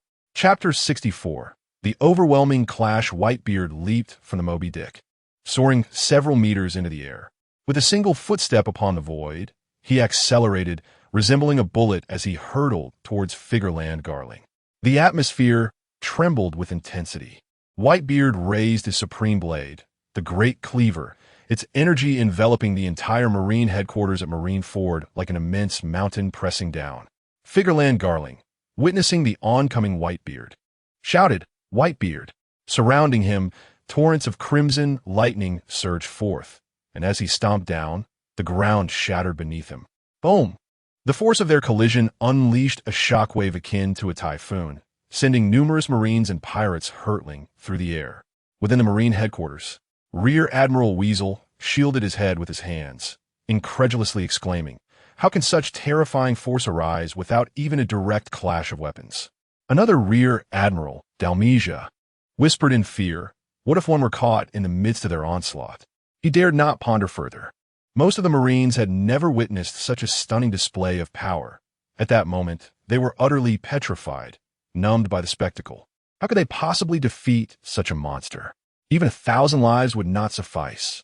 Only the admirals, Sengoku and Garp, maintained their composure, as they were accustomed to this level of confrontation, with only a slight disparity between their strengths. In contrast, the captains of the Whitebeard pirates remained relatively unfazed, having previously witnessed their father's moments of glory. The distant clown buggy, filled with despair, shouted, "No way. How can Whitebeard, at such an advanced age, still unleash such formidable power?" Back when Whitebeard battled Captain Roger, he displayed similar terror. How could he still be so valiant in his elder years? To others, it seemed that Whitebeard and Figurland Garling were evenly matched. However, the elite warriors present could discern subtle differences. While it appeared to be a stalemate, a glance at Figurland Garling revealed that he was exerting every ounce of his strength, while Whitebeard remained calm and collected. Marco's thoughts drifted far, reflecting this feeling. "I haven't experienced it in years. Only during Father's peak did I sense such power." In recent years, as Whitebeard's dedicated physician, Marco was acutely aware of his father's physical condition. Although his combat prowess remained formidable, the internal functions of his organs had deteriorated. Now, witnessing his father return to his prime, it would be disingenuous to claim he wasn't thrilled. As for how his father suddenly regained his peak state, Marco chose not to dwell on it. As long as Whitebeard was still Whitebeard, that was sufficient. Observing with observation hockey, he locked onto the clash between Whitebeard and Figurland Garling, musing with intrigue strange. "Since the last time I fought alongside Mr. Whitebeard, he seems to have become even more adept." Meanwhile, Kizaru, feigning participation in the fight, wore a lecherous expression of astonishment, exclaiming, "Wow, as expected of Whitebeard. Truly formidable. A true monster." Not far away, the ice-cold blue pheasant lamented, "Alas. Despite his advanced age, Whitebeard's strength still surpasses mine. It is truly daunting." He realized that defeating Whitebeard would only be possible through a concerted effort. The red dog, still entangled with Marco, felt his eyelids twitch in disbelief. How can this be? That old man. It's impossible. The Moby Dick loomed large as Rayleigh's gaze remained fixated on Whitebeard and Figurland Garling's saint, growing increasingly perplexed. This cannot be right. Even I, with age, cannot reach the peak of my former prowess in a fierce battle. How has Whitebeard achieved this? As for Figurland Garling's saint's strength, Rayleigh was well aware of its formidable nature, yet he too was aging and focused on recuperation. Rayleigh sensed that, compared to their younger days, their peak bursts could no longer be sustained, as the clash of their hockey had reached its limits. Sengoku's eyes widened in disbelief. Whitebeard is still in such fine form. Retired? What nonsense! This damned man with ambitions still so grand. What is this retirement business? Meanwhile, Carp, with a grave expression, lowered his voice. Whitebeard's strength shows no signs of waning. He remains at his peak. Suddenly, Carp's voice rose. Here it comes. Whitebeard has gained the upper hand. The energy from their clash erupted violently, sending a ferocious wave spiraling toward the heavens. In the astonished gazes of all, the clouds were instantaneously dispersed. The battlefield of Marineford was left in disarray. Only a handful of the strongest managed to maintain their footing, while others were either blown away or fell heavily to the ground, all in utter disarray. In the keen eyes of Mihawk, as the clash between Whitebeard and Figurland Garling Saint exploded, Garling was forced to retreat 5 steps before stabilizing himself, while Whitebeard maintained an air of effortless dominance. The title of the world's strongest man was indeed well-deserved. At that moment, Mihawk felt a profound respect for Whitebeard's strength. Doflamingo, having just reached the impact of the turbulent energy with his spider web, laughed maniacally, "Fu-fu-fu. That arrogant fellow from Mary Geos has finally been suppressed." He watched as Whitebeard relentlessly pursued the staggered Figurland Garling Saint, the astonishing rhythm of his attacks sending shivers down Doflamingo's spine. "TCH. That old man still retains such overwhelming might. Even Crocodile, at that moment, had to concede to Whitebeard's formidable presence. Fegalan Gallon Saint, continuously defending against Whitebeard's relentless onslaught, was deeply shaken, realizing Whitebeard's strength is exactly as it was in our prime. Fegalan Gallon Saint once stood on equal footing with Whitebeard, but as the years have passed, summoning his full strength has become increasingly challenging for him. At this moment, Fegalan Gallon Saint raised his blade to parry the sweeping strike from Whitebeard, the clash resonating with a sharp clang as he managed to block the assault. Nevertheless, he was forced to slide back over a meter. "Well, Gallon, you possess quite the skill," Whitebeard remarked, a smirk of disdain curling at the corners of his mouth as he mocked Fegalan Gallon Saint. "You seek your own demise," Gallon retorted, propelling himself towards Whitebeard with a fierce determination. In an instant, Whitebeard's expression turned cold as he began to summon the scant reserves of spiritual energy within him. Chapter 65. Mobilizing spiritual power to suppress Garen. The warring states join. Whitebeard faces two opponents at the moment when the full force of Saint Figurand Garen's blade collided with Whitebeard's fist. A sense of dread enveloped him. What? Saint Figurand Garen's pupils constricted as he attempted to transition from offense to defense. But it was too late. Bang! The powerful warriors present, intently observing the fierce battle between Whitebeard and Saint Figurand Garen, were momentarily stunned. They beheld as Whitebeard's fist mercilessly drove Saint Figurand Garen's head into the ground, the violent shockwaves relentlessly penetrating his body. Unable to contain himself, Saint Figurand Garen spat forth a copious amount of blood, his mental state teetering on the brink of collapse as he endured the excruciating pain. With a fierce roar, Saint Figurand Garen, risking further injury, retaliated with a soaring slash directed at Whitebeard. In response, Whitebeard adeptly countered the attack with his supreme blade, the Cutting Cloud. Seizing this fleeting opportunity, Saint Figurand Garen hastily distanced himself from Whitebeard. Gasping for breath, Saint Figurand Garen's head bled profusely, his left eye swollen shut. Before he could regain his composure, he witnessed Whitebeard propel himself forward with a powerful kick against the ground, charging towards him. With no time to catch his breath, Saint Figurand Garen steeled himself to confront Whitebeard once more. The two engaged in a fierce melee, but the previous blow from Whitebeard had left Saint Figurand Garen's energy in disarray. A perplexing thought crossed his mind. Why had Whitebeard's strength surged, even if only slightly? In that brief moment, that mere fraction had shattered the equilibrium. Disregarding his bewilderment, Saint Figurand Garen fought desperately to withstand Whitebeard's relentless assault, which now proved exponentially more challenging than before. Whitebeard leaped, channeling the power of the Tremor fruit into his right foot, and brought it crashing down. Boom! As the shockwave of the explosion erupted, Saint Figurand Garen was sent tumbling several meters across the ground. Just as he managed to steady himself, he saw Whitebeard charging at him once more. Whitebeard, now fully committed to attacking Saint Figurand Garen, lamented inwardly. What a pity! His internal spiritual power was too diminished. After that singular strike, his energy was nearly depleted, yet the advantage had been established. Saint Figurand Garen, who had barely been able to contend with Whitebeard at full strength, found his condition plummeting as he faced Whitebeard's relentless onslaught. The disparity became glaringly evident, and his breathing grew increasingly erratic. On board the Moby Dick, Rayleigh frowned and murmured, "What was that just now?" There is no doubt Whitebeard's explosive power momentarily intensified. What could possibly explain this? Even at his peak, Whitebeard's strength was astonishing enough to astound me. Yet he is capable of unleashing power that surpasses his prime. Simultaneously, Rayleigh also pondered that Whitebeard's growing ambition in his old age could be attributed to his formidable strength, which indeed offers a coherent explanation. The three admirals, along with Mihawk and a smile, momentarily stood in awe, having already felt immense pressure from Whitebeard's displayed prowess. They were astonished to witness him momentarily amplify his explosive power. This slight increase shattered the boundaries of the Emperor's realm. Mihawk remarked, "In this world, there should be no one capable of defeating Whitebeard head-on." The lecherous Kizuru was utterly stunned by Whitebeard's might. "Oh dear, is this for real?" We are in trouble. He mused. Akainu realized that to contend with Whitebeard, they would indeed have to pay an exorbitant price. Damn that old man, he shouted, launching a colossal magma fist at Marco.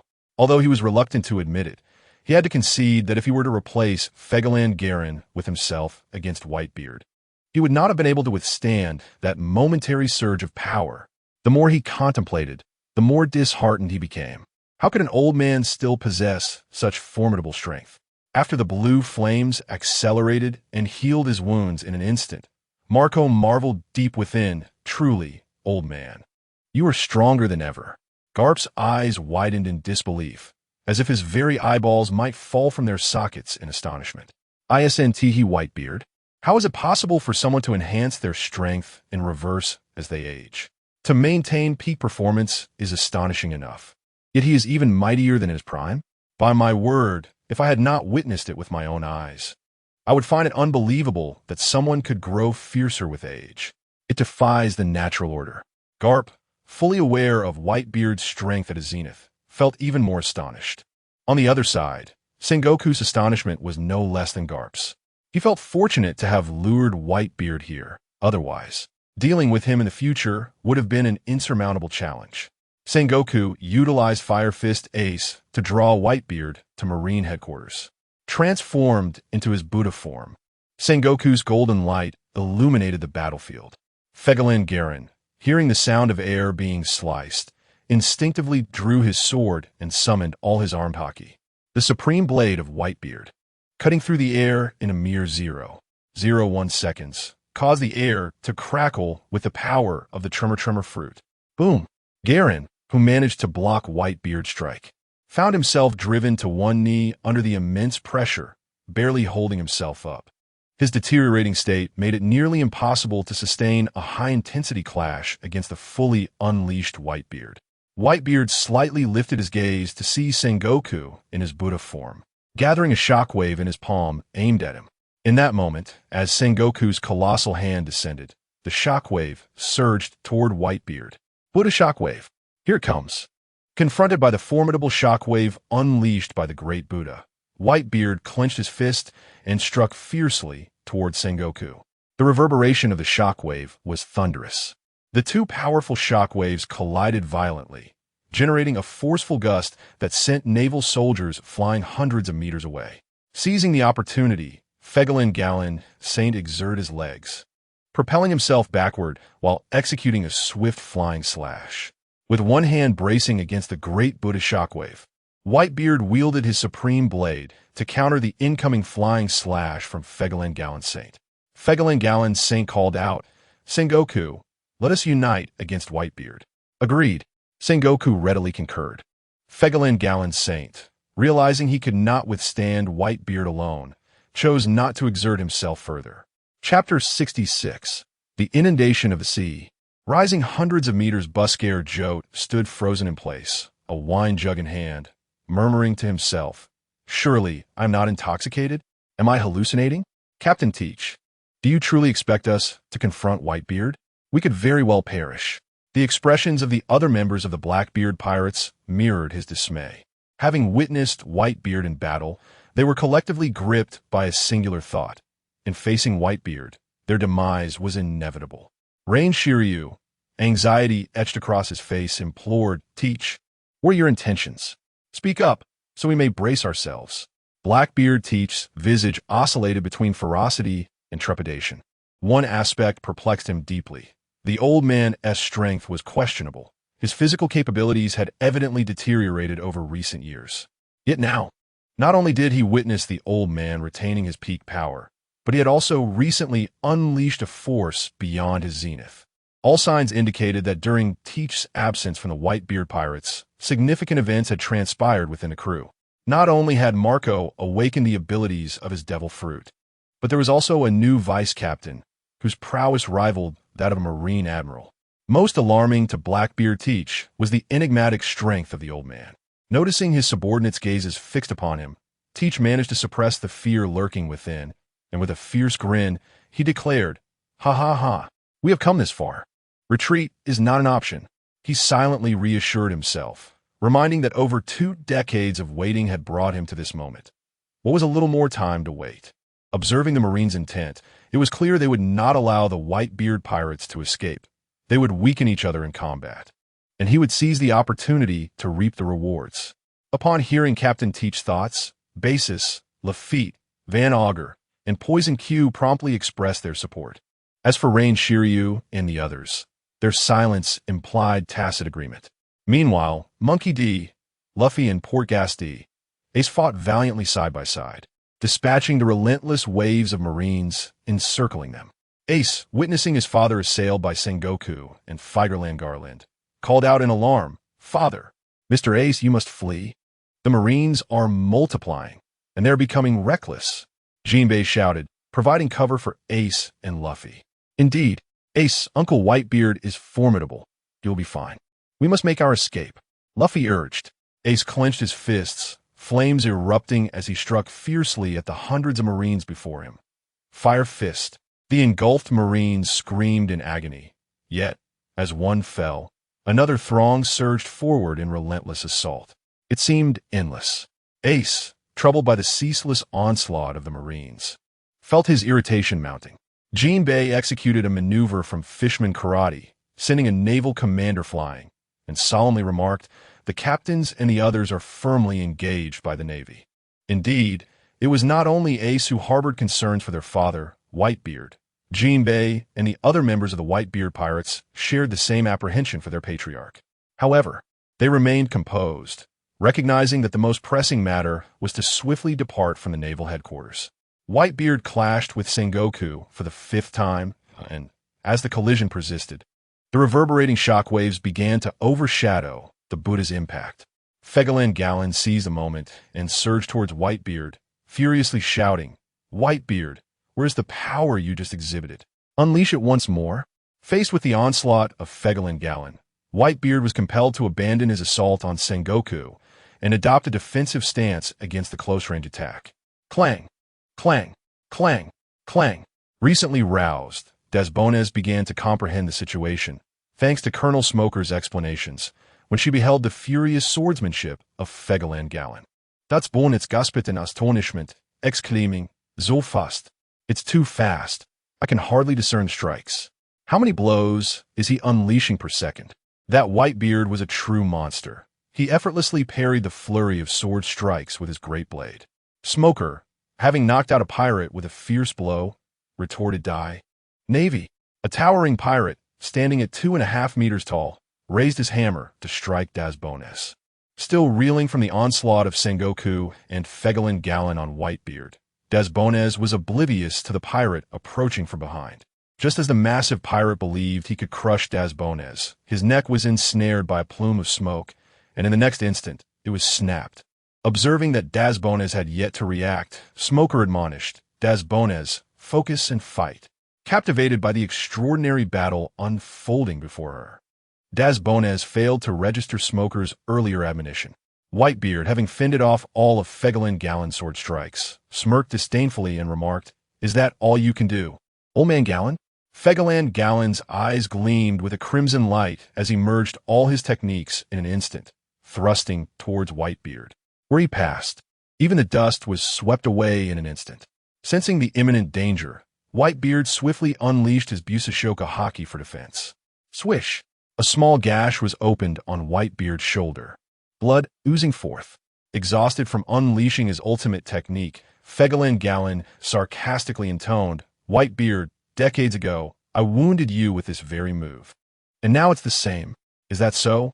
Whitebeard scoffed at the minor 2-centimeter wound on his shoulder, dismissing it with a cold chuckle. "Your strongest technique is no different than a mere scraping."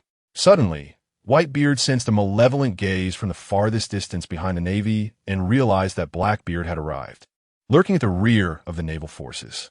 Whitebeard, confronted by the onslaught of the two of us, dares to divert his attention. As Sengoku channels the full might of the Buddha's shockwave, Whitebeard's hands stretch wide, grasping at the very air itself. The invisible atmosphere seems to twist under an unseen force, as if the heavens and earth are in turmoil. Boom! In an instant, the structures of Marine headquarters, Marine Ford, erupt as if detonated, with countless fissures appearing. the tallest edifices collapsing with a thunderous crash. Concurrently, a staggering 99.9% of those present lose control, tumbling to the ground, rolling in unison towards a single direction. Sengoku, nearly losing his balance, swiftly withdraws from the Buddha form to regain his footing. As the ground beneath him tilts at an angle exceeding 60 degrees, the very waters surrounding Marine headquarters, Marineford, surge backward, rising in tumultuous waves reaching heights of over 100 meters. Chapter 67. The ruined naval headquarters utilizing the powers of the string fruit to stabilize his body. Doflamingo erupted into an exuberant laugh, exclaiming, "Such immense destructive power! Truly, he is a legendary monster. No, he should be described as the monster among monsters to encapsulate Whitebeard." In Doflamingo's eyes, Whitebeard's strength was unparalleled. Only by teaming up with the likes of Sengoku and the aged Figureland Garling could one hope to limit Whitebeard's might. This tremendous upheaval, neither he nor his companion could devise a means to contend with Whitebeard. The colossal disturbance hurled Straw Hat Luffy away, and Ace, clinging to a rock with one hand, shouted, "Luffy, grab my hand." An arm stretched out, grasping Ace's, and soon Luffy was back at Ace's side, his face a mask of astonishment. "Uncle Whitebeard's strength is incredible," he exclaimed. "Of course.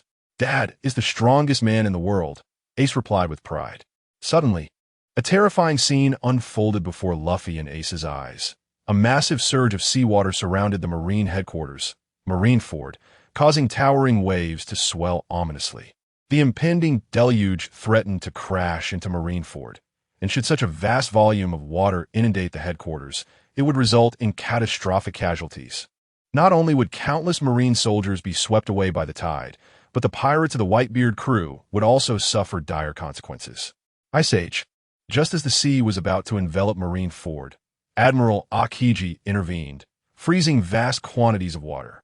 With the towering waves around Marineford crystallized, the tumult gradually subsided. However, the entirety of Marineford had been reduced to ruins. Everyone lay sprawled haphazardly. Many who failed to grasp onto anything had been flung into the sea, both Marines and pirates alike. Tina knelt on one knee, gasping for breath. After surveying the devastation around her, she found herself unable to reconcile the scene. Is this truly the highest bastion of justice, Marineford? What lay before her was nothing but a colossal wreckage, devoid of the former grandeur and authority. The highest structures had collapsed, and the ground was riddled with deep fissures. Tina pondered if the recent destruction had been any greater. The esteemed bastion might have sunk to the depths of the ocean. Vice Admiral John Giant, his face contorted in terror and disbelief, exclaimed, "What astonishing destructive power!" In that fleeting moment, my entire body lost its balance. If Whitebeard were to launch more attacks like that, Marineford would be utterly shattered or consigned to the abyss. Smoker, gripping Tashigi by the collar with one hand, listened as she murmured, "If it weren't for Admiral Akiji's intervention, wouldn't we have all been doomed?" Smoker, grimly reflecting on their losses, pointed to the countless Marine soldiers strewn across the ground, bloodied and broken. The valiant warriors fighting for justice had just lost their lives to Whitebeard's devastating strike. In this moment, Smoker felt a profound sorrow amidst such a grand battle. The lives of ordinary Navy soldiers seemed utterly insignificant. No matter how many sacrificed themselves, it appeared to have no impact on the ultimate outcome of the war. Just like now, the scale of casualties inflicted upon the Navy by Whitebeard's blow was staggering. And then what? There was nothing beyond that. Should Admiral Sengoku and the others fail to subdue Whitebeard in the end, the countless sacrifices of the Navy soldiers would be rendered utterly futile. In this instant, Smoker deeply comprehended how trivial the lives of ordinary individuals are in the eyes of these top-tier powerhouses. On the side of the Whitebeard pirates, Diamond Jaws shouted loudly, "Everyone who can lend a hand, hurry and save our comrades." "Understood, Captain Jaws." The remaining active pirates of the Whitebeard crew responded. Other division commanders similarly directed their men to rescue their own. However, overall, the Navy's casualties exceeded those of the pirates. Whitebeard's large-scale attack easily led to a situation where they might inflict 1,000 casualties while suffering 800 themselves. This was still under Whitebeard's attempts to control the situation and mitigate the collateral damage to his crew, yet many were still affected. In one instance, as two pirates attempted to lift a large stone, it suddenly floated up. One of the pirates, realizing what had happened, exclaimed with excitement, "It's Vice Captain Izo's doing." As the stone levitated due to anti-gravity, the debris of the Marine headquarters at Marine Ford began to rise as well. This made it easier for both pirates and Marines to conduct their rescue operations. Otherwise, merely clearing the rubble would require immense manpower. Kobe, whose leg had been crushed by a stone, was straining to push it away when the stone suddenly became buoyant. Is this the ability of that blind swordsman? Soon, a plethora of debris floated above the square of Marine headquarters at Marine Ford. The Marines watched in terror, fearing that these ruins might come crashing down upon them.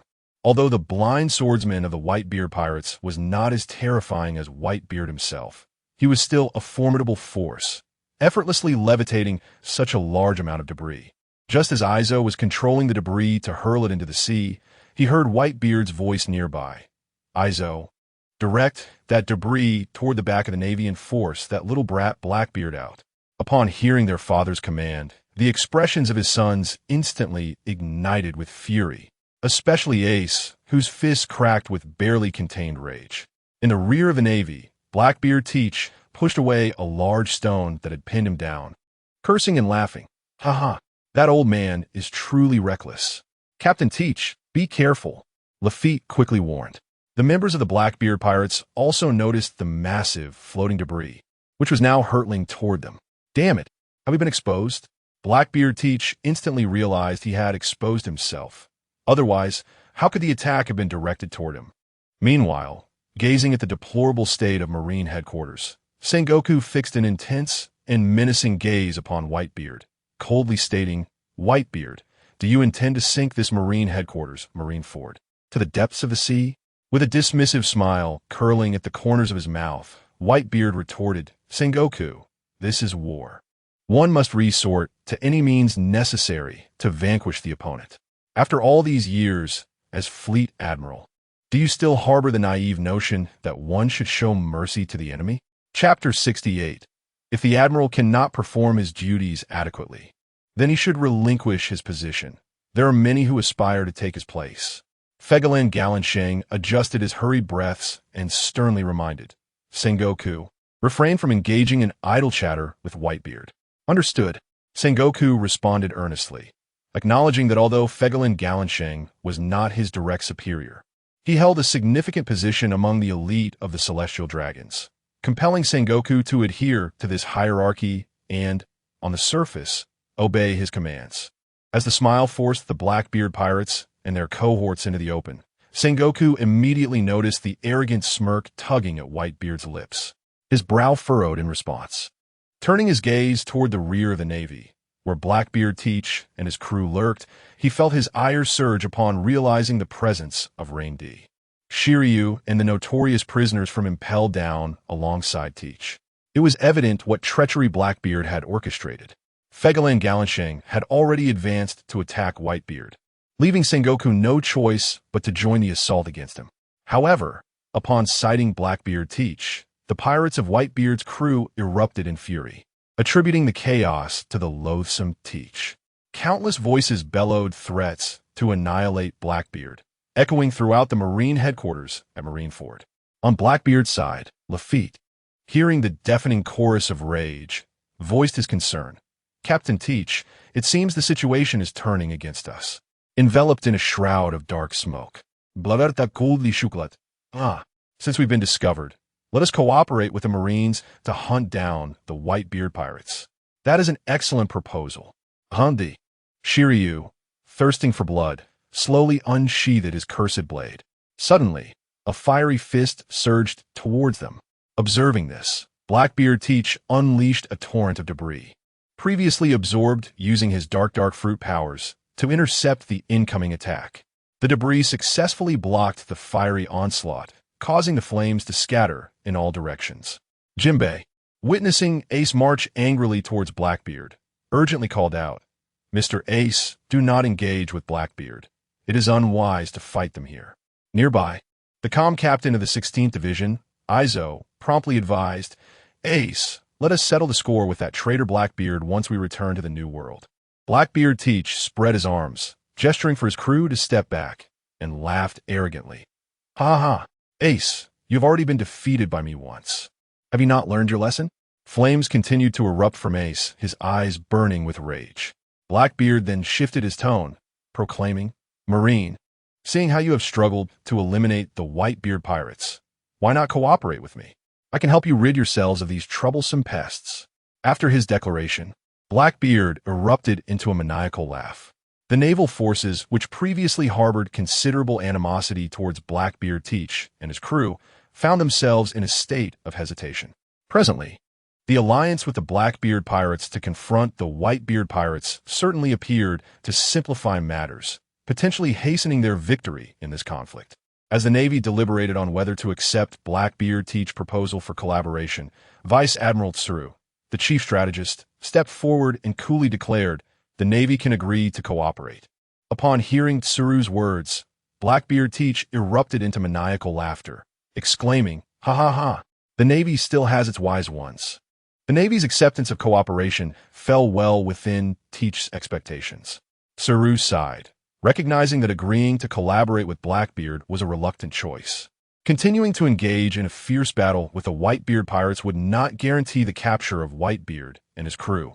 Moreover, the presence of several formidable warlords of the sea, including Doflamingo, Boa Hancock, and particularly Mihawk, posed an overwhelming threat. Yet, they all seemed to be merely spectating, letting the situation unfold without intervention. What was the point of attacking mere, ordinary pirates? It blatantly revealed their intentions. The decisive moment for Vice Admiral Tsuru to accept Blackbeard's proposal stemmed from witnessing the furious demeanor of Fire Fist Ace. Given Ace's volatility, it was certain that the Whitebeard pirates' escape would be significantly impeded, presenting an opportunity for the Navy. Tsuru understood that if Sengoku were present, he too would agree to Blackbeard Teach's proposition. Of course, had the Navy gained the upper hand earlier, there would have been no need to ally with such a contemptible pirate. Bosch's initiated the assault, hurling a massive boulder towards the Whitebeard pirates with considerable force. The impact resulted in the immediate demise of 6 pirates. Avero Pizarro, Van Auger, and Lafitte joined the fray, inflicting significant casualties upon the Whitebeard pirates. The captains under their command were compelled to abandon their confrontation with the Navy's generals, instead uniting against Blackbeard's crew. Ace summoned a torrent of flames, forming a colossal fireball above, and bellowed, "Teach, today I will surely kill you. Great Flame Ring, Flame Emperor." Blackbeard Teach, with a mocking smile, retorted, "Ha ha ha, Ace, it seems you've forgotten my abilities. Allow me to remind you." He began to gather a substantial amount of dark smoke. Soon, 2 massive orbs of fire and darkness materialized over Marine headquarters at Marineford. Suddenly, a tremendous explosion resonated, drawing everyone's attention towards Whitebeard's location. The perilous shockwave of the quaking power rebounded, a joint technique executed by Sengoku and Figerland Gallen.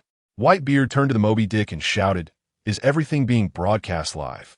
"It's live, old man," roared a 2.5-meter-tall burly pirate, holding a den mushy aimed at the distant Blackbeard pirates. Meanwhile, several Navy personnel attempted to launch a surprise attack. But, before they could approach, Raleigh effortlessly dispatched them with a single strike, allowing the den mushy to relay the events uninterrupted.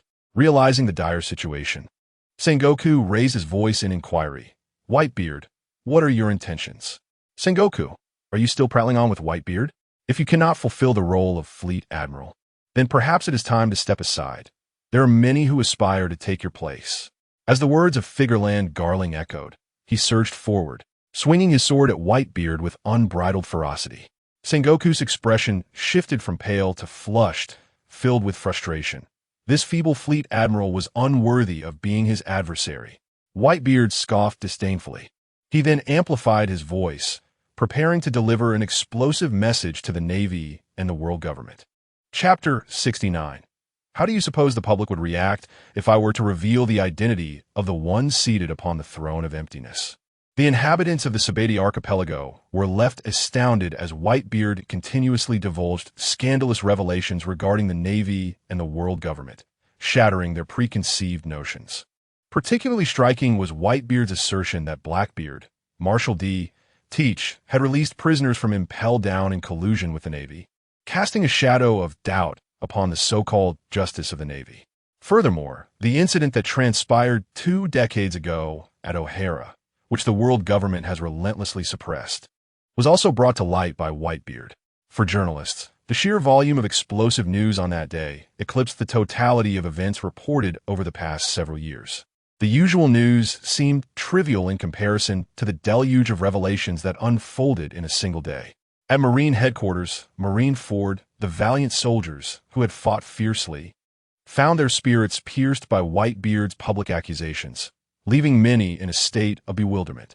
Blackbeard, having devoured Ace's flames, let out a raucous laughter. That old man Whitebeard has changed remarkably. The difference between the current Whitebeard and the one from the past was stark. The old man had never engaged in such public exposure, and this newfound behavior made Blackbeard feel increasingly wary of him. Ace, wiping the blood from the corner of his mouth, prepared to charge at Blackbeard once more, but was restrained by Jean Bay, who held him tightly and cautioned, "Ace, do not entangle yourself further with Blackbeard. You may fall into a trap. Father has disrupted the Navy's rhythm again. We must flee quickly. Look at the division commanders. Once they halt, they are ensnared." Reluctantly, Ace cast a furious glance at Blackbeard, whose laughter echoed ominously. "Did you think I would let you escape, Ace?" Meanwhile, Marco, who had remained by Whitebeard's side for decades, pondered silently. How does Father know so many hidden truths? He even knows about the forced bridge construction in the East Blue. Just as Marco's concentration wavered for a moment, a torrent of magma engulfed him entirely. Akainu, unleashing the molten fury, observed Marco attempting to break free from the magma's grasp and mockingly remarked, "Marco, your so-called father is nothing more than a petty man. I once believed Whitebeard to be an honorable individual, yet it appears he is merely a schemer. Akainu, your provocations are futile. But tell me, if you so desperately wish to kill me, why do you continue to waste words?" Marco retorted, fatigue evident in his tone. Meanwhile, Ivankov grew increasingly astonished by the events Whitebeard had unveiled. Incredibly, he pondered, such remarkable oratory skills. Merely through words, he had managed to stir the thoughts of the Navy present, who were all profoundly affected. How much more so those watching the spectacle through live broadcasts. It was truly a pity that Whitebeard did not join the Revolutionary Army. Ivankov could sense that most of Whitebeard's actions were directed against the Celestial Dragons, aligning with the goals of the Revolutionary Army. This thought flickered for just a moment before Ivankov dismissed the notion. How could Whitebeard possibly lower himself to join their cause? Suddenly, a thunderous roar erupted. "Be silent." Whitebeard's presence unleashed a shockwave that caused even Sengoku, in his Buddha form, to bleed from the corner of his mouth as he struck out at Whitebeard. Sengoku could not allow Whitebeard to continue speaking, who knew how much more he was aware of. Even though these matters had been thoroughly resolved, how could Whitebeard, far away in the New World, still possess such knowledge? It was utterly unfathomable. As Whitebeard swung his supreme blade, cleaving through the air to counter Sengoku's palm, Fegalan was already ambushing from behind. In the midst of his attack, Whitebeard had no choice but to raise his right leg, enveloping it in hockey. With a clang, Whitebeard's hurried defense was met with Fegalan's full-force strike, sending him back several meters. Just as he regained his balance, Whitebeard looked up to see Sengoku's Buddha shockwave descending upon him. Without charging up, Whitebeard retaliated with a direct punch, colliding with Sengoku's shockwave. The violent force shattered the ice beneath him. Just as it was about to be completely obliterated, a chilling gust swept in, encasing Whitebeard in ice. Sengoku observed as Akiji approached slowly, nodding with satisfaction as he said, "Akiji, join us in our assault. We must subdue Whitebeard swiftly." Initially, Akiji had been content to remain a mere spectator, but he could no longer afford to sit idly by while Kizuru engaged someone else in combat. However, as more revelations about Whitebeard emerged, Akiji realized he could not continue to be a bystander. The pirates of the Whitebeard crew, witnessing their father encased in ice, felt concerned but were not overly anxious, for they believed in his strength to handle the situation. They needed to break through the Navy's blockade quickly. Once they escaped into the bay, it would be exceedingly difficult for the Navy to contain them. At that moment, as a massive flying slash was about to strike the encased Whitebeard, he shattered the ice and swung his supreme blade, deflecting the attack with a fierce roar, sending the flying slash soaring into the sky. The explosion resounded as the flying slash detonated above, yet Whitebeard's gaze remained fixated on Fegaland Gallon, Sengoku, and Akiji. The atmosphere crackled with excitement as the blood within Whitebeard surged to life at that moment, while the thrill of battle invigorated him. He was acutely aware that the overall situation for the Whitebeard pirates would soon take a turn for the worse as time progressed. Where was that little imp, Shanks? His delay was irksome. With two formidable adversaries already taxing Whitebeard's strength, the prospect of confronting a third top-tier warrior was daunting. This revelation was merely the prelude to what was to come. Outwardly, Whitebeard maintained an air of disdain as he chuckled. Ho ho ho, Sengoku, you seem quite apprehensive about what I might say next. Shifting the conversation, Whitebeard delved into the crux of the matter. Old man Galindo, what do you think would happen if I were to publicly disclose the identity of the one seated upon the Void Throne? The words left the formidable figureland Galindo momentarily stunned, as he stood frozen in disbelief.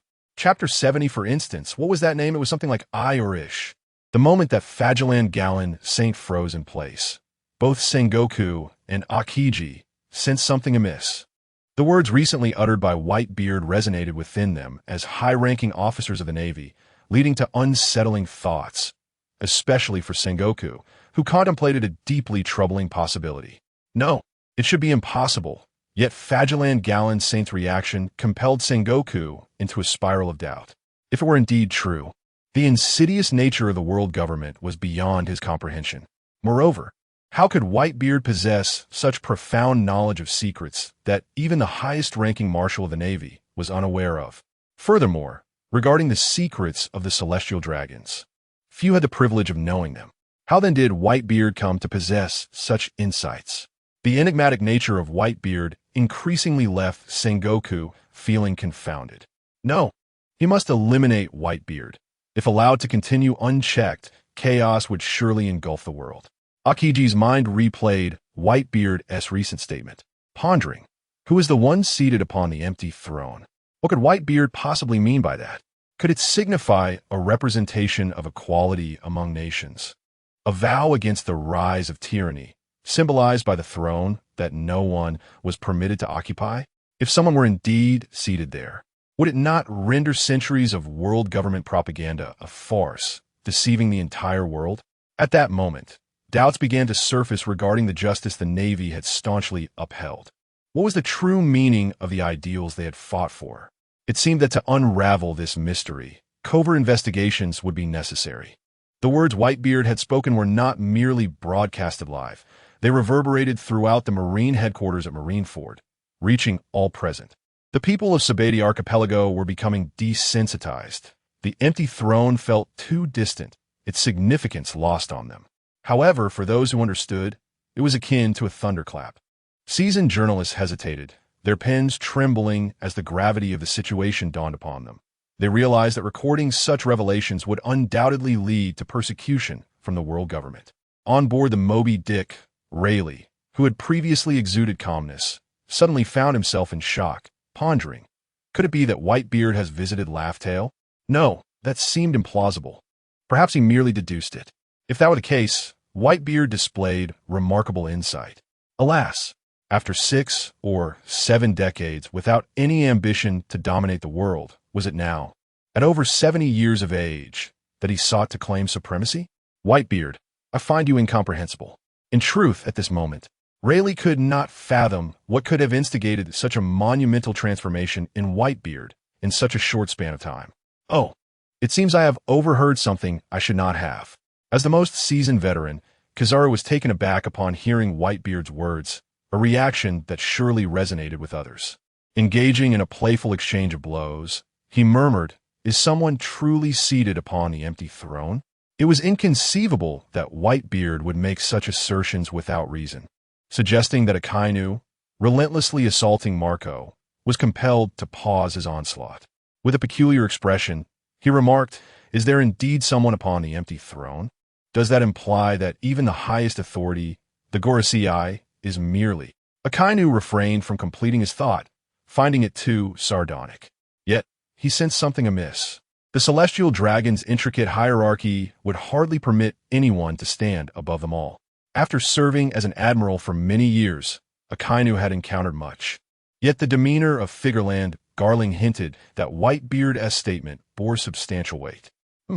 Regardless of who it is, I shall unwaveringly uphold my sense of justice, Akainu declared, clenching his fists with a fierce countenance. In a secluded area where no one dared to approach, Dracul Mihawk stood, gradually shifting his gaze towards the direction of Mariewa. Given the current developments, it was likely that the world government would soon implement new adjustments. However, he pondered who else might join this tumultuous battlefield. Mihawk perceived that if the situation continued to escalate, it would descend into an endless cycle, unless the Whitebeard pirates were utterly vanquished and Whitebeard himself fell. Otherwise, he could not fathom when this conflict might reach its conclusion. Doflamingo, with a maniacal laugh, cruelly orchestrated the slaughter among dozens of marines and pirates. As a celestial dragon, he understood, more than most, the terrifying implications behind Whitebeard's recent statement. In his youth, residing in Mariewa, he had been warned by adults never to venture into the deepest recesses of Panga City, lest he lose his life. At that time, young Doflamingo could hardly believe such dire warnings, for he was a celestial dragon, untouchable and above all others, viewing anyone outside his kind as mere slaves. However, as time passed, doubts began to creep in. Could it be that someone truly held dominion over all celestial dragons? Coupling this with Whitebeard's assertion, Doflamingo was increasingly convinced that a puppet master existed within their ranks, a master of the empty throne. Contemplating this notion twisted his expression further. Figureland Garling, still reeling from Whitebeard's shocking revelation, furiously demanded, "Whitebeard, what do you truly know?" Sensing he had a firm grip on Garling, Whitebeard leisurely replied, Who? Garling, what do you think I know? That depends on the stance of your world government. Satisfy me, and perhaps I shall enlighten you. Perhaps I am unaware of certain matters. However, should I find myself dissatisfied, I might just become enlightened once again. For instance, what was that name again? Ah yes, Whitebeard. The moment Figureland Garling shouted Whitebeard's name, his lungs nearly burst with exasperation. Initially, he had suspected that Whitebeard was intentionally probing him, perhaps testing his limits. Yet, it now appears that this wretched Whitebeard is indeed knowledgeable. This complicates matters. Swiftly eliminating Whitebeard will prove to be a formidable challenge. Even if several individuals were to converge and attack him, that accursed man would undoubtedly reveal the name of Lordym before his demise. In that eventuality, Figureland Garling would find himself unable to escape the retribution of Lordym. Chapter 71. The Five Elders Mobilize in the Sacred Land of Mariewa. When Whitebeard publicly spoke of the one seated upon the throne of nothingness, the five elders immediately rushed to report this matter to Lordym. Upon returning to the conference room, Izamblin the Tnejiru, wielding a katana, coldly reminded, Lordym desires us to find a way to eliminate Whitebeard. Yet we must ensure that his existence does not come to light. Time is of the essence. What suggestions do we have? With arms crossed and seated upon the sofa, Topman Vacheli proposed we should all mobilize at once to subdue Whitebeard. No matter how formidable he may be, he cannot withstand the onslaught of our numbers. Unwise, interjected the tall, elder statesman, Marcus Moss. He continued, if we all act in unison, those lurking in the shadows will perceive our weakness, thinking it necessary to deploy such a multitude simply to deal with one Whitebeard. Shepherd X, Peter, pacing within the room, analyzed, in the grand scope of this conflict, Whitebeard consistently acts ahead of the Navy. I believe our priority should be to stabilize the situation with Whitebeard, ensuring that Lordym's existence remains concealed, as any revelation would have far-reaching consequences. Cleaning up the aftermath would be unimaginably difficult. Hence, we should allow Whitebeard to retreat for now, and we shall take matters into our own hands later. Rising slowly from his seat, Jagerushia, Satan declared, I will take the initiative to Marin Vando. After all, Every passing second increases the risk of Lordham's exposure due to Whitebeard. Jaegerushia's Satan's proposal met with unanimous agreement from the 4 other elders present, as they knew they could swiftly reach the battlefield through teleportation. Should the situation demand, they would mobilize as one to overpower Whitebeard. Regarding the aftermath, if Whitebeard indeed revealed Lordham, they would resort to execution where necessary, silencing as many as needed. If it came to the most desperate measure, they would obliterate nations without hesitation. At the Marine headquarters in Marinvando, just as Sengoku had summoned Akiji to surround Whitebeard, Figureland Garling raised a hand to signal the two to halt. Sengoku, perplexed, queried, "Garling, what is the meaning of this?" "Let us discuss this momentarily," Figureland Garling replied, withholding his reasons for the interruption. Internally, he mused that by now, the 5 elders should have already consulted Lordham. He would await their return before proceeding. At this juncture, Figureland Garling hesitated to initiate an attack against Whitebeard, fearing that any misstep might lead to the exposure of Lordham's existence. Should that occur, all responsibility would fall solely upon him, despite his esteemed position as the Grand Commander of the God Knights, possessing the authority to execute celestial dragons. Yet before Lordham, he felt insignificant. Now, Figureland Garling awaited the arrival of the 5, hoping for their swift return. At the very least, in the event of any issues arising afterward, it would not be fair for a single individual to bear the wrath of Lordham. With a hearty laugh, Whitebeard observed the evident trepidation in the heart of Farragan Garen, exclaiming, "Garen, you too have moments of fear." "Whitebeard, do not be so arrogant," Garen thought, wishing he could draw his sword and dismantle Whitebeard on the spot.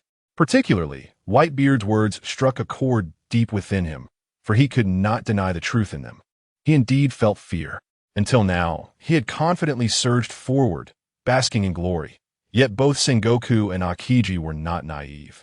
Initially, they had harbored doubts regarding the existence of the individual seated upon the empty throne, questioning whether it was a mere fabrication by Whitebeard. However, it now appeared that Whitebeard's claims were grounded in reality. Otherwise, Garen would not have reacted in such a manner. Sengoku pondered privately. Who among the world government could occupy the empty throne? One of the Gorsei? That seemed unlikely. Perhaps one among the celestial dragons? Yet, that too felt implausible, as the core powers of the celestial dragon families were deeply entrenched. How could anyone ascend above all celestial dragons in just a few decades? If such a person existed, what abilities must they possess? Sengoku could surmise that this individual's capabilities were undoubtedly extraordinary, perhaps even surpassing the legendary rocks of the past. These were the only thoughts that crossed Sengoku's mind, as he was limited by the scant information at his disposal, relying solely on conjecture. The temporary cessation of hostilities among Farragan Garen, Admiral Sengoku, and Admiral Akiji indirectly affected the fierce combatants on both sides, causing a notable slowdown in the skirmishes between the Navy soldiers and the Whitebeard pirates.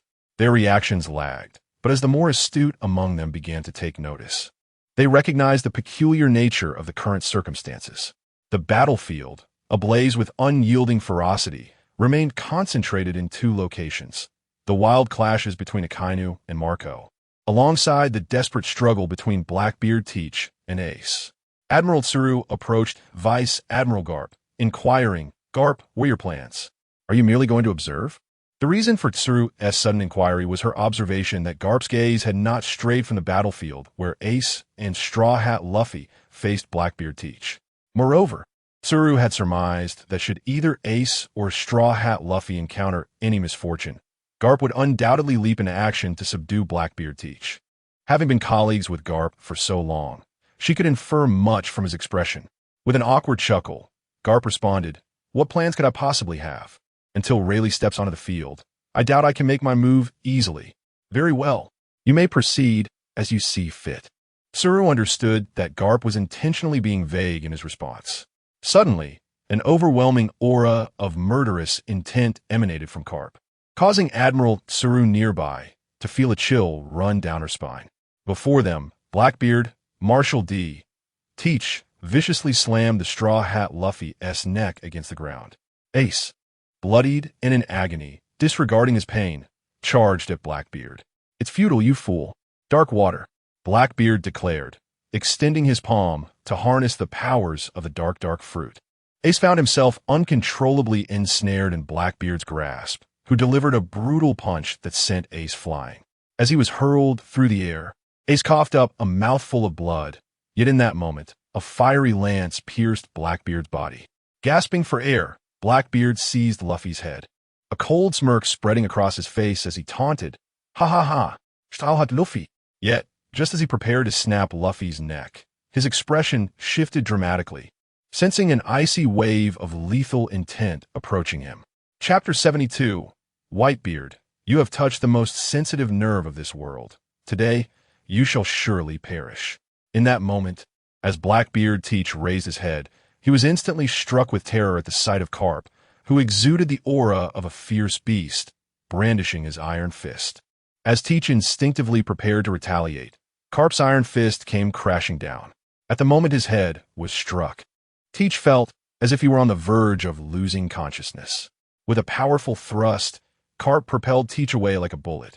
In the blink of an eye, Teach rolled across the ground for dozens of meters, finally coming to a halt amidst the ruins. Captain Teach. The members of the Blackbeard pirates abandoned their foes and converged upon Carp. Lafitte swooped down through the debris to lift Teach, who was gasping for breath, his head drenched in blood. With a vicious grin, Teach exclaimed, "Ha ha ha, Navy hero Carp. I happen to have a temporary alliance with you Navy folks, and you dare to strike me now? Is this appropriate?" Suppressing the fury within, Teach retorted, "I am merely dealing with refuse. As for any alliance, I'm not privy to that." Upon hearing this, Teach's malevolent laughter echoed. "Ha ha, since you old fools seek your own demise, I shall oblige. Everyone, join me in attacking this old man."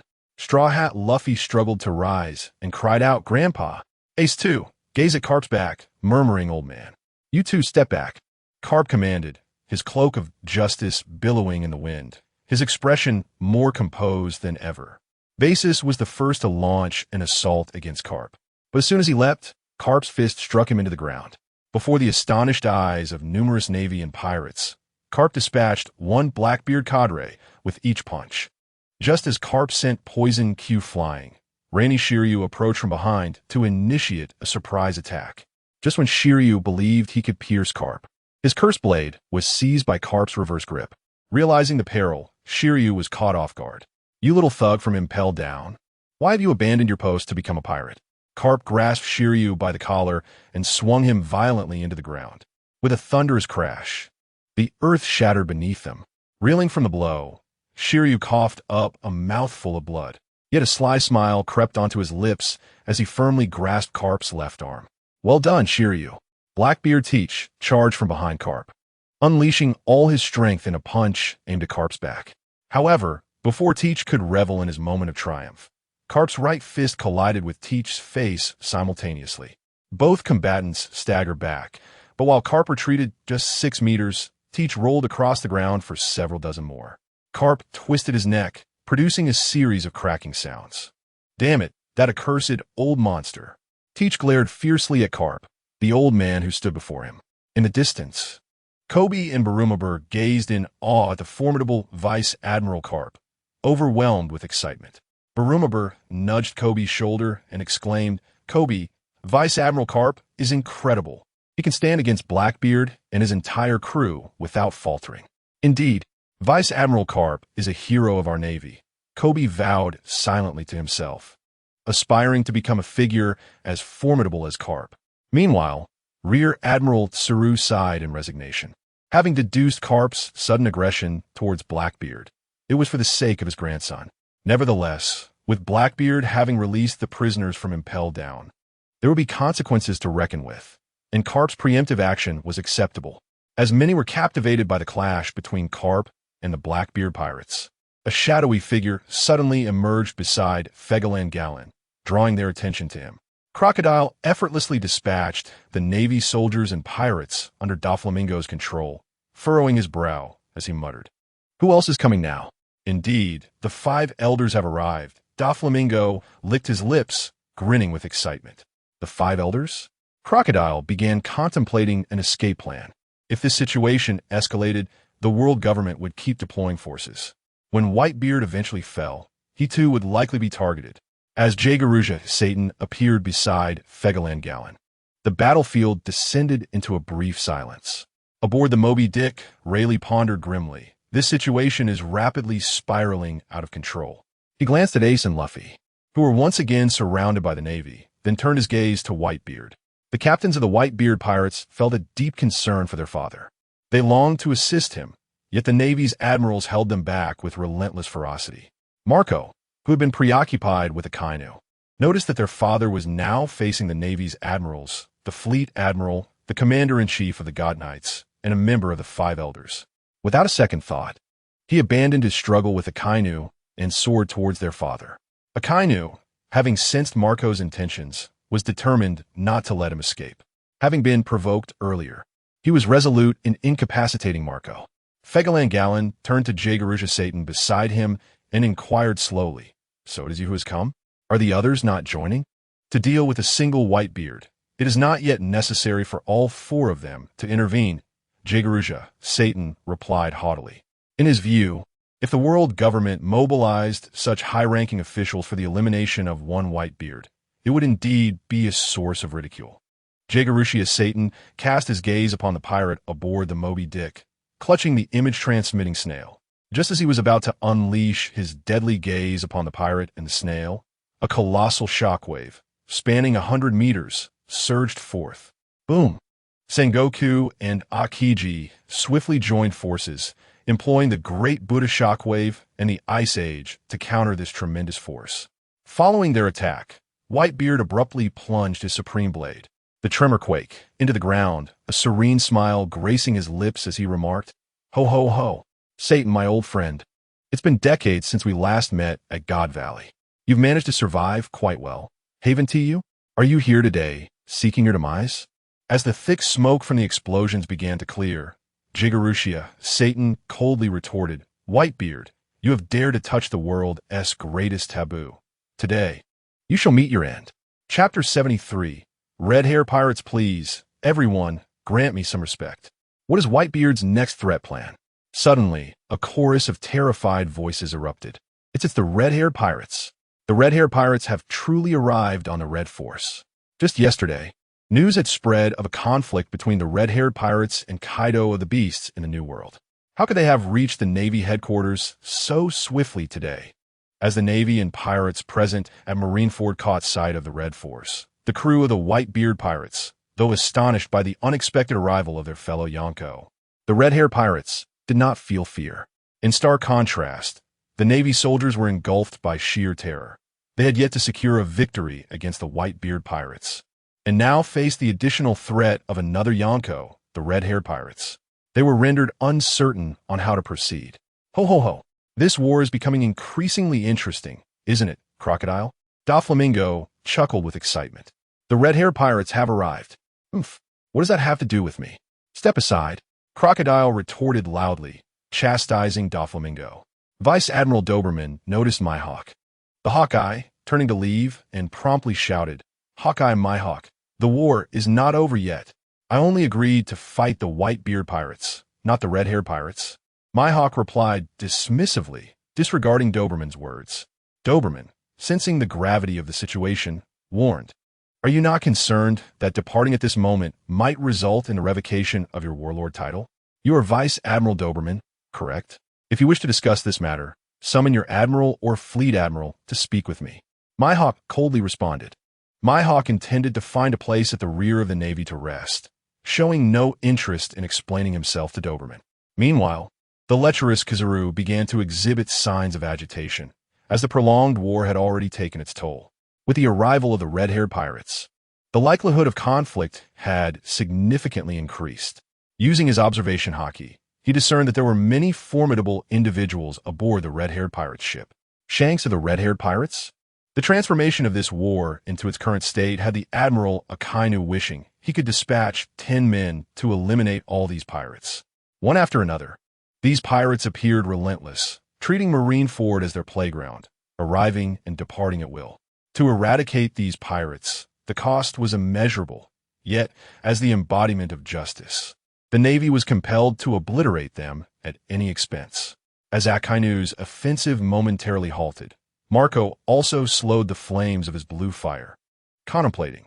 The arrival of the red-haired pirates at this juncture has indeed alleviated some of our pressure.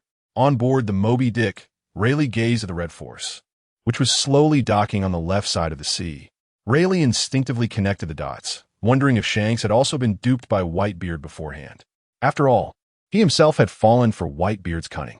For some reason, the more Rayleigh pondered, the more he believed in this possibility, though it seemed unlikely that Shanks would be easily swayed by Whitebeard's words.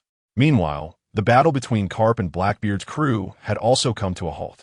Carp gritted his teeth and muttered, "Red-haired, the man who led Luffy to become a pirate." The mere thought of that scoundrel, Shanks, irritated Carp. If it weren't for him, how could Luffy have ventured into piracy? Blackbeard Teach, finally able to catch his breath, let out a menacing laugh. "Ha ha ha. So Red-haired has arrived." Observing the unfolding situation, Teach felt that the likelihood of seizing the Tremor Fruit's power was plummeting. The Marine headquarters at Marineford was teeming with formidable fighters. Luffy, pulling Ace along, exclaimed with excitement, "Ace, I can't believe Shanks is here." Ace nodded slightly in response. Astonished that the public execution of Fire Fist, Ace could escalate the conflict to such heights. Had he not witnessed it firsthand, Ace would never have imagined it would reach this point. Akiji, standing beside Admiral Sengoku, inquired, "Admiral Sengoku, the situation has spiraled completely out of control." "I know. The public execution of Fire Fist Ace has forced so many people into action." Sengoku clenched his fists, cracking his knuckles. At the same time, he pondered Shanks' sudden appearance at Marine headquarters. He was not a person to act recklessly, so what could his intentions be? This was a matter of great concern for Sengoku. Jageru Lucius Satan muttered, "Galen, are you also meddling in this affair because of your bloodline? He can do as he pleases." A fleeting glimmer of longing crossed the cold gaze of Fegalan Galen. Under normal circumstances, Jageru Lucius Satan would not be so incensed regarding Shanks. But the current situation was entirely different. Shanks' arrival at Marine headquarters in Marineford was undoubtedly unfavorable for both the Marines and the world government.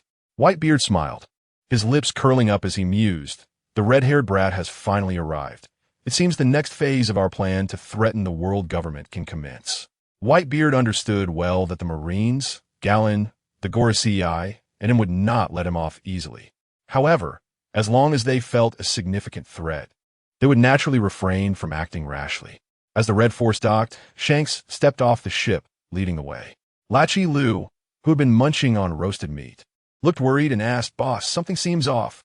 Shanks surveyed the battlefield, his gaze lingering on Luffy, Fegalan Galen, and Rayleigh, each for a moment. Ben Beckman, walking alongside the red-haired Shanks and casually smoking, remarked, "The appearance of Blackbeard was anticipated.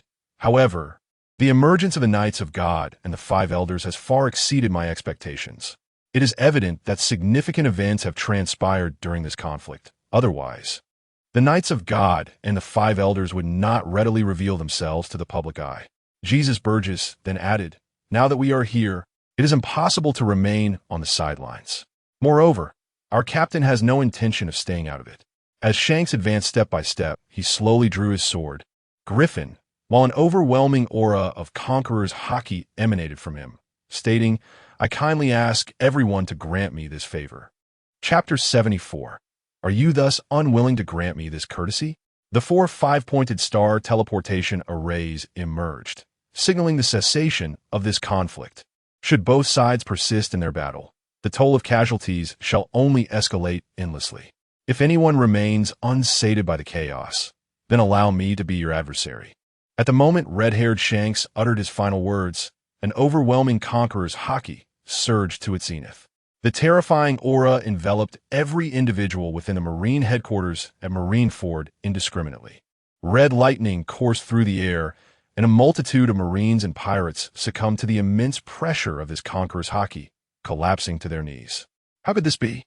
The might of the conqueror's haki is this formidable? Even I feel as if I might falter. The Vice Admiral, Mongoose, widened his eyes in disbelief. The intensity of red-haired Shanks's conqueror's haki surpassed even that of Whitebeard by a margin, and Whitebeard's haki was already fearsome enough. Shanks's was even more terrifying. Originally, red-haired Shanks had no intention of unleashing his conqueror's haki, but the current circumstances necessitated that all witnesses acknowledge his resolve to halt the war. Marco furrowed his brow and muttered, "That bastard Shanks." Indeed, Shanks's audacity in exerting his conqueror's haki had even subdued members of the Whitebeard pirates. Marco resolved to confront this rogue and settle the score. He was no longer intimidated by Shanks. The sly yellow monkey remarked with an odd expression, "Wow. Truly deserving of the title of the strongest conqueror's haki, Shanks can even affect the vice admirals." Doflamingo, with his brow furrowed, murmured to himself, "Conqueror's haki." In that instant, the blow to Doflamingo's pride was significant. The haki of Kaido and Whitebeard had already placed them beyond his reach. Yet Shanks's conqueror's haki bore an even greater intimidation factor. Doflamingo, possessing conqueror's haki himself and being a man destined for kingship, found himself unwilling to accept this reality. Meanwhile, Boa Hancock, having just dispatched an annoying marine and pirate, bit her finger in astonishment, whispering, "These 4 emperors are all monsters." Whitebeard, the quintessential hexagonal warrior, excels in every regard, while Shanks's conqueror's haki is truly astonishing. Previously, Hancock had never encountered pirates of the 4 emperors' caliber. Engaging with 2 of them now made her acutely aware that none who ascend to such heights are to be underestimated. As for Uncle Rayleigh, she had never witnessed him unleash his full strength and thus lacked a concrete concept of his abilities. This overwhelming conqueror's haki was exerted for merely 3 seconds before red-haired Shanks retracted it within himself. All but the top-tier warriors present exhaled in relief. Following Shanks's declaration, the battlefield at Marine headquarters fell into a brief silence. Jaeger-Roja, Saturn, coldly retorted, "Shanks, under different circumstances, I might have granted you this courtesy. However, today, every member of the Whitebeard pirates must perish here. If you do not involve yourself, the world government will not hold you accountable. Lord Satan, do you intend to disregard my request?" In an instant, Shanks' expression transformed into one of fierce intensity. The next moment, all present witnessed Shanks channeling 3 bolts of crimson lightning, ensnaring and suppressing Jaeger-Roja Satan. At the very second the 3 bolts of lightning descended upon him, Jaeger-Roja Satan found himself rendered utterly immobile. A multitude of marines and pirates profoundly sensed the overwhelming might of the Yonko Shanks, capable of instantly stunning even the Gorosei into inaction. Whitebeard silently contemplated Shanks' conqueror's haki, musings revealing that it had transcended the very concept of a mere emperor. Just as Jaeger-Roja Satan sought to break free from Shanks' binding embrace, he noticed another force colliding with Shanks' grip. Seizing the opportunity, Jaeger-Roja managed to escape Shanks' oppression. Shanks, regarding Figureland Garling, withdrew his hold and calmly inquired, "Do we truly need to fight to the bitter end?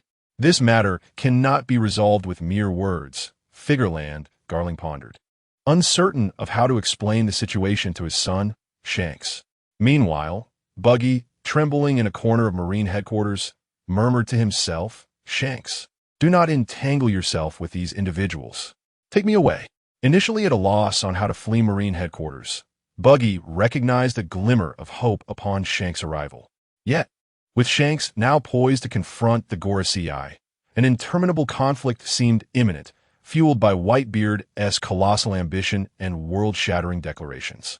The world government would never permit Whitebeard to depart unscathed, and Shanks' involvement would undoubtedly ensnare him in the ensuing turmoil. As all eyes fixed upon Shanks and Figureland Garling, Rayleigh aboard the Moby Dick sprang into action. The once stationary Dark King Rayleigh had kept the Marines on high alert, and now their hearts raced with trepidation. Confronting merely one faction of the Whitebeard pirates had nearly driven the Marines to despair. Now, with the entry of a legendary figure from the old era alongside the youngest Yonko, the red-haired pirates, dubbed the Iron Arm Pirates, the Marines were at a loss for how to secure victory in this battle.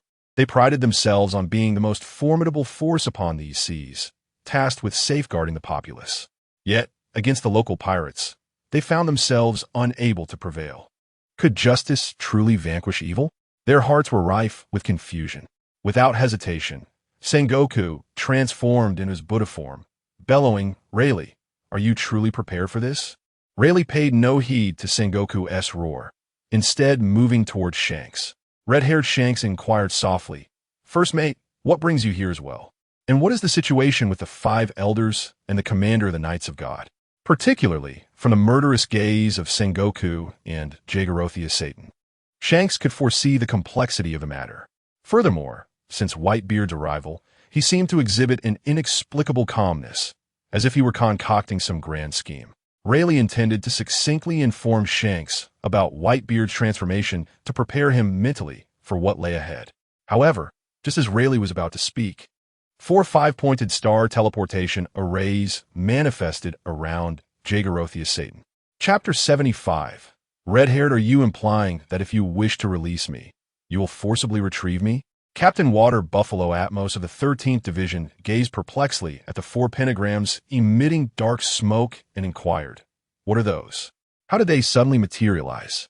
The astute Captain Izo of the 16th Division immediately exclaimed, "This is bad. Reinforcements from the world government have arrived." "What? More reinforcements from the world government?" Captain Jingu of the 11th Division was momentarily taken aback. It seemed that the Whitebeard pirates' attempt to depart from the Navy headquarters would indeed be a formidable challenge. Neither the pirates of the Whitebeard crew nor the Navy personnel comprehended the sudden appearance of the 4 pentagram teleportation arrays. As the war had progressed to this stage, they had become almost like mere shells of their former selves, fixated solely on vanquishing pirates. As the 4 pentagram teleportation arrays surrounding Jagorothia Satan vanished, 4 esteemed members of the world government, the Gorosei, materialized before the crowd. Colonel Tina of the Navy could not help but gasp in disbelief, exclaiming, "Incredible! All 5 Gorosei have come?" Even the kings of allied nations found it difficult to meet the Gorosei, yet here they stood, 5 in unison at the Navy headquarters in Marineford. Before Colonel Tina could fully digest this shocking revelation, an astonishing event unfolded before her eyes.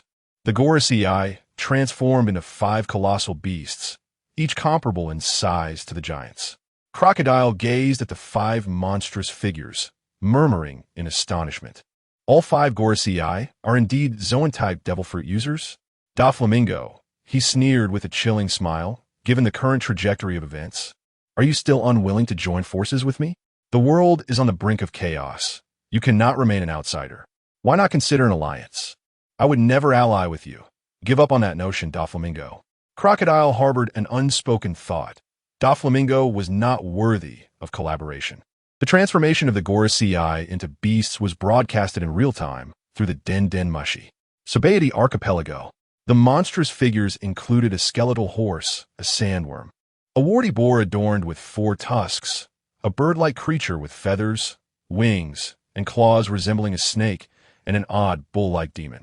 Each of these 5 beasts was immense, instilling considerable fear in the populace. One beast was already terrifying enough. 5 gathered together? Skalachman AP stared in shock, exclaiming, "Monsters! I thought the Gorosei were merely powerful. Little did I know their strength was of a monstrous caliber." Capone Beej remarked with a grave expression, "Well, it stands to reason. If the Gorosei lacked sufficient strength, they could not maintain their position of utmost authority within the world government."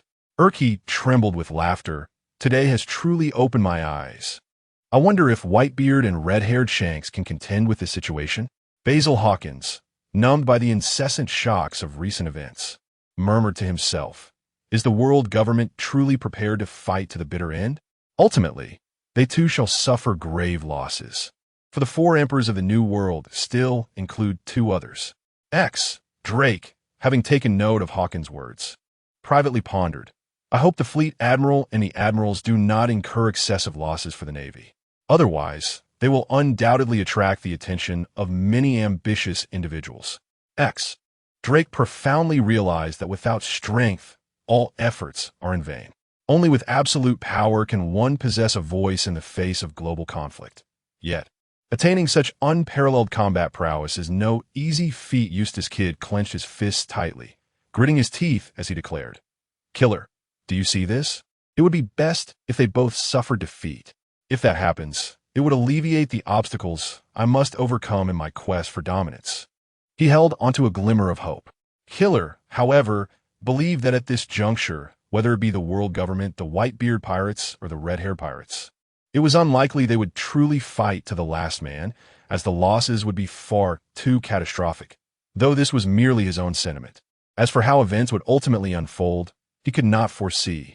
Jewelry Bonnie cursed vehemently, proclaiming, "Those 5 old geezers should all be struck down. You are the greatest cancer of this world. Death would be a mercy." At Marine headquarters, Marine Ford, the beastified 5 elders unleashed earth-shattering roars. The officers of the red-haired pirates aimed their weapons squarely at the 5 elders.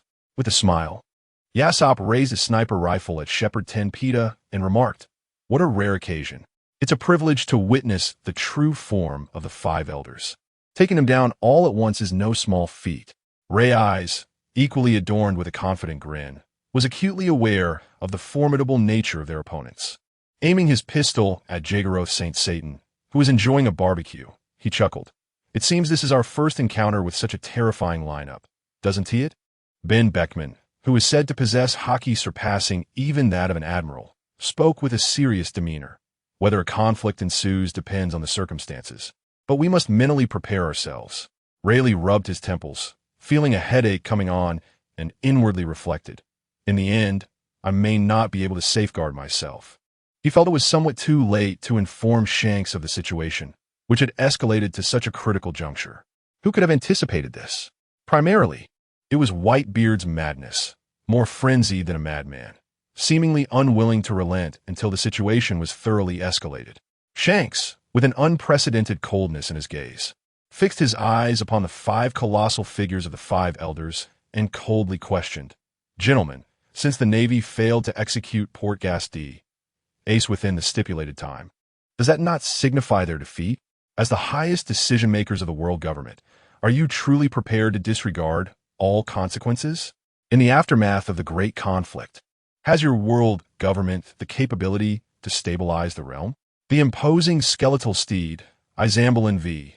Nacer, coldly proclaimed, "Red-haired Shanks, you and Rayleigh should withdraw now. The world government may still consider a policy of leniency." Topman Wall Chuli followed with a chilling warning, "You have been granted an opportunity. It would be wise to deliberate carefully." Fegaland Garin also cautioned, "Depart now. Shanks, this matter is beyond your influence." As this scene was broadcast live, the 5 elders could hardly concern themselves with the implications. Red-haired Shanks, enveloped in a tempest of crimson lightning, retorted coldly, "Are you suggesting that if you wish for my departure, you will forcibly reclaim your hold?" Chapter 76. The MVP Akenu breaks the stalemate, facing red-haired Shanks as red-haired Shanks spoke. The 5 elders, transformed into monstrous figures, echoed in unison, red-haired. Initially intending to swiftly eliminate Whitebeard, the situation escalated dramatically due to Shanks' interference. Furthermore, the likelihood of persuading Shanks to withdraw appeared exceedingly slim. The elders pondered the potential repercussions of engaging in battle with these formidable individuals, even with their own numbers and the assistance of the Navy. The thought of subduing Whitebeard, Rayleigh, Shanks, and their crew weighed heavily on their minds, a burden they found increasingly daunting. To mitigate losses, they could only deploy more members of the Divine Knights and involve the CP0, revealing more than half of their hidden cards. Yet, this outcome was not what the elders desired. The cost was simply too great. Meanwhile, deep within Shank's heart, a profound confusion arose. Did the elders truly intend to instigate a full-scale war? Such a reckless course of action would undoubtedly yield more detriment than benefit for the world government. In an instant, countless thoughts flitted through the minds of the elders and Shanks as they faced one another, leaving everyone holding their breath in anticipation. Suddenly, a phoenix wreathed in blue flames soared through the air towards Whitebeard, shattering the eerie silence. Marco landed beside Whitebeard and whispered, "Father, what should we do now?" "Do not rush," Whitebeard replied calmly, urging Marco to remain composed. At that moment, Izo also arrived, joining Marco at Whitebeard's side. The lecherous Kizaru, his eyes darting, took notice of the fleeing straw hat Luffy and mused, "My dear nephew, I shall join you for a little fun." Kizaru was reluctant to involve himself in the conflict between the elders and the likes of Whitebeard and Shanks. After all, when questioned later, he could justify his actions by emphasizing the importance of capturing Straw Hat Luffy and Fire Fist Ace in this war. Thus, Kizaru transformed into a beam of light, hurtling towards Luffy's direction. As a blinding radiance appeared above Luffy, Ace instinctively shielded his brother, warning, "Luffy, step back." Jinbei furrowed his brow, adding, "It's Admiral Kizaru." Just as the lecherous Kizaru was about to speak, a voice he found particularly unwelcome rang out nearby. "Kizaru, do not move. Ben Buckman, smoking a cigarette." Aimed his pistol at Kizaru. The moment Kizaru made a move, Beckman was right behind him. "What the Ben Beckman?" Kizaru raised his hands in surrender, feeling utterly dismayed. He had been careless, failing to notice Beckman's approach. Moreover, Kizaru merely wished to distance himself from the main battlefield. How had Beckman managed to follow him? His plan to take advantage of the chaos had been thwarted. Beside the old man, Marco pondered anxiously. The 5 elders, the commander of the Knights of God, the admiral of the Navy, Admiral Akainu, Admiral Akiji, and 9 of the most formidable warriors. Marco could no longer conceive of any means by which the Whitebeard pirates could successfully depart from the Navy headquarters at Marineford. Even with the assistance of the red-haired pirates, the escape would not be a simple endeavor. Resolutely, Marco declared, "Old man, I shall remain behind. With my abilities, I can certainly stall these foes for a while. You must lead our crew away from the Navy headquarters at once." "We done it, Shuklad. Nontonly. Foolish one, we are not yet at our wits' end. So why speak such defeatist words? Mr. Whitebeard, do you possess a special strategy?" Marco realized with a smile that Whitebeard still had a contingency plan, though he was unsure of what it might entail to resolve the current predicament. A thunderous roar shattered the stalemate. How could they hope to triumph in this war while hesitating? With his lower body transformed into magma, Akainu charged directly toward the nearest red-haired pirates. Fujitori's expression turned cold as he cast a glance at Akainu. As Akainu's magma fist was unleashed halfway, Shanks moved with astonishing speed, positioning himself before Akainu and blocking the molten strike with his blade. Akainu grunted, observing the speed of Shanks, which exceeded his expectations. Shanks replied icily, "So, it seems this battle is unavoidable. I have no time to waste on idle chatter with pirates." Akainu's other hand morphed into a magma fist, launching a fierce assault against Shanks, raining countless molten punches upon him. With a steely gaze, Shanks swiftly wielded his supreme blade, Griffin, to deflect all of Akainu's magma strikes. Boom, boom, boom, boom. In that moment, the Navy felt a deep sense of reliability in Admiral Akainu, who immediately engaged without any further banter with the pirates. Sengoku furrowed his brow in contemplation. The 5 elders had yet to speak. How could Sakazuki break the stalemate first? However, Sengoku was unaware that, at this juncture in the conflict, the fury burning within Akainu could incinerate the entire Navy headquarters at Marineford. In Akainu's view, a battle that clearly favored them had been hindered by Sengoku, Akiji, Kizaru, and Garp, who had been holding back their efforts. Had they launched a full-scale assault from the outset, denying the Whitebeard pirates any opportunity to breathe, how could the situation have devolved to this point? To make matters worse, the 5 elders, now embroiled in the conflict, still displayed a hesitant demeanor. Akainu could no longer bear to watch. The pirates were right before them. There was no need for excessive dialogue. They must engage directly, even at a cost, to eradicate the pirates. Hesitation would only embolden them further. As Rayleigh made his move, Sengoku immediately surged forward, transforming into his Buddha form, unleashing a massive shockwave toward Rayleigh. Aside from Ben Beckman, who is currently locked in confrontation with Admiral Kizaru, the remaining officers of the red-haired pirates have encircled Admiral Akiji. The formidable figures of the 5 elders have formed a star-shaped blockade, surrounding Whitebeard, Marco, and Izo. Only Figureland Garling's gaze remains fixed on the battle between Akainu and Shanks. The cold and judgmental Izambaron V. Nezataro declares, "Whitebeard, this is where your journey ends." In response, Whitebeard lets out a wild, unrestrained laugh, exclaiming, "Ha ha! To me, you 5 are nothing more than mere jesters." Chapter 77.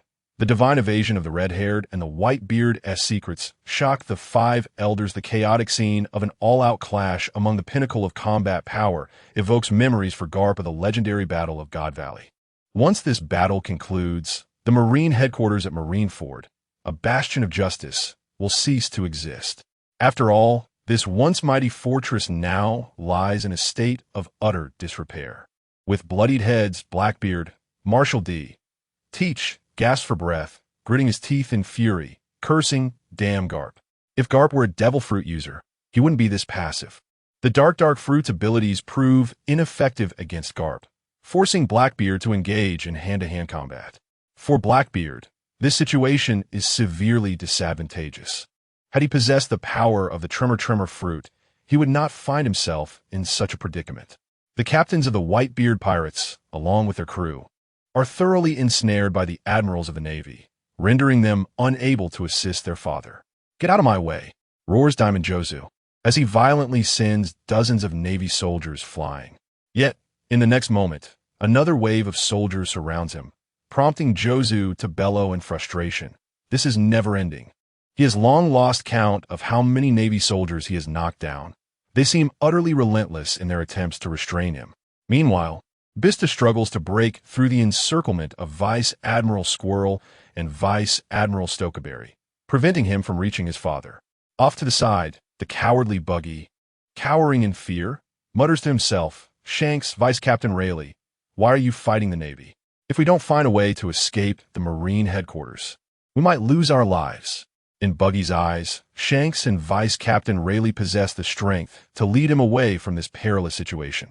However, given the current circumstances, Buggy dares not reveal himself to Shanks and Rayleigh, fearing the attention of the Navy and the five elders. Yet, in Buggy's moment of panic, his words inadvertently take on a different meaning for the prisoners of Impelled Down. "Captain Buggy, are you suggesting we join forces with the Yonko red-haired Shanks and the Pirate King's Vice Captain, Dark King Rayleigh, to eliminate the Navy? How magnificent of you!" The excitement among the prisoners grows exponentially. Buggy, already on edge, is left utterly petrified by this unexpected turn of events.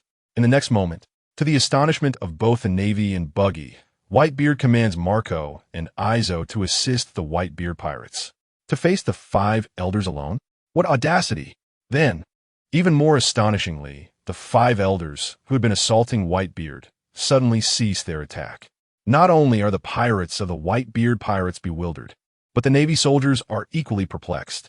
From their perspective, the five elders would be eager to eliminate Whitebeard on the spot. Why have they suddenly halted their offensive and appear so hesitant? It is evident to the discerning that the five elders find themselves ensnared in considerable trepidation. With a smile gracing the corners of his white mustache, Whitebeard inquired, "Shall we continue, dear five?" The expressions of the five elders shifted repeatedly, growing increasingly wary of Whitebeard. Topman Vauchely stared wide-eyed at Whitebeard, demanding, "How do you know these things?" What truly instilled fear in the five elders was the realization that matters unknown to them were known to Whitebeard.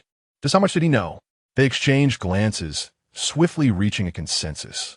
They dared not take chances, for Whitebeard had just proclaimed knowledge of the locations of the three ancient weapons: Poseidon, Pluton, and Uranus. He also mentioned the Mother Flame researched by Vegapunk and the clones of the seven warlords of the sea, the Seraphim. The fact that Whitebeard was privy to such top-secret information of the world government left the five elders thoroughly shaken. But that was not all. He also revealed the existence of the Conqueror's Haki of Joy Boy that has persisted for 8 centuries, and he foretold the awakening of the sun god Nika. Furthermore, he alluded to a certain individual undergoing an immortality procedure with the Ope-Ope-Nomi. As these revelations bombarded the minds of the five elders, their fear deepened. This meant that if they continued their assault on Whitebeard, he would loudly proclaim these truths. Moreover, the expression on Whitebeard's face suggested that there were still secrets yet to be unveiled. The five elders were not naive. Whitebeard's decision to have Marco and Izo assist his crew, leaving them to themselves, was not born of arrogance, but rather a negotiation tactic, leveraging these monumental secrets. Initially worried for their father, Marco could not comprehend why he and Izo were set apart, but it became clear that Whitebeard indeed had a contingency plan. The evident hesitation of the 5 elders to continue their aggression against him spoke volumes. Izo pondered privately. It seems that Whitebeard's backup plan involves world-shaking secrets. Otherwise, the 5 elders would not have ceased their onslaught. Sengoku, engaged in battle with Rayleigh, shifted his gaze to Whitebeard, his heart brimming with questions, contemplating what Whitebeard could have said to frighten the 5 elders so. Whitebeard has transformed into a figure beyond Sengoku's recognition. Rayleigh could not help but chuckle, remarking, "What masterful hand, Whitebeard."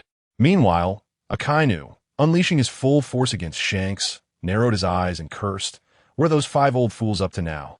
Shanks, ensnared by Akainu like a mad dog, found his heart ablaze with fury as Akainu shouted insults. Red-haired Shanks seized the opportunity in an instant. With a powerful push from his toes, he propelled himself forward, the supreme blade griffin entwined in a mesmerizing display of crimson lightning. Alarmingly, as Akainu realized the situation, red-haired Shanks had already brandished his sword before him. There was no time for a counterattack or to evade. It was far too late. Akainu was utterly unprepared for the astonishing speed with which red-haired Shanks had surged forth.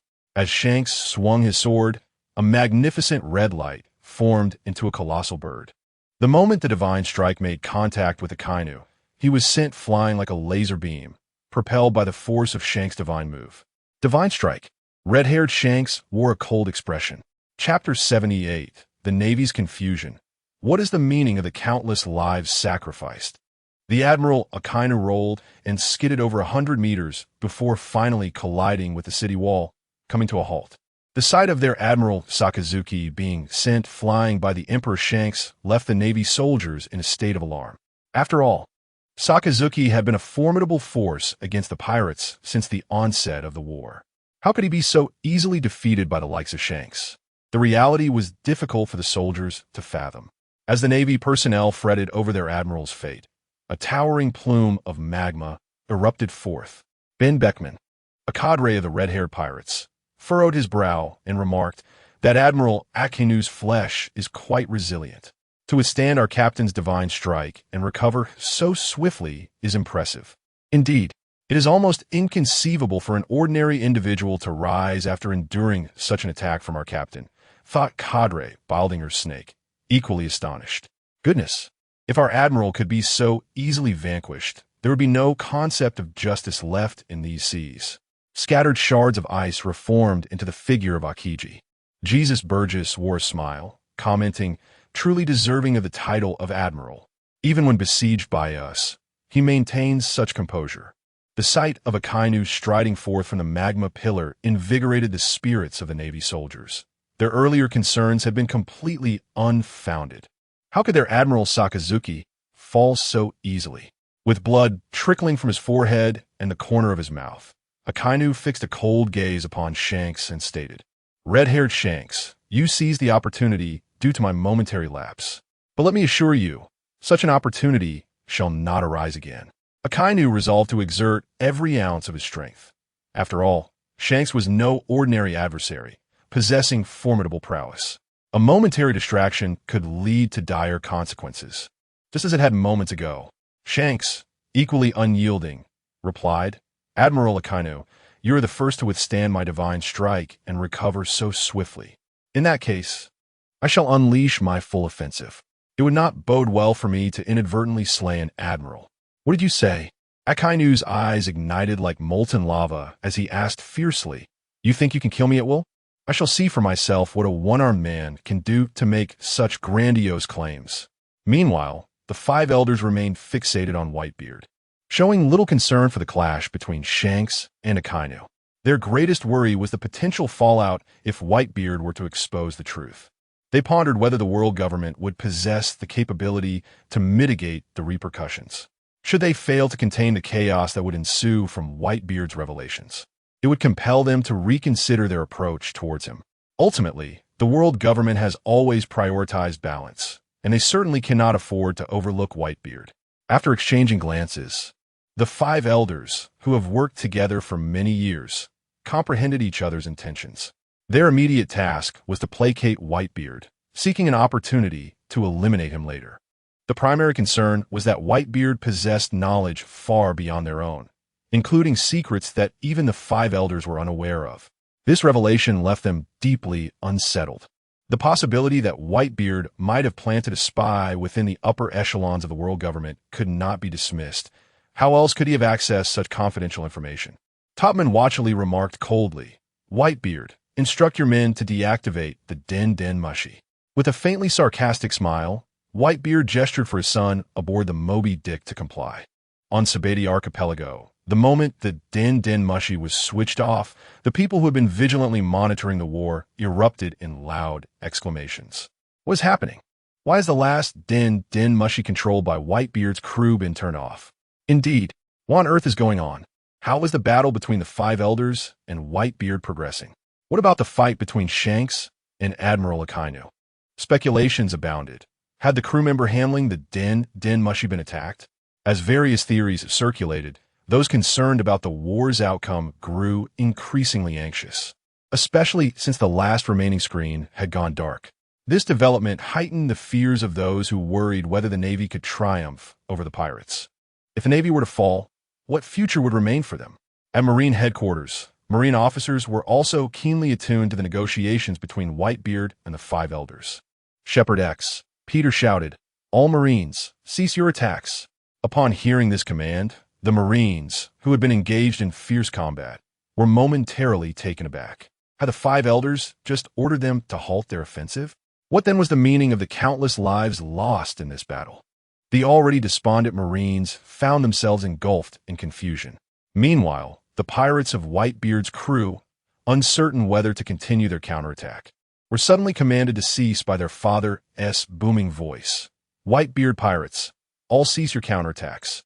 As the five elders and Whitebeard issued their orders to stop, the Navy and pirates retreated to a cautious distance, eyeing each other warily. In the rear, Blackbeard Teach, engaged in combat with Carp, sensed something amiss and urgently shouted, "Everyone, retreat." Seeing their captain turn to flee, the crew of the Blackbeard pirates immediately followed suit. To a group of fleeing members of the Blackbeard pirates, Carp found little motivation to pursue them. He gazed towards the direction of Whitebeard, pondering silently. What could Whitebeard have discussed with the elders that compelled them to concede, even under such circumstances? The fact that the elders were forced to publicly relent indicates that Whitebeard possesses knowledge capable of significantly threatening the authority of the world government. The entire battlefield fell into an eerie silence, as if awaiting new commands. However, amidst this stillness, the clash of Haki and Magma resonated with a particularly fierce intensity. Chapter 79, The End of War, Latest Bounties, and System Rewards. The five elders observed as Admiral Akainu continued his fierce battle against red-haired Shanks. Thus, Topman Vellucci took the initiative to admonish Sakazuki, "Did you not hear the orders?" The naval soldiers anxiously watched over Admiral Akainu. For the Navy headquarters is a subordinate institution of the world government, and the five elders are their direct superiors. With magma surging from his body, Akainu's eyelids twitched, veins bulging as he gritted his teeth and coldly remarked, "Five elders, have you also allowed the pirates to ride over you?" Sakazuki, mind your words and understand your own position, reprimanded the Holy One Jagor Lucius Satan, raising his voice to caution Akainu. With a flick of his cape, Akainu turned and strode towards the rear of the Navy. From this incident, he discerned that even the five elders were not impervious to fear. Red-haired Shanks slowly sheathed his supreme blade, Griffin. With the obstruction of the Navy now removed, the Whitebeard pirates began to retreat like a receding tide. During this time, the division commanders and captains of the Whitebeard pirates remained vigilant, keeping a watchful eye on the Navy to prevent any sudden counterattacks. In less than an hour, only the dilapidated Marine headquarters at Marineford remained, along with the confused and weary Navy personnel. The Navy's commanders were all engaged in organizing the evacuation of the wounded. Yet, one individual stood in stark contrast to the others. Admiral Kizaru, who emerged from the battle unscathed, his attire pristine. This was a striking contrast to the bloodied Akainu. Vice Admiral Tsuru approached Sengoku, who sat alone on the ground, and sighed, "It won't be long before the outcome of this war spreads across the globe." Indeed, Many who once feared the Navy may soon start to stir. Sengoku replied with a sigh. He continued, how it will ultimately be defined is for the five elders to worry about. After all, they intervened in this war and called for its cessation. In that moment, Sengoku, as the fleet admiral, truly felt the weight of exhaustion, both physically and mentally. The following morning, countless newsbirds soared across the world. On the seas at the entrance of the New World, the fleet of the Whitebeard pirates sailed, but compared to before the battle, their losses exceeded half. Aboard the Moby Dick, the crew lay sprawled on the deck, still recovering from the previous day's brutal combat, as a newsbird flew overhead and dropped several newspapers. The crew's interest was piqued. They were eager to discover how much their reputation had grown from this grand conflict. The 7th Division Captain, Lacquer, exclaimed with excitement. Ace's bounty has surpassed both Jozu and Vista, reaching an astonishing 8 billion berries. Furthermore, the bounty for first mate Mr. Smile, in his debut, had reached an impressive 2 billion berries. Moreover, Captain Marco's bounty has soared to an astounding 3 billion berries, firmly establishing his title among the 4 emperors. As the captain of the 7th Division, Lakio eagerly prepared to announce the latest bounty of Old Man, the crowd collectively shouted, Old Man's bounty is 55 billion berries. In that moment, the members of the Whitebeard pirates felt they had reached an unprecedented pinnacle, creating a significant gap between their crew and the other 3 emperor crews. Within the cabin, Whitebeard rhythmically tapped his fingers against the wooden floor, silently observing the 100 points displayed on the system panel. It appeared that excessive expenditures and heavy losses had led the system to classify his score as Grade A. Nevertheless, it was better than nothing. Whitebeard promptly used all 100 points to purchase 10 elixirs to enhance his cultivation. Just as he was about to consume them, Marco's voice echoed from the doorway. Old Man, your bounty has remarkably reached 55 billion berries. The increase in bounty did not surprise Whitebeard. He opened the cabin door, and upon seeing their father emerge, the crew instantly surrounded him. Ace, standing before Whitebeard, expressed his guilt, saying, Father, I am sorry. It was because of me that our crew suffered such heavy losses. I promise to be more cautious next time. Whitebeard affectionately patted Ace on the head, offering a patient reminder. With a shift in tone, Whitebeard commanded, Aizu, chart a course for entering Wano country. Hearing his father's directive, the 16th Division Captain, Aizu, inquired with curiosity, Father, do you intend to? Whitebeard, wishing to avoid further discussion, replied directly, Ace, you've been to Wano country in the past few years. Share what you know with everyone. Additionally, Marco organized the crew into a state of readiness. The sons were puzzled as to why their father had suddenly decided to advance into Wano country, especially after they had just completed a fierce battle with the Navy. Whitebeard returned to the cabin to prepare the elixir for enhancing his cultivation. The captain of the 11th Division, Jingo, voiced his concerns. Father, might this be a bit too hasty? Wano is the territory of the 4 emperors, Kaido.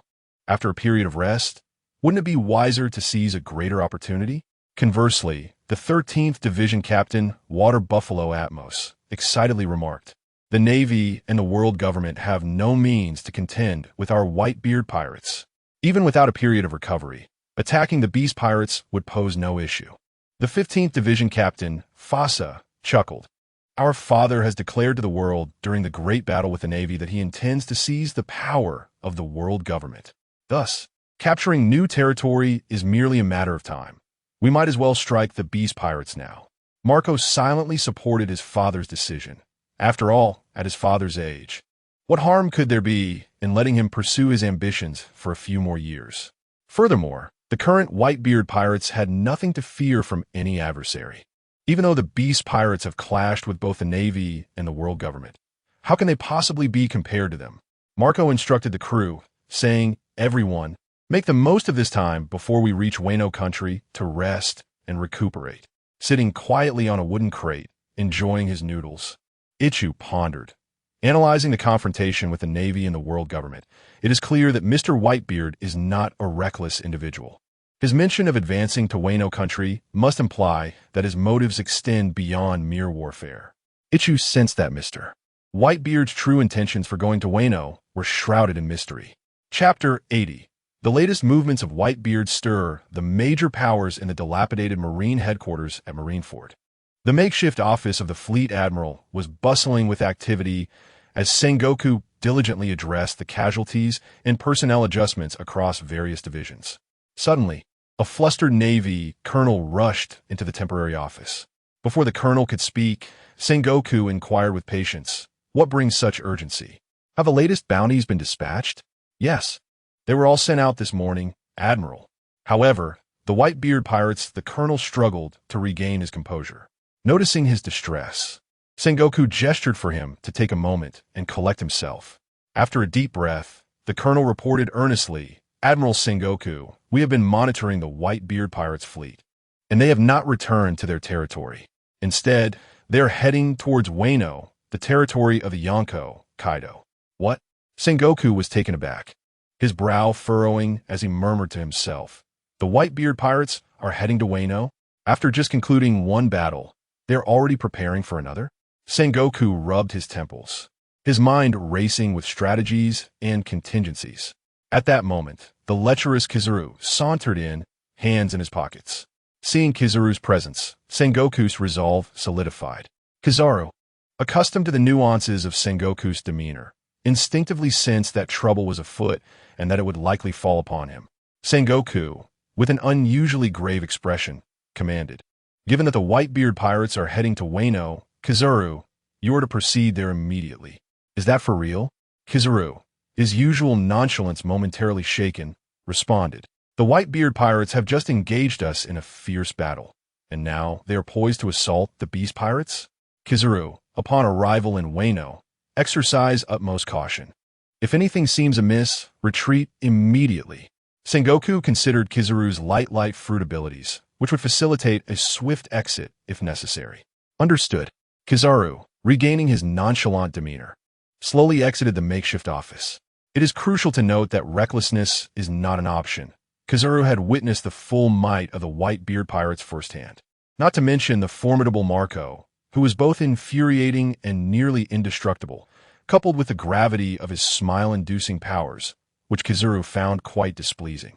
Furthermore, Whitebeard himself posed the greatest threat. After all, Kizaru had witnessed Whitebeard's explosive power just the day prior. Once Kizaru departed, Sengoku fell into deep contemplation, perplexed as to why they would not take the opportunity to recuperate in the new world, instead choosing to venture into Wano. Were they not concerned about incurring substantial losses and falling prey to others who might capitalize on their plight? Meanwhile, in the new world, on Whole Cake Island, after reading the latest edition of the newspaper, the formidable Charlotte Linlin was left utterly astonished. Although the publication did not provide a detailed account of the entire conflict, it nonetheless outlined the general progression of events.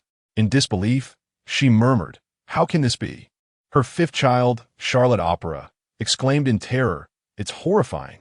Is the Whitebeard pirates truly that formidable? How can they emerge unscathed against the Navy and the world government?"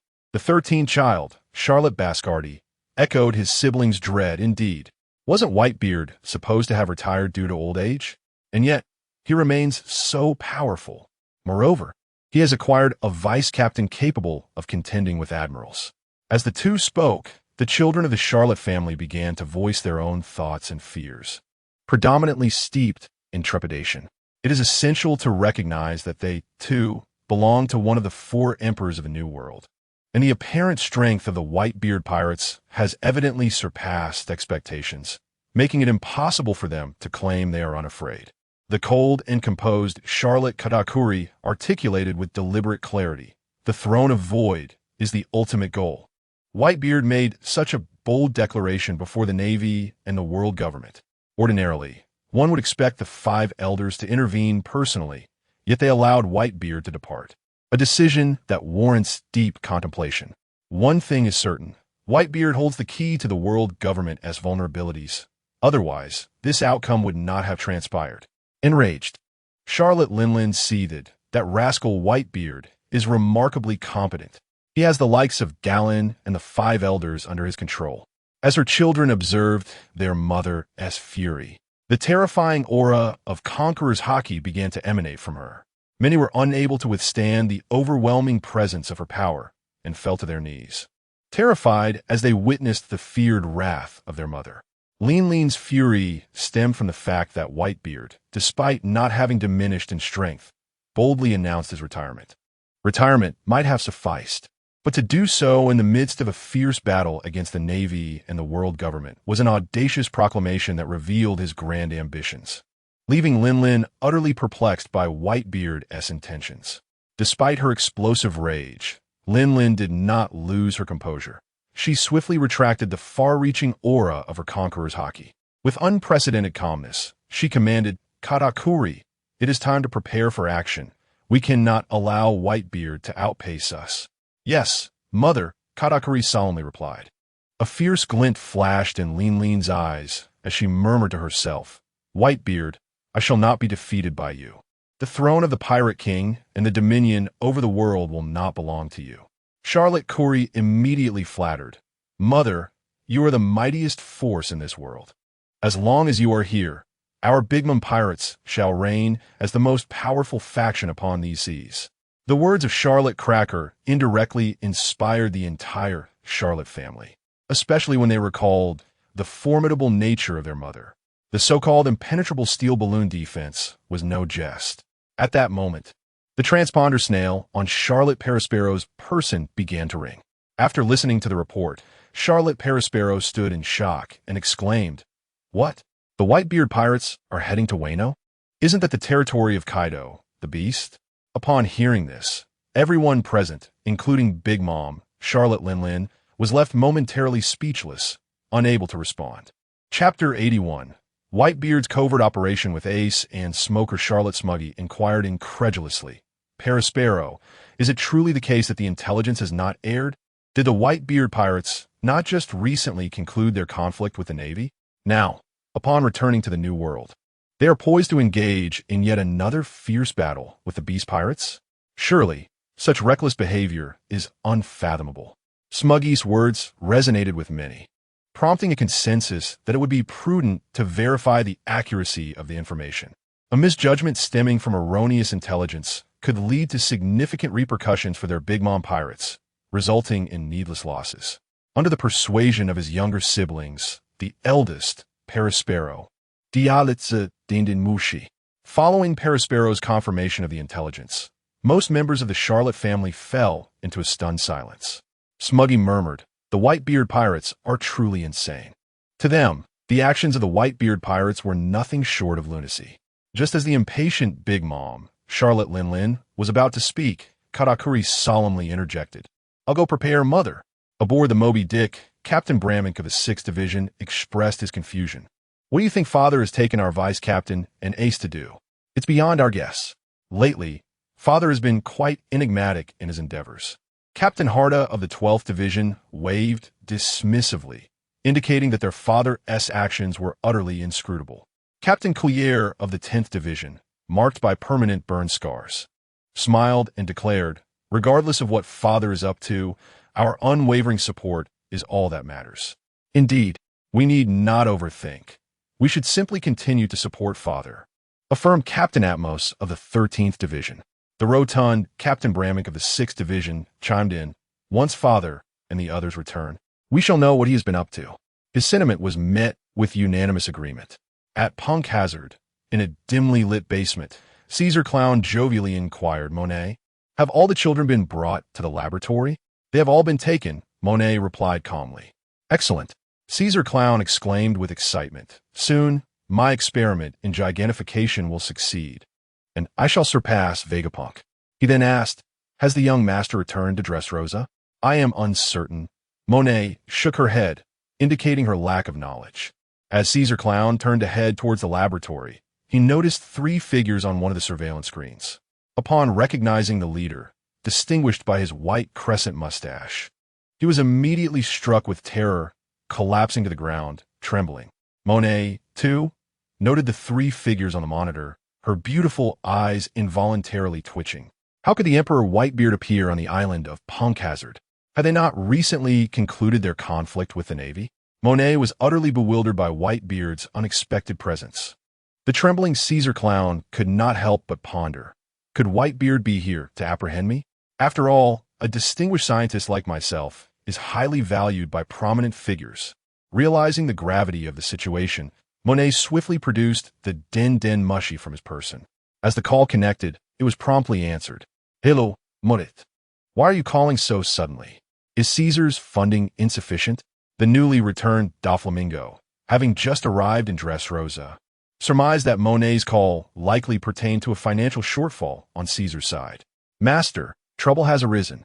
The surveillance at Punk Hazard has just captured images of Whitebeard, Fire Fist Ace, and a blind swordsman appearing on the island. Monet hurriedly relayed the news of Whitebeard's arrival to Doflamingo. Yet in the next moment, the line fell eerily silent, leaving both Monet and Caesar in a state of confusion. Caesar cautiously inquired, Master, are you still there?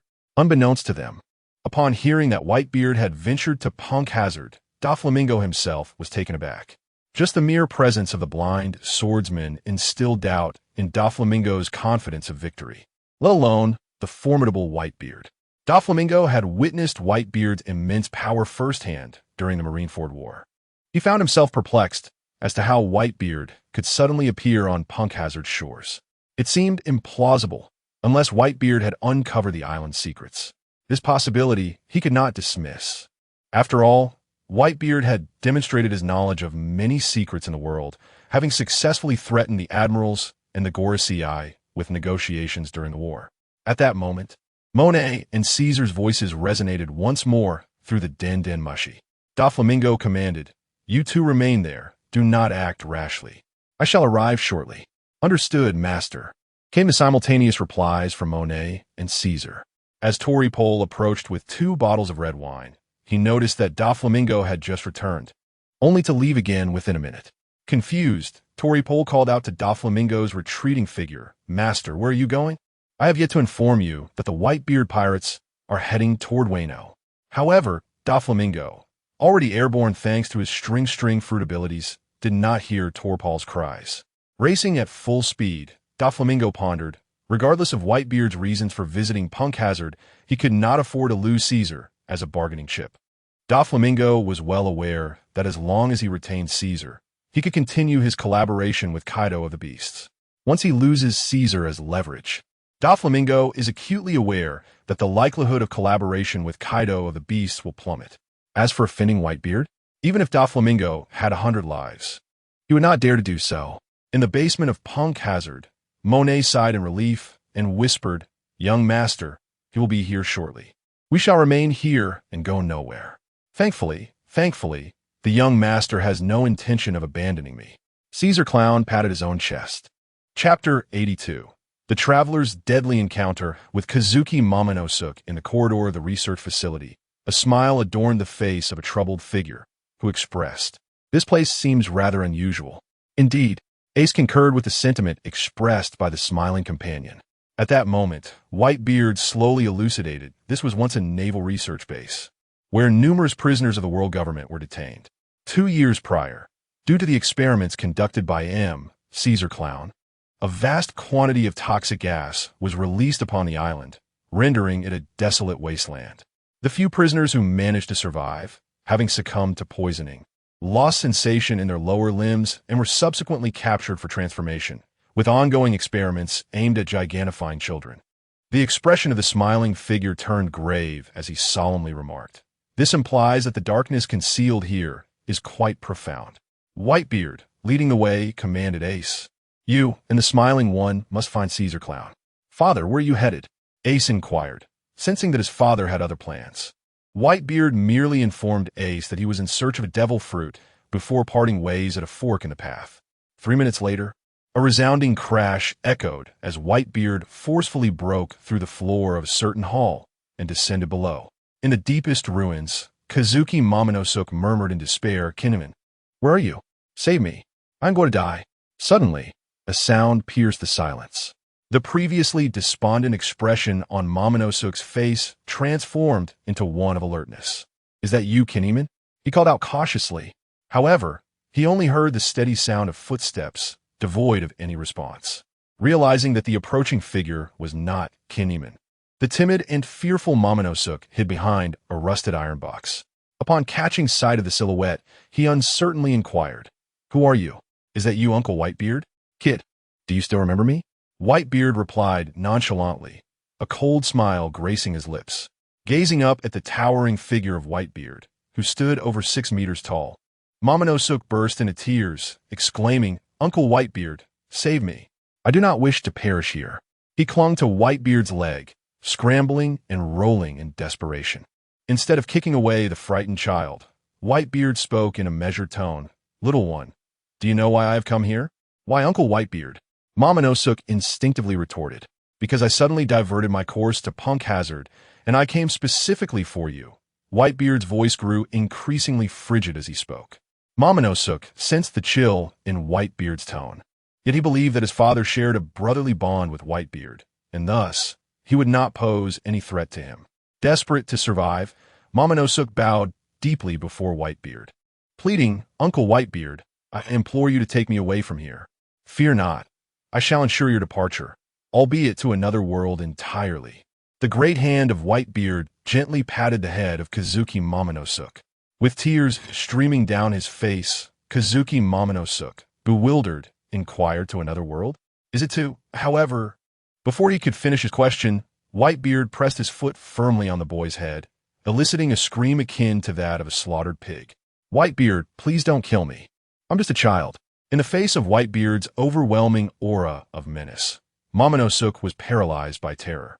Deep within, he could not fathom why his father's elder brother, Whitebeard, would subject him to such torment. Whitebeard scoffed mockingly. You little rascal, you may appear to be a child, but your heart is mature indeed. After all, as a traveler from another world, if I do not eliminate you, it would be quite absurd, you lecherous little imp. Help me, Kinemon, father, mother. I don't want to die. As he gazed into Whitebeard's cold, unyielding eyes, his breath became erratic. At that moment, he noticed the foot upon his head had lifted, and he dared to hope for survival. Yet, the next words he heard were laced with humiliation. Your father, Kazuki Oden, once learned to bark like a dog in Wano. As his son, I presume your barking skills are commendable as well?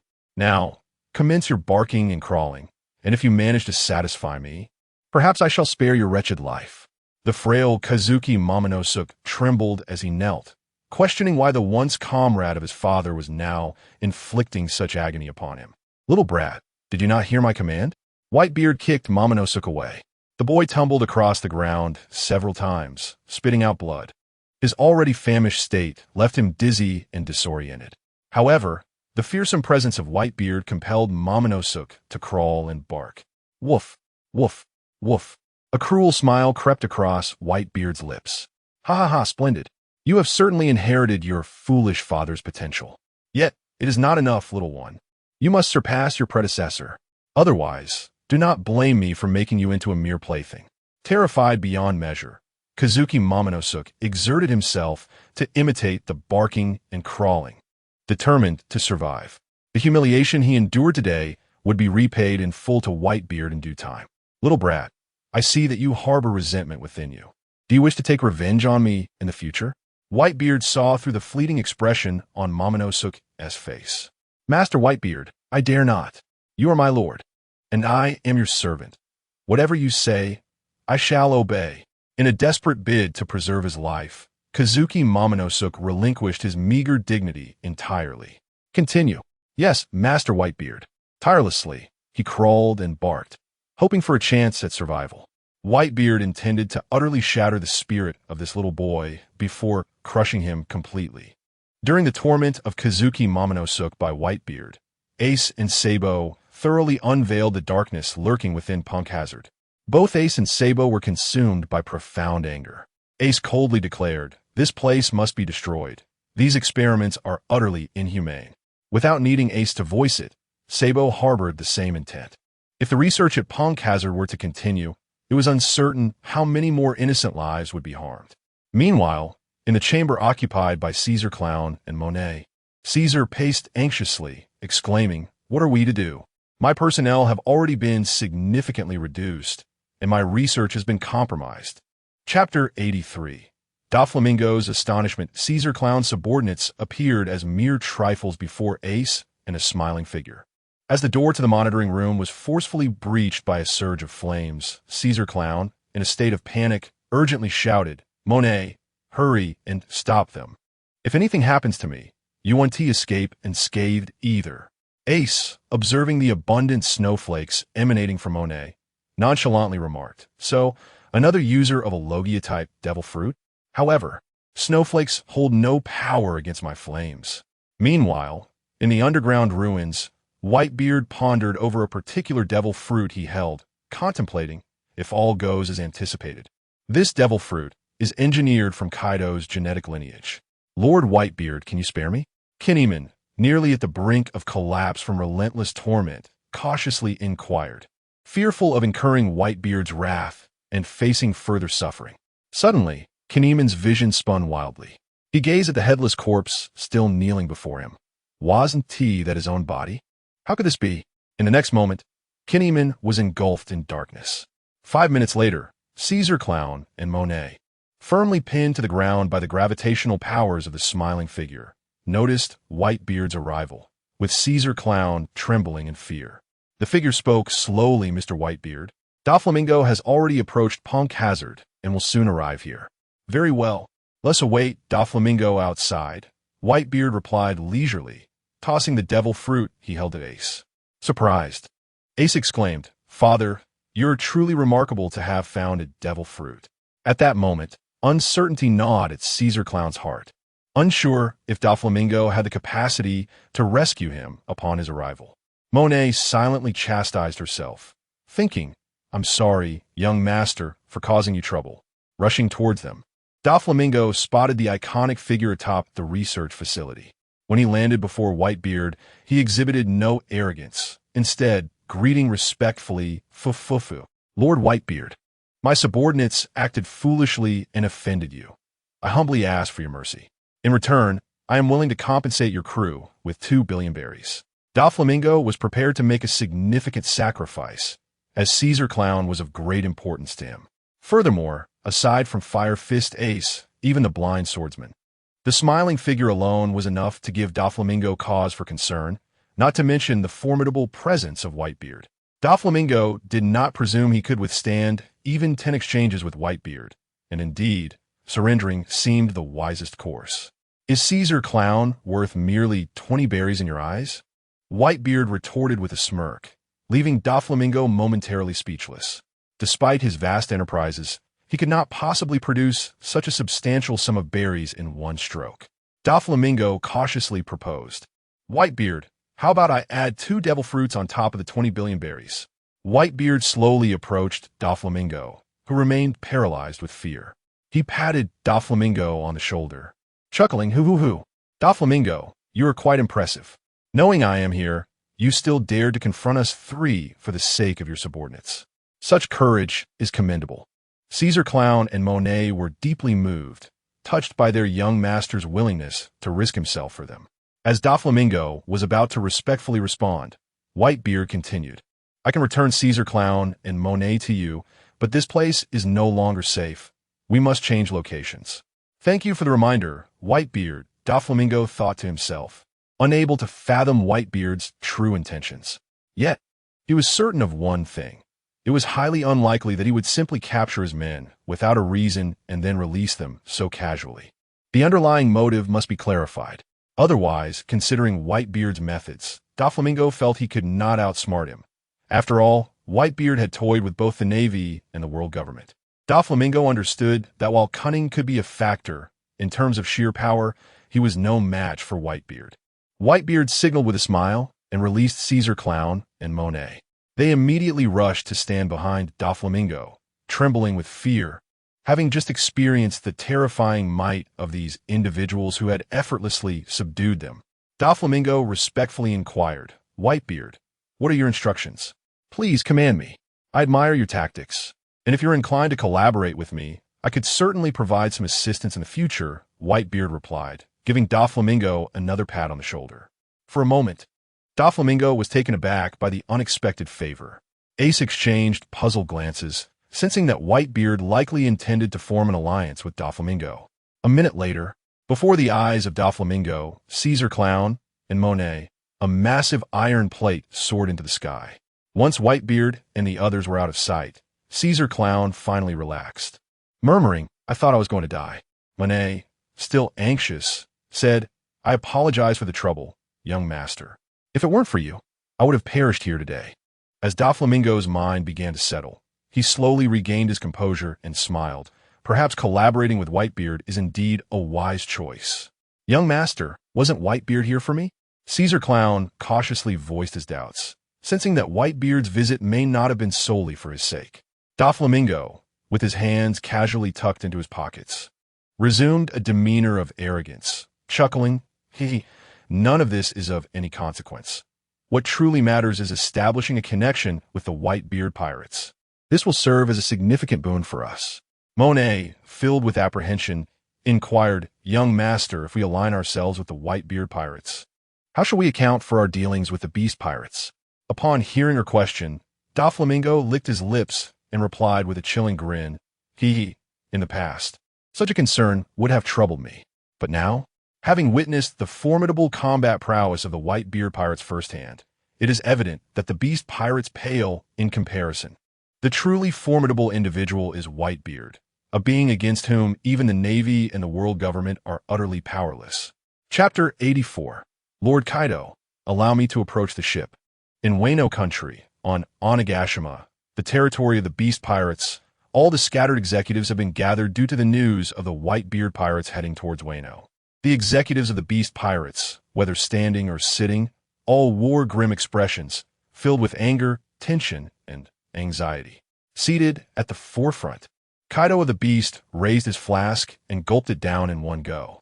"Wita tundero," exclaimed. Yet, as his laughter echoed, Kaido's demeanor shifted to one of icy seriousness. "Whitebeard, I once thought your retirement was due to a decline in strength. It seems I was mistaken.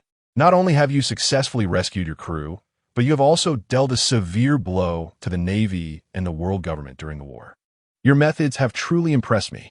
The current Whitebeard strikes Kaido as even more perilous than Rocks, not solely in terms of power, but in strategy. Frankly speaking, according to reports from the newspapers, the combined might of the Navy and the world government during the Marineford War rivals that of God Valley. While the Rocks pirates faced defeat back then, Whitebeard has managed to emerge unscathed and successfully rescue his crew against such formidable opposition. To be candid, if Kaido were to lead his own crew against the Five Elders, Admiral Akainu, and the overwhelming force of the Navy headquarters, he believed he would ultimately face defeat. No matter how powerful he is, confronting such elite adversaries leaves him in awe of Whitebeard. Lost in thought, Kaido suddenly burst into laughter again, proclaiming, "Ha ha ha! The struggle for supremacy, the throne of the void, is our ultimate goal. Whitebeard, bring on." The executives of the beast pirates dared not utter a word, sensing the unusual state of their Governor Kaido. Once more, Kaido seized another flask and downed it entirely, shattering the vessel afterwards as he bellowed, "How long until the Whitebeard pirates reach Wano?" The first of the three calamities, Fire Calamity King, replied solemnly, "They will arrive in Wano in at least 2 days at the earliest, but no later than 3. Upon hearing this, many executives of the beast pirates were stricken with terror. Did the Whitebeard pirates not just conclude their battle with the Navy? How can they assault us without resting? Questioned True King Davy, swallowing hard. Indeed, the Whitebeard pirates must have suffered significant losses.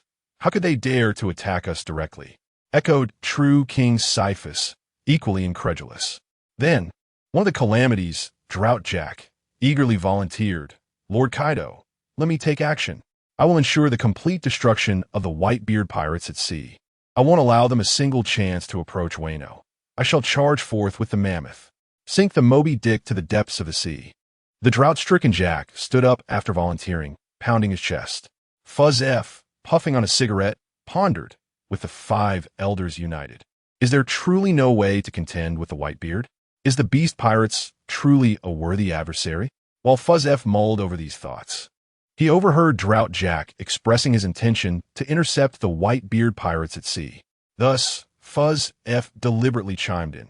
"Since our Drought Jack has taken the initiative, we ought to support him." However, Fuzz F's remark revealed his underlying intentions to many. Runty, exasperated, cautioned that Whitebeard possesses the power of the Tremor fruit, renowned for its ability to summon tsunamis at will. To intercept the Whitebeard pirates at sea, it would be akin to offering ourselves as mere fodder. It is better not to waste our efforts. Runny believed Drought Jack to be rather foolish for not contemplating such a straightforward issue. Yet, hearing Runny's words, Drought Jack assumed he was being belittled and bellowed, "Rundy, do you doubt my strength? A brute with simple thoughts and strong limbs, I harbor no disdain for your prowess." Runny considered Drought Jack to be a brainless fool. Nearby, Peggy hurriedly whispered to her sister, urging her not to engage in a quarrel with Jack. It was an endeavor entirely unworthy of effort. The Black Maria, lighting her pipe, reminded, "The Whitebeard pirates are nearly upon us, and yet you choose to squabble? By the time the Whitebeard pirates defeat us, we might very well implode from within." Maria's words somewhat quelled the rising tempers. As she spoke truthfully, the Whitebeard pirates were on the verge of reaching Wano, and their focus should be on how to confront them. One of the calamities, Plague Queen, also lit a cigar and earnestly reminded, "Let us not forget the remnants of samurai within Wano. If those warriors were to seize the opportunity to ambush us while we are engaged with the Whitebeard pirates, we would find ourselves in dire straits." At that moment, Kaido of the Beast gestured for Black Maria to fetch him more bottles of liquor. The officers of the Beast Pirates looked to their governor, Kaido, with a cold demeanor. Kaido downed an entire jug in one go and proclaimed, "It matters not where we confront Whitebeard, but we must not engage him at sea, for that old brute possesses the capacity to sink a grand fleet to the bottom in an instant." Kaido was acutely aware of Whitebeard's strength and abilities. Engaging him in naval combat was the most foolish decision imaginable. Black Maria inquired, "Lord Kaido, what then shall we do?" Undeterred, Drought Jack continued his insistence. "Lord Kaido, I have fishman blood coursing through my veins. Even if plunged into the depths, I would not perish. Allow me to lead the charge. No matter what, I shall fiercely ram the mammoth into more than 10 vessels of the Whitebeard pirates." Runny was left speechless, pondering how reckless this fellow, Jack the Drought, could be. Was it sheer audacity or an overabundance of confidence? Kaido of the Beast observed Jack's unwavering self-assurance, particularly the resolute expression etched upon his face. Kaido couldn't help but chuckle. "Ho ho ho, Jack, show me what you've got. Don't let me down." "Rest assured, Lord Kaido," replied Jack the Drought, revealing a confident grin. "Just wait. The Whitebeard pirates will see me approach their ships." Chapter 85.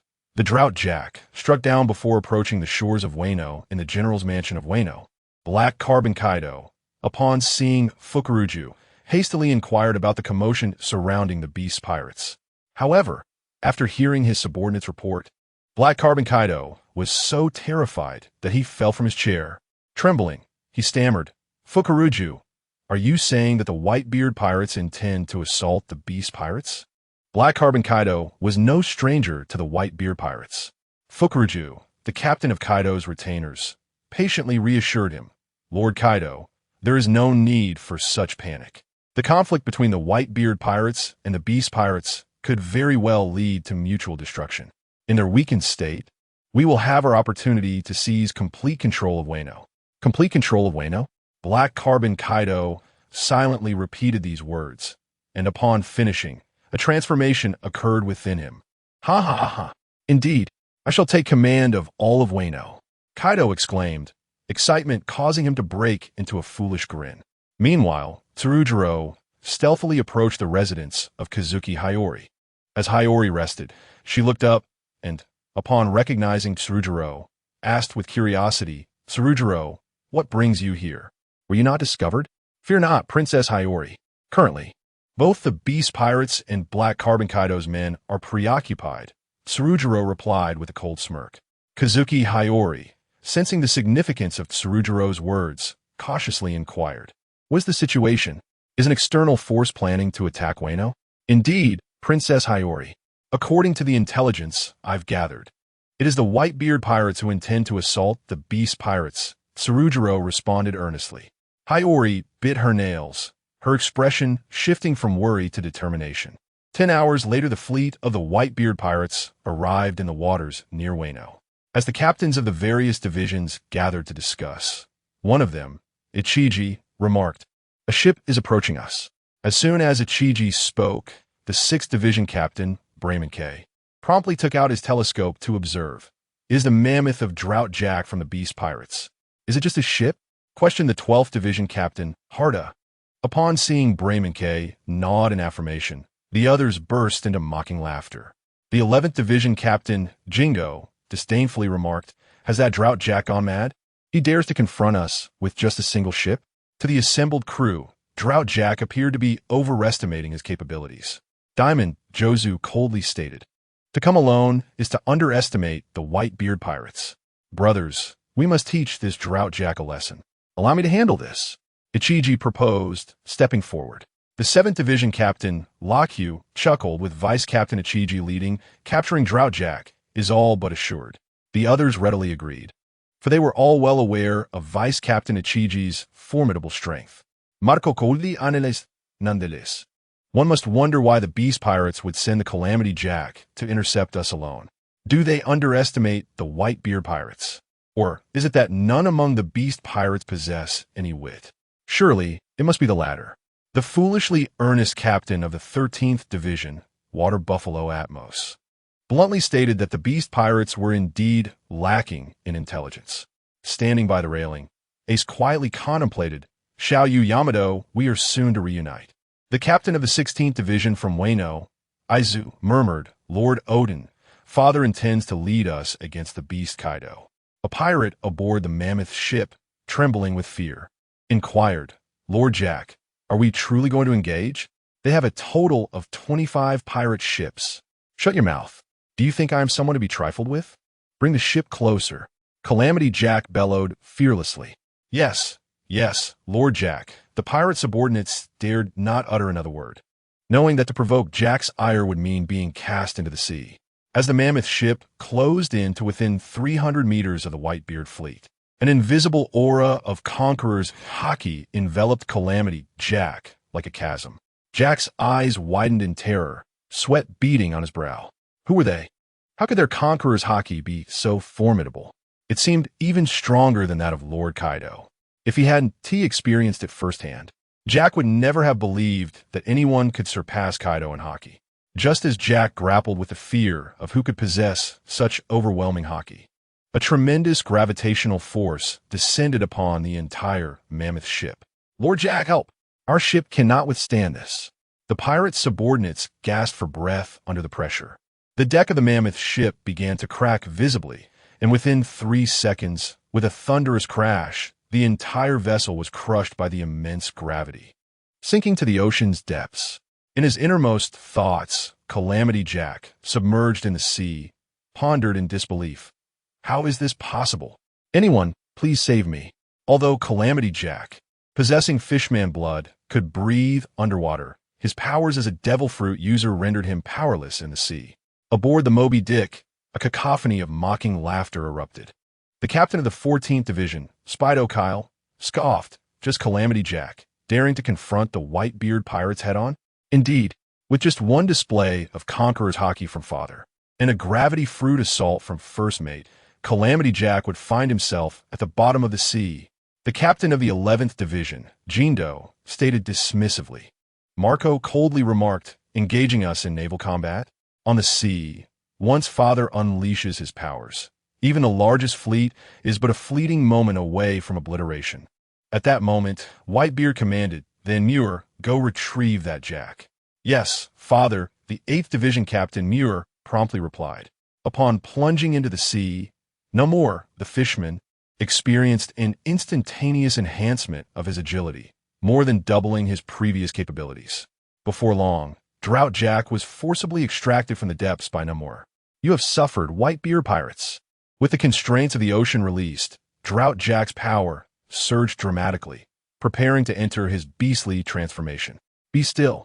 Whitebeard's hand descended upon Drought Jack's forehead. What? This overwhelming conqueror's haki once again? Drought Jack found himself utterly immobilized beneath its formidable pressure. Chapter 86. Could it be that Whitebeard is after ancient weaponry? Whitebeard instructed someone to retrieve the snail from the drought-stricken Jack. Meanwhile, on Onigashima in Wano, the snail on Kaido of the beast rang.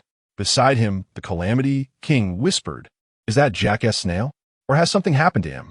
Quinn scoffed. He has probably been captured by Whitebeard's crew. That reckless fool. Before Quinn could finish, he witnessed Kaido answer the call and promptly fell silent.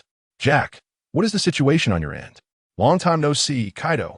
Upon hearing Whitebeard's voice, Kaido's spirits surged, and he coldly remarked, well, it's you, old man Whitebeard. I thought you had chosen retirement due to your declining health.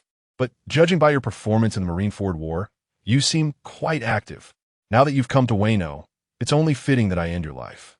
Isn't it normal for an old man to choose retirement?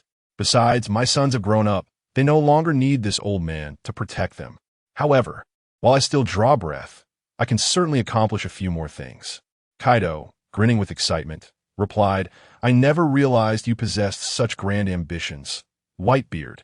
At that moment, while Whitebeard and Kaido conversed, both the Navy headquarters and the world government were simultaneously eavesdropping on their conversation. Kong pondered aloud. Both Whitebeard and Kaido were once part of the Rocks Pirates. It's uncertain whether they will engage in a life-and-death battle. I concur with Kong's assessment. Although their exchange is rife with tension, it is difficult to ascertain their true intentions. Vice Admiral Tsuru added thoughtfully. Moreover, what exactly is Whitebeard's objective? In the past, he was never so formidable. What truly instills fear is his power. Yet now, he has changed based on our encounters. He has become quite unpredictable and may execute astonishing feats without warning. Buddha Sengoku paced back and forth, his brow furrowed. While that may be true, the issue lies in engaging the beast pirates. Even if Whitebeard possesses a brilliant strategy, he cannot emerge from a confrontation without sustaining losses. What could possibly warrant such a risky endeavor? This is the question we should be contemplating. Leaning languidly in his chair, Akiji remarked, Marshal Sengoku, didn't you send Kizaru to Wano? If Whitebeard indeed has a scheme, Kizaru's abilities should be able to thwart some of it. We can only hope for the best. Buddha Sengoku nodded solemnly and replied, however, we cannot remain idle. Perhaps we can leverage Aunt Charlotte Lingling to create some chaos. No, they all hail from the Rocks Pirates. The risk is too high. Carp promptly interrupted Sengoku's plan. He continued with a serious tone, Sengoku, at this moment, do not let your cleverness lead you astray. Is Mr. Carp chastising Marshal Sengoku? Haha, the languid Akiji couldn't help but chuckle. Meanwhile, Akainu, who had been silent, contemplated. I know that fellow Borisolino too, well, if any danger arises, he would never truly engage. Unable to contain himself, Akainu looked up and proposed. I shall take a warship to the New World. Akainu, do not act impulsively. Sengoku promptly rejected Akainu's suggestion, patiently reminding him, the New World is fraught with hidden currents. We must remain still for now. On Akiji's side, with his light fruit abilities, he can handle many unexpected issues. Akainu stood up and exited the conference room, his inability to act leaving him quite displeased. In the holy land of Mariehua, within the conference room of the 5 elders of the world government, all 5 members bore expressions of deep concern. The matters that Whitebeard was privy to hung over them like a sword poised to fall. St. Topman watchily rubbed his temples and voiced his gravest worry. Do you think there are ancient weapons hidden in Wano? What do you mean by that? St. Jagarutius Satan immediately countered. Topman Watchely's words instantly cast the other 4 into a tense silence. He continued with his speculation. Whitebeard would not have gone to Wano without reason. Based on my deductions, during the Paramount War, Whitebeard knew that we would never let him or the Whitebeard pirates go. Therefore, if Whitebeard wishes to confront the Navy and our world government, he would need a more formidable force to intimidate us. However, Whitebeard's power is already among the pinnacle of strength. The only way to augment his might would be through ancient weapons, which is my conjecture. After hearing Topman Watchely's explanation, the other 4 found it quite plausible, as it indeed held a significant possibility. St. Shepherd X, Peter coldly remarked so. Whitebeard's true objective is not Kaido of the 100 Beasts, but rather the ancient weapons. If that is the case, we cannot remain idle here in Mariehua. St. Izimbaron v. Nasharu slowly unsheathed his cursed blade. Based on Topman Watchely's analysis, St. Marcus Mars expressed his view, then the ancient weapon in Wano cannot possibly be the Sea King. is highly likely to be the Uranus? What do you think? Indeed, the potential of the ancient weapon, Poseidon, indeed looms large. Should Whitebeard acquire such a weapon, we would find ourselves in a most precarious position, remarked Jagor Lucius Satan, nodding in agreement. Topman Walchuli then suggested, let us seek the counsel of Lord M and await his guidance. However, before Topman Walchuli could finish his thought, an utterance from Whitebeard caused an uproar. Kaido, you have resided in Wano for decades, and yet remain oblivious to the true treasures of this land? Unbeknownst to Sengoku, Garp, and the 5 elders who were eavesdropping, Whitebeard had deliberately chosen to make such a statement. Chapter 87. Kaido of the 100 Beasts temporarily alters his strategy just as the 5 elders were about to hear what Whitebeard had to say next. The transponder snail abruptly cut off. Topman Vachali cursed aloud. Damn it, that old man Whitebeard suddenly hung up. Izambron v. Nashiru coldly remarked, Wano indeed harbors secrets. Whitebeard must have gone there for this reason. Let us proceed to report to Lord M. Marcus Maz turned first, striding toward the exit, closely followed by Shepherd X, Piter. In Wano, on Onigashima, Kaido of the 100 Beasts erupted with rage. Whitebeard, you old fool. How dare you hang up the phone? Fuzzfur began to call for the impeachment of the drought-ridden Jack. Lord Kaido, Jack has been captured. Such a reckless individual does not deserve to retain his position among the 3 disasters. It is Jack's foolishness that has cost us a vital combatant even before the war has begun. Quinn, filled with concern, asked, Lord Kaido, what should we do now? Kaido remained silent, instead reaching for reports regarding Whitebeard's crew during the Marineford War. If the reports were to be believed, then intercepting Marco should pose no issue. However, that blind swordsman had subordinates that currently no one could contend with. The destruction caused by a top-tier combatant left unchecked would be extraordinary. Furthermore, Kaido himself would have to face Whitebeard, leaving him with no extra energy to protect his own men. While Kaido contemplated how to confront the impending threat of Whitebeard's crew, Jin spoke up. Mr. Kaido, it would be unwise for us to engage in an all-out war against Whitebeard's crew. It would be detrimental to our interests. The calamity of flames, Jin openly stated, we should consider a different approach to combating Whitebeard's crew. Sasaki furrowed his brow and remarked, Jin, what do you mean by that? Are you suggesting that the overall strength of the 100 Beast pirates is inferior to that of Whitebeard's crew? Remember, they have just endured a fierce battle with the Marines, and they are now silence. Fool! Jin reprimanded Sasaki for speaking without thinking. Though Sasaki clenched his fists in frustration, he gradually relaxed, acknowledging that Jin's strength far surpassed his own. Otherwise, he wouldn't have had to endure such humiliation. At that moment, the crowd observed their Lord Kaido slowly rising. Black Maria inquired with confusion, Lord Kaido, what are you planning? I shall first go to meet with Whitebeard's crew, Kaido replied, exhaling sharply through his nostrils in a cold demeanor. Quinn nervously exclaimed, Lord Kaido, do you intend to face Whitebeard's crew alone? There was no choice. Kaido's actions indicated a clear intention to confront Whitebeard's crew single-handedly.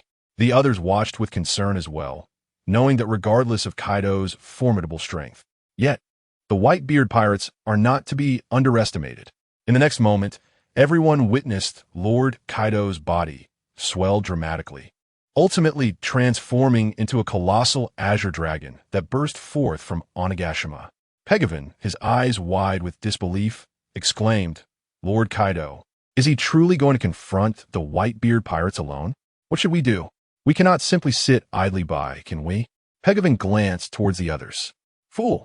Runty retorted coldly. How could we possibly remain passive? Pegavin, follow me. Understood, sister. Pegavin hastily trailed after his sister. You two, wait a moment.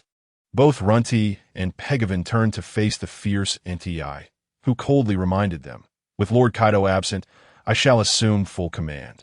Fuzzfur, wishing to voice his opinion, hesitated upon meeting NTI's icy gaze and refrained from speaking. On the deck of the Moby Dick, the sons of Whitebeard erupted in laughter as their father abruptly hung up on Kaido. The 7th Division Captain, Lakio, chuckled heartily. I imagine that Kaido must be on the verge of madness right now. How shall we allocate our opponents? Vista stroked his beard, inquiring with a grin. We'll charge in and strike whoever we encounter. After all, the beast pirates are no match for us. Diamond Jaws, however, believed such a plan unnecessary. Ace, lost in nostalgia, murmured, "It truly feels like I am battling her." Ace, who are you referring to? The 11th Division Captain, Duo, asked curiously while patting Ace on the shoulder. The others, intrigued, leaned in to discover the identity of the person who held such significance for Ace. "Come on, Ace. Do tell." Ace, feeling somewhat bashful under their scrutiny, eventually provided a vague explanation of the situation. Upon hearing his words, the crowd was taken aback, with Diamond Jaws incredulously exclaiming, "Kaido's daughter? He has a biological daughter?" "Indeed, and her strength is formidable." Ace recalled the scene of his battle with Yamato, the memory of her displayed prowess still vividly etched in his mind. Marco chuckled. "Then it seems that you shall handle Yamato, Ace." "Huh. Speaking of which, she is quite different from those in the Beast Pirates. After the battle, let us see if we can recruit her into our Whitebeard pirates." Ace considered the prospect of persuading Yamato to join their ranks a splendid idea. Having consumed 3 bowls of noodles and still indulging in his meal, Xiao set down his chopsticks and earnestly cautioned, "There is a potent aura approaching at great speed." "A powerful aura? Who could it be?" The 15th Division Captain, Fusa, anxiously inquired, recognizing that anyone capable of eliciting such a response from Xiao must possess extraordinary strength. The members of the Whitebeard pirates donned solemn expressions. Marco, with a serious demeanor, began to analyze the situation. At such a swift pace? The only individuals from the Beast Pirates capable of flight are Kaido and the Top Calamity King. Therefore, the newcomer must undoubtedly be one of them, with a strong likelihood that it is Kaido. Marco's conviction regarding Kaido stemmed from the recent remark made by a crewmate, noting the formidable aura emanating from the approaching presence. The captain of the 7th Division, Lakio, voiced his concerns. "We must quickly inform Father." However, Marco interjected, advising against disturbing him. "Do not bother Father. He has specifically instructed us not to interrupt him. We can manage this ourselves." Marco gestured for the crew to refrain from intruding upon their leader. Meanwhile, within the ship's cabin, Whitebeard was diligently refining his energy, striving to enhance his cultivation.